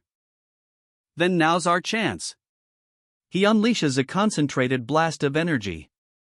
With a swoosh, the attack hurtles towards the unseen enemy. A desperate gamble. A blinding flash. The impact of the attack sends out a shockwave, a whoosh of displaced air. A deafening kaboom rocks the very foundations of reality. Dust and debris fill the air, leaving behind only the swirling vortex of residual energy. The young man stands defiant, a swirling purple energy crackling around him. Thud! A powerful blow lands, shaking the very ground beneath his feet. Dust and debris settle, revealing the young man, exhausted but still standing tall amidst the devastation. He breathes heavily, his face etched with the strain of battle. Just as I thought, it couldn't withstand an attack of several thousand essence. A sigh of relief escapes his lips. But the monstrous form writhes, its life force surprisingly tenacious. What impressive life force, he mutters, eyes narrowed in concentration. His companions, equally worn out, exchange weary glances. Now that we've dealt with this problem, we should quickly head to the gateway. Panting, they begin their trek, the weight of their victory heavy on their shoulders. A guttural gurgle echoes in the young man's ears, a chilling prelude to the unseen horror. Suddenly, monstrous figures emerge from the shadows. Damn it, when did they get here? The air crackles with tension as screeching sounds pierce the silence. They were hiding, waiting for their moment to strike. Their grotesque forms, a nightmare made real, advance with terrifying speed. A cacophony of screeches fills the air as the creatures lunge. Their razor-sharp teeth gleam menacingly. But the young man is ready. He won't go down without a fight. With a mighty swing, he unleashes a burst of energy, a blinding flash of light. A shadowy figure lunges, claws extended. But the young man is faster. He dashes, evading the attack with impossible speed. His eyes widen in shock. What is happening? Crunch! The sound of bone shattering echoes as the creature is struck. Snap! Another sickening crack as the creature's body is torn apart. The fight is brutal, visceral. And then, crack! The creature's body explodes in a shower of dark ichor. The young man stares, horrified. The cleaners are eating the dying farmer's body? The young man surveys the scene, his eyes narrowed in grim understanding. I see, these creatures have their own type of ecosystem. His words paint a chilling picture, a brutal cycle of life and death. A colossal insect carcass lies on the ground, ants swarming over it, a macabre feast unfolding before him. A newfound resolve hardens his features. I found out something quite important today. A faint blue glow emanates from his hand as he grips a pen-like object, swish. With a swift motion, he unleashes a powerful energy blast, swoosh. The energy tears through the urban landscape, leaving a trail of destruction in its wake. And silence falls upon the ravaged city. He turns, his expression grim, a sense of urgency in his movements. Let's hurry before others show up. But someone else is already there, a figure emerging from the shadows. W8. I can't go on any longer. His body trembles, overwhelmed. This is something beyond human endurance, the strain is visible, etched onto his face. A trickle of sweat betrays his inner turmoil. Stop throwing a tantrum. If you really can't deal with this, then you should have just left the barrier earlier. Or maybe it's that, you're just embarrassed of your old age? A condescending smirk plays on the lips of the younger man, his eyes narrowed in judgment. The weight of his words hangs heavy in the air. A subtle shift in his expression, a flicker of something darker behind the surface. The trickle of sweat becomes a steady stream. Why you, dirty little bitch? Grit! A guttural roar of defiance and rage. His trembling intensifies, a desperate struggle against the overwhelming power. Ugh! The older man crumples to the ground. Splat, a sickening thud echoes through the shadowed alleyway. His ragged breaths are punctuated by curses, a desperate plea for respite. While the young man watches, a cruel smirk playing on his lips. A low whistle escapes his lips, a sound devoid of sympathy. The older man's suffering is nothing but amusement. Dong-hun's eyes narrow, his thoughts a stark contrast to the scene before him. What a twisted person, he thinks, a wave of disgust washing over him. A woman's voice cuts through the silence, sharp and commanding. That's enough bickering. She addresses Dong-hun directly, her concern evident. Dong-hun, could you check up on other members of our team? Especially Hyacinth. She doesn't look well. Hyacinth gasps for air, her face pale, eyes wide with terror. Asterisk huff. Huff, asterisk the air is thick with her fear. Hyacinth's eyes are vacant, unfocused, a chilling sign of her trauma. The weight of their situation presses down, escape seems impossible. Dong-hun and the older woman discuss the dire situation. Leaving Hyacinth behind is the best option, but not an easy one. He brought her here for a reason that remains shrouded in mystery. Dong-hun's face is etched with concern, his thoughts heavy with the burden of his decision, the weight of responsibility pressing on his shoulders. A desperate plea for help cuts through the tension. A nurse is needed for medical treatments, but more urgently, a pilot is required for escape. The urgency of their situation is palpable. Leaving Hyacinth means searching for another nurse, a daunting task in their desperate circumstances. And the need to treat Yongyan so he can join their escape is paramount. Dong-hun's resolve hardens. A pilot is the priority, even above a nurse. The fate of Yongyan hangs in the balance. A stark choice, Yanjin's life or their escape, a heavy burden for Dong-hun to bear. Dong-hun's eyes blaze with fierce determination. Then I'll leave you too. The words hang in the air, heavy with unspoken consequences. A simple, chilling response echoes back, very well. An old woman, her expression unreadable, observes from the shadows. A dark portal, a vortex of swirling shadows, opens with a FWOSH. The number 10,843 glows ominously within its depths. Emerging from the darkness, two figures arrive, breathless but resolute. WEVE finally arrived. A tense question cuts through the silence. Can you really close that gateway? The answer, delivered with a mix of uncertainty and grim determination, I don't really know, but I came all this way to find out.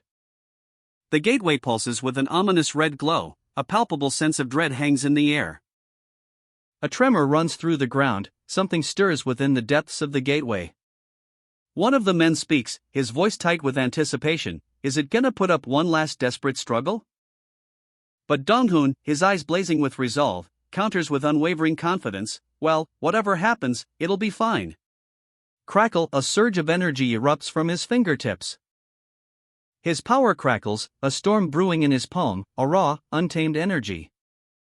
He focuses his might, his expression hardening into grim determination. It's time to act. The ground trembles, a monstrous power surges forth from the depths. 10,843, the numbers flash, a chilling countdown to something immense. His eyes widen, a look of dawning horror crosses his face. The gateway is changing, just like we saw on the broadcast. A thunderous stomp, the earth cracks under an unimaginable weight. Another stomp, closer this time, the air itself vibrates with the approach of something colossal. And yet another stomp, the ground shakes violently. This is no ordinary being. The monstrous silhouette looms, two glowing eyes pierce the darkness, stomp, stomp. A final, earth-shattering stomp. Is this another wave of farmers? A desperate attempt to stop our advance? But something feels wrong, a strange energy pulses in the air. What are those farmers holding? The answer is about to be revealed. Voom! A monstrous shadow descends, blotting out the sun. The ground trembles. A colossal, nightmarish form emerges from the darkness. Its power is palpable. His eyes widen in disbelief, pure, unadulterated terror grips him. That's a horrifying revelation. Something breaks apart with a pop. Crack. Crumble. The monstrous form begins to disintegrate. Is this the end? Could it be? The truth is far more terrifying than he could have imagined. A tremor runs through the earth, the ground cracks open, revealing something monstrous. A dark, pulsating mass, taking shape from the depths. A resonator. The observer's eyes widen in terror. The moment that resonator forms completely, it's going to attack us.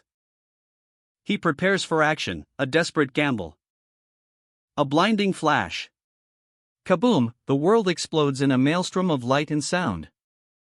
Stomp. Stomp. Stomp. The earth shudders under the weight of something colossal. Just as I thought, an attack of this level won't even leave a scratch on them.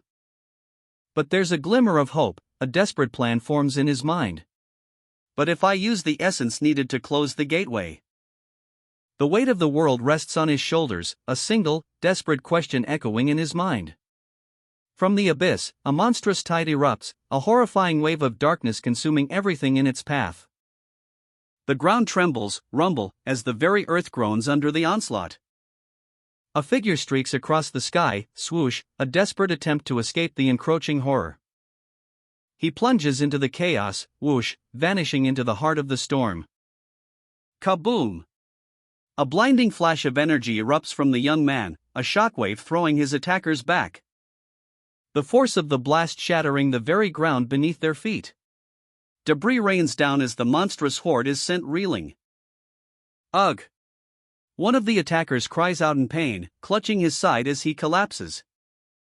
Another is sent flying by a second, equally devastating blast. Boom! Incredible! A witness gasps, eyes wide with disbelief at the sheer power on display. As the young man unleashes another devastating blast, blast. 2 days ago, he was just an ordinary person like me. Now he's using his skills to stop monsters from destroying our world. Whoosh! He vanishes in a blur of motion, leaving only the echoes of his incredible power. I think I get it. His eyes widen, reflecting the sheer scale of the battle he just fought. The weight of it all settles upon him. This is how legends are born. The young man stands, back to us, a faint glow emanating from him. Shards of energy dissipate into the air. If he's this strong, then I feel like the people who were killed by him have no choice but to accept their fate. A grim realization dawns on the observer. A purple energy wave obliterates the remaining horde. The impact sends a shockwave through the room.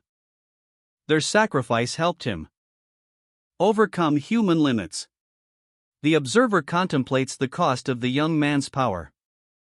He might have been chosen simply because he's powerful.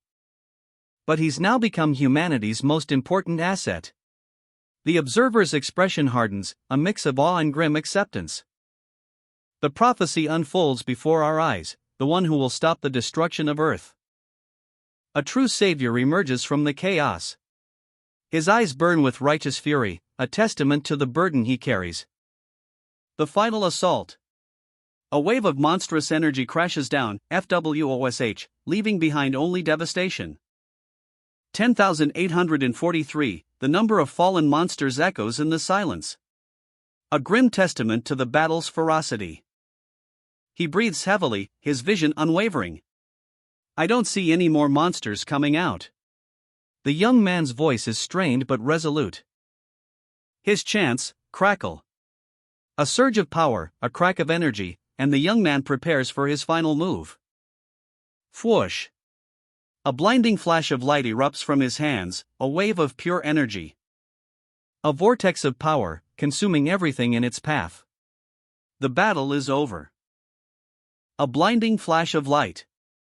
The young man's power surges, a tempest of energy erupting from his very being. His face contorted in a grimace of exertion, veins bulging as he unleashes a devastating wave of power. The horde is obliterated. A shockwave rips through the battlefield, leaving only dust and silence in its wake. A gaping void remains where the enemy once stood, a testament to the young man's overwhelming might. Whoosh! The air crackles with residual energy. The observer stares, speechless, at the scene of unimaginable destruction. A low hum emanates from the young man, a sign of his immense power, barely contained. Is it working? The question hangs in the air, a silent prayer before the storm. Tremble, from where I'm standing, the very ground vibrates with the energy surge. A chilling premonition. Swoosh! The air itself tears apart, a gaping wound in reality. It looks like the gateway is absorbing all the essence. A terrifying spectacle unfolds before our eyes. Grit! A guttural roar, raw power unleashed. The young man strains, every muscle screaming in defiance. Doom! The energy explodes outward in a cataclysmic blast, a wave of annihilation. The impact sends a shockwave that obliterates everything in its path, leaving only silence and devastation in its wake. Whoosh! The numbers flash, 10,843. A grim testament to the young man's overwhelming power. A crimson energy surges, crackling with raw power. A wave of destruction unleashed. Swish! The air itself vibrates as the energy whips through the battlefield. The core of the enemy's power, a pulsating red crystal, begins to crack. The cracked spiderweb across its surface, crack, the pressure mounts. With a deafening roar, the crystal shatters into a million pieces. The young man stands amidst the ruins, his breath ragged, but his eyes burning with the intensity of his victory. He stares at the aftermath, the dust settling around him. A look of grim determination etched on his face. The battle is over, but the war is far from won. Meanwhile, unseen, an observer watches from the shadows, their face obscured by darkness, a mixture of fear and awe reflected in their eyes. Two men in suits, faces etched with worry, stand behind a third, their expressions mirroring his own apprehension. The aftermath of an unimaginable battle unfolds before them. A chasm of cracked earth marks the spot where the young man unleashed his power, a dark scar on the landscape. Fear and disbelief paint the faces of the onlookers. A young woman weeps openly, her shoulders shaking with sobs. A sudden gust of wind, a FWOSH, sweeps through the ravaged area, carrying with it the last vestiges of the conflict. The young man, eyes wide with a mixture of exhaustion and triumph, stares into the distance. A question hangs heavy in the air: have the fog and resonators started disappearing? No. Not yet. But a change is coming. Dark, ominous shadows still linger in the sky, but they are thinning, retreating. As onlookers watch, a glimmer of hope replacing the terror in their eyes.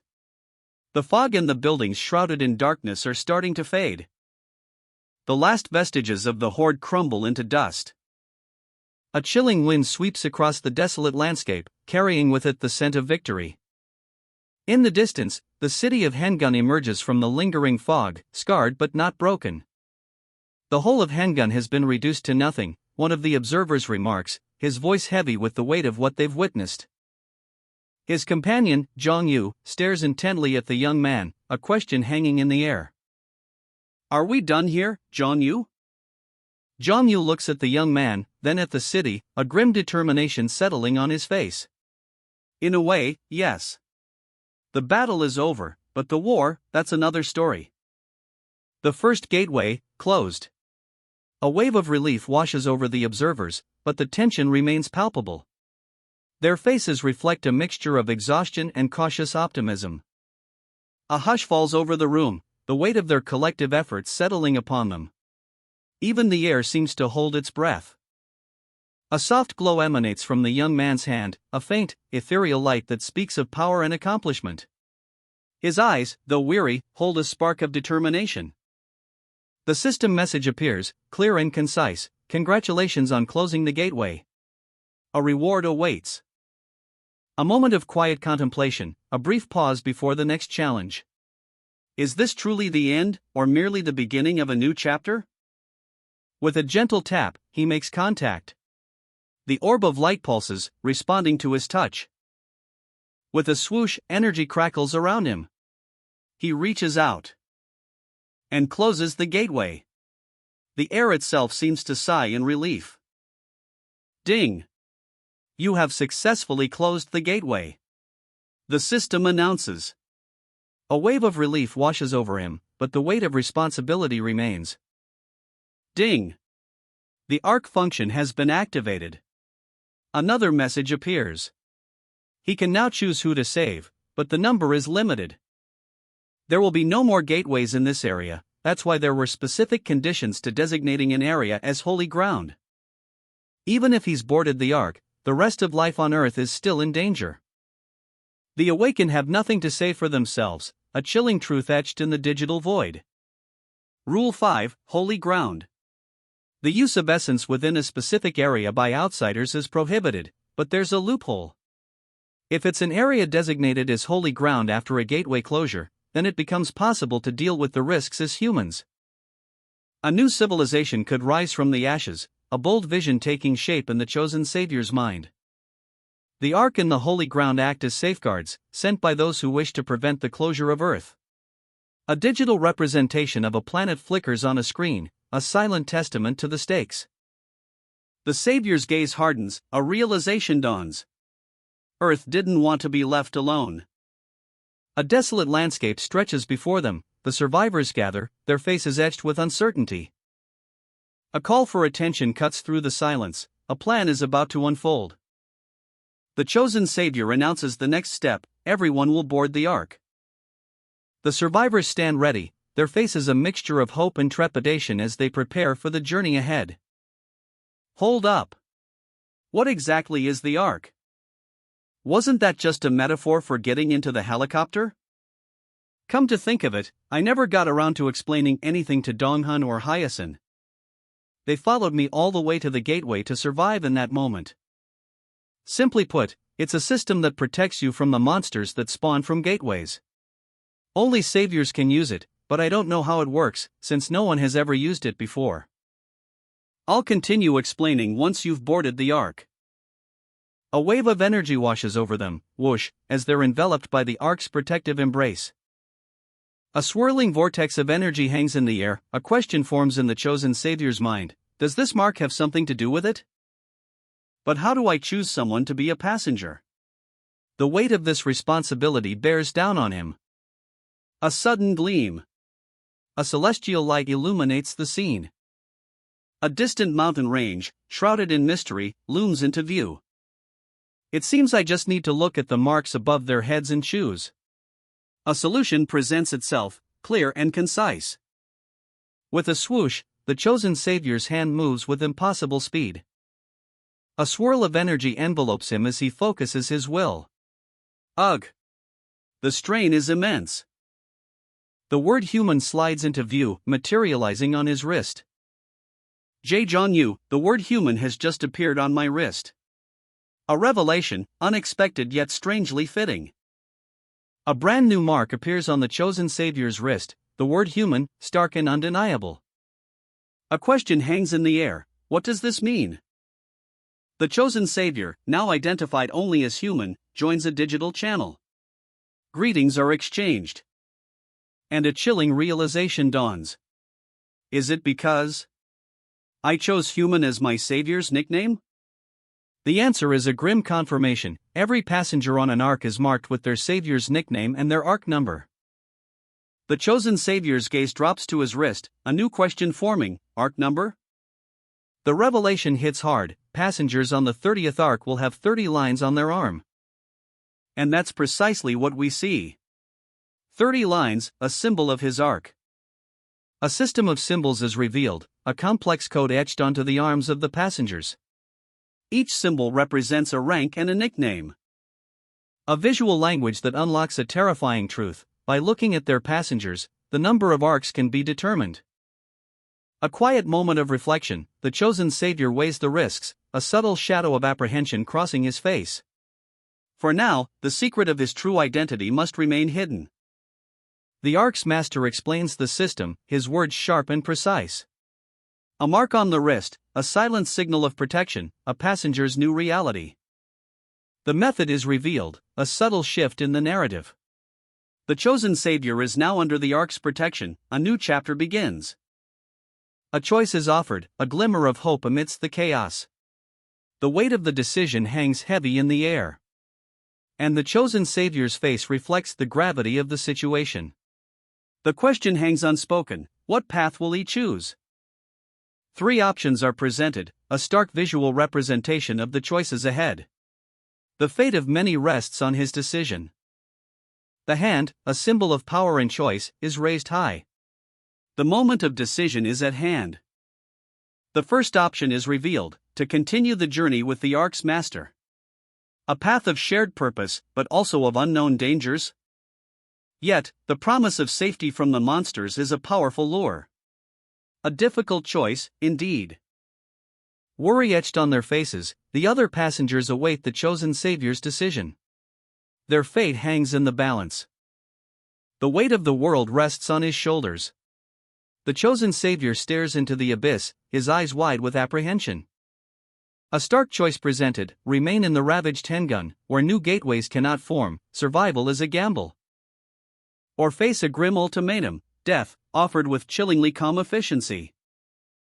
A flinch, a moment of vulnerability, the offer of a painless end hangs heavy in the air. The arc's remaining passengers watch, their faces etched with worry and uncertainty, a silent plea in their eyes. John Yu's voice cuts through the silence, a sharp rebuke: didn't you take us as resources? But the savior's gaze is distant, lost in thought. A revelation dawns. A grim truth settles upon him: no matter what he does, people will always be left behind. And the decision, the ultimate burden, rests solely on his shoulders.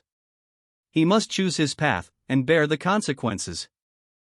The air crackles with tension. A stark choice hangs before the chosen savior: stay and face the unknown consequences, or abandon Hengun and leave those he's sworn to protect.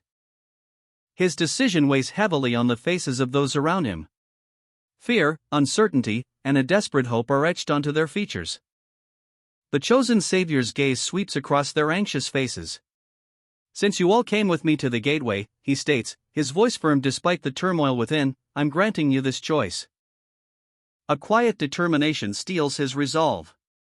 One of the group speaks, a soft voice cutting through the silence: I wish to go with John Yu.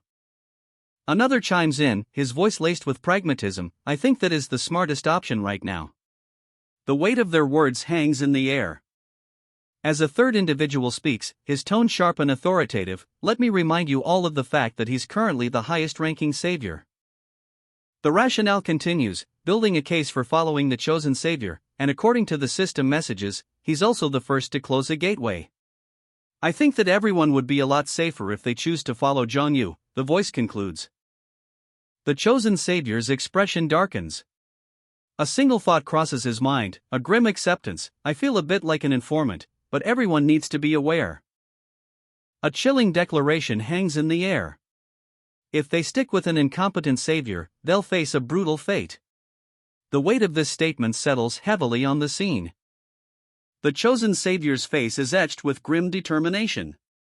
He's seen this happen before, the cycle of failure and death. The weight of countless lives rests on his shoulders. A quiet resolve. A companion speaks, her voice a calm counterpoint to the looming threat.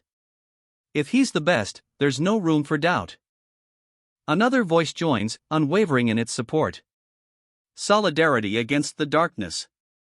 A young girl, arms crossed, stands firm. Her silent defiance speaks volumes.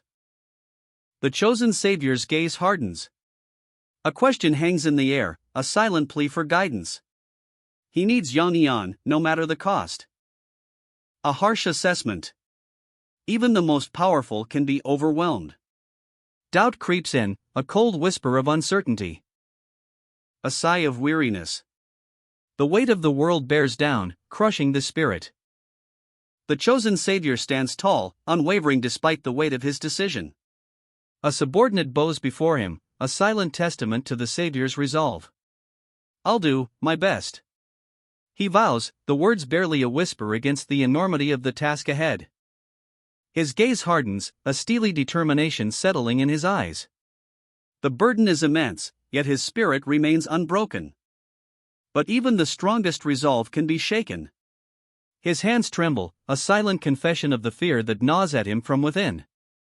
That just leaves. The word human is branded onto his wrist, a stark reminder of his mortality, a chilling symbol of the stakes involved. A companion's face, etched with worry, mirrors his own internal struggle. The weight of the world rests on their shoulders. She clenches her fists, a silent vow forming in her heart. I will. The chosen savior walks away, his back to the viewer, silhouetted against the cityscape. A lone figure against the vastness of the world, the journey ahead is long and arduous. A lone figure walks away from a helicopter, his back to us. The scene is set atop a building, the city sprawling beneath. John Yu, the chosen savior, is met by a concerned official. John Yu. The official reports back, I've had a look around and it's just as you said, there's no sign of anyone coming here. John Yu's expression hardens. His gaze is sharp, calculating. From now on, we should consider the fact that the helicopter might be destroyed while we're gone. A quick glance reveals his concern, the weight of responsibility pressing down. Among the people here, no one is strong enough to protect the helicopter. A woman stands on a cliff overlooking the city, a distant, melancholic look in her eyes. The wind whispers secrets only she can hear. This area is still dangerous, but she can't deal with that anymore. The burden is too heavy.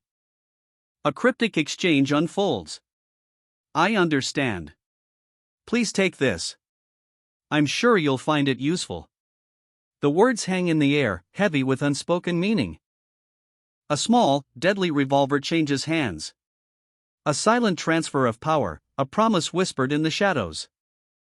The unnamed woman turns, her back to us, a figure of quiet resignation against the vast, empty landscape. The journey continues. A stark warning. Our next area, Jiangyo, has probably become lawless already. The weight of the situation settles upon them. Zhang Yu's gaze is fixed on the distant horizon, concern etched on his face. He speaks, his voice laced with worry. If we leave the helicopter unattended, then I'm certain someone will either steal it or break it. His worry deepens. Plus, it's really loud. The helicopter's presence is a beacon, a risk they can't afford to take. A sudden leap. Zhang Yu's decisive action breaks the tension. He's making a choice. A bold declaration. It'll be like announcing our arrival to the whole world. The risk is clear, but the stakes are higher. Zhang Yu's resolve hardens. I need to test something out. A single tap, a silent promise to protect the helicopter, a silent vow to face whatever comes next. Zhang Yu? The name hangs in the air, a question whispered on the wind, a question that carries the weight of unspoken dread. A gasp, a sound of pure, unadulterated terror. Whoosh! From the rooftop, a figure leaps, a shadow against the pale sky. Thud! The impact echoes, a body slams into the ground, the chase is on. Who? A powerful gust of wind erupts from a high-rise building. And a young man plummets from the sky. He's falling fast. Meanwhile, inside the building, a scene of urgent chaos unfolds. Zhang Yu, someone shouts, what's going on? He just jumped off. The gravity of the situation hits them hard. What? The disbelief is palpable. Wham! The impact shakes the very ground. A massive crater forms. Dust and debris fly everywhere. The air crackles with raw energy. And then, from the heart of the explosion, a figure rises. He's battered, but alive. I'm okay. He thinks he could handle jumping from an even higher building. A confident smirk plays on his lips. Zhang Yu. Are you okay?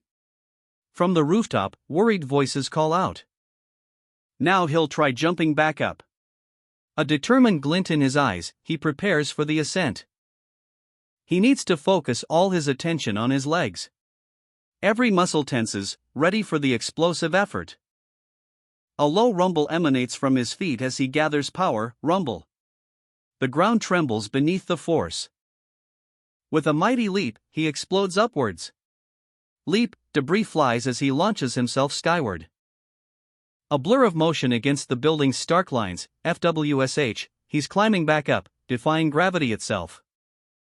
Jong Yu, his face contorted in a grimace of exertion, hangs precariously from the edge of the building. A barely audible tch escaping his lips as he struggles to maintain his grip. The strain is evident. With a desperate, powerful clasp, his fingers dig into the concrete. A whoosh of motion as he propels himself upwards, defying gravity itself. He hangs suspended for a heart-stopping moment, the question forming in his mind, is the height of about 3 stories my limit? Below, 2 deep craters mark the spot where he landed, a testament to the force of his impact. While a witness observes, I'm not sure what he's trying to do. But I'm surprised he doesn't even have a scratch on him after jumping from this height. Thud. A smirk spreads across the observer's face. It's impressive. But he can't seem to jump back up. I guess being a savior doesn't make you omnipotent. The doctor's face is etched with disbelief. Not being omnipotent is the reason why he recruited a doctor, don't you think? The words hang in the air, heavy with unspoken implications. A smirk plays on the lips of the woman, her eyes twinkling with amusement. Oh, is that so? She asks, her tone dripping with subtle mockery. The doctor's eyes widen, a visible twitch betraying his inner turmoil.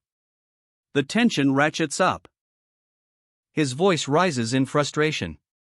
Excuse me, but what exactly is so funny? The woman's amusement deepens. Are you actually enjoying yourself after everything that's happened? She exclaims, her voice sharp.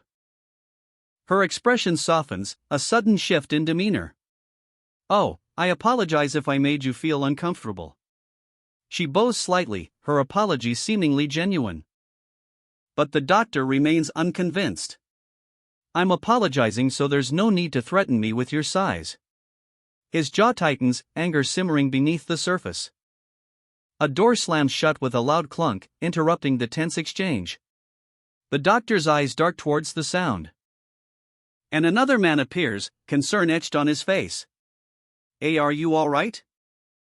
Jong Yu, caught in the cross-currents of a tense conversation, finds himself the focus of attention.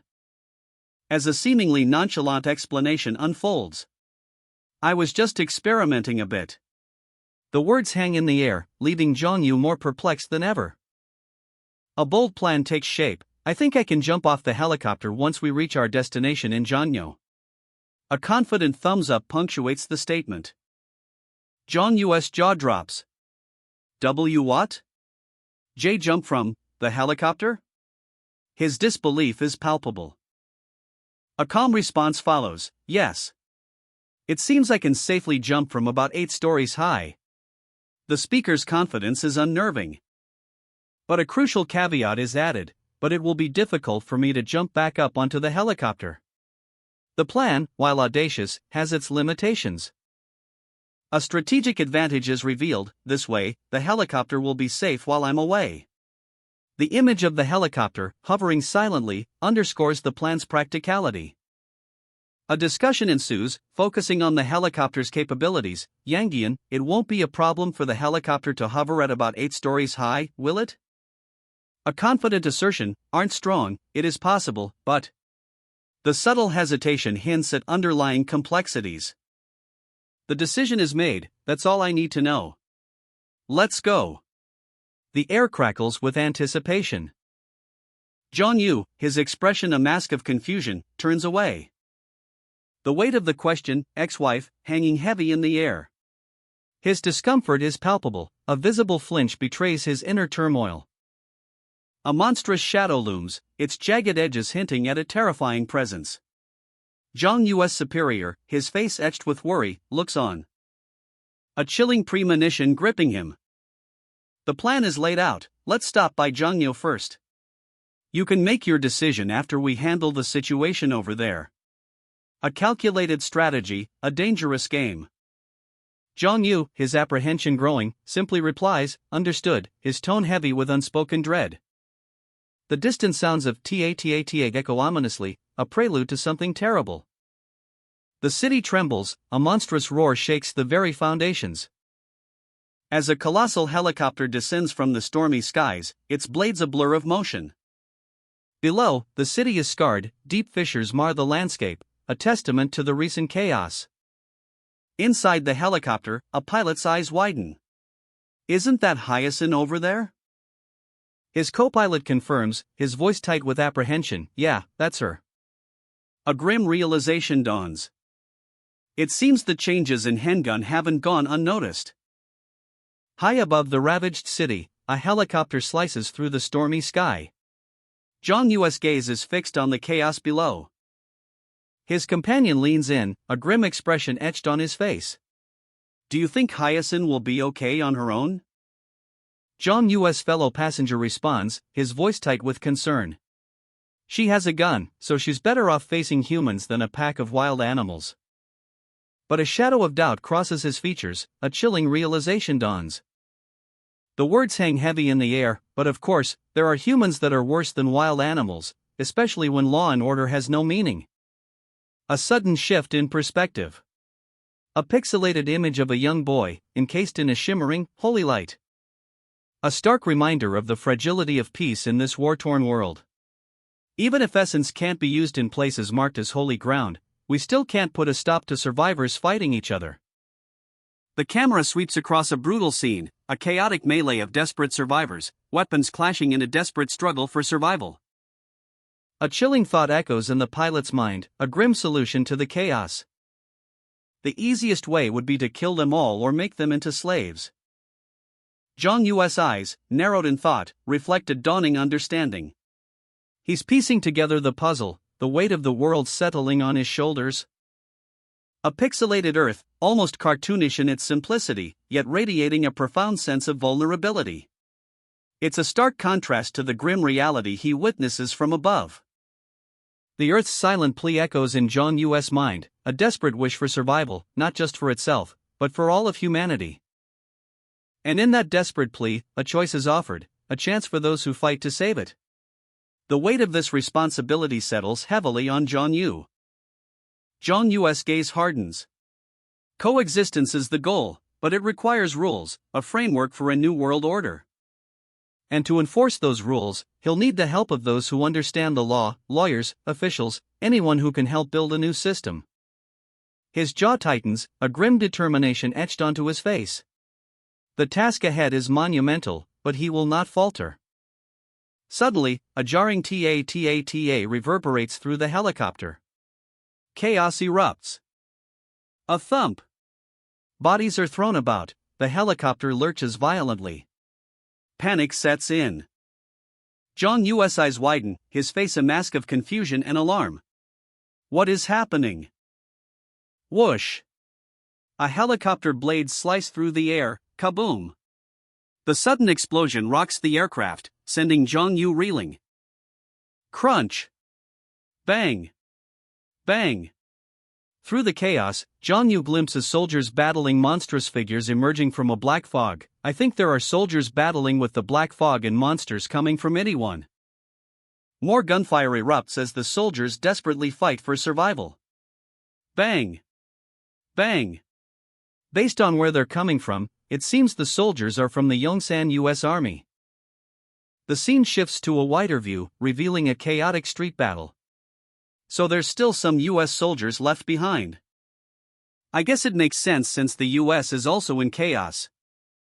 Jong Yu's face is etched with grim determination. They're probably just trying their best to survive. Do you think we can find some fuel for the helicopter at the army base? Huh? Oh, yes, they probably have fuel. Jong Yu's companion leans in, offering a glimmer of hope. Then let's go ahead and land there first. Jong Yu's resolve hardens, his gaze unwavering. Bullets rain down, a deadly storm tearing through the air. What? But there are bullets flying everywhere. Don't you think it's too dangerous? Panic grips the air. We don't even have a protective shield anymore. But wait. A surge of energy, a revitalizing force. Don't worry. It's like chi, the inner strength you see in martial arts novels. Once the essence is obtained, it maintains its maximum level. Swoosh, the protective shield is back online. A glimmer of hope. As long as we don't get hit directly with a cannonball, we'll be fine. But John Yu's resolve is unwavering. He won't leave behind valuable resources. We can't just leave behind all the fuel and other resources that might be down there. The grim reminder of Hengun's destruction. You saw what happened at Hengun. When the gateway was closed, the black fog destroyed everything it touched. A daring plan takes shape. We need to get in there and retrieve the resources while the soldiers are busy holding up the front lines. The battlefield rages, a monstrous claw emerging from the smoke and chaos. The soldiers fight valiantly, but the threat is immense. John Yu's eyes narrow, a steely glint reflecting his determination. The whole country already knows that a gateway has been closed. His gaze is fixed, unwavering. He will see the truth with his own eyes. I want to see the gateway in Itaewon with my own eyes. The first gateway is sealed, but the threat isn't over. The top-ranked saviors are closing in, they'll absorb every ounce of essence they can find. And that presents John Yu with a terrifying, yet brilliant opportunity. A surge of dark energy erupts as John Yu prepares to make his move, a risky gamble to consume the essence left behind. But there's a catch: if other saviors find their way to Itaewon, John Yu's plan will fail. He needs more essence to seal the gateway completely. His grim determination hardens, he'll need to collect the essence of the US soldiers, too. John Yu's eyes blaze with resolve. And get out of here. A tense agreement, the mission is a go. The weight of the world rests on his shoulders. John Yu's eyes gleam with determination. Then, I'll begin the descent. The words hang in the air, a prelude to a daring plan. A helicopter, a silent predator in the twilight, descends towards a seemingly deserted sports field, a perfect cover for his operation. A blinding flash of light erupts, a shockwave follows. The rotors of a helicopter beat a frantic rhythm overhead, ta-ta-ta-ta-ta, a desperate race against time. Soldiers stand watch, their faces grim, eyes fixed on the horizon. A pilot's brow furrows in concern, his gaze intense. A radio crackles to life, beep, a message received. The question hangs heavy in the air: are you familiar with what angels in the Bible supposedly look like? The pilot's eyes widen. Angels? He nods slowly, a chilling revelation about to unfold. Yes, unlike the winged humanoid figures we often think of. The Bible describes angels in a bizarre and grotesque way. The pilot's brow furrows, a knot of confusion tightening in his eyes. He's clearly not buying what he's hearing. And his next question cuts straight to the heart of the matter. Is this divine intervention, or something far more sinister? A monstrous entity looms large, its grotesque form a stark contrast to the pilot's quiet apprehension. The sheer scale of it is terrifying. And the pilot's doubt is palpable. He's a Christian, but the image before him defies any easy explanation. From high above, a helicopter descends, a beacon of hope against the encroaching darkness. *TATATA*, the rhythmic chop of the blades a counterpoint to the unsettling silence below. But from this perspective, the helicopter looks less like a rescue and more like a divine messenger. A savior descending from the heavens. The pilot's grip tightens on the controls, his knuckles white. The weight of the situation is crushing him. And the horrifying truth dawns on him. He's not a savior, he's something far more monstrous. A chilling realization. This isn't salvation, it's destruction. He is the harbinger of death. More importantly, the pilot, his face etched with worry, makes a critical decision. I'm going to check on the Itaewon gateway as soon as we land. He issues a sharp order to his team: I want you all to wait here, and try not to draw any attention to yourselves. A concerned voice cuts through the air, questioning his plan. Why, you're going by yourself? The pilot's jaw tightens, his eyes reflecting a grim determination. But the soldiers? He formulates a plan, his voice low and urgent. Tell the soldiers that you brought a savior who's affiliated with the government. I won't hurt the soldiers until I get back from checking the gateway, so they should protect you in the meantime. A final instruction, a precaution against unforeseen circumstances: if there's an emergency, use the gun that's inside the backpack. The image shows a military-grade handgun nestled within a tactical backpack, a silent promise of last resort. A final warning, a reminder of the larger mission, but try not to touch the rifles and ammo in the army base. We'll need to bring them with us later. The scene shifts to a desolate military base, the air thick with anticipation. Rows of crates and a guarded perimeter suggest a place of high security and potential danger. Slide. Whoosh. The pilot is ejected from the vehicle, a sudden, violent expulsion, leaving his team behind. His face is a mask of grim determination, eyes narrowed with a fierce resolve. I'll see you all later. The words are clipped, urgent, leaving no room for doubt. The helicopter blades churn, a whirlwind of motion. Ta-ta-ta-ta, a rhythmic percussion against the tense silence. And the pilot is gone, leaving only the dust to settle. The sound of the helicopter fades into the distance, leaving an unsettling quiet in its wake. TSSSSS.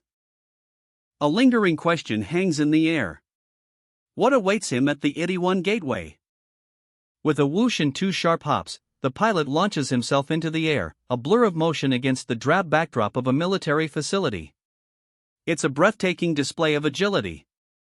His pursuers exchange a brief, silent communication, their faces etched with concern. The pilot's escape is short-lived. He lands near a building, only to be confronted by two figures, their expressions grim. A metallic clank echoes as the pilot drops his comm unit. Panic sets in as he's surrounded, a young woman among his captors. Suddenly, soldiers appear, weapons raised. Identify yourselves, they demand, their voices tight with suspicion. The pilot's eyes widen in surprise. He stares at the soldiers, a dawning realization spreading across his face. They're speaking English, but I can understand them? A thought strikes him, a sudden connection forming in his mind. Is this the essence's translation ability that John Yu was talking about? A soldier's skeptical gaze pierces through the air, a silent question hanging between them. The pilot lands his aircraft near a military base, a tense standoff begins. A soldier calmly assures him, there's no need to be so nervous. But the questions come fast and hard. We just need you to tell us who you are and why you're here. The pressure mounts. And we also need to know who that man was that ran off just now. The pilot, a man in a suit, stands defiantly before the soldiers, his eyes narrowed in suspicion. His jaw tightens. Special Response Team. Which unit do you belong to? The question hits him like a punch. Ha! Unit. Damn. I wasn't expecting that question. An official announcement blares across the screen, a stark warning of impending danger. The Ministry of the Interior and Safety is calling for saviors. A chilling BA bump punctuates the gravity of the situation. The pilot, eyes wide with dawning realization, mutters to himself, damn, what do I do? The metallic clunk of a rifle being cocked breaks the silence. He's surrounded. A soldier's steely gaze pierces through the pilot's apprehension. Who are you? The soldier demands. With a whoosh, a burst of energy propels him into action. Escape is his only option. A swoosh of energy trails behind him as he leaps through the trees, a blur of motion against the green. He lands hard, but his determination is unwavering. He glances at his phone, 11:36 p.m. I have to take care of Janyo before it gets dark.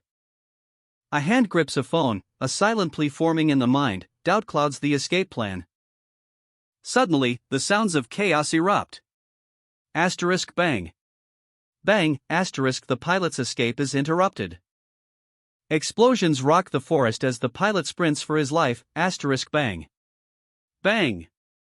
Bang, asterisk bullets whiz past, narrowly missing their target. The ground trembles. A rumble shakes the very earth as the pilot narrowly avoids a devastating blast. More explosions rock the area, asterisk bang, asterisk another near miss. The relentless pursuit continues.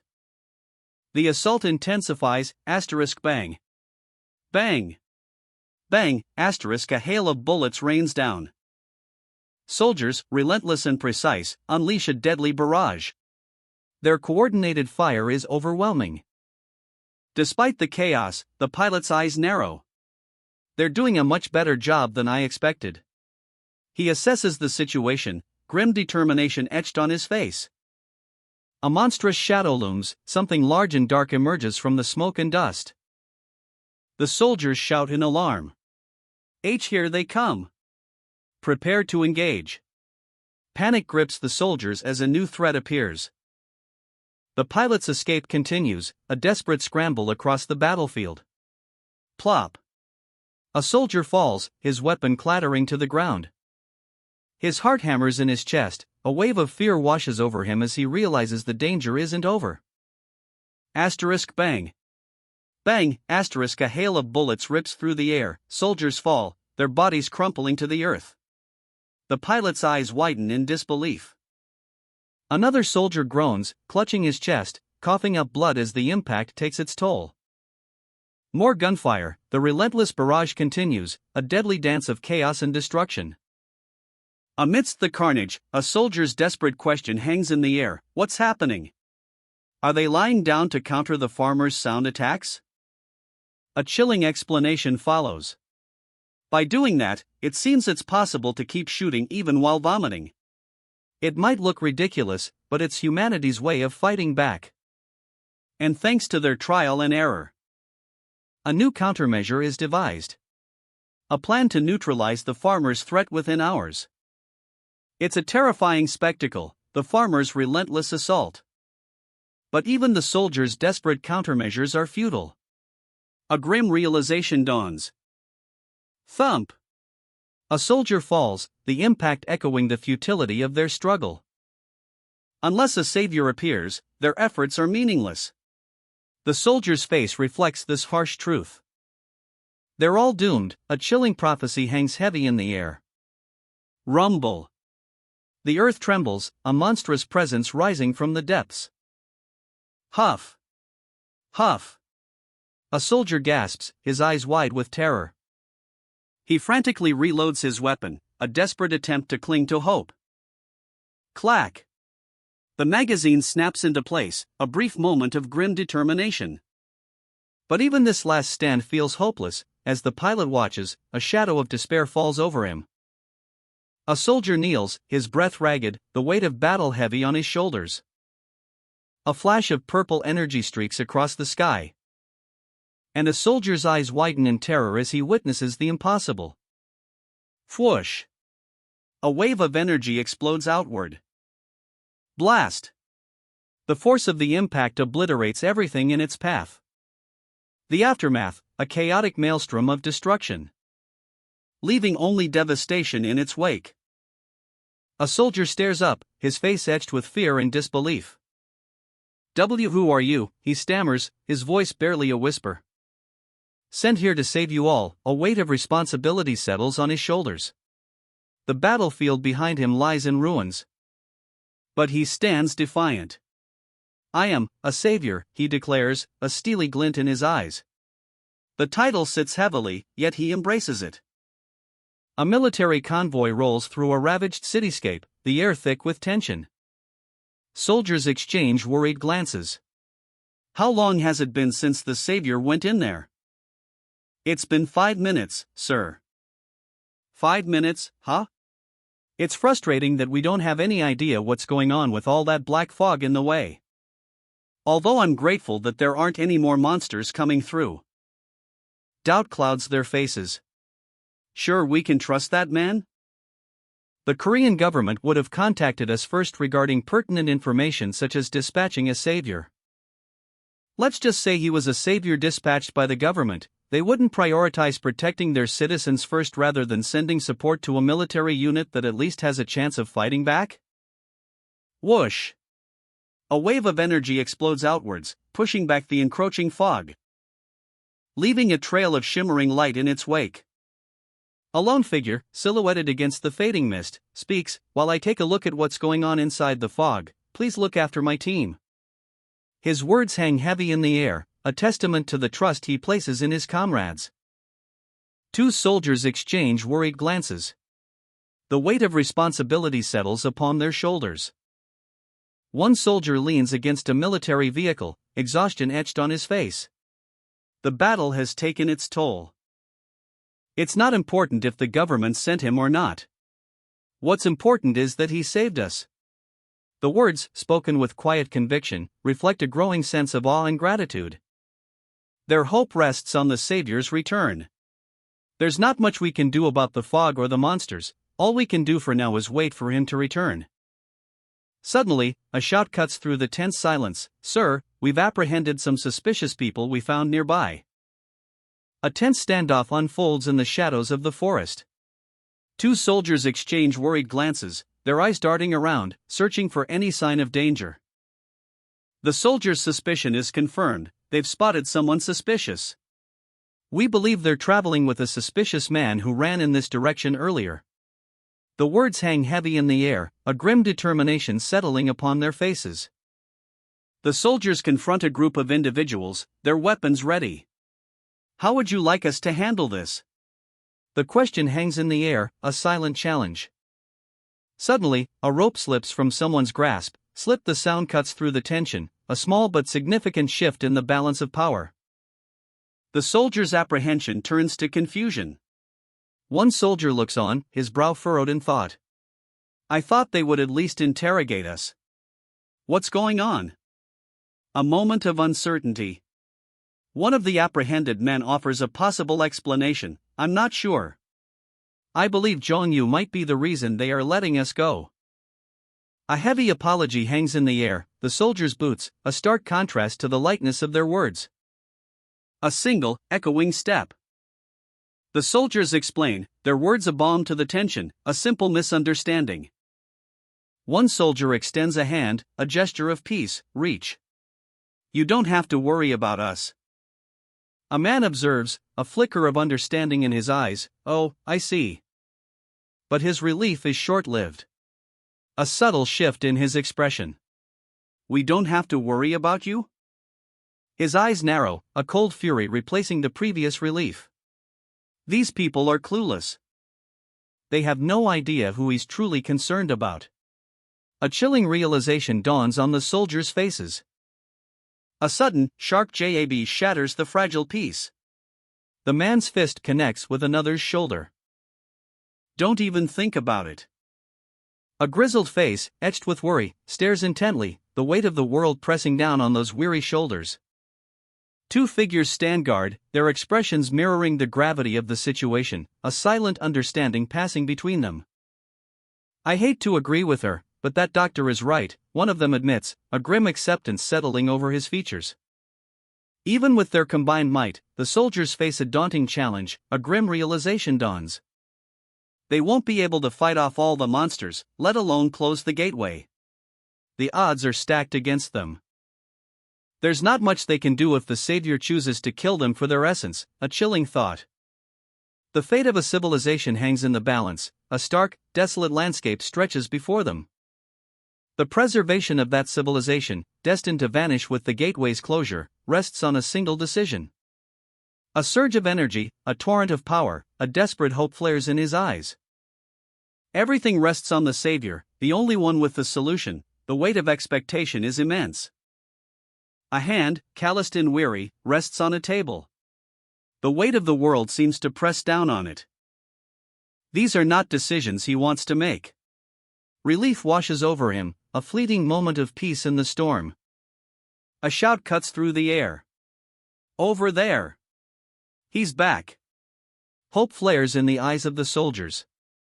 A man in a suit, his face etched with worry, watches from afar. His expression is one of disbelief and dawning horror. From the heart of the darkness, a figure emerges. Step. Step. Jong-yu walks towards them, an aura of power surrounding him. His footsteps echo in the desolate landscape, each one a beat of a powerful drum. He approaches, unwavering. The soldiers stare, mouths agape. "I can't believe it. He's completely unharmed from the black fog." Relief and awe battle for dominance in their expressions. One soldier's voice cracks with emotion, that's why he's the savior. Is everything okay now? Another soldier, his face a mixture of hope and uncertainty, whispers, is it all over? No. His eyes widen, a stark realization dawning. The black fog, and the resonators, they're still there. A chilling confirmation. Impossible. If the gateway was closed, they couldn't be there. John Yu's face hardens, suspicion growing. Could it be? His eyes narrow, a dreadful thought taking root. Even Zhang Yu couldn't close the 81 gateway? The gravity of the situation hits him like a physical blow. What? A soldier's voice cuts through the silence, confusion etched on his face. Do you want to stand around like an idiot and die with the rest of them? A sharp command, urgency in every word. A reassuring hand on a comrade's shoulder. Solidarity in the face of danger. If you figured out what's going on, let's move. Zhang Yu's resolve hardens, his gaze sharp and determined. Oh, a woman's soft gasp, a mixture of fear and resignation. Zhang Yu, his expression grim, receives a curt nod from his superior. The weight of their mission hangs heavy in the air. As they navigate a cracked, desolate cityscape. The remnants of a catastrophic event are everywhere. Zhang Yu leads the way, his steps deliberate, his companions following close behind. Tension ratchets up. Suddenly, a soldier's voice cuts through the silence. Wait a minute, where are you going? The question hangs in the air, a palpable sense of unease settling over the group. What are they talking about? As they approach a dark, ominous gateway. The soldier's apprehension is clear. Zhang Yu remains resolute. He walks towards the gateway, his presence radiating an unnerving calm. Ha! He's walking over. A soldier's eyes widen in disbelief. Fear and confusion war on his face. As a flash of blue energy erupts from Zhang Yu's hand. Whoosh, the weapon he used to slay monsters. Zhang Yu's eyes blaze with an unearthly light, a power crackling around him. A silent question hangs in the air, why? Then, kaboom, the 81 gateway explodes in a maelstrom of energy. Zhang Yu stands amidst the devastation, a figure silhouetted against the ethereal glow, debris rains down around him. Fragments of the gateway, imbued with strange energy, scatter like falling stars. A powerful gust of wind, FWOSH, sweeps across the landscape, carrying the remnants of the gateway away. Leaving behind only the lingering scent of ozone and the stunned silence of those who witnessed it. A soldier, his body trembling, clutches his chest, the raw power of the explosion still echoing in his bones. A question forming on his lips, a silent plea, but why? Another soldier, gasping for breath, stares in disbelief, his mind reeling from the impossible sight before him. A single, desperate question escapes his lips, why are you? A shadowy expanse, the air thick with the scent of impending doom. In order to close the 81 gateway, the chilling number 23,065 glows ominously, a stark reminder of the cost. Zhang Yu needs over 20,000 essence. The weight of this sacrifice settles heavily on his shoulders. A soldier's eyes widen in disbelief. What do you mean? Thud. The impact of Zhang Yu's actions reverberates through the very ground, leaving a trail of destruction in its wake.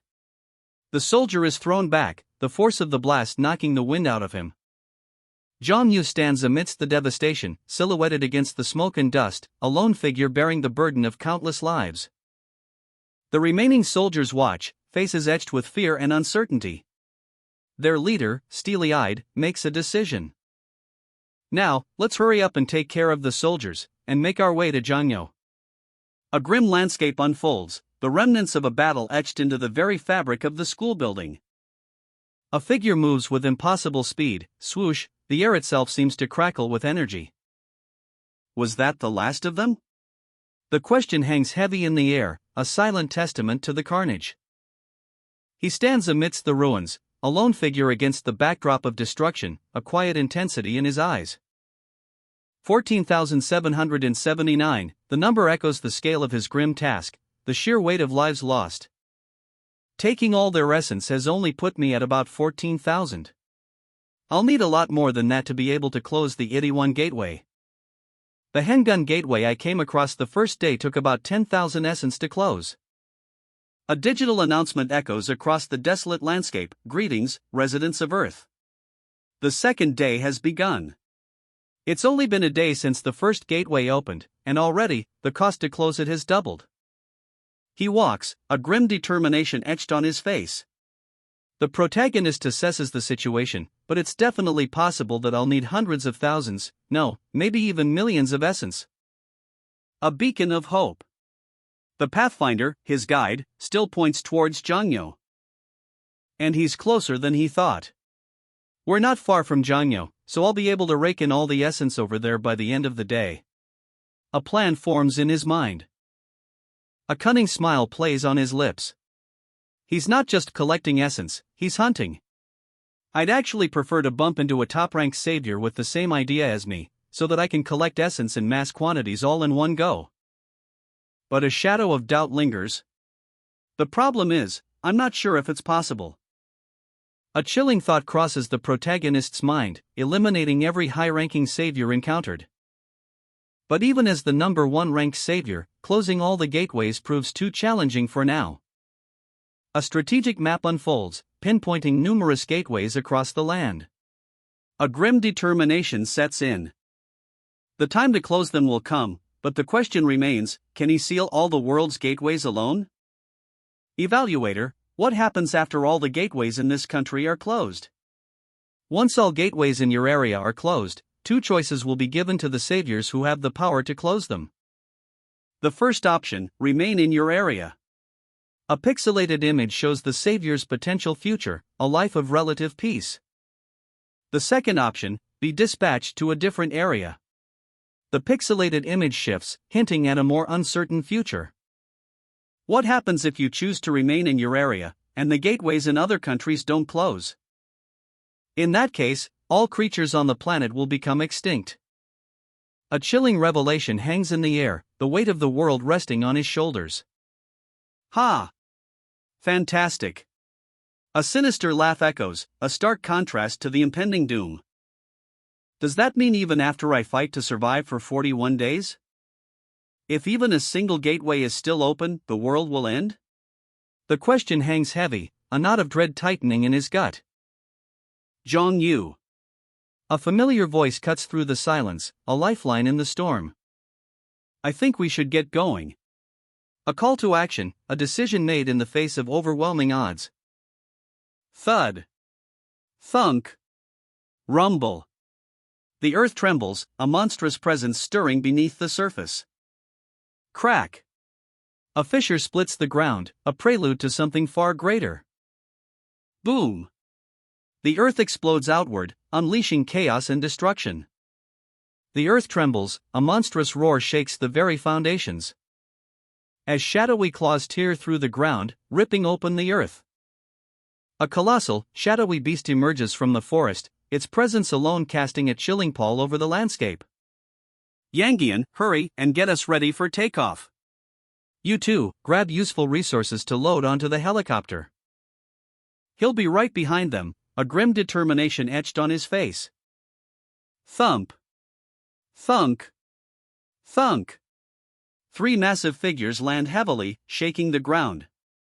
The unnamed protagonist stands defiant, facing the impossible odds. Those soldiers didn't even know how to use essence, yet they were able to block these attacks multiple times.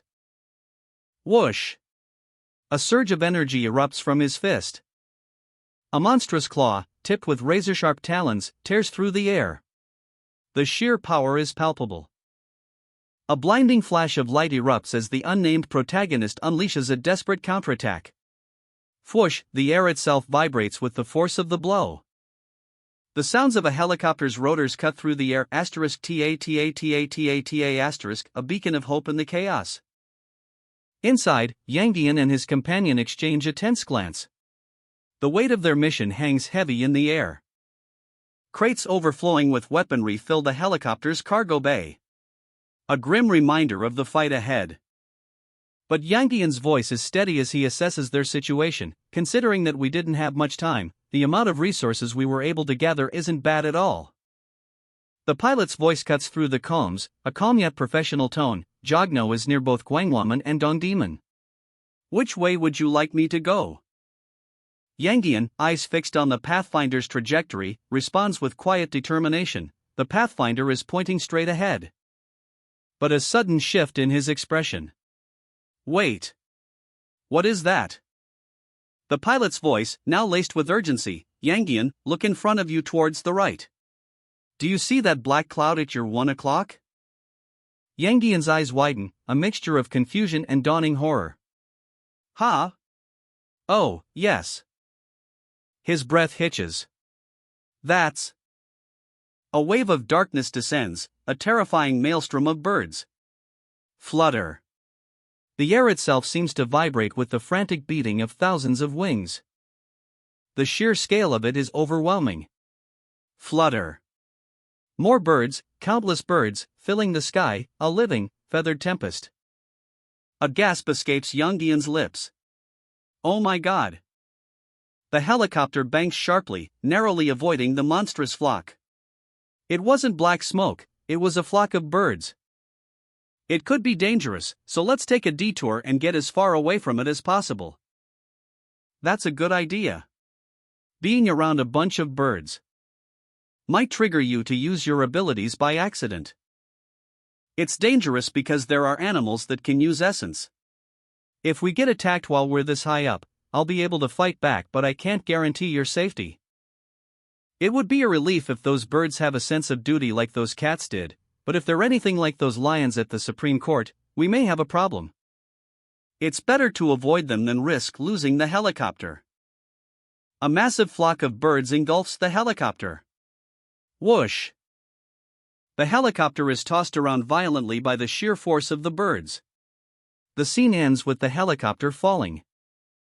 The helicopter blades whir, a rhythmic ta-ta against the backdrop of a ruined city, a grim testament to recent chaos. The damaged buildings loom, scarred and broken, like jagged teeth against a bruised sky. Below, the streets are littered with debris, a silent graveyard of shattered lives, a chilling reminder of the destruction wrought. Inside the helicopter, concern etches itself onto the pilot's face. It's not looking too good here either. His words hang heavy in the air. His co-pilot agrees, his voice laced with grim resignation. It's definitely not a welcoming atmosphere. Yangian, jolted from his thoughts, looks up sharply. Huh? The co-pilot points towards a distant building, smoke curling from its damaged roof. Yangian, do you see that building with smoke coming out of it? Yangian's eyes narrow in assessment. Yes, I see it. Seeing as the smoke isn't thick, I don't think it's on fire. The pilot considers the options. The rhythmic ta-ta of the helicopter blades a counterpoint to the tension. Do you think you can land on that roof? Possibly, but the landing may be rough as the location isn't great. The helicopter blades whir, a rhythmic ta-ta slicing through the air. A controlled descent turning into a bone-jarring clunk as the landing gear hits the rooftop. Metal groans under the strain, a violent shudder rocks the aircraft.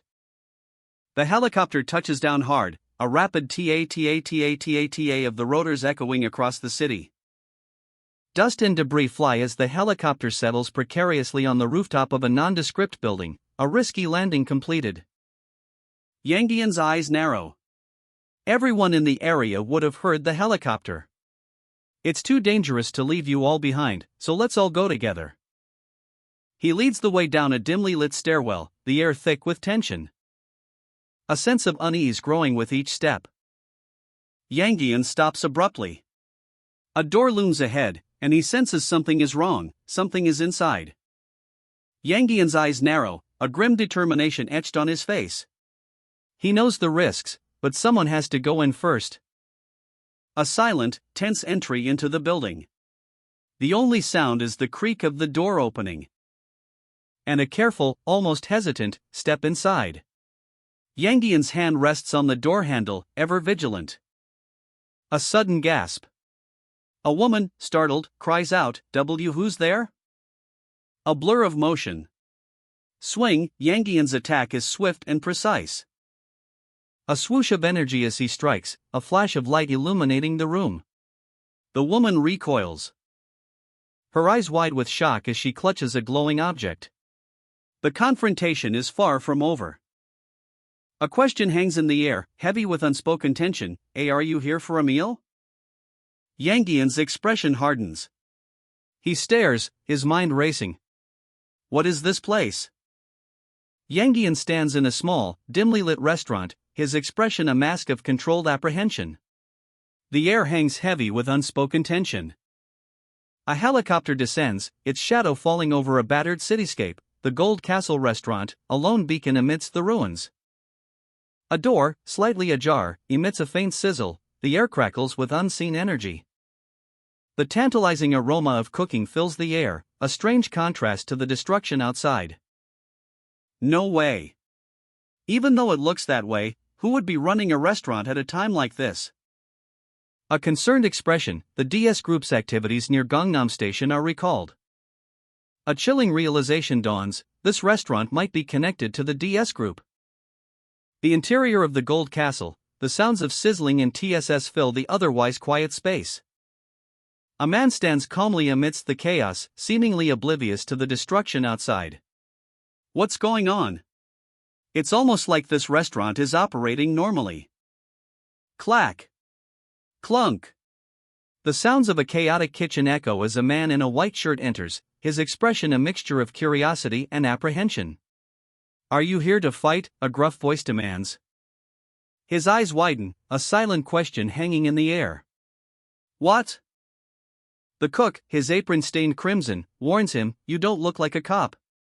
You'll get yourself killed around here if you're not careful. Hurry up and run away. The man considers the cook's words. Run away? Another metallic clunk rings out as the man remains unmoved. His gaze unwavering. His eyes glow with an eerie light. The question hangs heavy in the air, will he heed the warning? A sudden whoosh of air as he speaks, that's the first time I've heard someone say that to me since the world turned upside down. The cook, his face etched with surprise, observes him closely. He doesn't seem to be frightened, even though he only has 3 essence. A woman's arm, bruised and battered, is shown. What's with those bruises? The man's thoughts, this place might appear to be a regular restaurant, but something seems off. His eyes, narrowed, pierce through the shadows of this strange place. A restaurant bustling with activity, yet heavy with an unspoken tension. The sizzle of the grill clashes with the dull clunk of dishes, a discordant symphony of normalcy and unease. He takes a seat, the rich aroma of food doing little to mask the unsettling atmosphere. I feel like an outsider who just entered a martial arts novel, he thinks, his gaze sweeping across the scene. His observation falls upon a waitress, her movements stiff, her eyes haunted. She's like a servant who's become a plaything for gangsters. He muses, a chill crawling up his spine as he notices the subtle details. The chef, his face etched with weariness, throws another piece of meat onto the grill with a toss. The sizzling sound is almost deafening in the sudden silence. And he's like an owner who doesn't want any bloodshed, he adds, piecing together the puzzle. The man's question hangs heavy in the air, what is this place? The chef's response is sharp, laced with a hint of desperation, how can you still be running a restaurant at a time like this? Do all the thugs in this area come here to eat or something? The chef's wariness intensifies as he turns, his voice low and menacing, and who might you be? Unless you're a cop or a soldier, I suggest you stay out of my business and move on. The man's thoughts drift to the chef's persistent questioning. Is he still hoping the government will be able to solve this situation? He wonders, a flicker of doubt crossing his face. His resolve hardens. Actually, I've just come from witnessing police officers and soldiers die, he states, his voice firm, his eyes reflecting the grim reality he's just witnessed. A steaming bowl of seafood stew sits on a table, the aroma thick with the promise of a comforting meal, a stark contrast to the grim determination etched on the face of the man who surveys it. The chef's eyes widen, reflecting a horror too deep for words. All the soldiers died too. His voice cracks, barely a whisper against the silence. His gaze hardens, a storm brewing behind his eyes. The weight of the world rests on his shoulders. A faint jingle, the sound of a nearby door opening, a subtle shift in the atmosphere. He turns, his expression unreadable, a silent question hanging in the air. Another man's voice cuts through the tension. What's going on? Is that him? Concern and suspicion war in his tone. A soldier steps forward, finger pointed, his voice sharp and accusatory. Were you the ones flying that helicopter on the roof? The question hangs heavy with implication. A sudden whoosh as the man's eyes glow with an unearthly light, a power unleashed. His voice, cold and filled with rage, every single one of these bastards is an awakened. The number 712 flashes on a screen, a chilling confirmation of the scale of the threat. The average awakened individual possesses around 700 units of essence, a crucial detail that will soon become chillingly clear. These men, gathered here, have collected all the essence in the area, their numbers and expressions hinting at a dark secret. A tense question hangs in the air. Is one of them a cop? The man's suspicion is palpable, his gaze sharp, unwavering. He's not buying their act. He presses further, his words laced with a threat. Government intervention would be disastrous for their plans. And cooperation with authorities is the last thing on their minds. Each possesses far too much essence to risk exposure. The sheer amount of essence they've accumulated speaks volumes. They've broken countless laws to survive. A chilling question arises: how did they manage to coexist, to trust each other, with such a dangerous secret? And why do they all possess a similar amount of essence? The interrogation begins. A tense silence hangs in the air as the question drops. And the group's defiant answer rings out, a spark of rebellion in their voices. They won't live like this forever. But the investigator's gaze sharpens. A number flashes: 1196, the mark of a predator. The chef's true nature is revealed. A chilling realization dawns on the investigator's face. This isn't just a random group, this chef is their leader. The investigator studies the chef, noticing the scars hidden beneath his uniform, subtle clues to a violent past. But he dismisses them as the occupational hazards of a cook's life. A clever disguise, indeed. The investigator's deduction is swift. He believes he's pieced together the puzzle. Initially suspecting a hostage situation, but now seeing a different picture entirely. A group, working together. The scene shifts, revealing the unsettling truth, a chillingly calm coexistence within the restaurant's walls. A sigh escapes her lips, a chilling indifference in her eyes. She doesn't care about the victim, it's not her problem.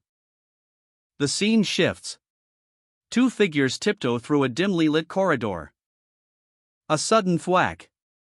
One of them falls, a sharp cry escaping his lips. The other tries to flee, but a hand grabs him. Are you trying to run away? Didn't I tell you? As long as you do as I say, you'll live. Terror grips the man's face. He stammers, that's not it. Aye. A sudden whoosh. His eyes glow with an unearthly light as he desperately tries to speak. That man, he's dangerous. The number 14,779 flashes ominously on the screen. A beat. A cold realization dawns on the observer. I see, they have a savior on their side, huh? A swoosh of energy, a figure emerges, eyes blazing with power. They're threatening the savior, even though he's the only one who has the potential to resolve this situation. And now they're just uselessly waiting for the police. What a joke! A desperate plea escapes the man's lips, as a powerful force throws him against the wall. Whoosh, plop. He hits the ground hard, dazed and disoriented. A sudden, blinding flash of light erupts. A crimson spray explodes as the man is struck from behind. Gush, startled, the others watch in horror. The body falls limp. Flop. The murder weapon, a bloody cleaver, clangs on the floor. Clang. Peeking from the doorway, two men watch the aftermath with wide, fearful eyes. A hand reaches for a weapon, the word tremble echoing the growing tension. A bloody cleaver lies discarded, the scene heavy with the aftermath of violence. A gasp escapes the woman's lips, her eyes wide with horror. She whispers, "Honey," a choked question hanging in the air as the reality of the situation crashes down. Fury ignites. "That bastard killed him," a man shouts, his voice raw with rage. The chase is on. "Everyone, get him," the cry echoes through the restaurant. A blur of motion. A pen, imbued with mystical energy, appears, ready to unleash its power. A mystical energy explodes outward, a wave of power washing over the scene. The pursuers close in. The cleaver is raised, a grim determination etched on the woman's face. The blood spatters. "You, murderer," she screams, her voice filled with righteous fury. Swoosh! The savior intervenes, a burst of energy deflecting the captor's attack. The man in the restaurant is sent sprawling. Ugh! The force of the blow leaves him breathless, stunned by the unexpected intervention. Bash! The woman unleashes a brutal counterattack, her fury a tangible force. The captor staggers. This woman just lost her husband and is not in her right mind. I need to stop her. The man in the restaurant's rage fuels his determination, but his fear is palpable. His breathing is ragged, his face contorted with a mix of terror and fury. Tremble! He lunges forward, but the woman's grip tightens, her eyes blazing with grief and rage. Erg! He struggles against her strength, his face turning purple. Grab! Desperation grips him. He snatches a nearby knife. Swing! In a flash of brutal violence, he brings the knife down. The woman cries out in pain. The woman collapses, her lifeblood staining the floor. A dark cloud of despair settles over the scene. I need to do whatever it takes. Splat! The finality of the act is underscored by the sickening sound of the knife falling into a nearby bowl. Blood splatters across the scene, a grim testament to the tragedy that has unfolded. A bloody cleaver, dripping crimson, the prelude to violence. The blade glistens, reflecting the dim light of the kitchen, each drop a testament to the brutality about to unfold. Terror etched on his face, wide eyes reflecting the horror of the moment. A scream rips through the air, ah! The chef's desperate cry echoing in the confined space. He lunges, a desperate attempt to escape, but his attacker is faster. A blur of motion, a whoosh of steel, the chef's fate sealed. The impact explodes in a flash of light, the chef's body is thrown back, lifeless. A cold, calculating gaze, the killer stands amidst the carnage, unmoved. More chaos erupts in the kitchen, the aftermath of a swift, brutal attack. The restaurant kitchen is a scene of chaos. Bodies litter the floor, a trail of shimmering blue energy marking the killer's deadly path. A chilling display of power as the killer stands over his latest victim. His expression remains unervingly calm. The aftermath, shattered glass, a lingering scent of blood, and a chilling silence broken only by the faint hiss of escaping steam. Glowing orbs of energy pulse faintly on the ground, near the fallen bodies. A grim reminder of the violence that transpired. The killer's next target trembles, fear etched onto his face. He gasps, his body racked with terror. He asks, a desperate plea hanging in the air, are there more people like this in the area? His breath comes in ragged gasps, pant, each breath a testament to his overwhelming fear. The killer's blade glints, a chilling contrast to the bystander's terrified plea, if you don't have any information, that's fine. But the bystander's fear is palpable, his words tremble, there are. There's a lot more people. He stammers, desperately trying to convey the truth, what I'm saying is, these people, they're relatively good-natured. The killer's skepticism is sharp, cutting through the bystander's weak defense. Good-natured. Did you become attached to them while they were pushing you around or something? The bystander shrinks under the weight of the killer's gaze, his words a desperate plea, and no, what I mean is. His voice cracks, barely audible above the rising tension. This place is still pretty safe compared to the other surrounding areas. Suddenly, a chilling revelation.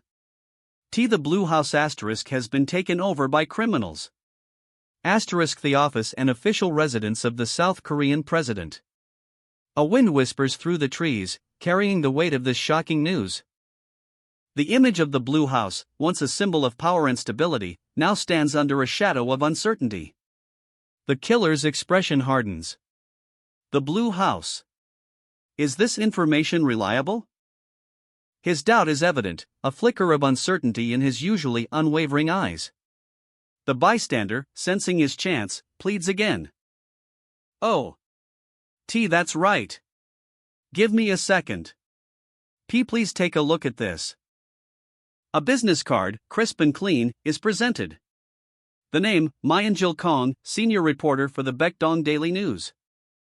A beat of silence, then, a question hangs in the air, reporter. The bystander's voice cracks with urgency. The Baekdong Daily News was accredited to the Blue House. I was at the Blue House just this morning. His plea is desperate. And if you spare me, I can help you avoid dangerous people. I can see how much essence people have. Killer's eyes narrow. The bystander continues, his voice trembling, I'm a savior, too. The bystander's fear is palpable, his eyes widen, reflecting a terror that chills to the bone. A sharp intake of breath, a question forming on Killer's lips, pardon. A sudden burst of energy, a whoosh as something unseen passes by. The bystander's eyes glow with an ethereal light. The question hangs heavy in the air, you're a savior? Killer's face is a mask of disbelief, a single number flashing in red, 21,109. The weight of that number is crushing.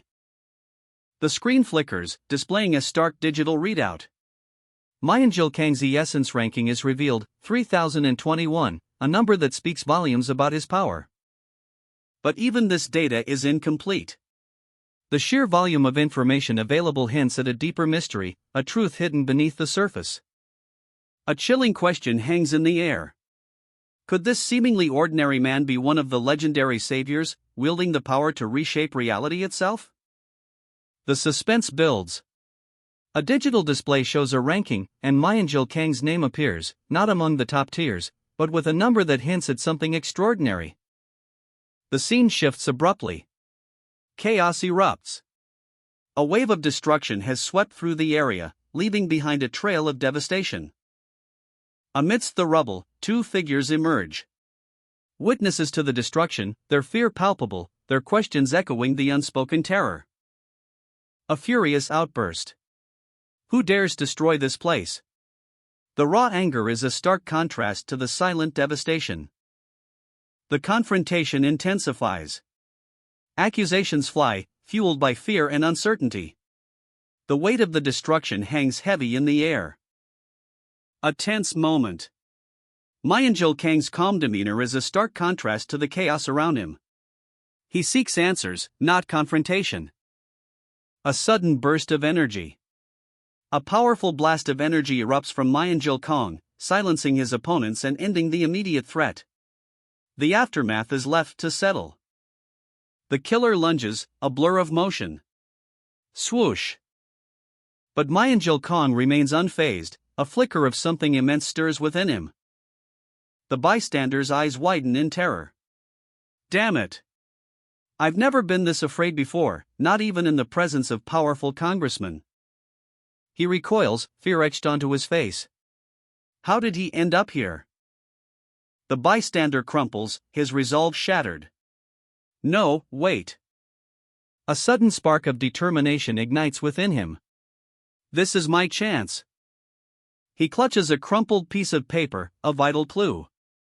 The only thing he's been able to find out all day. Is that only the top 5 saviors have the power to close? His eyes fix on Manhwa. If that man really does have that power, he'll be able to find out what a savior really is and what exactly it means to have the power to close. The bystander's eyes burn with a newfound resolve. He clenches his fists, a silent vow forming in his heart. I won't be powerless anymore.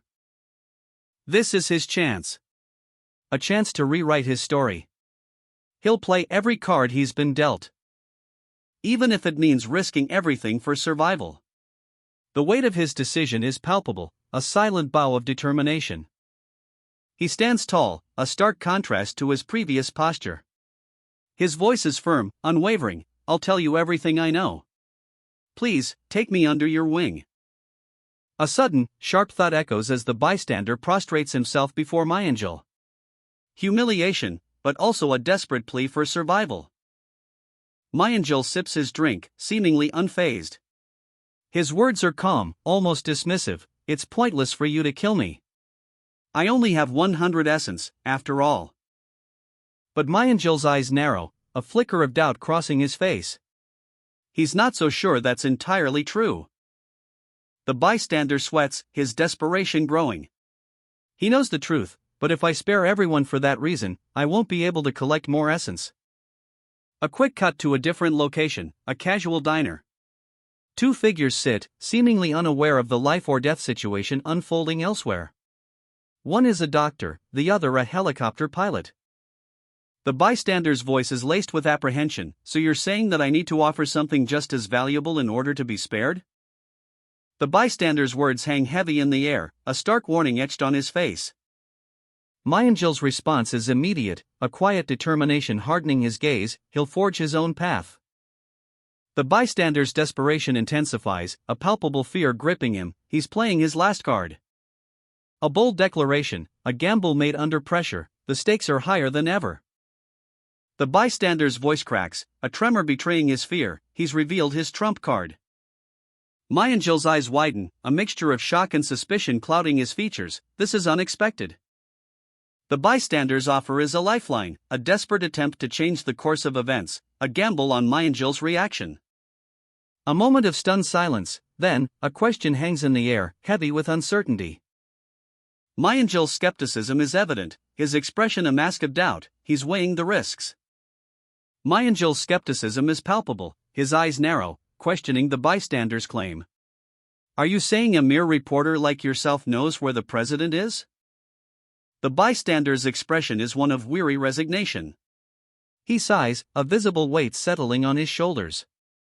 What you're saying doesn't add up. He explains, his voice strained, the memory clearly painful.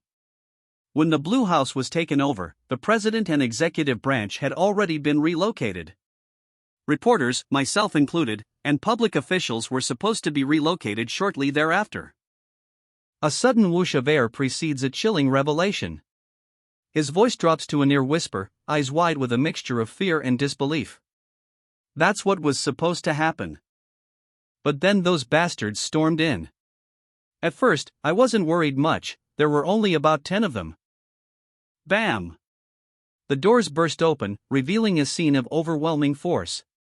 Over 200 armed bodyguards, a seemingly impenetrable defense. Bang! Bang! Bang! Bang! A hail of bullets rips through the air, a deadly storm unleashed. But the bodyguards' guns were useless against them. Ping! Ping! Ping! The bullets deflect harmlessly, a shimmering blue energy field protecting the invaders. Once the bullets ran out, a blue light emanated from the hand of a man that appeared to be the leader of the gang. Fear grips the bystander and his fellow reporters as they huddle together, their faces etched with terror. The reality of the situation crashes down upon them. The weight of the bystander's words hangs heavy in the air. Manhwa's face, etched with concern, reflects the gravity of the situation. Then, a flash of blue energy. A whoosh as threads of pure power erupt from a fingertip, and in an instant, everything changes. A chaotic ballet of feathers and fury unfolds. A desperate struggle for survival amidst a storm of wings and talons. The city is in disarray. Two figures stand amidst the pandemonium, their faces etched with grim determination. It's not just here, one explains, his voice tight with urgency. The government lost all of their public authority once the flocks of pigeons started attacking.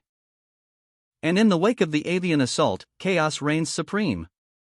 Thieves seized the opportunity, their actions emboldened by the widespread panic. Those who survived both the pigeons and the thieves. Formed vigilante unions, just like the one you saw at the Chinese restaurant. The pieces fall into place. That explains why they were all waiting for the police to come. But even if the police had arrived, these individuals, brimming with an unusual energy, would have likely been the ones facing arrest. A question hangs in the air. Did the government take any other measures? A sharp-dressed man, a picture of unsettling calm amidst the chaos, addresses the situation. His words drip with a chilling implication: things in Gangnam, the situation is very different here. His companion considers the implications, a thoughtful frown etching itself onto his face. But I guess that makes sense. To maintain balance, other areas are probably going through something similar. A shift in focus. Concern clouds the second man's features. He speaks, his voice laced with worry. By the way, I'm worried about those people we left behind. Do you think they're going to be okay? The response is blunt, devoid of emotion. They barely had any essence. The gravity of the situation sinks in. 1,000 units of essence are needed to block bullets, a stark reminder of the power imbalance. A strategic assessment unfolds within the confines of a dimly lit room. The figures huddled together, their faces etched with determination. If it's true that the awakened in the area are all gathered at the Blue House, it's probably safer for them to stay where they are. A grim acceptance settles over the scene. The weight of responsibility bears down heavily. It's likely we already cleaned up most of the people in the area. More importantly, Yangian needs to rest. Yangian's exhaustion is palpable. His head in his hands, the strain etched onto his face. We need to be ready to move as soon as I gather all the essence in the area. A quiet, deliberate step, the anticipation is almost unbearable. The imposing gates of the Blue House loom before them, damaged but still standing defiant. This is the entrance to the Blue House. A cryptic message unfolds, a whispered clue in the shadows. Follow the backroads towards Bugak Mountain, it leads to the second emergency response office. The president's evacuation point. Doubt clouds unnamed man 2's face. You're certain of this? Unnamed man 1's response is firm. Everyone who has access to the Blue House knows about the second emergency response office. That's where everyone evacuates when something big happens. The president, their secretaries, reporters, even janitors. A grim determination hardens unnamed man 1's features. Those bastards. I'd also be there. His gaze sharpens, focusing on a chilling thought. Those awakened you mentioned, how much essence do they have? Unnamed man 2 hesitates, then offers a grim estimate. There were around 15 of them, so I don't remember each of their exact numbers, but 2 of them had an incredible amount. The numbers flash on screen, 6,004 and 6,741. Each of them had at least 6,000 essence. The weight of that revelation settles. 2 with 6,000. They probably picked Janyo clean to get that amount. A close-up on a man's intense gaze, eyes narrowed in grim determination. The precision of the cuts is unsettling. The way those were sliced, it doesn't look like they used a knife, one voice observes, a chill in the tone. The scene shifts to a somber building, possibly a memorial. It looks like they used something sharper than a knife. Could they have used the blue thread? The question hangs heavy in the air. A sudden realization dawns. There's only one awakened that I know of that uses blue threads, a voice whispers, the weight of the revelation palpable. The answer is revealed, a portrait of a man, perhaps a father figure, with a hint of ethereal energy surrounding him. My father. The tension ratchets up. Du Dun, his face etched with a mixture of fear and determination, is shown. The name Du Dun appears boldly.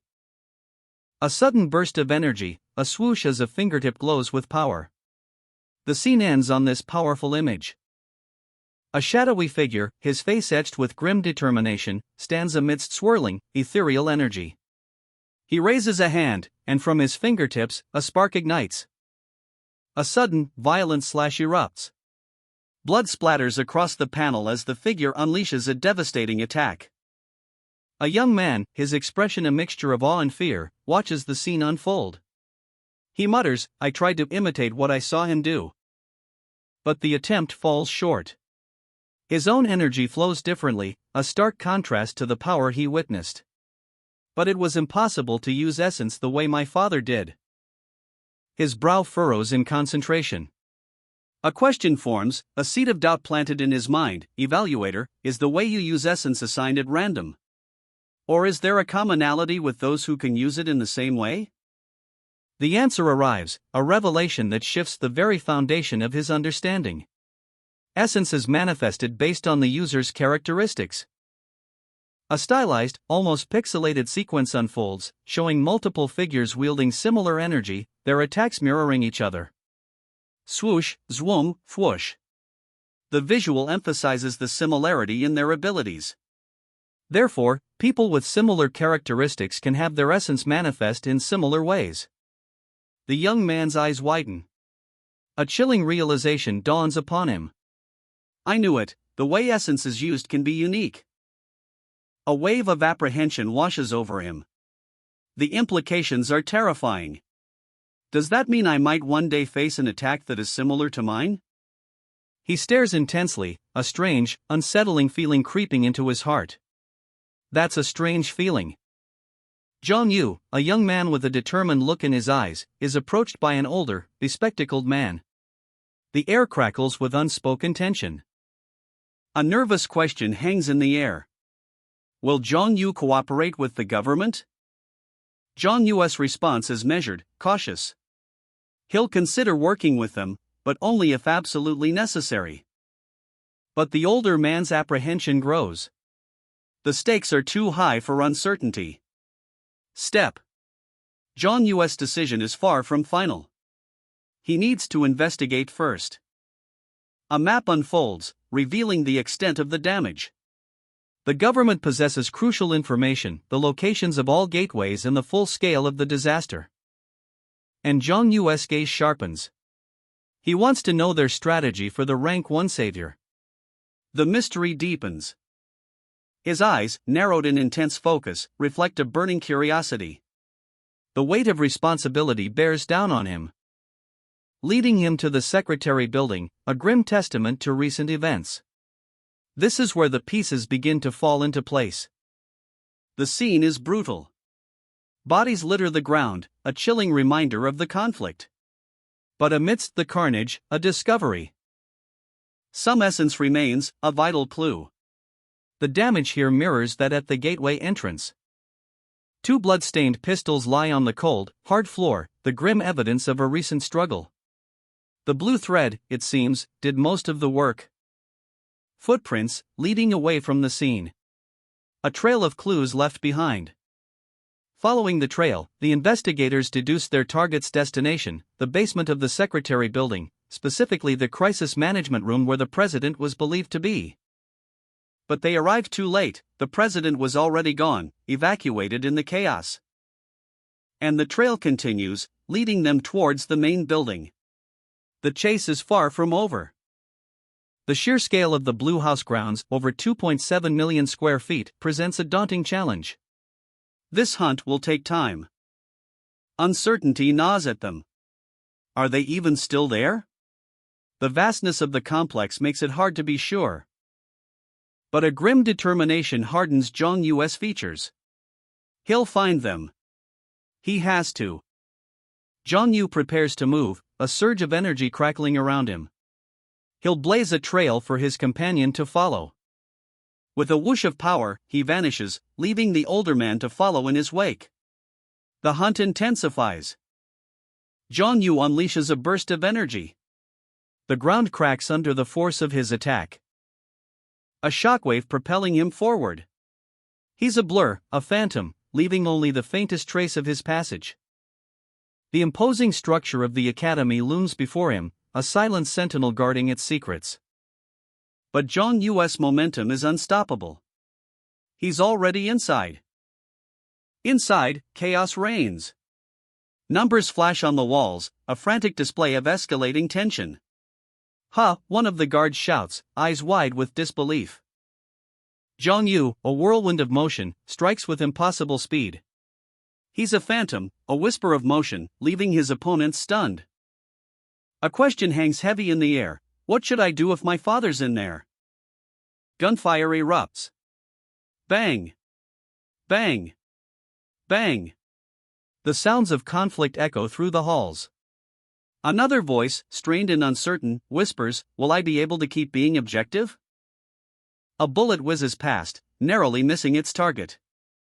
Ping! The sound is sharp, sudden, a chilling reminder of the danger. Zhang Yu's foot connects, a brutal impact. The sound is muffled, but the effect is devastating. Boom! Zhang Yu unleashes a devastating energy blast, a blue torrent of power that obliterates his opponents. The impact sends a shockwave, leaving only scattered remains and a lingering aura of destruction. An unnamed man watches, his face etched with doubt. "I'm not sure I can, to be honest," he mutters, his voice barely a whisper. Another body falls, a silent testament to Zhang Yu's overwhelming strength. The air crackles with residual energy. Zhang Yu's determination hardens. "I don't have the luxury of contemplating this right now." He steels himself, pushing aside any lingering doubts. TSSS. More bodies litter the ground, each a victim of Zhang Yu's relentless assault. He stands amidst the carnage, his expression grim but resolute. Zwoom! Zhang Yu's eyes flash with an inner light, his focus razor-sharp. He senses something. A subtle shift in the balance of power. These guys must be the weakest of the group, he realizes, since they were guarding the perimeter. If the weakest have around 400 essence, that means the remaining 10 or so of them have even more essence than that. Then there's the two with over 6,000. In a situation where the opponent might have a total of 20,000 essence. Drip! Drip! Blood flows from a fresh wound on Zhang Yu's arm. Damn it! This was not a good time to lose focus, he growls, his jaw clenched tight. A man stands in a dimly lit room, a troubled expression etched onto his face. Is this doubt? Is this fear? Suddenly, a blur of motion. He's moving with impossible speed, a trail of energy in his wake, FWOSH. The sounds of gunfire echo bang. Bang. Bang, as bullets tear through the air. He's under attack. A bullet finds its mark. Ping. Ping. A sharp pain pierces him, spurt. He knew the risks, but it was too late. He failed to raise his defenses in time. A sigh escapes his lips. His shoulders slump, the weight of his near-death experience heavy on him. But he's remarkably composed. The bullet only grazed him, his senses mostly unaffected. A stroke of luck. The pain is manageable, but the bleeding, that's a problem. A serious one. He calls out to someone nearby, desperate for help. "Do you have anything to stop the bleeding?" The other man is startled, confused. Ha? Stop the bleeding. Jolt. Rummage. A frantic search through the injured man's pockets. Reveals nothing but blood. I had to check just to be sure, but it doesn't look like he has anything. The rescuer sighs, his shoulders slumping. Not even something to bandage his wound. Desperation sets in. I guess I can only hope that there might be a first aid kit inside the main building or something. A glimmer of hope, however faint, flickers in his eyes. Swoosh, he sprints towards the building. Swoosh, a blur of motion. Clang, metal on metal. The sound echoes through the air. The impact sends a shockwave, a heavy thud as someone falls to the ground. Ugh! A sudden whoosh of air. He's thrown back, a look of disbelief twisting his features. A throbbing pain erupts in his hand. This can't be happening. He thinks, his mind reeling. The scene shifts. Darkness. Then, a voice cuts through the silence. "Who the hell are you?" "Do done." The name echoes as a figure steps into the light, a powerful aura surrounding him. His power level, 6804. He points, a chilling command in his eyes. A new whoosh of energy. Is this one of the men Mayangel was talking about? Could he be the one who uses essence as thread? No, it can't be him. The way his essence manifests is different. A grimace. I can tell just by looking at him. He's not the same kind as my father, he realizes, a cold certainty settling in. In that case. A tap on the shoulder. Du-dun, power level 6791, steps forward. Step aside, he commands, his voice laced with authority. His eyes narrow, a storm brewing within. The confrontation is set. His eyes blaze with newfound power, a chilling certainty in their depths. That's him. A cold calculation crosses his face as he assesses the battlefield. Thankfully, aside from those two heavy hitters, the rest are weaklings, each with only about 400 essence. He glances at the numbers displayed above each of the lesser foes. Although there are about 10 of them, their combined essence is still a significant amount. The strategist within him takes over. His current power is 12,000 essence. He has the advantage for now, but he needs to minimize any variables. A swift decision is made. Shall I deal with the small fry first? Whoosh, he explodes into motion. His sudden burst of speed catches his opponents off guard. Startled, they barely register his approach. One of the stronger opponents speaks, his voice laced with alarm. The amount of essence he just absorbed must be at least 300. Wait, Sejong, he may be far stronger than we thought. Another opponent shouts in disbelief. What are you talking about? He's not that strong. The command is given, a desperate attempt to turn the tide. What are you waiting for? Kill him. But it's too late, whoosh, a wave of energy washes over them. One of the weaker opponents is struck, sent flying backward. The fact that he can absorb hundreds of essence and not feel a thing, his power is far beyond our comprehension. A surge of energy. The protagonist unleashes a devastating attack, his power amplified beyond measure. The opponents are caught completely off guard. Voom! A blinding flash of light erupts as the protagonist channels his newfound power. A wave of energy washes over his foes. Swish! The air crackles with energy as he effortlessly deflects their attacks. His movements are a blur. Whoosh! Wham! One by one, his opponents are sent flying, their attacks proving utterly ineffective against his overwhelming might. The tide has turned. TSSS. The last opponent struggles, his essence fading, his power broken. He's defeated. But the protagonist's gaze remains sharp, his expression unyielding. The battle may be won, but the war is far from over. Crackle! He senses something more, a deeper power awakening within him. He knew it. That's the awakened that uses threads.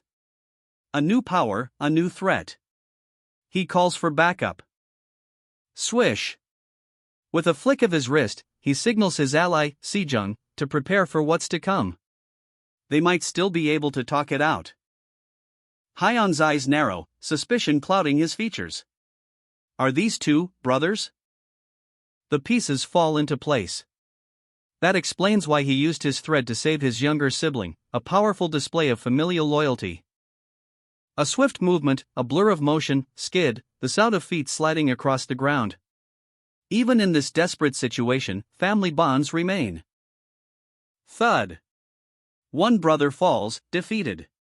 A plea for forgiveness echoes in the air. His shoulders slump, his head bowed low, shame and regret etched onto his face.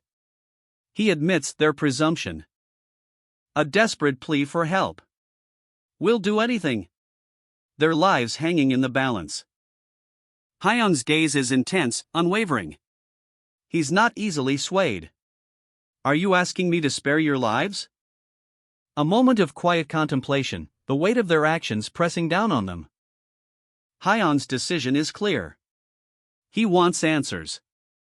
I want to know who you are, and why you're here. A confession under duress. We were arrested for theft and were being questioned at the police station. The interrogation room is tense. Hyung eyes the brothers, his gaze lingering on a bloody arm, a stark reminder of the chaos that unfolded. Theft? The word hangs heavy in the air. The brothers' confession is a bombshell. Petty thieves? Unbelievable. The scene shifts.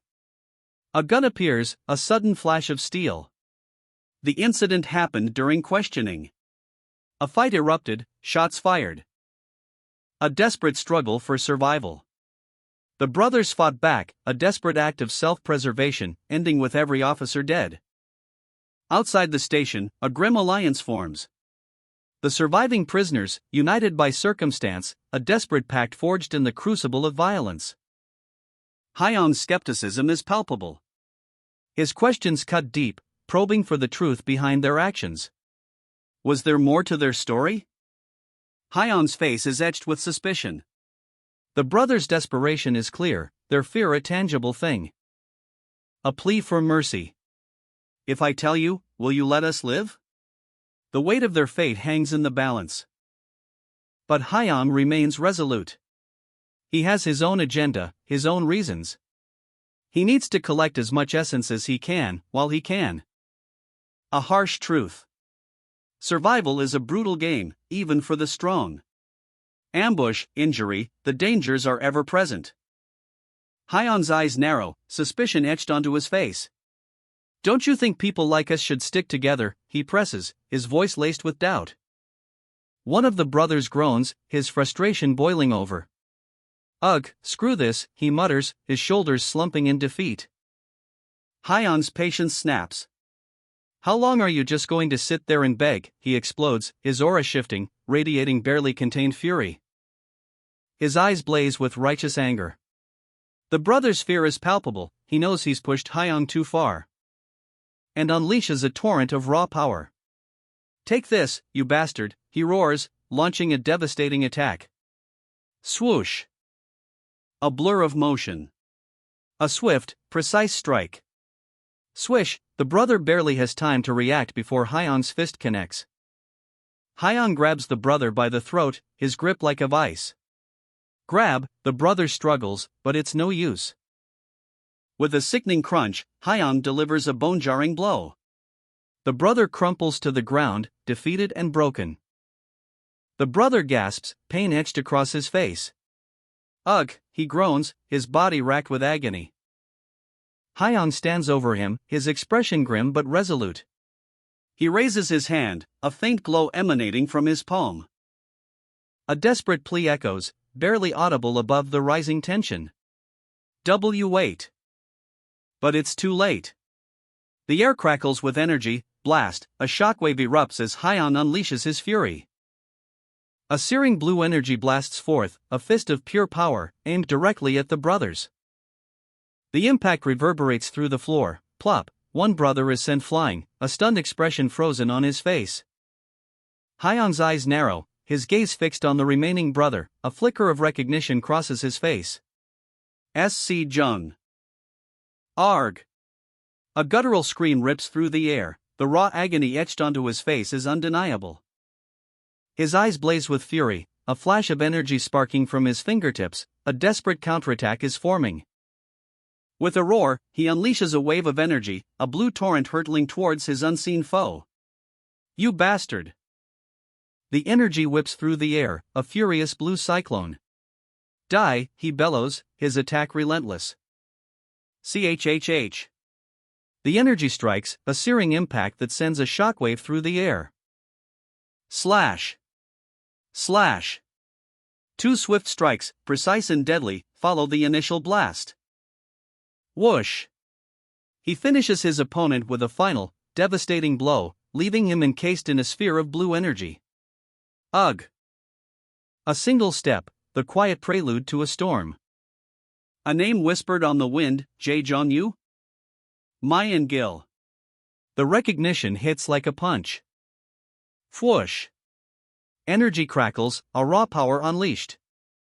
Voom. The force builds, a torrent of pure energy. Lunge. A collision of wills, a clash of power.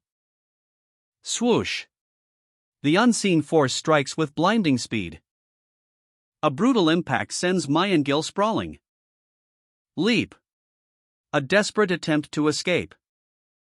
But the danger is far from over. He's going for. The unnamed protagonist unleashes a blinding flash of energy from his fingertips. A concentrated blast aimed directly at Mayangil. Damn it! He's aiming at Mayangil, not me, cries a bystander, eyes wide with terror. The raw power of the attack whips through the air, leaving a trail of shimmering energy in its wake. Mayangil is hit head-on. Ugh, he groans, the impact clearly taking its toll. He staggers back, disoriented, whoosh, whoosh, the protagonist follows up, his movements a blur of motion. The energy attack leaves a blinding afterimage. I can't see, it's too bright, Mayangil cries out, overwhelmed. The protagonist's strategy is revealed. Did he actually consider the direction of the sun? A chilling realization dawns. The protagonist's thoughts are clear: if Mayangil dies, I won't be able to find out what information the government might have. He prepares another attack. Damn it! With a final, decisive burst of energy, a devastating blast erupts. I'll just have to try my best not to hit him too. A surge of power, a blinding flash. Quum.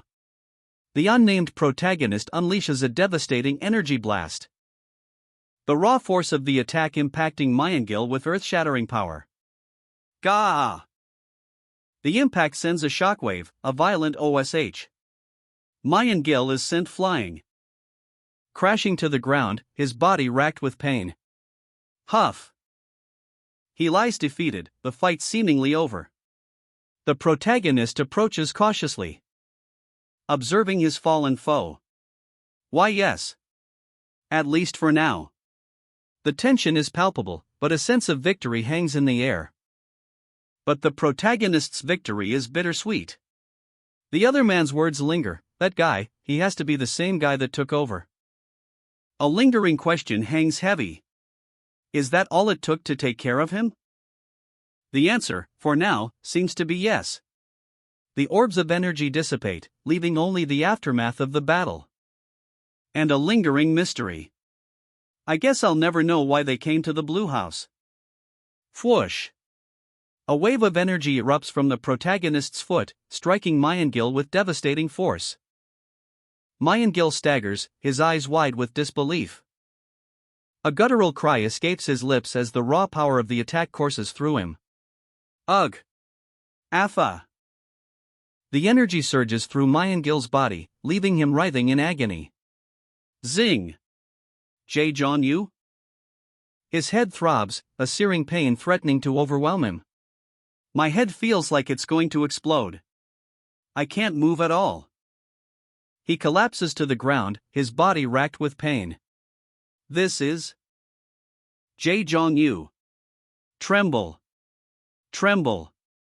A concerned voice cuts through the silence. Are you okay? The question hangs in the air, a stark contrast to the chaos that has just unfolded. A deep breath, a moment of quiet reflection. Exhale. The protagonist's eyes glow with newfound power. He sits up, his expression calm despite the recent ordeal. Yeah. I think I'm okay now. A wave of relief washes over his companion. A wave of exhaustion washes over him. He sits there, breathing heavily, a single thought echoing in his mind. Did I push myself too far?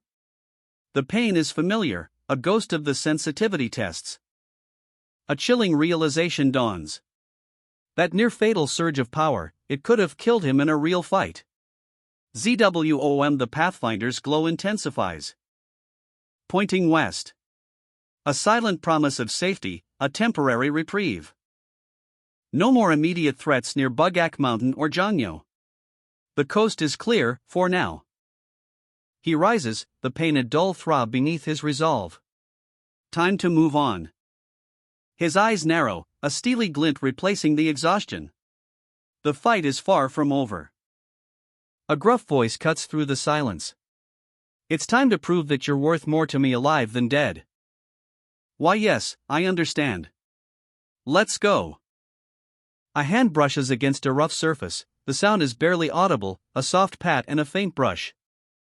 A moment of quiet contemplation, a thoughtful hum hangs in the air. A hand fumbles, searching, a clumsy fumble echoes the protagonist's uncertainty. The unidentified man points, his voice calm yet firm, it's this way. The protagonist hesitates, his brow furrowed, I don't see any signs pointing in that direction. How do you know which way to go? His gaze sharp, the protagonist observes, there are multiple crossroads. The unidentified man smiles, impressed, I'm impressed you always know which direction to pick. It's nothing. A weathered signpost stands tall, its braille markings barely visible, a subtle detail, easily missed. The unidentified man explains, a hint of amusement in his tone, I'm just following the braille on each sign. Although the purpose of the Second Emergency Response Office is to protect the Blue House, it needs its own security system as well. So they use these signs to confuse outsiders. A knowing smirk plays on the unidentified man's lips, his confidence is palpable. A close-up on a bandaged arm, the blood staining the white fabric a stark contrast. It's fine for now, a voice assures, but the tension remains. The rhythmic ta-ta-ta of helicopter blades slicing through the air overhead. A shadow falls across the scene. As our protagonist looks up, his eyes wide with surprise. His companion beside him shares his astonishment. A helicopter, he gasps, the question hanging in the air. The unexpected arrival throws everything into sharp relief. His companion's eyes narrow in thought. It looks like it came from the National Assembly building, he speculates, a knot of unease tightening in his gut. A hesitant agreement. Why yes, I think you're right, he stammers, but adds quickly, but that building's been empty since yesterday. The mystery deepens. A flashback begins, a voiceover narrating, it all started yesterday at 8 a.m. The camera pans to a wide shot of the National Assembly building, serene and imposing. The voice continues, most people in the National Assembly don't come into work until 9 a.m. A gold watch displays the time, 8 a.m. sharp.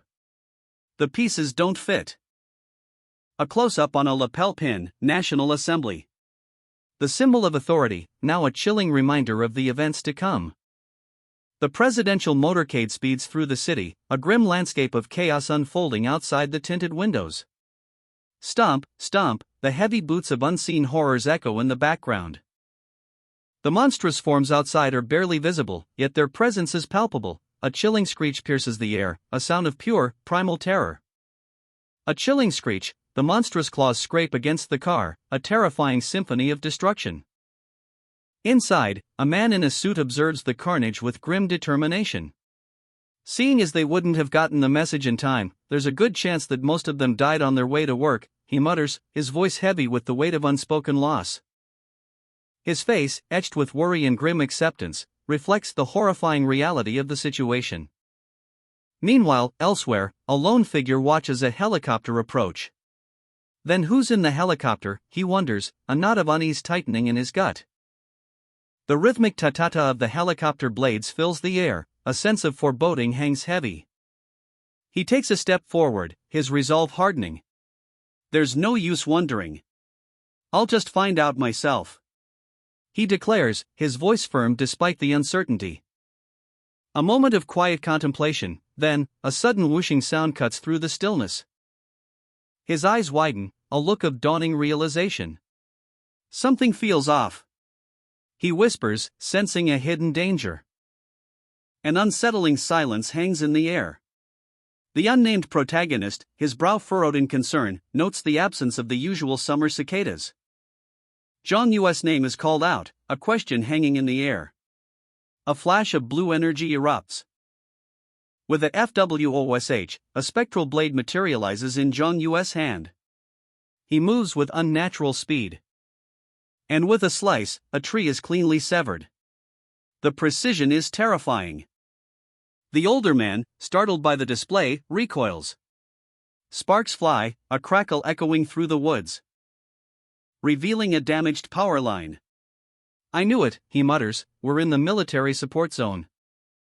His gaze falls upon something deeply unsettling within the tree's trunk: plastic, embedded within the wood. Why is there plastic in this tree? I've never seen anything like this. A metallic click punctuates the silence. The sound of a weapon being cocked. A rustle in the bushes, the chilling sound of approaching soldiers. And they emerge from the shadows, armed and ready. Click, click, click, the metallic sounds of weapons being raised. A blue energy shield materializes, deflecting the threat. Swish. Those are the blue house guards. What should we do? Should I try to talk to them?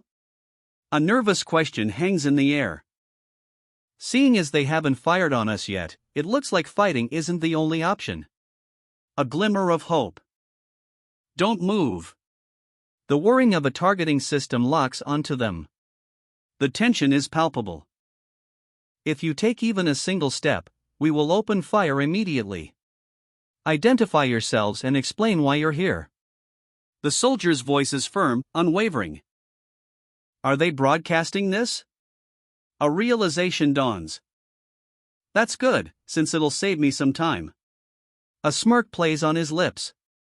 I am the highest-ranking savior. A declaration of power.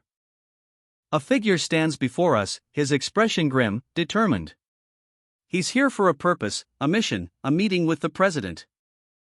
The weight of his words hangs heavy in the air.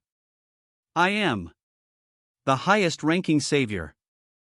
A screen flickers to life, showing the same determined face, but this time, it's from security footage. 6 minutes ago, this man stood here.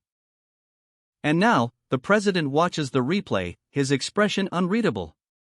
The tension is palpable. A door creaks open. Mr. Kim, the president's aide, looks up, startled. He's not expecting a visitor. And there he is, standing in the doorway, his presence filling the room. The question hangs in the air: are you really the highest-ranked savior? Doubt clouds his features. The weight of expectation, the enormity of the claim, it's almost too much to bear. The presidential secretary's call arrives, a simple request: Mr. Kong, the highest-ranking savior, is needed. Manhwa Kong, from Baekdong Daily News, answers the phone, his voice a mixture of nervousness and apprehension. A tense exchange unfolds. Kong assures the caller he's not a hostage, only 2 people are present. The scene shifts to a quiet, almost desolate area, with a military vehicle in the background. The reporter's voice betrays his unease. He's clearly overwhelmed by the situation. And the weight of the events in the main building presses down on him. If the worst has already happened, what's left to say? Kang's impatience grows. He cuts the reporter short, his expression hardening. Manhwa stammers, trying to clarify his words, his nervousness palpable. He just wants to be understood. With a swift move, Kong snatches the phone, ending the call. The reporter's face is a mask of shock and fear. Kang's frustration boils over. The presidential secretary is wasting time, he'll handle things his way. The question hangs in the air. What drastic action will Kong take next? A soldier, rifle raised, is suddenly engulfed in a blinding flash. ZWOM, the air crackles with energy. A searing blast of energy rips through him. Splat, the impact throws him back, a crimson stain blooming across his uniform. Screams echo as chaos erupts around him. Blast, whoosh, the scene is a whirlwind of motion and destruction, bodies flying, cries of pain filling the air. Stop him, someone shouts. But it's too late. In a boardroom, miles away, a high-ranking official watches the carnage unfold on a screen, his face a mask of disbelief. How can this be? He whispers. Panic grips the room. Please, one man begs, his voice choked with terror. As another screams in agony. AARGHH, the weight of the situation crushes them. A sudden flash of light. Flash, the boardroom is plunged into darkness. Followed by a chilling silence. Chhh, only the faint hum of electronics remains. Then, a low, menacing buzz. Bzzzt, the air crackles with anticipation. An emergency meeting is about to begin, the air crackles with anticipation. But before it can start, a crucial decision is made, an additional VIP seat must be prepared. The weight of this decision hangs heavy in the air, a new guest is about to join the ranks of the powerful. A figure dashes across the landscape, a blur of motion, the urgency is palpable. Gasping for breath, desperate pleas echo through the desolate surroundings, a desperate cry for help pierces the silence. A blinding flash of light erupts, a powerful energy wave tears through the scene. The aftermath is brutal, a trail of destruction marked by crimson splatters, a violent impact leaves its mark. The trail leads to a dark tunnel, the air thick with the stench of blood and destruction, the scene is grim. Emerging from the chaos, two figures arrive at their destination, their journey's end. Following the trail of fleeing soldiers, a shrewd deduction is made. This is new territory, even for him. A first-time visitor, taking it all in. Zwoom! A sudden surge of power, a number flashes, 41,643. The intensity is palpable. It's only been a couple of hours since they were by the Wangryong River, but his essence has already doubled. The growth is astonishing. A risky gamble, bringing him all this way. Was it the right call? The observer questions his decision, a hint of doubt creeping in. But curiosity overrides caution. He wants to witness the full extent of this man's potential. The anticipation is electrifying. A sudden realization dawns on them. The unexpected arrival. That's a dark, imposing tunnel. The air crackles with tension. Step, step. A figure emerges from the shadows. The Deputy Minister of Foreign Affairs. Swoosh. A wave of energy washes over the scene as the unexpected encounter unfolds. A formal introduction unfolds, the air thick with unspoken tension. The Deputy Minister of Foreign Affairs, Jungseong Kim, reveals his identity. His calm demeanor belies the gravity of the situation. Myeonjil Kong observes, his mind racing. The minister's words hint at something more than a simple meeting. A subtle game of power and negotiation begins. Is the minister merely cautious, or is there a hidden agenda? A request for closer proximity, a calculated move? A single step, heavy with significance. Myeonjil's suspicion grows. Is this a delaying tactic? The threat of presidential evacuation hangs heavy in the air. A chilling possibility. Myeonjil's resolve hardens. He's prepared for any contingency. An apology, a gesture of appeasement, but is it genuine? Don't worry about it. I was the one who attacked first, after all. A casual dismissal, but the tension in Myeonjil Kang's eyes speaks volumes. A subtle shift in the narrative. The question hangs in the air, what is he planning? Can I meet the president now? The Deputy Minister of Foreign Affairs appears, his presence a silent assertion of power. A subtle power play unfolds. A hallway, sterile and impersonal, reflects the gravity of the situation.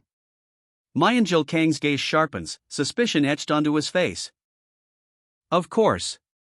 The emergency meeting will begin shortly, and the president will be attending. The deputy minister's words are smooth, yet they carry an undercurrent of something else. A silent promise, perhaps? Or a veiled threat? The suspense thickens. Please, follow me.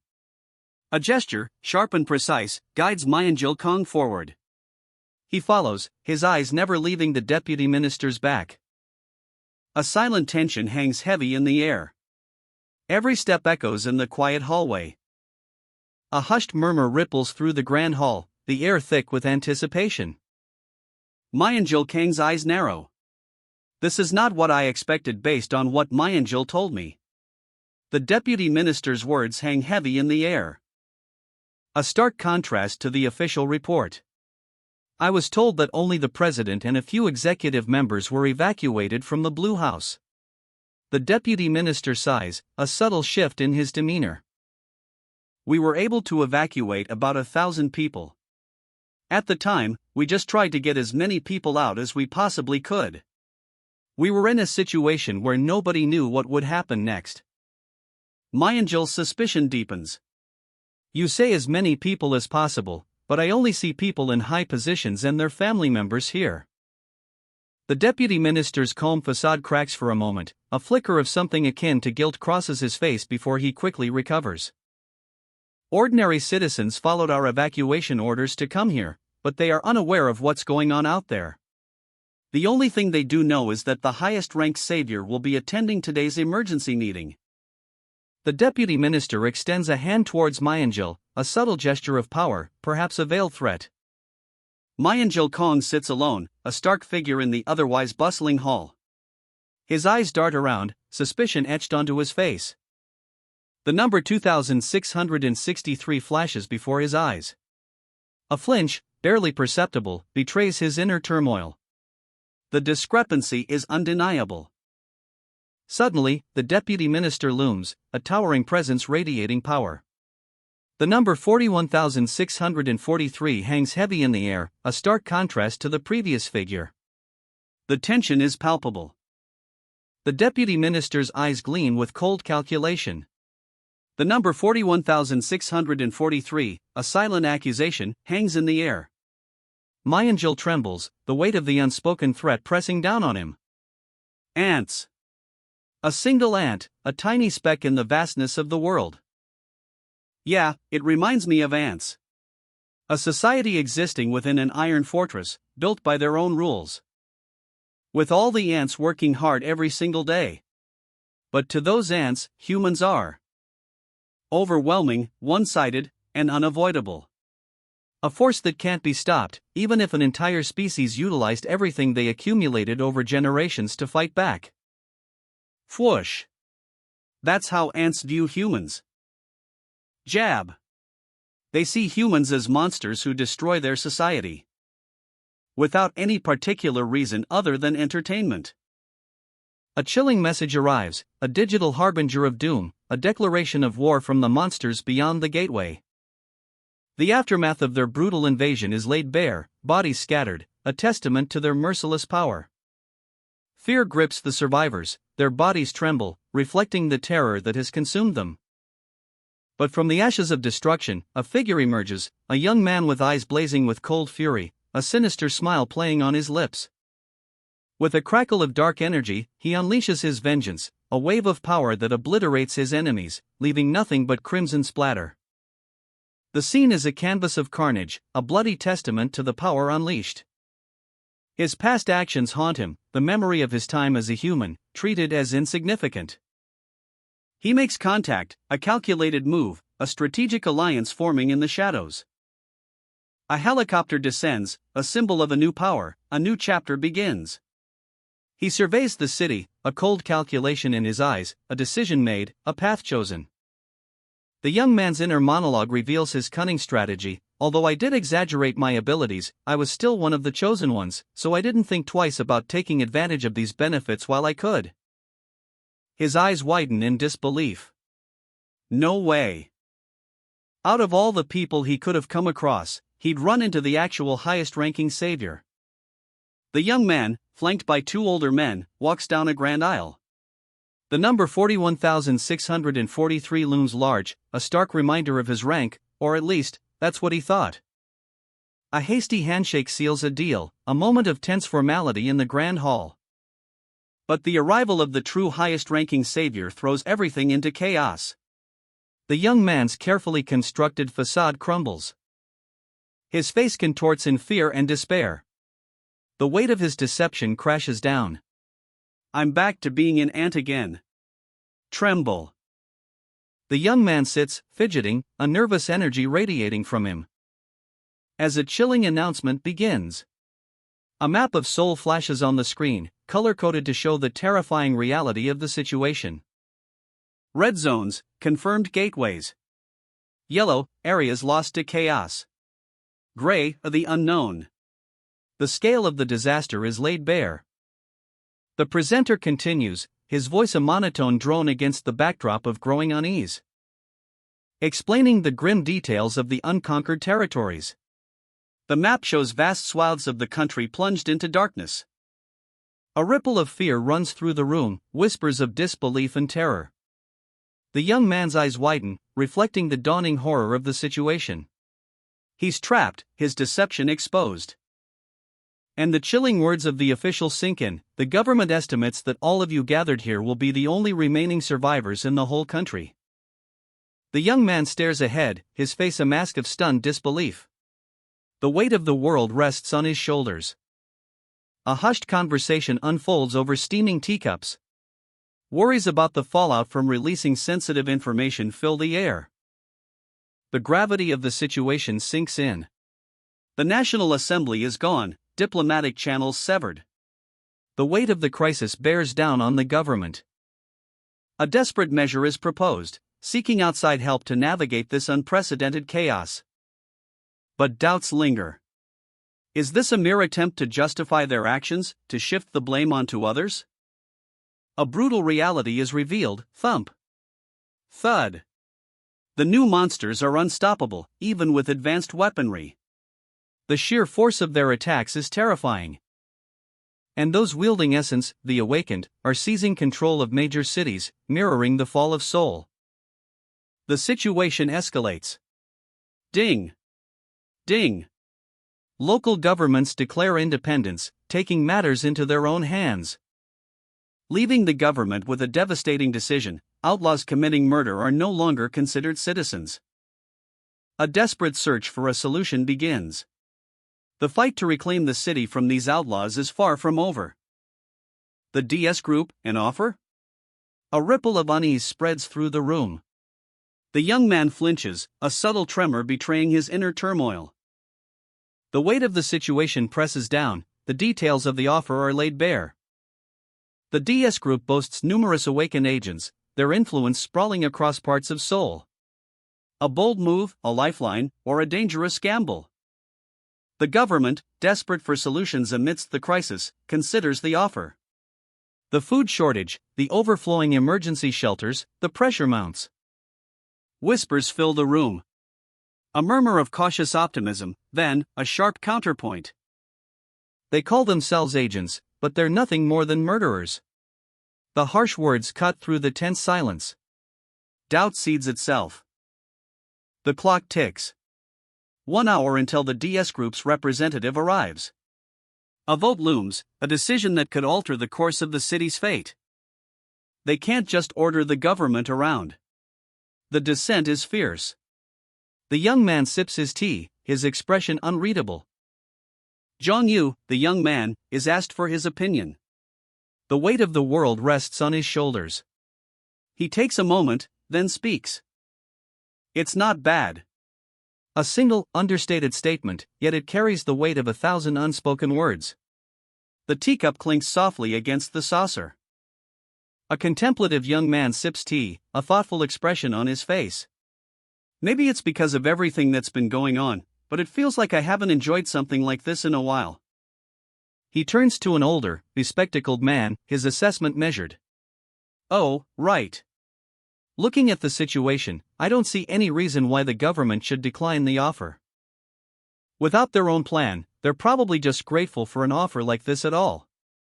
And for DS Group, it'll be a great opportunity for them to have influence over the government in the future. The DS Group logo blows, a symbol of power and ambition. Like most major conglomerates, I'm sure they have a long-term plan. Suddenly, a stark warning flashes across a screen. Now is not a time to be focused on survival. The universe has reached its end. The planetary closure procedure will be carried out in 42 days. Please follow the instructions closely. The young man's eyes widen in shock. The whole Earth might be destroyed in 40 days. A senior official hands him a file. Oh, thank you. The young man flips through the documents, his expression shifting from polite to grim. I was right, there's not much DS Group or the government can do. These documents are probably more useful than they are. It's just some useless declarations of the state of affairs.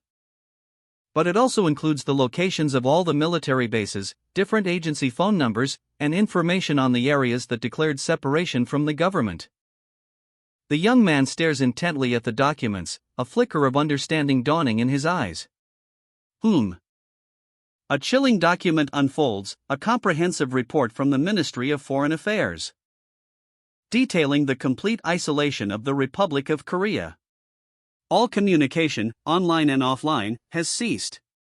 A grim picture of global chaos is painted. The young man, eyes wide, absorbs the devastating news. "Did you write the Foreign Affairs report yourself?" he asks, his voice tight with a mix of disbelief and dawning dread. His superior's calm response only amplifies the gravity of the situation. "Yes, that's right. The content," he explains, "is far more pessimistic than other reports." The young man presses, "Is there a reason for that?" "That's because nothing earthly is capable of taking control of our current situation." The weight of those words hangs heavy in the air. As the superior officer continues, explaining that this crisis transcends mere conflicts between nations. He wrote the report with the worst-case scenario in mind. The young man's sharp gaze catches a subtle detail, the use of earthly instead of worldwide.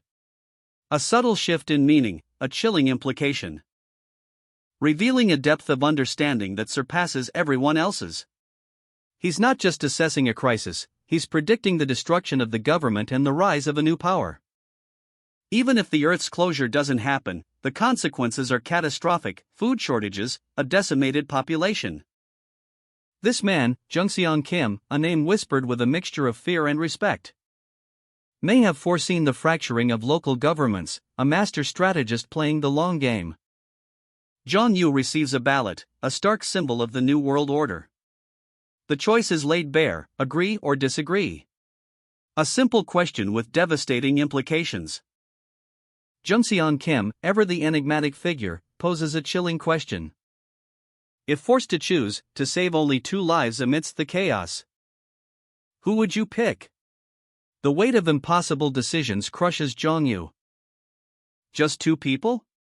The question hangs heavy in the air, the enormity of the sacrifice dawning on him. And the fate of the many? A moral abyss opens before him.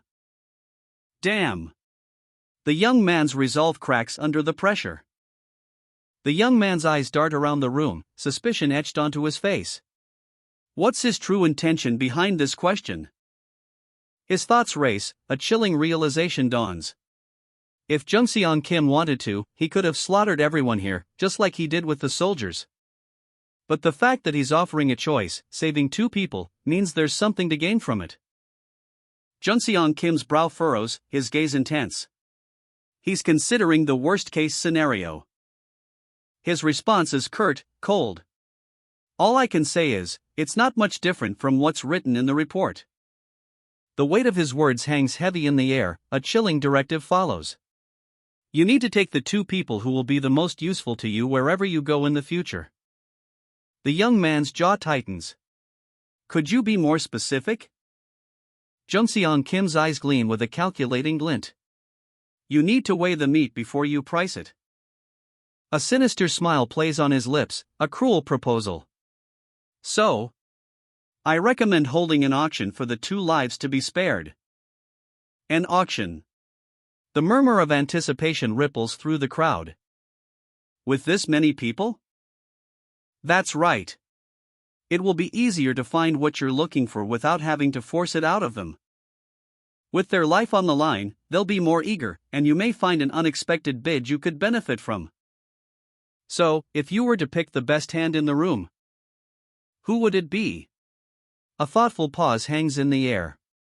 The weight of the question presses down. I'm not sure. It would depend on how far gone this country will be. Is he asking me to be more specific? In my opinion, all existing systems, including the government, will disappear, and the country's population would drop to 200.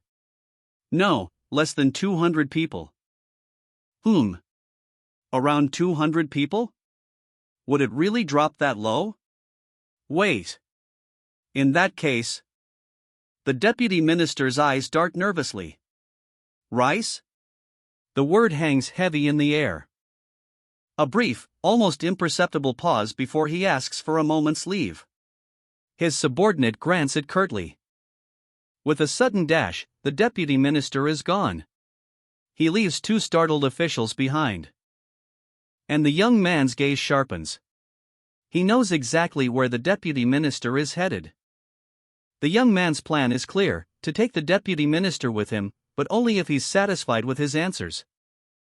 Suddenly, a hand clamps down on his shoulder. "Hey, man! What are you doing? Just be quiet and follow me." This is Taewi Park, director of the Office of Agriculture, and one of the few in the ministry with hands-on experience. A tense grip tightens. "I said, let go of me." The young man's captive, the deputy minister, struggles against his hold. This man is a valuable asset.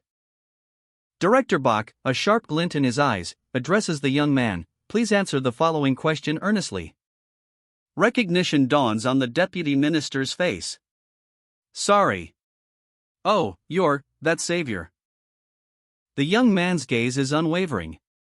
"If you were to start farming for the year, how much land and personnel would you need?" The deputy minister hesitates, a slight tremor in his voice. 200 people. Well, that depends on the equipment and condition of the farmland." The young man presses further. "Let's say there is no civilized infrastructure." The deputy minister scratches his head, deep in thought. "Well, that would make rice field farming difficult. It would depend on the farmland conditions, but since it would be too much work to build a dam and waterway, the best option would be dry field farming." The final calculation is revealed. Assuming we are farming just barley and beans and the annual consumption is 198 pounds per capita. 18 tons would be needed. The deputy minister lays out the grim realities of their food crisis. 356,000 square feet of farmland are needed to feed 200 people annually. But with enough land, the sowing itself should only take a week with a dedicated workforce.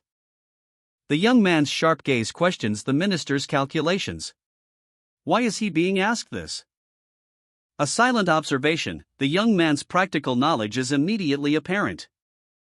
His expertise is deemed invaluable, a crucial asset in this desperate situation. A plea for assistance, a desperate attempt to secure survival, the deputy minister bows before the young man. The weight of responsibility settles on the young man's shoulders. Is he truly ready for this? Even the deputy minister seems apprehensive. This path will not be easy. A simple desire, a primal instinct, survival. The deputy minister's resolve is palpable. The young man accepts the challenge. Thud. His hand slams on the table, a declaration of intent. The deputy minister, his face etched with worry, stands before a panel of stern-faced officials. The weight of the impending food crisis hangs heavy in the air. A tense scene unfolds in a large hall. The young man, along with several others, stands before a mysterious box labeled ballot box. Anticipation hangs thick. Suddenly, a blur of motion. A powerful energy erupts from the young man's hand. ZWOM, a shockwave rips through the room. Chaos erupts. Screams fill the hall as the energy wave throws people around like ragdolls. The raw power is breathtaking. Amidst the pandemonium, the young man's eyes blaze with determination. His face is a mask of focused intensity. He is in control, despite the chaos. With a swoosh, he unleashes another wave of energy, a controlled burst this time. His power is growing, evolving before our very eyes. The energy surges around him, a vibrant teal aura. He is channeling something ancient, something powerful. A desperate struggle. A man, bound and gagged, reaches out to the young man. Asterisk a plea for help in the midst of the maelstrom. The chaos intensifies. People scramble, desperate to escape the uncontrolled power. Tussle, the hall descends into bedlam. Above the din, the young man's voice rings out, sharp and commanding. I said, move. His authority cuts through the pandemonium, clamor. The deputy minister's face is a mask of disbelief. Are you serious? He shouts, his voice tight with fear. The chaos in the hall escalates. As gunshots ring out. Asterisk bang. Bang. Bang, asterisk the hall erupts into pandemonium. Men in suits fire wildly, their faces contorted in a frenzy of violence. A wave of armed men, a swarming tide of black suits, pours into the hall. Their mission, eliminate all witnesses. The gunfire intensifies. A hail of bullets rips through the air, a deadly storm unleashed upon the terrified onlookers. Asterisk bang. Bang. Bang, asterisk. But then, a shimmering blue shield appears, deflecting the onslaught. Asterisk ping.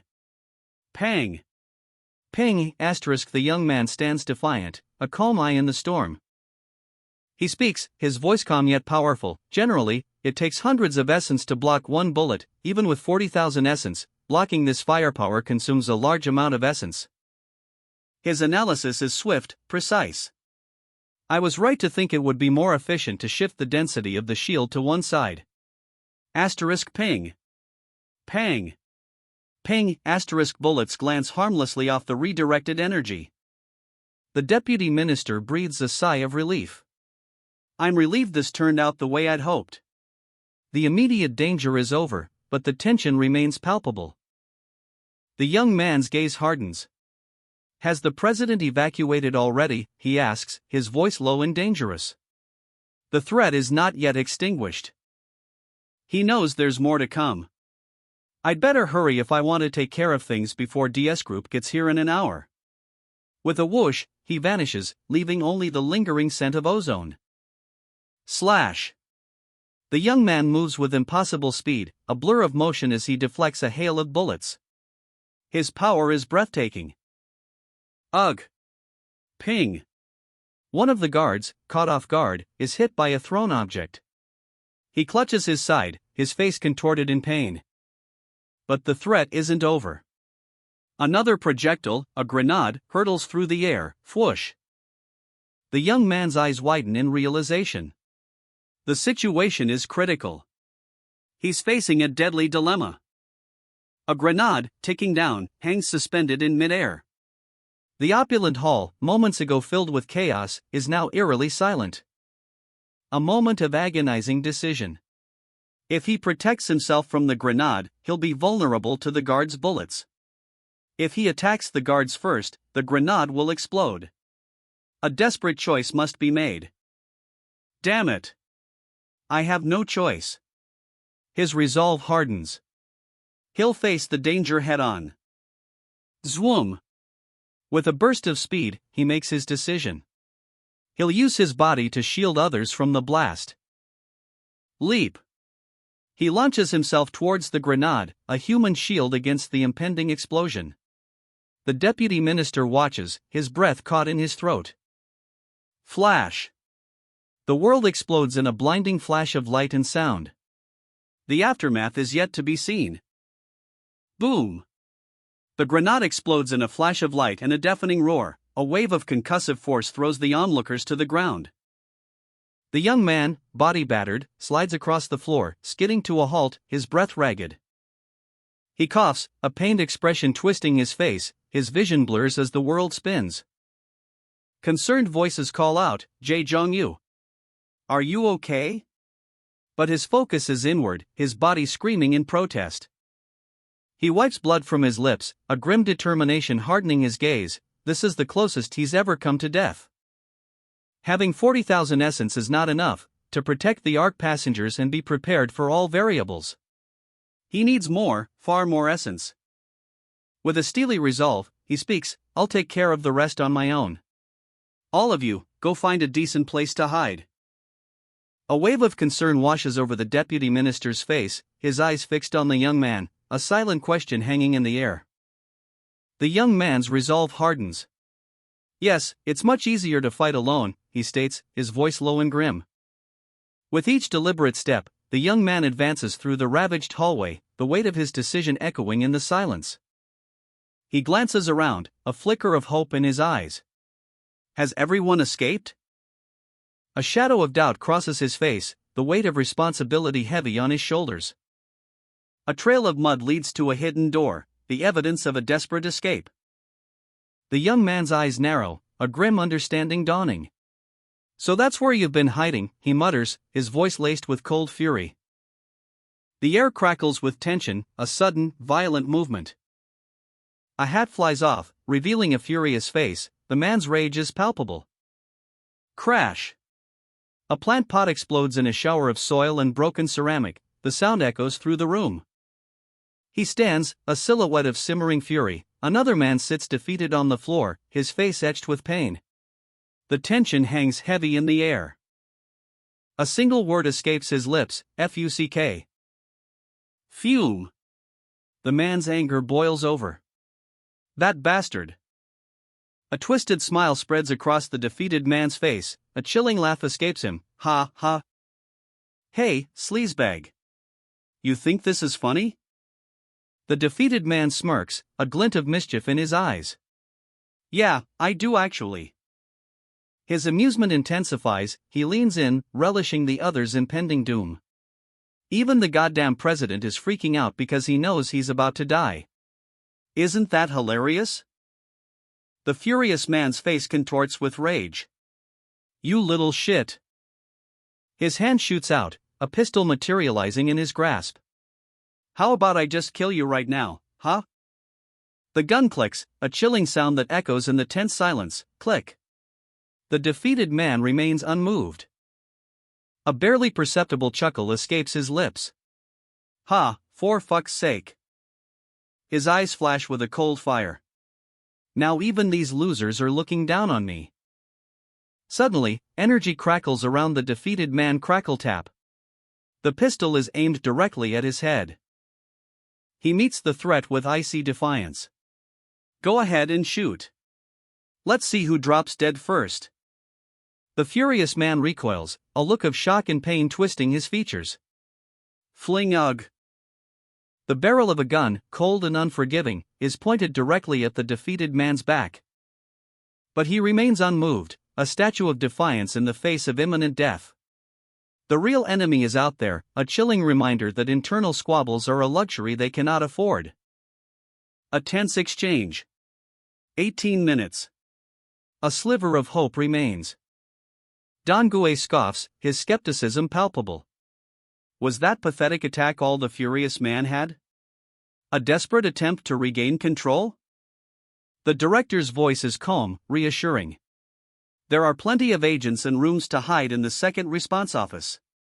The maniac will take time to find them. Orders are given swiftly, decisively. The commissioner must gather agents, buy them time. The director will secure the evacuation route. And Don Gue is about to receive a promotion unlike any other. His eyes widen, a mixture of shock and disbelief. The director's words hang heavy in the air. "As of this moment, I'm appointing you Korea's official savior." The weight of the nation rests on Donggui's young shoulders.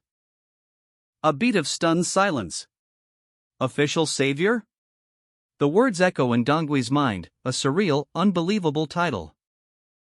But the director's next words solidify the reality of his new position. The Korean government will officially support and assist him. The defeated man stares, his eyes wide with disbelief. The Korean government supports him?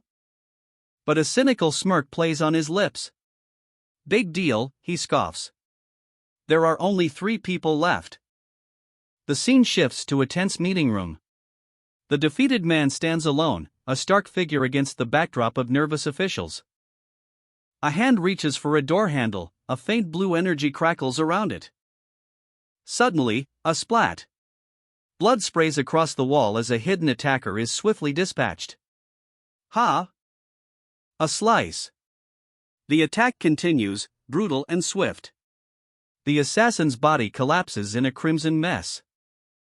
More blood splatters across the floor, the aftermath is grim. An official confronts the defeated man, his face contorted in a mixture of fear and anger. The defeated man's face is obscured by shadow, only a low mumble is heard. The aftermath of a brutal confrontation. 2 bodies lie broken on the floor, their life force fading into ethereal blue wisps, a testament to the defeated man's chilling power. Suddenly, a new threat emerges. A figure bursts into the room, his movements a blur of motion, energy crackling around his hands. He's already here? Panic grips the remaining agents. Their pleas for explanation fall on deaf ears. Wait. Why don't you just tell us what you want? The defeated man remains impassive, his gaze distant, a storm brewing within. With power like that, you could fix all our nation's problems. Why are you doing this? The would-be assassin watches, confusion etched on his face. Why isn't he attacking? A subtle shift in the defeated man's demeanor. He mutters to himself, lost in thought, as if speaking to someone unseen. The assassin's suspicion grows. Is he talking to an evaluator? Could this whole thing be a test? A digital voice cuts through the silence, confirming the assassin's fears. That's correct. As of 8 seconds ago. A system update flashes across the screen. Jong-up Park's ranking has changed. The revelation hits hard. Jong-up Park is now the second highest ranked savior in the area. Jong-yu Park, ranked second. The digital display blazes with the update, a testament to his resilience and cunning. His would-be assassin, face contorted in disbelief, mutters, "Damn it. Did someone finally catch up to me?" The would-be assassin's frustration is palpable, his carefully laid plans, shattered, a bitter pill to swallow. He recounts his morning, a chilling tale of absorbed essence, hundreds, if not thousands, of lives consumed. The gateway closed, a victory hard won, but at a cost.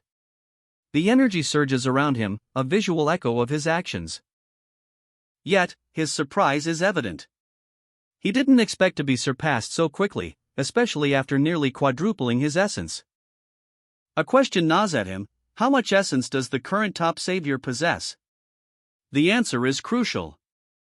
Because the implications are devastating. The grim realization dawns: he'll lose his leader privilege tomorrow morning. A guttural sound escapes him, a mix of frustration and grim determination. Gritted teeth, a silent vow. A chilling glare pierces the darkness, the cold intensity of a predator unleashed. The would-be assassin's face contorts in frustration. Crap! He mutters, his ranking flashing before his eyes, 2,663. He's far from the top. His mind races.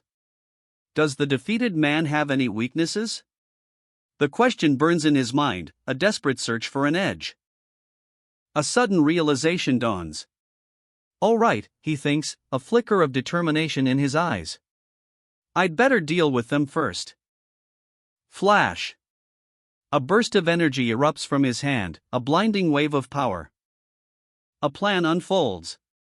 So there's a doctor, a helicopter pilot, and a predator with an unknown specialty? That's it? An ashtray overflowing with cigarette butts, a stark reminder of the weight of decisions made. That's correct. Those three are the original members of their group. The words hang heavy in the air. In a dimly lit office, a tense meeting unfolds. Is there anything else we should know about him? One man asks, concern etched on his face. I haven't known him for very long, so it's hard to say. A tense meeting unfolds. Deputy Minister Kim ponders a troubling question. His unease growing with each passing moment. The implications are heavy. The discussion turns to the assassin's peculiar selectivity. Why spare a few, while others perish? A chilling prediction: the nation's population is plummeting, nearing a catastrophic 200. Slam, frustration explodes. The deputy minister's patience snaps. His outburst reveals the depth of his moral conflict. Is he truly willing to compromise his principles? The weight of the situation crushes him. What is he supposed to do? Amidst the chaos, a grim reality is laid bare: people are dying all around them. The scale of the assassin's actions is revealed to be far greater than initially thought. It's a disaster of epic proportions. A difficult choice must be made. Inaction is not an option. A cigarette is snatched from the unsuspecting man's grasp. The swiftness of the motion is almost imperceptible. But the sound of the crumple as the cigarette is crushed speaks volumes. Tension hangs heavy in the air as the two men sit, a silent battle of wills unfolding. A door handle rattles. Someone is trying to get in. And the door opens to reveal a man, his expression grim, his words curt, "Here you are." The assassin reports back, "Yeah, I took them all out." A chillingly casual statement about a massacre. The weight of his actions settles heavily on the scene. And he issues a final command: "Grab what you need and meet me by the elevator."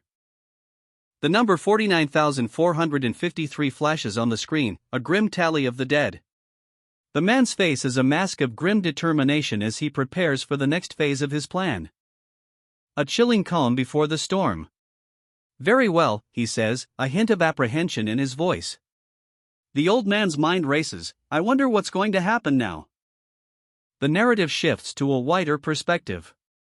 A stark realization dawns: the DS group wants the central government's legitimacy, but this savior just destroyed that very same government.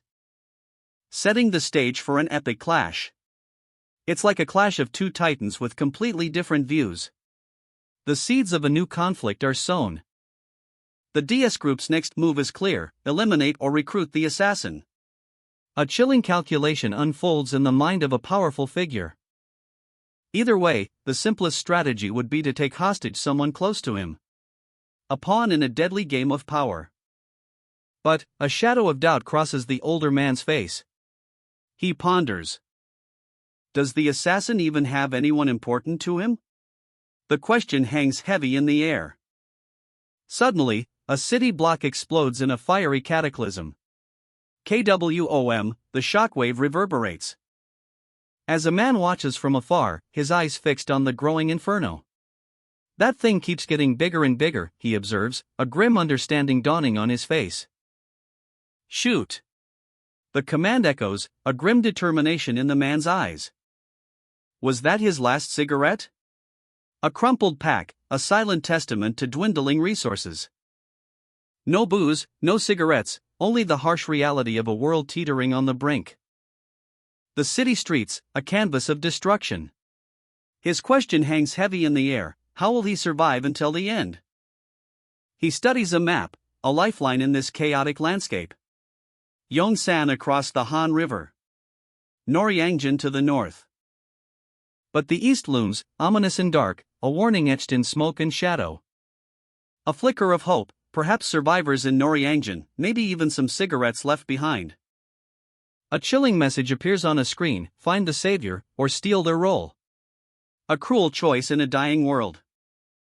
Savior's path? A harsh laugh cuts through the silence. The absurdity of it all. A troubled man ponders a world gone wrong. The weight of his unspoken question hangs heavy in the air: how can this broken world be fixed? He's on a city street, a bustling urban landscape, but his focus is inward, lost in thought. A tense encounter unfolds. "Hey! Get out of the way." "I'll do it," shouts one man, but the other retorts, "Piss off, man. I said I'd do it."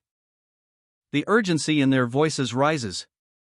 "Then hurry up, you coward," one demands. "You have essence." "There's nothing to be afraid of," the other insists. A sudden shock ripples through the scene. "Wow," a gasp escapes the man's lips. "Look!" A massive tiger, muscles coiled, a growl rumbling in its chest. Its presence commands attention. The tiger's roar echoes through the city streets, a primal sound that cuts through the mundane. The man stares, disbelief etched on his face. A tiger in the middle of the street, he mutters, questioning his sanity. Doubt gnaws at him. Am I imagining this? He wonders, the surreal scene stretching his belief. But the tiger's presence is undeniable. "Come on, surround it," someone shouts, but the tiger's menacing presence keeps them at bay. "You're such a chicken," it seems to sneer. A massive tiger, cornered in the middle of the street. Three figures, armed and ready, close in, treating the beast like a house cat. Their boldness speaks volumes. They must possess considerable essence to face such a threat without fear. But one man watches from a distance, his unease palpable. He's hesitant to intervene, unsure of the fighter's true strength. He feels a pang of sympathy for the tiger, but decides discretion is the better part of valor, choosing to slip away unnoticed. Suddenly, a desperate cry pierces the air. One of the fighters is thrown to the ground, his body crumpling under a brutal attack. The man's eyes widen in shock as he hears a voice echoing in his mind. He glances back at the scene, the chaos unfolding before him. Another cry for help, this time filled with raw terror. The tiger's power is undeniable. The tiger unleashes a ferocious roar, grrrr, its eyes burning with primal fury. And then, a chilling realization dawns on the observer. The tiger speaks, addressing him directly, "You're strong." Is the tiger talking to him? The man's mind races, overwhelmed by the impossible. What is that? The unnamed man whirls around, eyes wide with a mixture of fear and confusion. His gaze settling on an older man standing nearby. Who is he? And what's she doing here? The older man's presence is unsettling, a palpable tension hangs in the air. A chill runs down the unnamed man's spine. As two young men confront him, their voices sharp with suspicion. "Were you trying to sneak up on us?" they demand. The older man sighs, resignation etched on his face. He seems resigned to his fate. But then, a tiger's eyes appear, burning with an eerie glow. "Hey, kids," the tiger growls, "you shouldn't mess with tigers." The tiger's words hang in the air, a shocking revelation. A history unfolds, a connection between tigers and mountain spirits. And with a sudden burst of energy, the older man unleashes a hidden power. Predator 5320. Slash. The tension is palpable. A DS agent leans in, concern etched on his face. His subordinate responds, his voice tight with uncertainty. The wait continues. The agents exchange a look, a silent conversation passing between them. The subordinate explains the situation, a hint of unease in his tone. The lead agent ponders the possibilities, his mind racing. His frustration boils over. The government's incompetence is a burden. A bold idea sparks in his eyes, a new path, independent of the failing system. They approach a dark tunnel, the air heavy with mystery. One agent senses something within, a flicker of movement in the shadows. Crackle. Energy crackles, a raw power building within a clenched fist. A silent charge, poised to unleash. Chhh. The air itself seems to vibrate as the energy explodes outward. A blinding flash of light, a searing bolt of energy launched with impossible speed. Shoom. The projectile streaks across the scene, leaving a trail of shimmering energy. Impact. Blast. The target is hit, a wave of concussive force ripping through the air. Ugh. The force of the blow sends the man sprawling, his body crumpling under the sheer power. A look of utter disbelief etched across his face. What the hell is going on? Swoosh. Another energy blast erupts, this time from a shadowy figure emerging from a tunnel. Wham! The second man is struck, the impact sending him flying. Arg! The unnamed man is caught in the crosshairs, a devastating energy blast impacts him. Slam, the force of the blow is immense. The aftermath is chaos. Bodies litter the ground around a wrecked helicopter, FWOSH, the scene is one of carnage and destruction. A lone figure walks away from the scene, counting his kills. 9, 13, 17? 21, so about 40,000 in total. Vroom. The surviving agents are stunned. Wait, it's that guy. The one on the blue list. One of them recognizes him from security footage. I've seen him on security camera footage as well. He's the guy who completely destroyed our office in Gangnam. The lone figure is approached. Hey. I heard you want to take back Seoul. But is this all you've got? Don't you have anyone stronger? More agents fall, their bodies dissolving into glowing orbs, thud slump thud. The scene is brutal and swift. The lone figure casually assesses the situation. For guys who were trying to kill a tiger, they weren't very strong. Swish. The older man questions his fear. Why were you so afraid of them? Some mountain spirit you are. The older man, a picture of casual observation, walks down the street, seemingly oblivious to the chaos about to unfold. Suddenly, a flash of blinding energy erupts from below. The ground trembles. The unnamed man, caught in the blast's path, is sent sprawling. The force of the impact leaves him reeling, his body racked with pain. A pair of glowing eyes pierce the darkness, a terrifying glare that speaks of raw power and barely contained fury. The unnamed man clutches his head, his body racked with pain.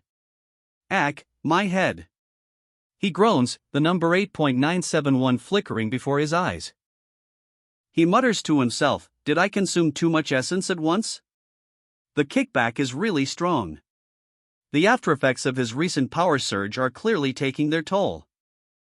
From the shadows, a voice cuts through the air, hey. You're stronger now. A low growl rumbles, hinting at the immense power contained within. The unnamed man, still dazed, looks up, his eyes widening in surprise. Ha! Can you see how much essence people have? He asks, his voice laced with wonder and disbelief. The powerful figure responds, a hint of envy in its tone, lucky you. I wish I could do that.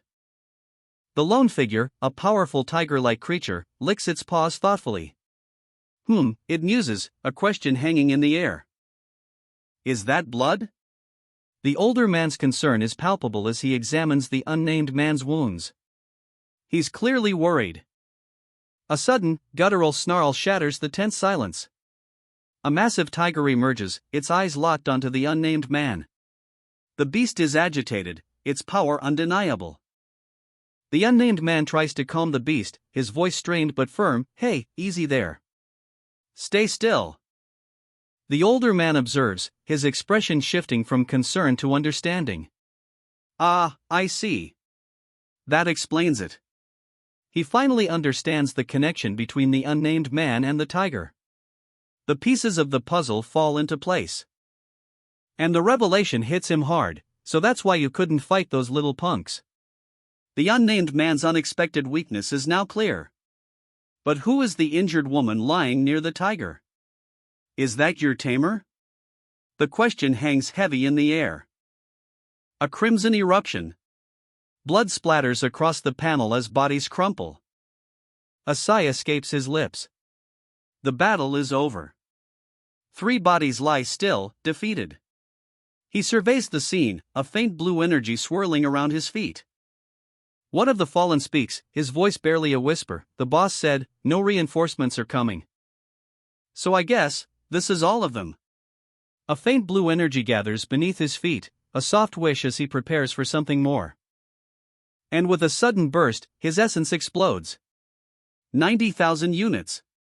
The numbers flash across the screen, a testament to his victory. His eyes narrow, a grim determination etched on his face. He's not satisfied. A screen flickers to life, displaying his ranking. He dropped in the rankings, yet his essence nearly doubled. But for some reason, he remains in second place. The screen confirms it, Jongyu Park, ranked second in his area. He has the power to close the gap. The weight of the competition crushes Jongyu. How far ahead is the leader? Hundreds of thousands of essence points? The gap feels insurmountable. A cold dread grips him. He could fall to third place at any moment, losing his hard-earned power.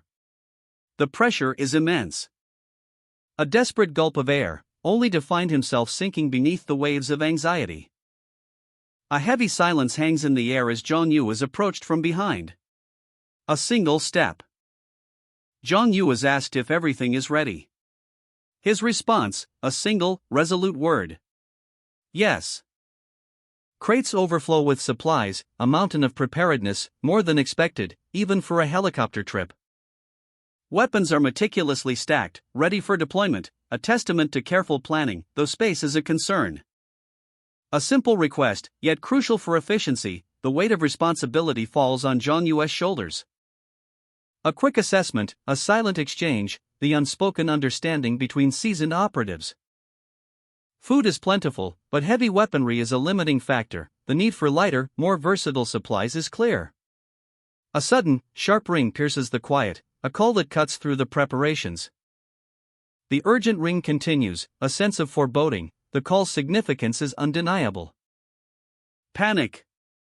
A predator is near, the urgency is palpable, a desperate dash for safety. A frantic escape, a desperate scramble, a sigh of relief as the immediate danger passes.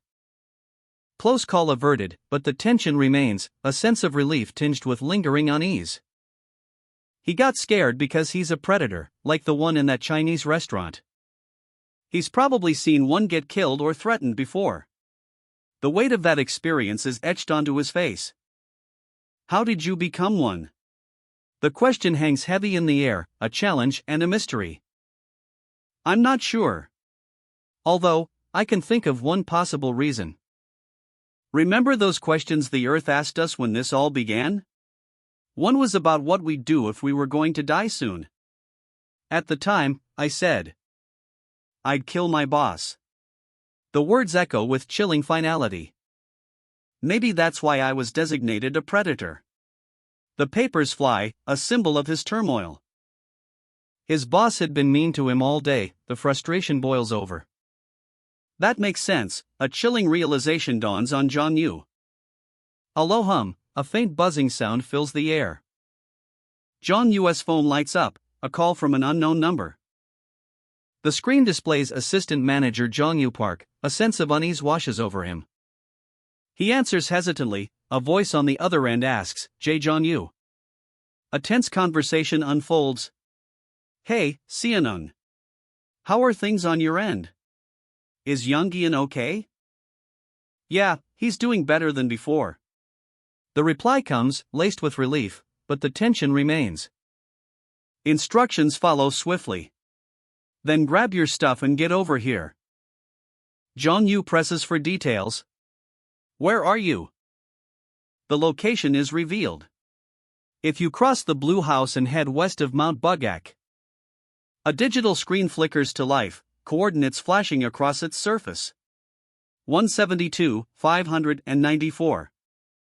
The command is given, sharp and decisive. Okay, got it. We'll head right over. The unmistakable ta-ta-ta of a helicopter's blade slices through the air, a DS Group insignia visible on its side. And it descends rapidly, a blur of metal and motion against the sky.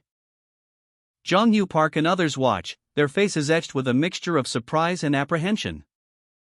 Isn't that a DS Group helicopter? Is the pilot from DS as well? That's right, he used to be. The implications hang heavy in the air. A wave of realization washes over them. You mean there's someone from DS in a group that slaughtered all those DS employees? That's messed up. Concern etched on his face, a man approaches Jong Yu. Are you feeling okay, Younggian? Jong Yu, his expression stoic, replies simply, yes, I'm fine. The DS Group helicopter descends, a behemoth of metal and power against the serene backdrop. A brief respite is called for while the aircraft is loaded. Jong Yu, his face a mask of controlled calm, is questioned about his recent actions. Did you finish them all off, the official presses, his tone sharp? A curt nod is Jong Yu's only response, a simple yeah, I dealt with them. The weight of his words hangs heavy in the air. With a flick of the wrist, a new chapter begins. Introductions are in order. First, a bow. Junseong Kim, former Deputy Minister of Political Affairs at the Ministry of Foreign Affairs, is introduced. A man of power, even in retirement. And then, Taewi Park, Director of the Office of Agriculture, a seemingly ordinary man, yet his presence suggests a hidden depth. The tension ratchets up, a silent observation from the two officials, their expressions unreadable. Whispers of concern. What the hell is he thinking? One mutters, his worry palpable. Jong Yu's actions are raising eyebrows. A grave warning is issued. He may be essential, but if he keeps provoking Jong Yu like that, he could very well end up dead. The stakes are higher than ever. A sudden, swift movement, swoosh. Jong Yu's power explodes, a visible shockwave emanating from his hand. Whoosh! Jong Yu Park unleashes a raw surge of power, a blue energy erupting from his body as he confronts the government official. The air crackles with unseen energy, his eyes blazing with barely controlled fury. Next time you act like that, I'll make sure you never walk again. The threat hangs heavy in the air, a palpable tension. Quum! The official recoils, the raw power leaving him reeling. Ugh! The sound of strained breath, a testament to Jong Yu's overwhelming might. Fwish! Jong Yu's power subsides, leaving only the lingering afterimage of his intense display. His eyes narrow, a storm brewing beneath the surface. The scene shifts. Taewi Park, a government official, barks orders. We don't have much time, so hurry up and pack your stuff. You can introduce yourselves in the helicopter. The rhythmic thwack thwack thwack of helicopter blades fills the air as a sleek aircraft descends. The escape begins. The helicopter touches down, kicking up dust and debris. The urgency is palpable. Ta ta ta. The helicopter lifts off, carrying Jong Yu and the others into the sky. A desperate flight for survival. Inside, a government official gasps, his eyes wide with shock. My God! Loom! From the ground, another official watches in disbelief as the helicopter disappears into the clouds. What on earth is that? The government helicopter slices through the night sky, a silent predator against the inky canvas. Inside, Jong Yu's face is etched with grim determination. His words heavy with the weight of a terrifying revelation: an alien ecosystem has breached our world. A chilling image flashes before his eyes, a monstrous creature, a predator unlike any seen before. A horrifying glimpse into the darkness that lurks beyond the gateway. It's a scene that haunts him, a stark reminder of the danger. The threat is real, palpable. These aren't just animals, they are apex predators, as dangerous as lions and tigers. And the worst part? No one knows when they might strike again. The uncertainty is a blade twisting in Jong Yu's gut. His resolve hardens. There's only one course of action: close the gateways, and fast. He must gather essence, and he will. The older man, Taewi, speaks, his voice a low growl. I'll get out of here, he mutters, a hint of desperation in his tone. A tense moment. The sound of rustling fabric, a weapon is drawn. The air crackles with anticipation. Taewi's instructions are sharp, urgent: if anyone tries to approach you, just shoot. Don't let them get near you. The metallic rattle of a firearm punctuates the command. A helicopter thunders overhead, a lifeline against the encroaching darkness. Jong Yu Park, a figure of defiance, leaps from the rooftop, a burst of energy propelling him skyward. He's a blur of motion, a human comet streaking across the cityscape, defying gravity, defying fear, defying the very fabric of reality itself. From the helicopter, a voice rings out, laced with disbelief. What's she thinking? We're so high up. Below, the city sprawls, a concrete jungle teeming with unseen dangers.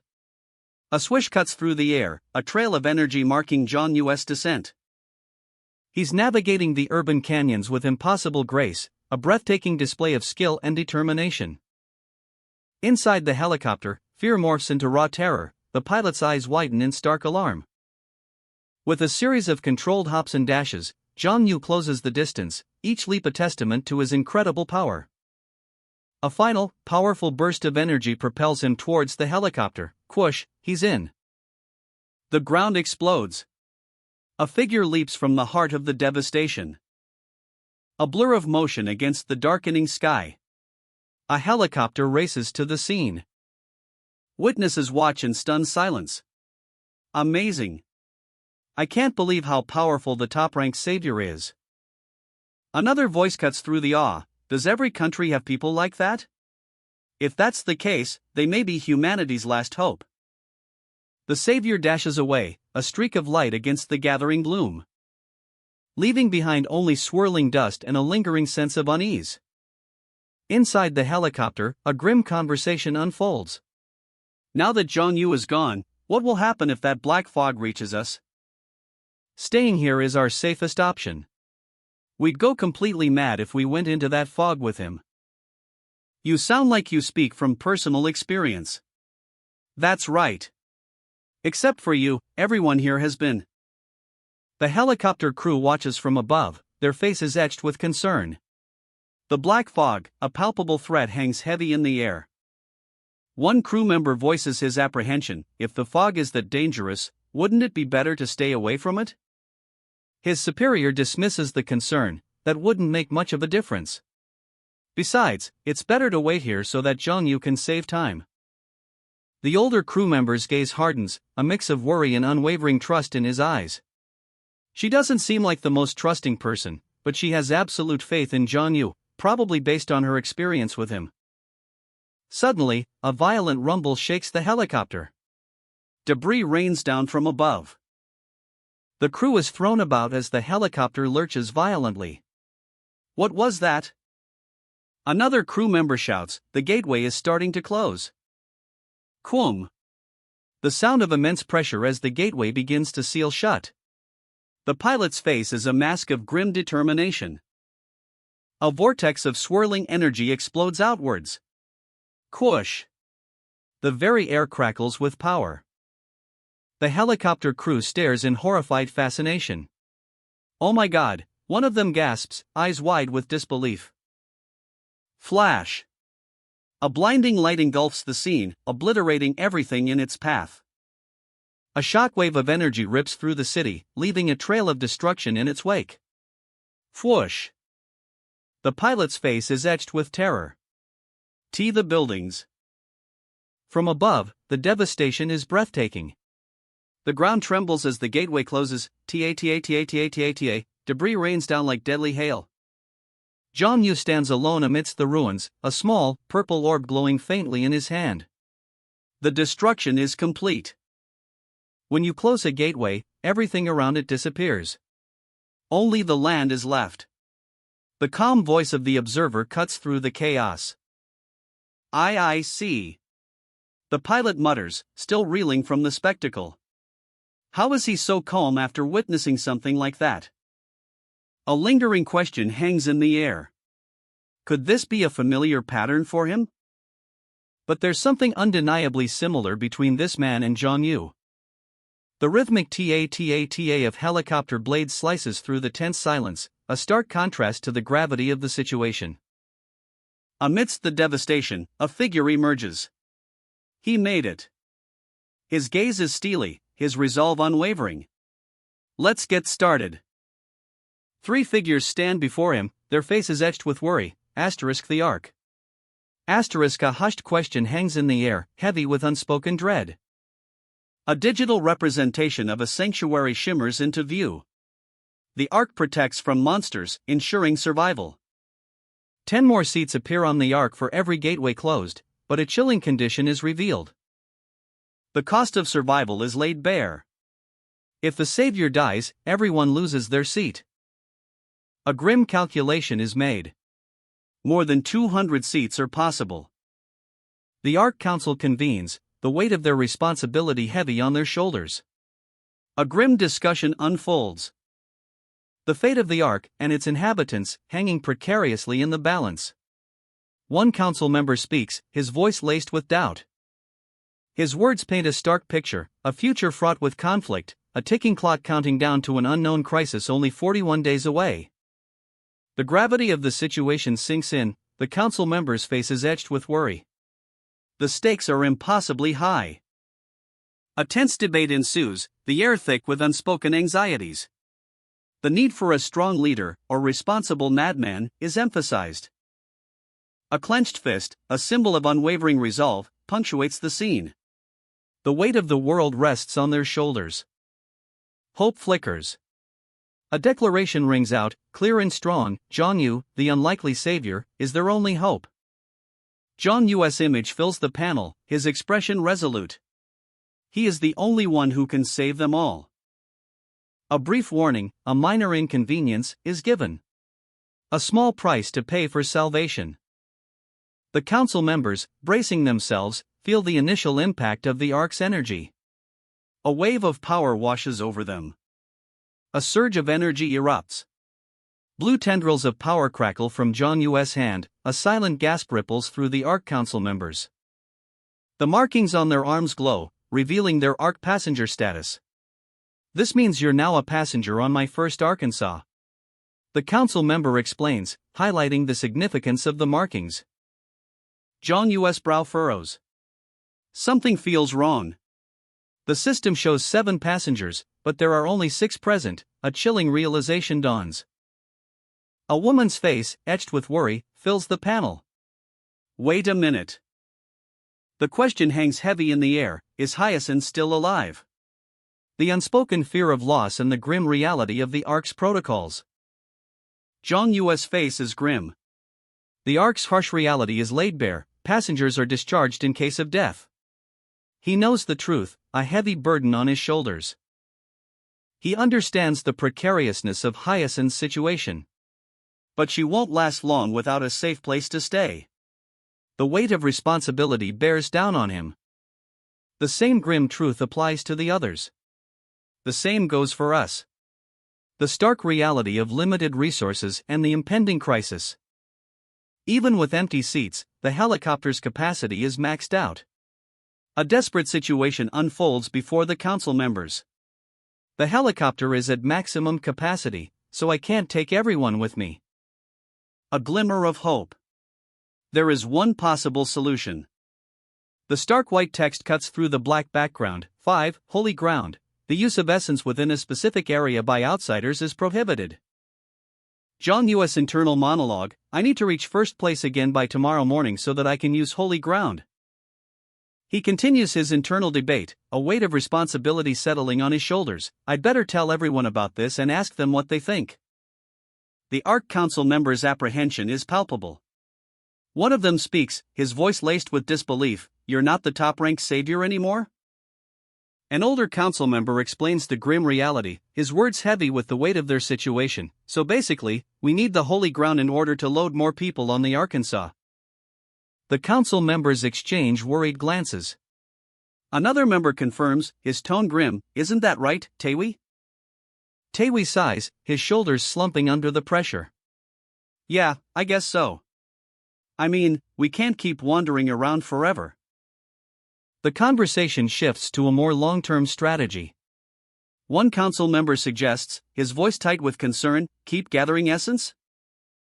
Another council member counters, his expression serious: the people here don't absolutely need the holy ground, but we need to consider the future survival of humanity if we manage to save the Earth. An older council member, his face etched with worry, contemplates the immense challenge ahead. The future survival of humanity. A weighty silence hangs in the air, the enormity of their situation pressing down on the Ark Council.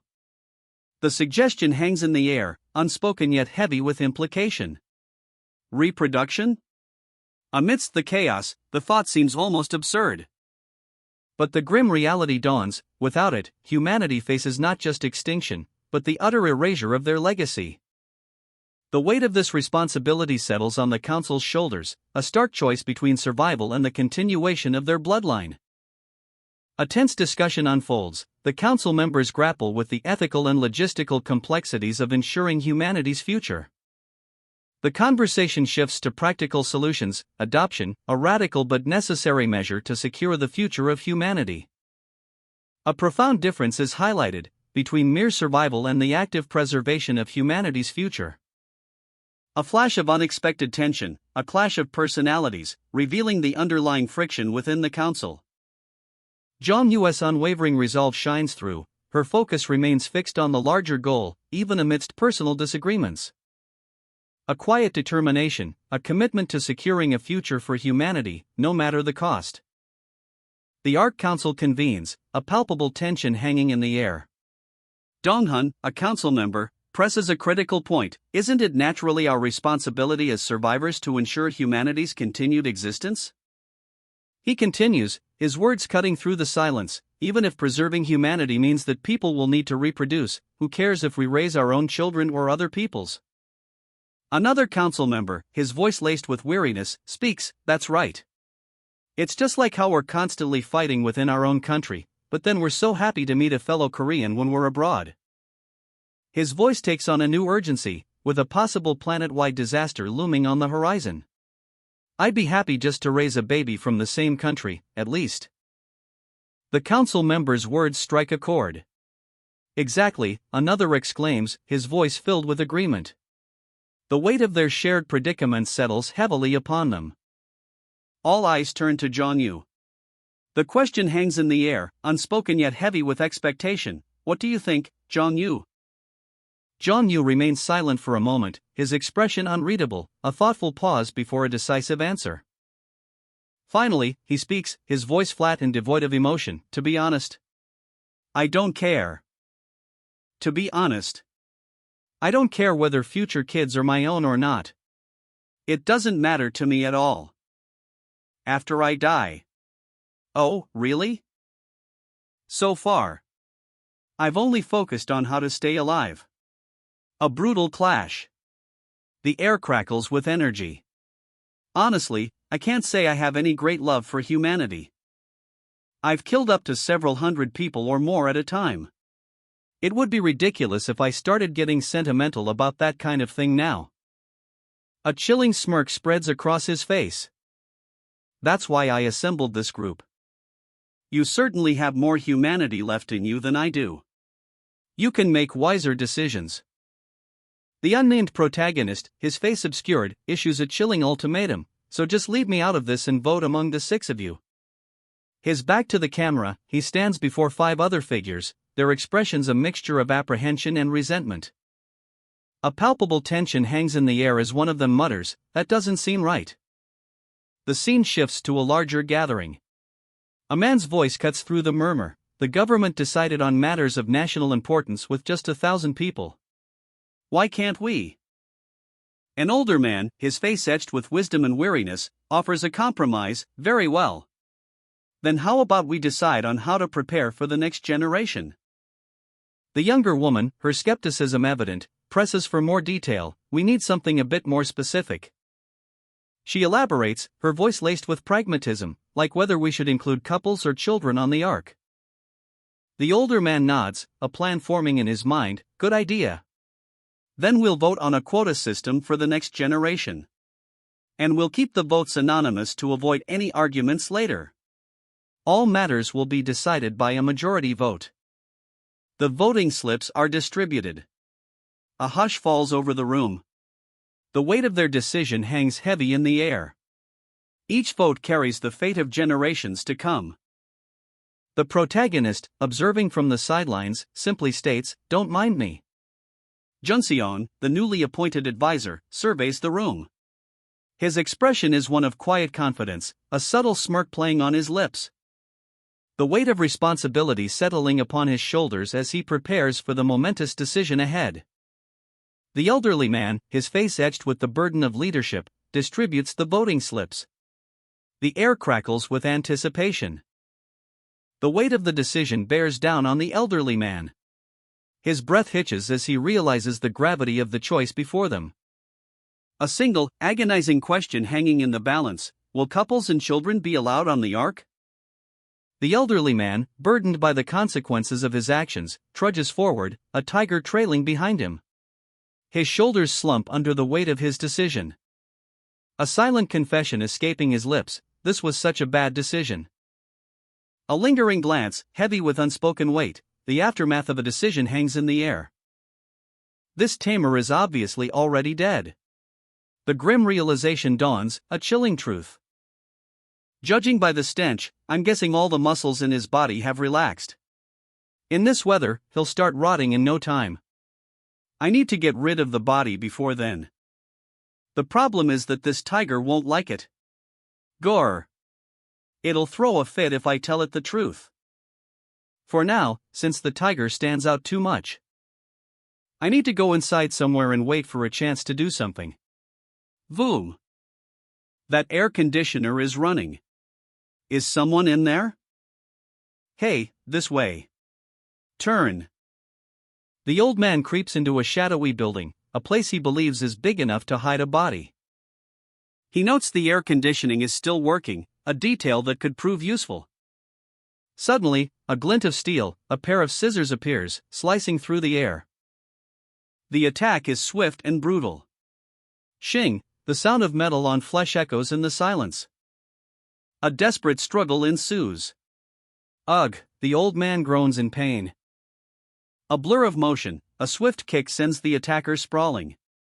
Swish. The old man is shocked, his eyes widen in disbelief. What the? The tiger, his loyal companion, unleashes a ferocious roar. Roar! The attacker flinches, fear etched across their face.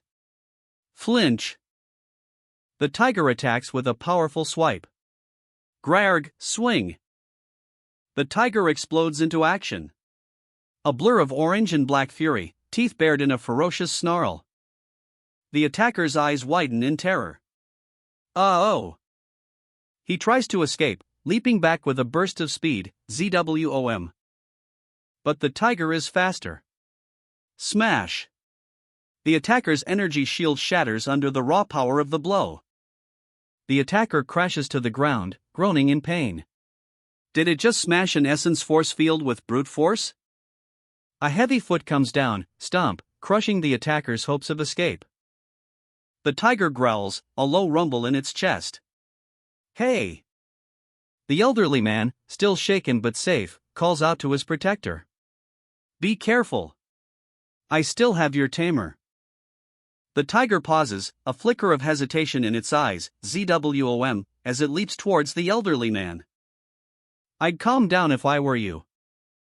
A single card slides across the table, a quiet swish the only sound. The weight of a decision hanging heavy in the air. Another vote for no? The tension is palpable. 3 votes for yes, and 2 for no. The numbers are close, the fate of the next generation hanging in the balance. One final vote remains, a single choice that will determine everything. If it's a no, the entire quota system for the next generation will be rejected. The men watch, faces grim with anticipation. The final card is revealed with a crinkle, the suspense almost unbearable. A decisive flick as the card is shown. A single, bold checkmark. Relief washes over one man's face. Phew! Thank goodness! I knew it was a good idea, he breathes, a sigh of relief escaping his lips. The decision is made. In addition to the technical experts needed for humanity's survival, couples and children will also be included on the ark. A new question arises: how many seats should be allocated to them? The council convenes, the air thick with anticipation. A proposal is made, 20% of the seats reserved for the next generation. A murmur of agreement ripples through the room. But the details, they'll take time. A young man, his face etched with a grim determination, realizes this will take far longer than expected. A sudden whoosh of wind. Pathfinder, his device, points west. The opposite direction of DS's stronghold in the southeast. A calculated risk. He needs to settle things with DS eventually, but reclaiming the title of top savior is far more urgent. Tomorrow morning, or all his plans crumble. His eyes burn with a fierce resolve. He needs to retake first place. The meeting continues, a sense of urgency hanging in the air. They need to move quickly. A summary of the agreed-upon details for the next generation's quota system is presented. Considering the low survival rate of newborns, a significant change is made. 30% of all seats on the Ark will be set aside for the quota system. The next generation's quota system is laid out. 30% of all seats on the Ark are reserved for pregnant women, their spouses, children under 10, and anyone deemed essential for childcare. Yangian is pressed for a decision. His superior's words hang heavy in the air, a stark reminder of the urgency. Yangian's face is etched with a mix of weariness and hidden pain. He reveals a recent divorce, a detail that adds a layer of complexity to his current predicament. But his determination shines through. He's driven by a desire to save someone. The question is asked, where is she? The answer, Sinsu. The hunt is on. A helicopter takes flight, heading west, a journey that aligns perfectly with Yangian's plans. This unexpected convergence of events fuels his resolve. The scene shifts to the DS Group's Seoul headquarters, specifically the third floor of the basement, a place shrouded in mystery and intrigue. A blue folder labeled Blue List sits on a desk. The contents remain unknown, fueling speculation. And the question hangs in the air: no siblings or girlfriend? The mystery deepens. The screen blows, revealing a stark report: no records exist for the target, his mother perished in a car accident. A father exists, but they're estranged. A chilling detail. The investigator slams his fist on the desk. Frustration boils over. Damn it, he growls, we need to find a weakness. A cigar is extinguished with a sharp TSS. The decision is made. Go look for his father for now. A subordinate reports, the target's GPS is off, making real-time tracking impossible. But hope remains. Call records can still be traced. A glimmer of light in the darkness. The investigator's gaze hardens. We need at least one of them, father or son. The hunt intensifies. A tense question hangs in the air: did the approaching horde hear the propellers? The answer is a terrifying cacophony. A sea of snarling canines, hundreds strong, if not thousands, floods the streets, their growls a chilling prelude to the chaos to come. A question arises: are these strays, or something far more sinister? Time is of the essence. A young man, his face etched with determination, prepares to spring into action. 30 minutes, that's all he has to complete his mission and return. While his superiors, grim-faced, await his return. The task? To handle the canine onslaught. With a mighty leap, he launches himself into the fray. The impact reverberates, a deafening slam echoing through the city. And he hits the ground, a blur of motion. His muscles tense, ready to unleash his power. A spark ignites, a crackle of energy, then, a surge of power erupts, a breathtaking KWM that cuts through the night. A lone figure stands defiant, a surge of energy crackling in his hand. The air vibrates with barely contained power, a palpable tension hangs heavy as a snarling pack of dogs closes in. A hushed whisper, barely audible above the pounding of hearts. Honey, a man stammers, his face etched with a mixture of fear and apprehension. His eyes dart nervously, reflecting the weight of unspoken words. The tension is thick enough to cut with a knife. A woman's face, a mask of worry and surprise. Yangian, she questions, her voice laced with uncertainty. The scene shifts, revealing a tense confrontation. A man stands rigidly, his jaw clenched tight, a storm brewing behind his eyes.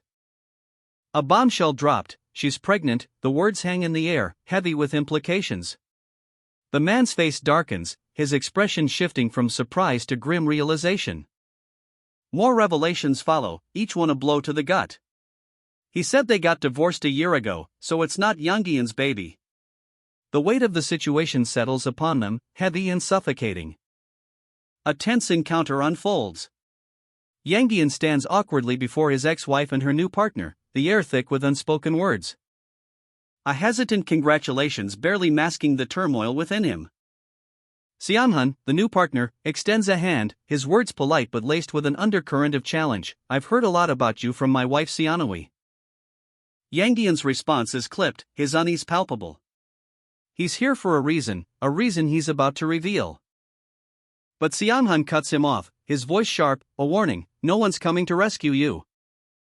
Yangian's expression hardens. He brought backup. The tension ratchets up. A sudden interruption. Seonhan's partner objects to the intrusion, the scene escalating further. Yangian ignores the protest, his focus unwavering.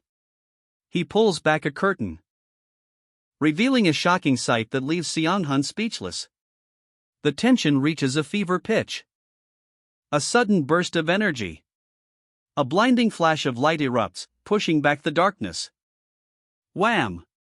A powerful energy blast erupts, the force visible as a ripple of light and shadow. Fwish!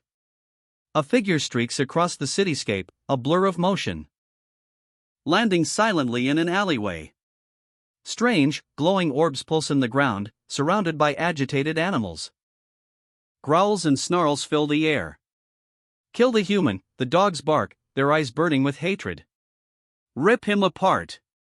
Devour him. These aren't ordinary animals, their ferocity is unnatural. A palpable sense of menace hangs heavy in the air.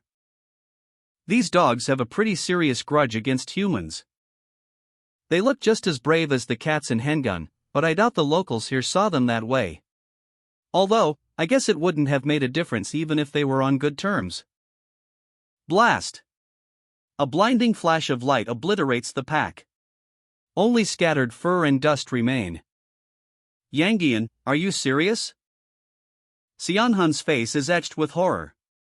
Her voice, a choked whisper, barely audible above the pounding of her heart. A desperate plea hangs in the air. Survival itself is on the line, there's no other choice. The urgency is palpable.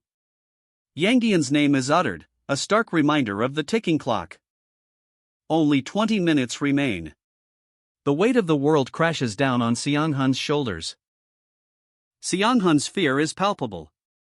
A hand reaches for her, a violation of her space. A raw cry of protest erupts. Xianhun's protector, Xianhun, intervenes. A fierce shove. The would-be captor is sent sprawling. But the cost is immediate. A sharp intake of breath, a pained groan. The situation is critical. Yangian! The cry cuts through the chaos, a desperate plea for help. A grim determination etched on Xianhun's face. They must bring her with them. The air crackles with tension. You people have no idea what's going on right now. Yangian risked his life to come here, and give you one last chance at survival. Xianhun, his face etched with worry, stammers a defense, I didn't mean to. I thought he was going to hurt my wife. The scene shifts. A sharp voice cuts through the anxiety, we can talk later. For now, just pick him up. Another voice, gruff and dismissive, retorts, what? Pick him up? He'll die if we leave him here, you moron. This man is more valuable than anyone else here. The tension ratchets up. A chilling threat hangs in the air, if he dies, then you, your wife, his ex-wife. Suddenly, a blur of motion. FWOSH Xianhun unleashes a burst of energy, a protective shield erupting around Yangian. A moment of quiet. A tiger licks its lips, a chilling image of the aftermath. Has the immediate danger passed? Has it finally calmed down? Xianhun peers out, his expression grim. Thank you. I don't hear anyone coming. I guess all that noise wasn't audible outside the building. Relief washes over Xianhun's face as he looks at the tiger tamer. What a relief that we have the tamer here with us. Otherwise, that tiger would still be throwing a fit. The conversation turns to the missing doctors. So, about that cult you were telling me about earlier. You said they took all the doctors in the area with them, right? Do you know where they are? At the community service center, a woman's face is etched with worry. The weight of grief is heavy on her. Her words paint a grim picture. It wasn't just doctors, the cult took anyone useful. Young, but hardened, they looked. A tremor runs through her as she speaks of her son, a police officer who died trying to save others from those awful people. The raw pain of loss is palpable. She offers a desperate plea, her voice cracking, headed that way, could I go with you? I know the area well. A man hesitates, his concern evident. I thought you said it was dangerous. Besides, why would you want to go with a stranger? Her resolve hardens. Those bastards won't just let the doctors go. They're going to want to fight. Gritting her teeth, a fierce glint in her eye, she adds, you look pretty strong. Maybe you can kill those jerks for what they did to my son. The man, though hesitant, agrees. I'll look after this guy for you. The tiger is hurt badly, so it won't pay much attention to its guardian. A suggestion is made: someone should take care of him. A quiet agreement follows, a fragile alliance formed in the face of shared loss and a common enemy. Introductions are exchanged. My name is Mingo Park. What's yours? I'm Jiangai Han. A low growl from the injured tiger punctuates the moment. A tiger's keen nose twitches, investigating the ground. Sniff. The scent of something familiar? A low growl rumbles in its chest, building to a ferocious roar. Jiangai Han and her husband stare, fear etched on their faces. What is it now? The tiger's roar intensifies, echoing the grief in Jiangai's heart. He's gone, gone.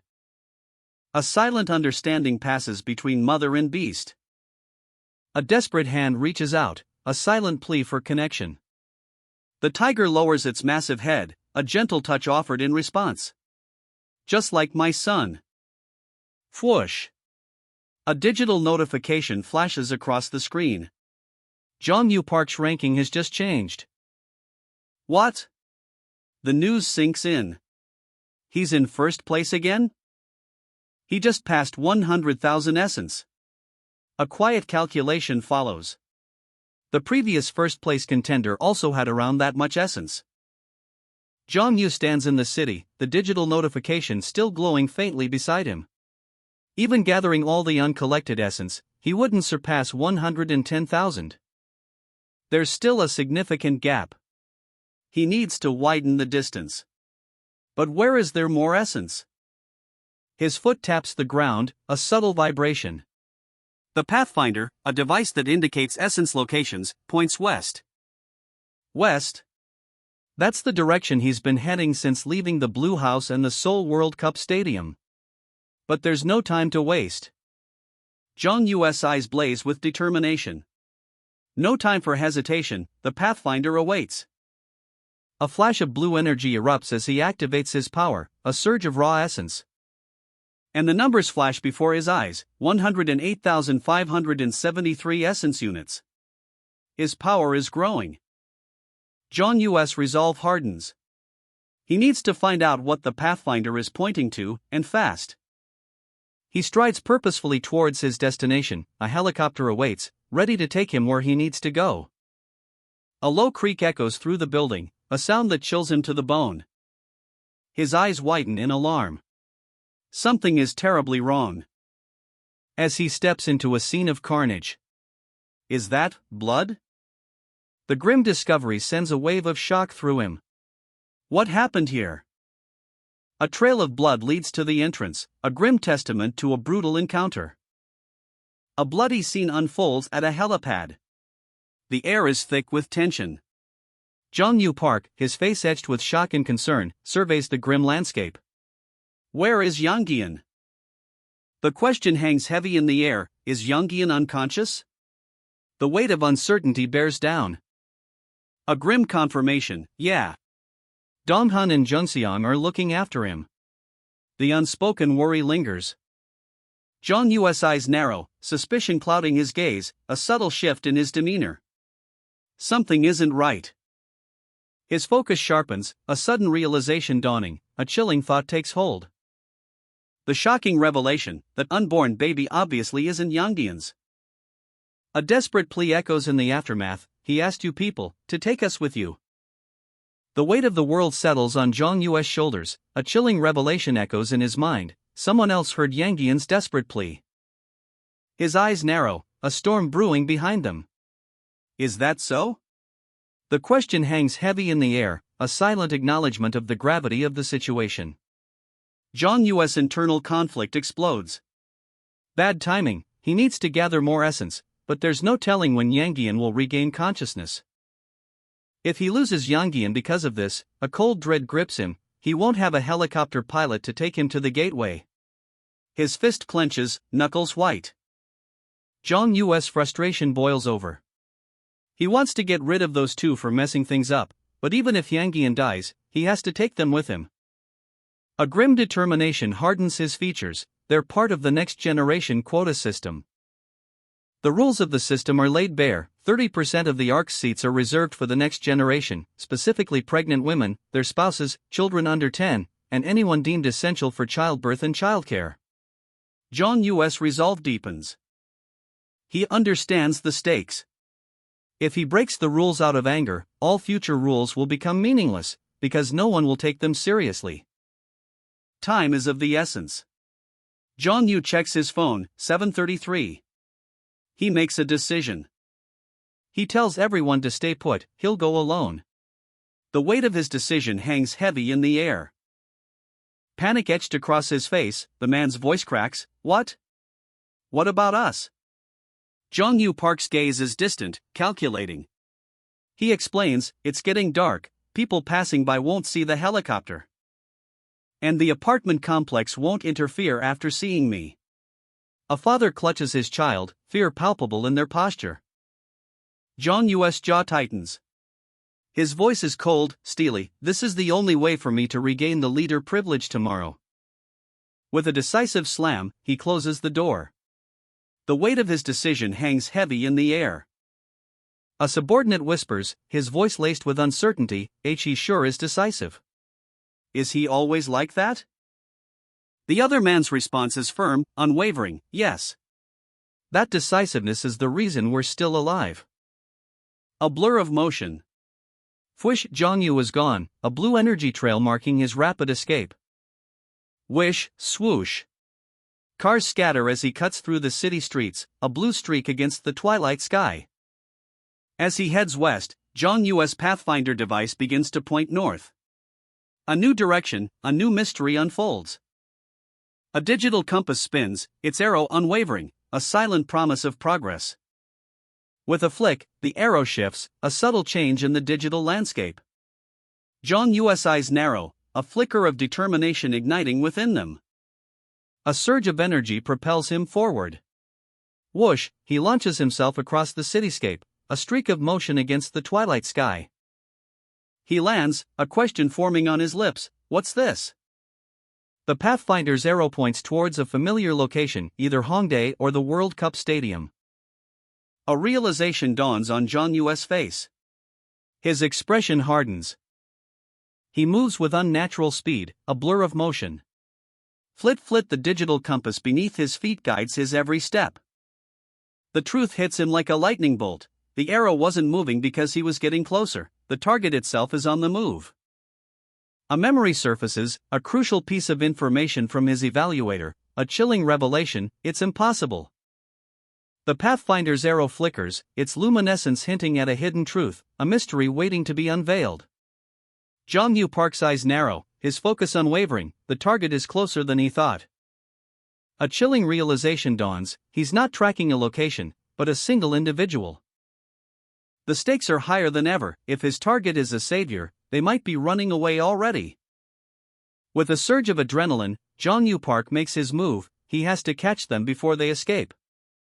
A question hangs in the air, can anyone else use the Pathfinder besides saviors? The city sprawls beneath him, a concrete jungle teeming with life, but Jong Yu Park's eyes are fixed on his prey. Hop, he moves with supernatural speed, a blur of motion against the urban backdrop. The answer comes, swift and certain, yes, to some extent. The hunt is on. He leaps across the cityscape, a determined silhouette against the twilight sky, time is of the essence. With a powerful jump, he covers incredible distance, the chase intensifies. A digital arrow flickers on the ground, guiding Jong Yu Park towards his target. Is this the place? He arrives at a seemingly ordinary street, the arrows glow centering on a particular building. Pathfinder confirms the location, but Jong Yu's brow furrows. The arrow's trajectory initially suggested the target was fleeing. A puzzle. The target is inside a barbecue restaurant. The sizzling of meat fills the air. What are they doing there? Are they just enjoying a meal? The question hangs heavy in the air. Jong Yu's eyes narrow, suspicion clouding his features. What the hell is wrong with this person? He's not here to dine. A cold resolve hardens his expression. He wants to see what kind of person would cause such a disturbance, enough to level an entire building. The sound of sizzling meat fills the air once more, *TSSS. Sizzle *. Zhang Yu sits at a table in the restaurant, observing his target from a distance. The air is thick with anticipation. Wait, something's not right. A tremor runs through his hands, the chopsticks tremble violently. Panic sets in. A desperate plea escapes his lips, "Help me." His face contorts in agony, a silent scream etched across his features. And then, a surge of energy. A blinding flash engulfs him. The raw power explodes outward, a wave of energy rips through the air. He unleashes a devastating blast. Shoot! The force of the blast is immense, a powerful gust of wind tears through the surrounding buildings, leaving behind a trail of destruction in its wake. Whoosh! A figure is launched through the air, a blur of motion against the vibrant purple and blue energy trails. The force of the impact sends tremors through the ground. Rumble! The earth shudders beneath his feet.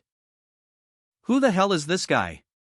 The question hangs heavy in the air, a silent scream of disbelief. Grit! What kind of person uses living people as bait? His face contorts in a mask of fury, a silent condemnation of the cruelty he witnesses. BZZZZT. BZZZZT. Streetlights explode in a shower of sparks, the sudden darkness amplifying the tension. A swirling vortex of energy engulfs him, a maelstrom of purple and blue light. Swoosh! He bursts forth, transformed, radiating power. Is he inside? Or behind the building? The question gnaws at him, fueling his determination. He clenches his fists, the muscles in his arms bulging with barely contained power. Flash! A blinding light erupts, signaling the unleashing of something immense. His eyes widen, a surge of raw power coursing through him. Zwoom! A bolt of energy, a spear of pure light, erupts from his hand. It slams into his opponent. Shatter! The impact sends a shockwave. But the attack is weaker than expected. Why was that attack so weak, he wonders, his frustration evident. His opponent lunges, a blur of motion. Crap! He was just distracting me with that spear. The realization dawns, a cold sweat breaking out. Fwish! A sudden movement, a flash of blue energy. Boom! The ground trembles as his opponent's attack connects. A powerful kick sends him reeling. Ugh! He grits his teeth, his vision blurring. He knows that direct attacks don't work against me, so he's trying to break my focus. Fwoom!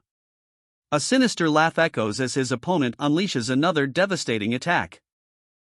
The attacker lunges, a blur of motion. I've got you now, he shouts, his words echoing with predatory glee.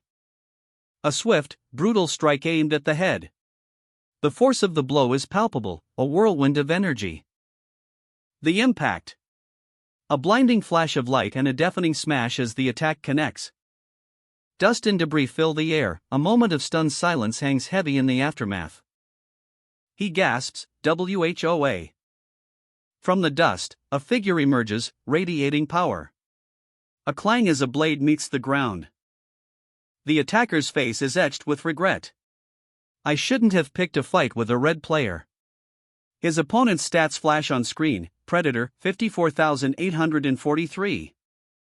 A sinister smile spreads across the attacker's face as he casually brushes a shard of purple crystal from his shoulder. His eyes widen in disbelief. 50,000? He was fighting with only 50,000 essence? A chilling realization dawns. If we had the same amount of essence, I'd already be dead. Panic. A desperate dash through the city streets, the pursuer is gaining. He won't escape that easily. The hunter's resolve hardens. 50,000 essence is on the line. The stakes are too high to let him slip away. His position as top-ranked savior is at risk, another desperate lunge. The prey must be caught, his essence absorbed. A sudden clash. A desperate struggle for survival. But the tables turn in an instant. A swift counterattack. A brutal blow. Slash, the air crackles with energy. A scream of pain echoes through the alleyway as the attacker collapses. A blinding flash of energy. Shing, the attacker reels back, a searing pain lancing through his side. A look of pure shock etched onto his face. He gasps, "Ugh! Umph!" His eyes widen, a desperate plea forming on his lips, "If you answer me, I'll make your death painless, at least." On a rooftop, under the cold gaze of the moon, the attacker lies defeated. A grim silence hangs heavy in the air. The squeak of latex gloves breaking the stillness as someone examines the body. Blood stains the gloves. A finality in the gesture. From the shadows, a voice cuts through the night, "Well done." The scene shifts to a helicopter, where a blonde woman watches, her expression unreadable. A warning, don't get your hopes up yet. Yangian lies on a medical cot, eyes fluttering open. He's battered, bruised, barely conscious. A hushed conversation unfolds nearby. Relief washes over the speakers, their worry is palpable. The scene shifts to a dimly lit room. Yangian rests, his face pale, a concerned woman watches over him. A doctor speaks softly, reassuring Yangian. He'll be contacted soon. A sudden clunk. Footsteps echo in the darkness. A slow, deliberate step on a stair. Yangian's friend, Zhang approaches with concern etched on his face. He asks if Yangian is all right. Zhang's worry is evident in his tense posture. Yangian's weak reply only intensifies it. Yangian offers a weak apology for the trouble caused, a sincere expression of gratitude follows. Zhang's relief is palpable, he's just glad Yangian is alive. A close-up on Yangian's eyes, a single word above, glance. He's regaining consciousness. And a cold voice cuts through the haze. Now, let's settle some unfinished business. The speaker's face is partially obscured, but his intent is clear. The plan unfolds, I'll put those two on the ark if you still want me to. A doctor and a woman look on, their expressions a mixture of apprehension and resignation. The doctor explains, they meet the requirements for the quota system anyway. The weight of the decision rests on Yangian's shoulders. What do you say, Yangian? Yangian's hand clenches into a fist. The unspoken plea hangs heavy in the air. I'd really appreciate it, he manages to say, his voice barely a whisper. And the doctor, though clearly burdened, nods. That's fine with us. Relief washes over Yangian's face, a glimmer of hope in his weary eyes. The decision is made. Good. Then I'll put you on the Arkansas finger points, a promise delivered. Sudden confusion. Ha! A strange energy flickers, a blue glow emanating from the doctor's hands. Revealing a mark on his wrist, human. The same mark appears on the woman's wrist. It's a mark indicating that you're one of us. The implications are vast. Let me know if you run into anyone else with a similar mark on them. The scene ends with a lingering shot of the man's determined face. Yangian pores over the ark's passenger manifest, a furrow in his brow. A flicker of confusion crossing his features as he notices a discrepancy. The screen displays the stark reality, 9 passengers currently selected, with space for 20. There are 9 passengers on the ark, he thinks, a question forming in his mind. But with Zhang Yu and the blonde woman, plus the unborn child, shouldn't there be 10? The system's logic falters. Does the unborn baby not count as a passenger? Yangian's concern deepens. Why is the baby not included? Is it because it hasn't been born yet? But shouldn't a soon-to-be-born baby receive priority on the ark for its protection? A sudden realization dawns on Yangian. Wait, is this what I think it is? He gasps, his eyes widening in dawning horror. He poses the question to the system, evaluator, do living creatures need to have essence in order to board the ark? The question hangs heavy in the air. And the baby's desperate cry echoes the chilling answer. That's right. The system confirms, the sound cutting through the tension like a knife. Then what will happen to the baby when it's born? The question hangs heavy, a shadow cast over the expectant parents. As a dark aura surrounds Yangdian's head, mirroring the grim fate awaiting the innocent child. A baby's cry pierces the silence, a chilling shadow looms large. A sudden realization dawns. Oh, wait. I don't need to put it on the ark in the first place. The horrifying truth is revealed, because monsters only hunt living creatures with essence. A chilling confirmation, it's just as I thought. A glowing orb of energy materializes. Yangdian's apprehension intensifies as he sees the orb. Panic grips him as he realizes the danger. These monsters that came through the gateways are after our essence. The terrifying explanation unfolds, because the Earth distributed essence among creatures all over the planet. And the brutal consequence, that's why everyone who received essence struggled to survive the monsters. A chilling revelation unfolds. Some managed to survive the onslaught, shielding their essence. But at a terrible cost. The image of a monstrous figure, glowing with stolen essence, is seared into our minds. A survivor speaks, his voice laced with grim determination, and I'm one of those survivors. Zhang Yu, despite his high rank, faces a stark truth, even his essence reserves are dwindling. His fist clenches, a silent scream of desperation. I need more essence, and I need it quickly. A worried voice cuts through the tension. Donghun, how soon can Yangdian fly again? Realistically, I don't want him to force himself. The question hangs heavy in the air, as a helicopter looms in the background, a symbol of urgency. A concerned discussion unfolds under the cloak of night. The blonde woman's worry is palpable.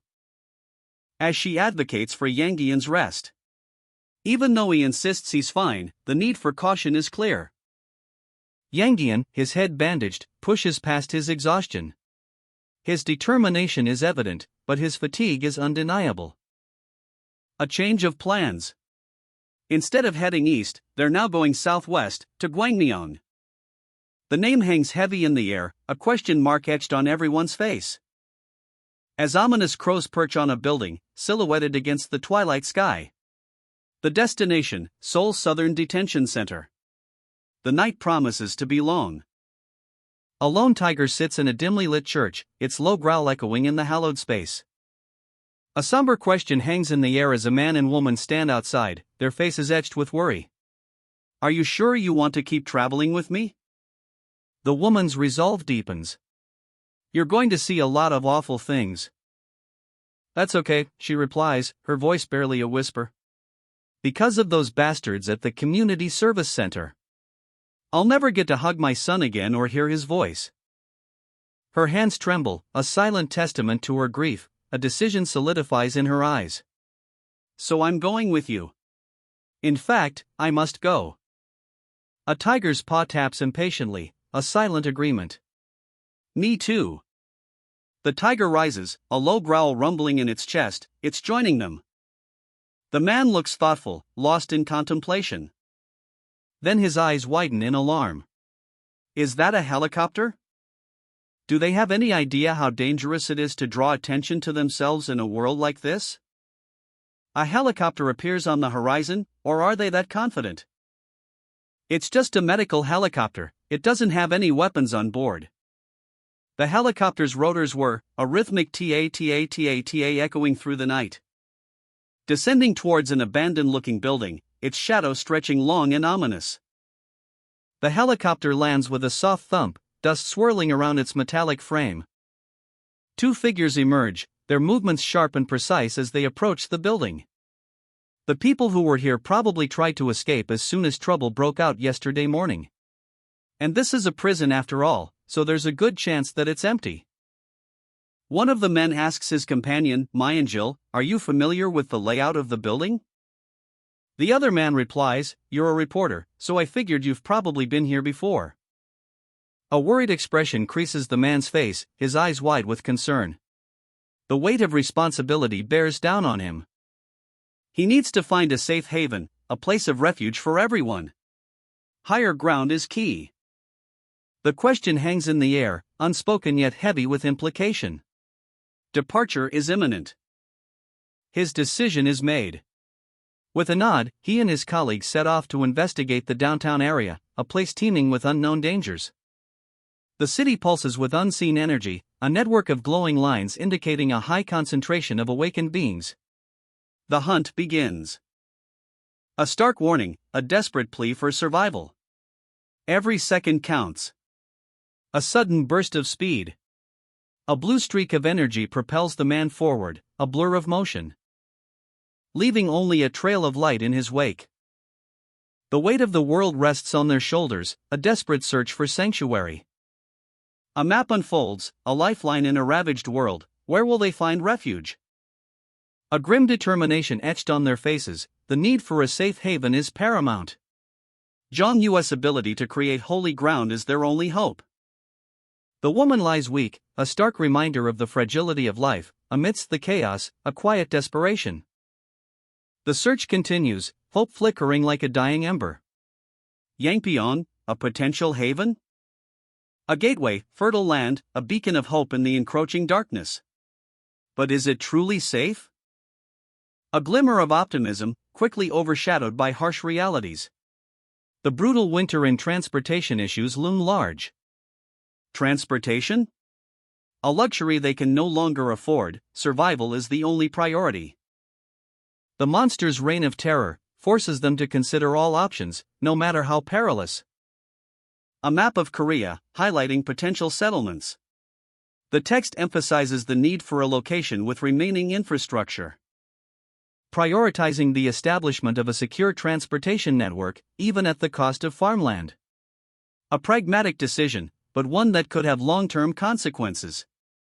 The discussion turns to Seoul. A tempting option, given its infrastructure, but fraught with unseen dangers. A finger points to Namyangju on the map. A safer, more strategically advantageous location for establishing a new settlement, allowing for gradual expansion and resource gathering from surrounding areas. Namyangju is selected. A decisive tap on the map seals the deal. Concerns are raised about Namyangju's transportation network, deemed comparable to Yangpyeong's. The counterargument, Namyangju's superior farmland and strategic location for resettlement. The decision is made. A sigh of relief, a weight lifted from their shoulders. A map is reviewed, plans finalized. The sound of papers being shuffled, a subtle yet significant sound of progress. A tense exchange unfolds. The weight of unspoken words hangs heavy in the air. A weary return. Welcome back. You took a bit longer than I thought. The greeting carries a hint of concern. The man explains, yeah, I couldn't find much nearby, so I had to travel farther. His tone is strained, hinting at the challenges he faced. How's everything here? He asks, his gaze searching for answers. The question reveals his underlying worry. The reply is curt, the prison is empty like you said, so we've been fine. But the underlying tension remains palpable. A silent question hangs in the air, he didn't find much? The sudden zoom intensifies the mystery. A shocking revelation, 201,260. The numbers flash, a stark contrast to the previous scene's subdued atmosphere. But the impact is even greater than the raw numbers suggest, but his essence has almost doubled. The implications are staggering. A concerned voice cuts through the silence, how much essence does he want? The question underscores the growing danger. A new phase begins. Jong-yu, I know you're probably tired, but we've narrowed down some options for our settlement. The elder's words offer a glimmer of hope. The decision hangs in the air, a weighty choice for the future.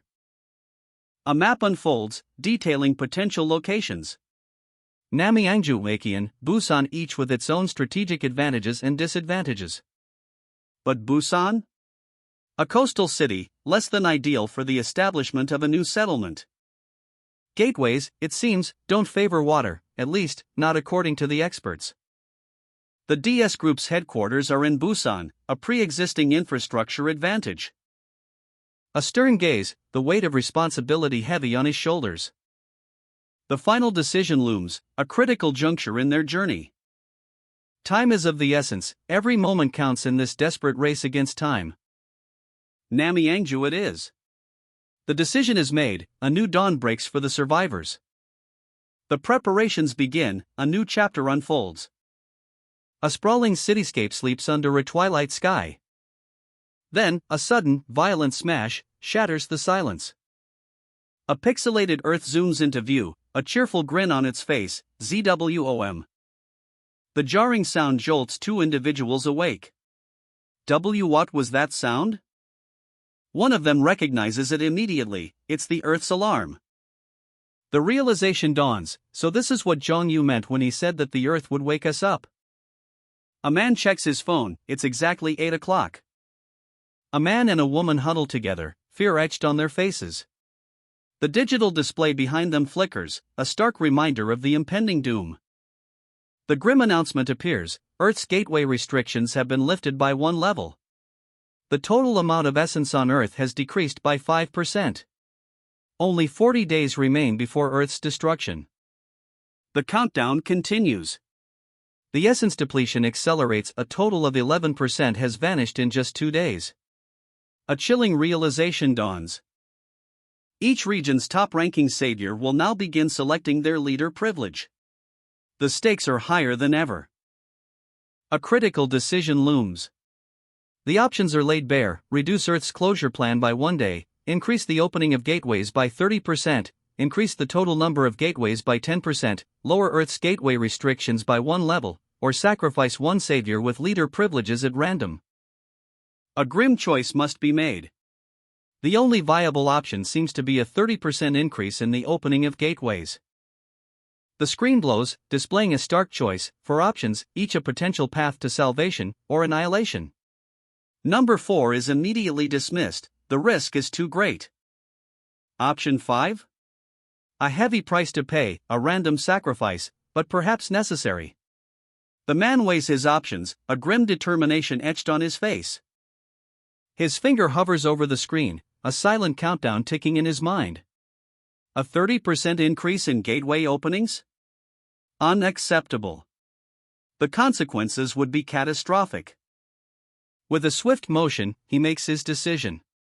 Even if more gateways open, he can close them all. Whoosh, the choice is made. The system confirms, individual privilege selected. This power is reserved for the leaders among the saviors. A pixelated version of the man appears, surrounded by a holographic display. 5 options shimmer into view, each representing a unique ability. The definitive answer, showing all currently open gateways, the Advent move, for instant relocation, total vision, to locate specific targets, disguise, to avoid hostile encounters.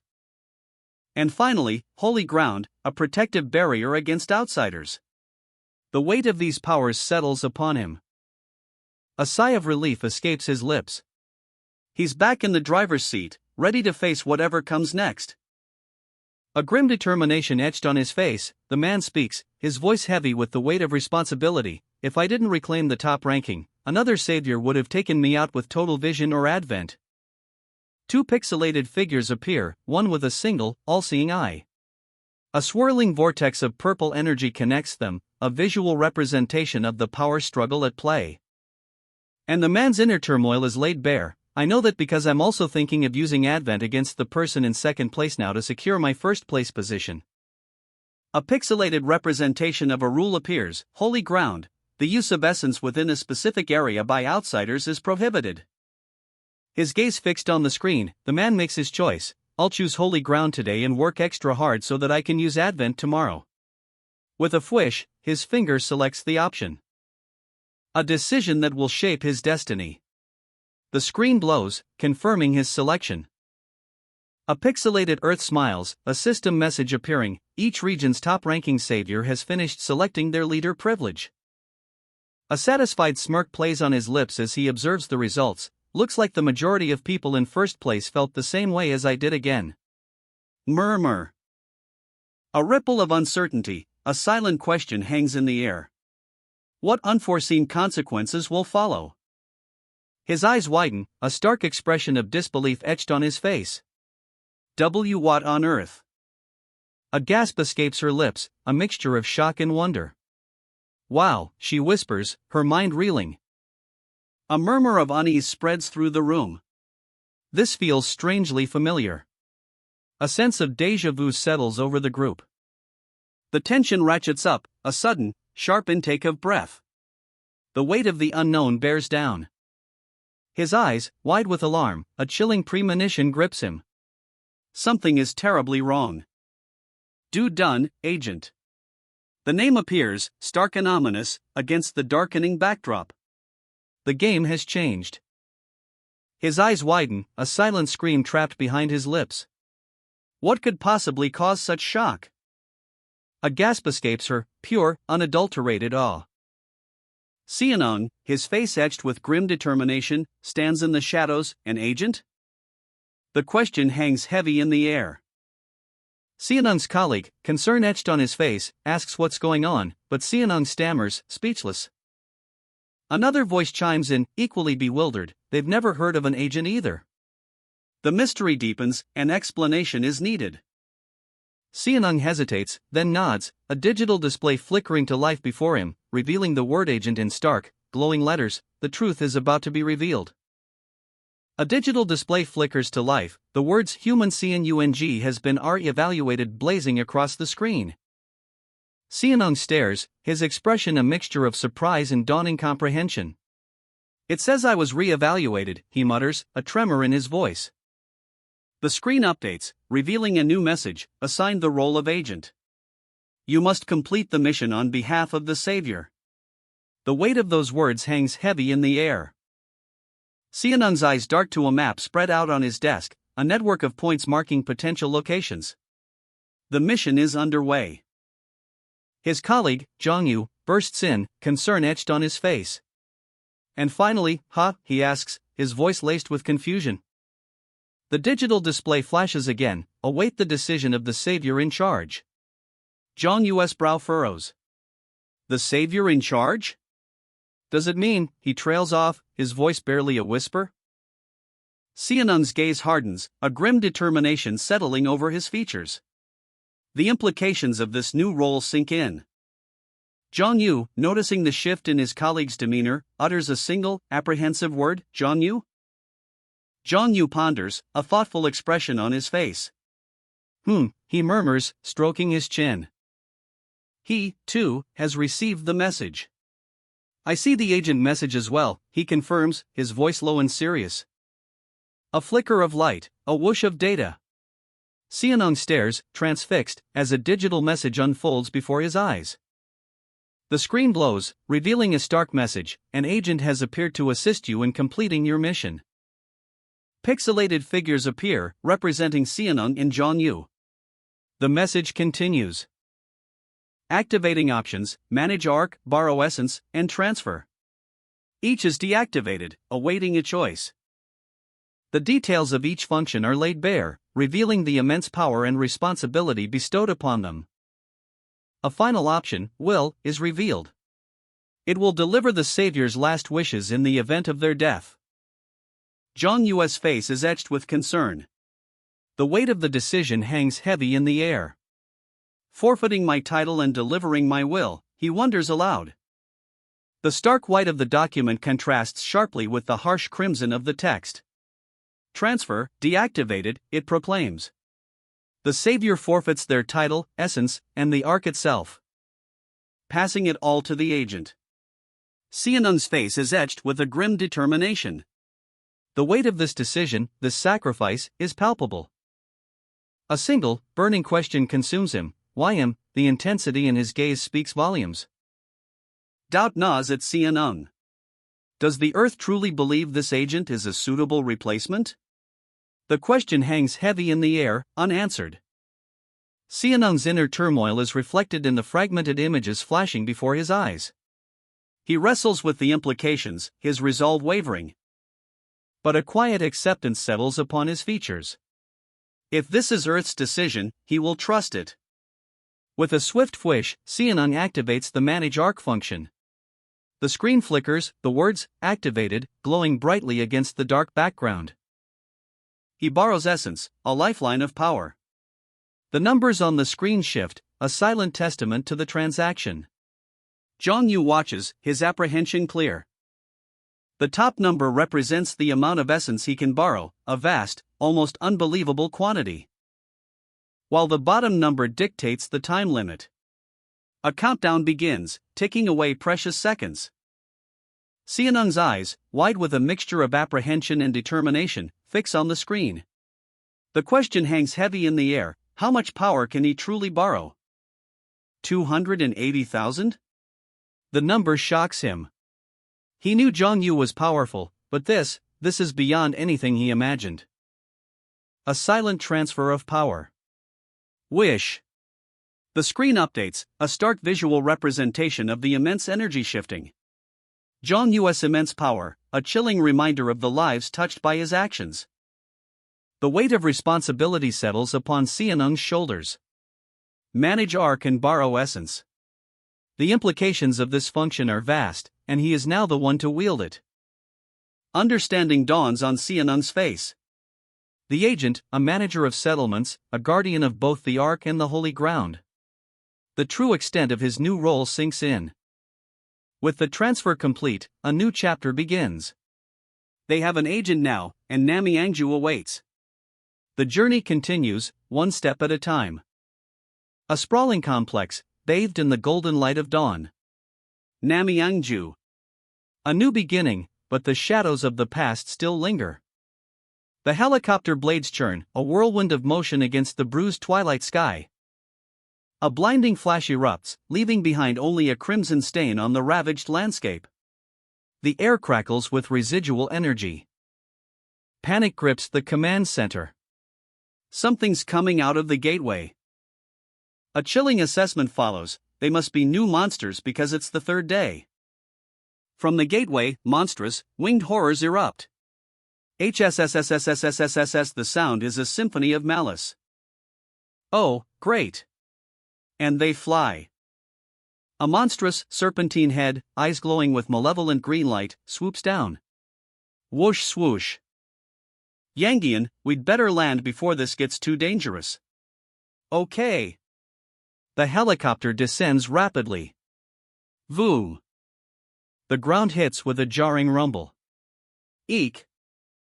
The helicopter is under attack. Monstrous, serpentine creatures lash out, their blows impacting with a deafening slam. Seonung watches, his eyes wide with a mixture of awe and terror. As the creatures' attacks become more ferocious. FWAM. Pang. Thud. The air itself crackles with energy as the monsters unleash a barrage of attacks. Yangian struggles to maintain control, his voice filled with panic. Jae Jong-yu. I can't see. I don't know where to land. The helicopter is tossed about like a toy in a storm. Thump. Inside the helicopter, the situation is dire. How high in the air are we? One crew member shouts, fear etched on his face. Another answers, his voice strained, about 100 feet, bang. The urgency is palpable. Then just crash. Hurry. Before they do any more damage. Yangian, despite the chaos, acts decisively. All right. Hold on tight, everyone. Swing. He makes a desperate maneuver, fighting for control of the plummeting aircraft. A monstrous face looms large, its eyes glowing menacingly. The creature's power is terrifying. As it unleashes another devastating attack. Wing. The helicopter is caught in the vortex of the creature's power. A blinding flash of purple energy erupts from the heart of the chaos. The monstrous impact sending shockwaves through the air. Crash. Debris rains down as the monstrous assault continues. A terrifying darkness consuming the helicopter. TSSC. Suddenly, the world is plunged into near-total darkness. The helicopter lurches violently. Clunk-clack. A wave of terror washes over the passengers. Are we alive? Panic sets in. Why is it so dark? One passenger assesses the situation grimly. Jong-yu, the control panel is completely dead. A chilling realization dawns. Click click, I think it's because of that black fog, just like in Hengun. Trapped. The helicopter is crippled, and a sense of dread washes over the passengers. But Yangian, ever the strategist, remains calm. There's always a way out. His eyes narrow, a plan forming. Xianon, he says, a glimmer of hope in his voice. A bold proposition hangs in the air. Xianon must create a protective shield while Yangian closes the gateway. Xianong's face is a mask of disbelief. He stammers, me, his shock palpable. But the others are confident. Xianon has activated essence before. And they know he's capable of creating a shield. The pressure mounts. Yangian's instructions are precise, 80,000 essence, and an hour should be enough time. His jaw tightens, determination etched on his face. The weight of the situation bears down on him. This is it. The moment of truth. Yangian's eyes, narrowed in grim determination, bore into Xianong. The weight of their desperate situation hung heavy in the air. A silent command passing between them, a shared understanding of the risk. Don't hesitate, Yangian's unspoken words echoed in the tense silence. Xianong's response was a single, resolute word, okay. With a swift swish, Xianong activates his interface, a digital request forming before his eyes. A screen flashing with the urgency of the moment, a request for 80,000 essence, a substantial amount, for a crucial 60 minutes. The system responds with a blinding flash, approved. The request is granted. The transaction is complete. Xianong's essence is depleted, the remaining balance displayed starkly, 201,260. A subtle flit of energy marks the transfer. A stark reminder, unreturned essence is lost forever. The gravity of the situation sinks in. The essence lent is completely transferred to the agent. If Xianong fails, all that essence is lost. The stakes couldn't be higher. Xianong clenches his fist, the borrowed essence now coursing through his veins, a tangible manifestation of his commitment. A faint fwish of energy surrounds him. Ugh! The strain is immense. Xianong groans under the weight of the borrowed essence. 80,000 essence units transferred. A countdown timer begins, 59:59. The pressure mounts. Bzzzzzt. A surge of energy courses through Xianong's body, a torrent of power he struggles to contain. Aha! The borrowed essence overwhelms him, a wave of searing pain washes over him. With a final surge, 80,026 essence units are fully integrated. The transformation is complete. His body is adjusting to the sudden massive boost in essence, but the process is far from over. He needs to overcome this. Ah! Irk! The power surges within him, threatening to consume him. Yangian watches, his expression unreadable. Gah! The protective shield flickers, unstable. Xianong struggles to maintain control. Xianong, make the protective shield bigger. Forget about protecting others. Just think of protecting yourself. His eyes glow with an unearthly light, a terrifying power now under his command. A wave of raw power erupts. The air crackles with energy as Xianong unleashes a desperate defense. A shimmering blue shield explodes outwards, a breathtaking spectacle of borrowed essence. A helicopter, caught in the blast radius, is momentarily shielded from harm. Xianong gasps, the strain etched on his face. The sheer magnitude of the borrowed power takes its toll. Yangian's voice cuts through the tension, a calm counterpoint to the chaos. Do you feel better now? Xianong manages a weak, yeah, a little bit. The digital readout confirms the immense scale of the borrowed essence, 80,026 units. Agent status confirmed.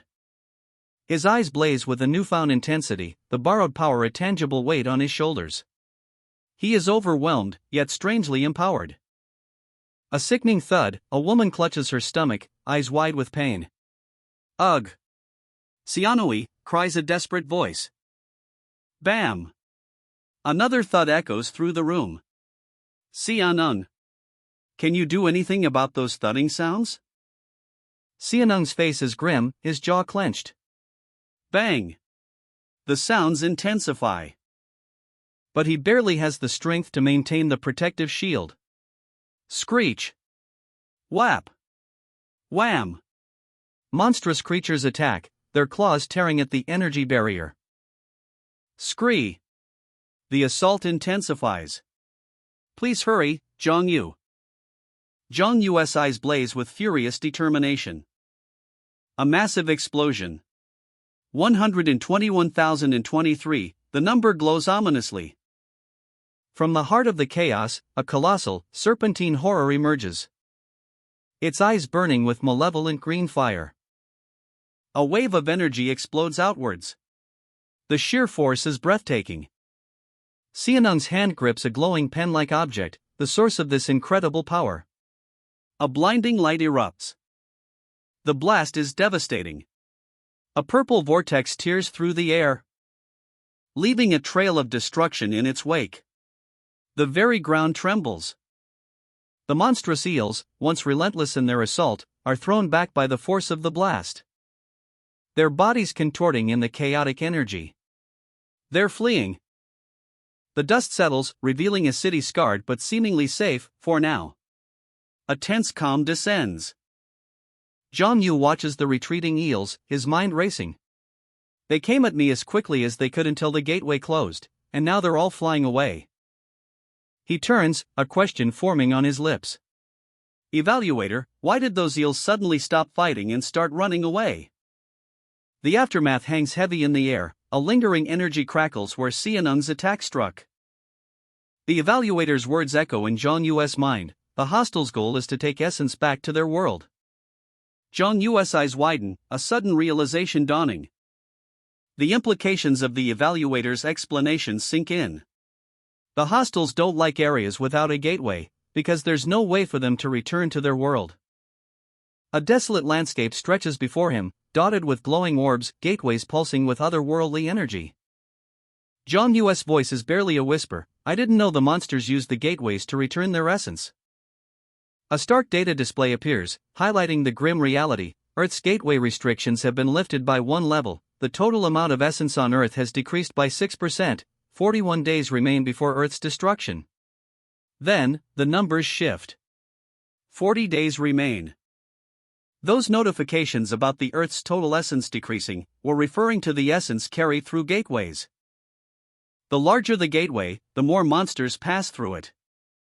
A chilling revelation. Zhang Yu's question hangs in the air. Do the gateways get bigger over time? A wave of energy washes over Zhang Yu's foot, a soft FWOSH marking the subtle shift in power. As a digital counter rapidly updates, 201,260. Swish. The numbers speak of a growing power, a force beyond comprehension. A cryptic message appears. Gateways continue to evolve over time. The implications hang heavy in the air. Zhang Yu's eyes widen. You've got to be kidding. An urgent message flashes on a screen. Urgent, please leave the town of Gazan. His mind races. I was so busy running away on the first day, like the evaluator told me, that I didn't even check. The gateway in Gazan must be massive by now. A grim determination sets in. I'd better prepare myself for the next step. Another number appears, 213,724. The escalation is undeniable. Zhang Yu focuses, a faint purple glow emanating from his hands, a power building, a new strength taking hold. A helicopter descends onto a desolate landscape, its rotors churning dust into the air. A group of figures stands waiting, their expressions serious and focused. The words hang heavy in the air. This is their only chance to establish a new holy ground. Careful consideration is key. Two men, one older and more distinguished, the other younger and sharper, study the terrain. Mountains in the distance, fertile land perfect for farming. This location seems ideal. A suggestion is made: establish the holy ground here. From an agricultural perspective, it's a sound choice. The older man nods in agreement. The decision rests with Zhang Yu. The weight of responsibility is evident on his face. Zhang Yu's response is measured, pragmatic. the geographical details are secondary. His focus is elsewhere. A crucial question arises: do they need an urban development expert? The implications are far-reaching. The population will grow. Houses will need to be built. A pregnant woman's gentle hand rests on her belly, a symbol of this future growth. Jong Yu's voice cuts through the air, pragmatic and to the point. It wouldn't hurt to have one, but what we really need right now is someone with experience in construction. A curt nod. The decision is made. A flash of light. A swirling orb of energy materializes in the air, then, with a swoosh, it's gone. The energy explodes outward, a wave of power rippling across the scene. Flit, a sudden movement, too fast to track. Eyes widen in shock as the construction begins. Whish, a beam of light descends from above. The beam intensifies, growing brighter, hotter. FWOSH, a blinding flash. A pillar of light erupts from the ground, shaking the very earth. WHOM, and in its wake, a structure takes shape. From the dust and debris, a magnificent structure rises, a testament to power and precision. The holy ground is complete. But even as the awe settles, a sense of unease creeps in. Two figures watch from the shadows, their faces etched with worry. A wave of fear washes over her. She stumbles, eyes wide with terror. Rumble. The ground trembles violently, a deep tremor shaking the very foundations of the holy ground. The floor shakes, cracks spider webbing across its surface. A blinding burst of golden light erupts from the center. What's that light? What's going on? The onlookers gasp, their faces etched with a mixture of awe and fear. His eyes widen, a single thought echoing in his mind. Is that? The intensity of the light intensifies, bathing his face in its golden glow. Done. A protective barrier expands outward from the epicenter, a shimmering golden shield against the unseen threat. A protective shield? A holy ground? The question hangs in the air, a mixture of confusion and dawning realization. Mokdong's voice cuts through the uncertainty. Does anyone else see it? Nightmare's awe is palpable. I've never seen anything like that before. The implications of this discovery ripple through the group. As Gyupi's voice, laced with cautious optimism, asks, holy ground? Is that some kind of safe zone? The Crusaders' response is pragmatic, probably? Judging by the name. Aden's impatience is clear, so where is it? Xianung observes, a glint in his eye. Looks like they've already figured out what the holy ground is. They'll be eager to find it, so this place will be flooded with people pretty soon. Both awakened and non-awakened. His gaze sharpens, a weight of responsibility settling upon him, and it's up to my agent Xianung to take responsibility and deal with that. Zhang Yu, his face etched with concern, questions Xianung. This protective shield doesn't just show where the holy ground is, does it? Xianung explains, it should block any monsters that come out of the gateway. But as far as earthly life forms go, all I know is that it'll stop them from using essence. A final shot of Xianung, his blonde hair catching the light as he prepares to leave. I'm leaving as soon as Yangyan and Donghun are ready to go. Xianung, the weight of responsibility heavy on his shoulders, hears the words, it's your job to defend the holy ground, Xianung. His eyes, narrowed in grim determination, reflect the gravity of the situation. A burden made heavier by the stark choice ahead, who to save, and who to leave behind. You have to decide who to let on the ark, and who to exclude. A sudden burst of energy. Fwish, a spectral tiger materializes from thin air, a terrifying manifestation of the power awakening within the city. The creature lands with a bone-jarring crunch, its presence a chilling omen. A stark reminder of the brutal choices Xianung must make. Some of the people who come here will be awakened, while others will be non-awakened or children not included in the next generation quota system. A mother clutches her son, fear etched onto their faces. The weight of the impending doom is palpable. In a dimly lit conference room, powerful figures convene, their expressions grim. Infrastructure might come and offer to negotiate with us. But the harsh reality remains, but there's a limited number of seats on the Arkansas. The stark digital numbers glare, 9 out of 30 being selected for the Arkansas. A chilling reminder of the limited capacity. A heavy weight of responsibility falls on those making the choices. Each selection carries immense consequence. The gravity of the situation is palpable.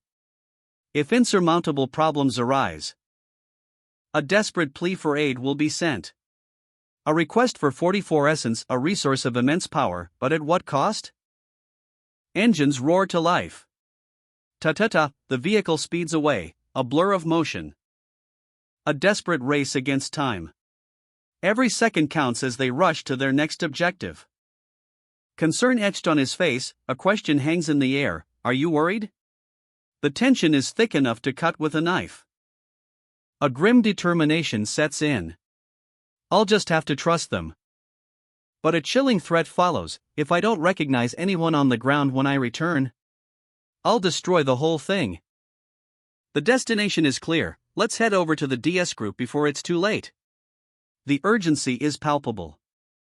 Jong Yu, eyes narrowed in grim determination, sits in the cockpit. His words hang heavy in the air, so we'll have to move quickly. The gravity of the situation sinks in. Because the real challenge is only just beginning. A vehicle hurtles through space, the rhythmic rat-tat-tat of its engines a counterpoint to the vast emptiness. The destination, unknown, but the urgency is palpable. From the inky blackness, they emerge, horrific creatures, their forms serpentine and menacing, their eyes glowing with malevolent intent. A wave of dread washes over the city below.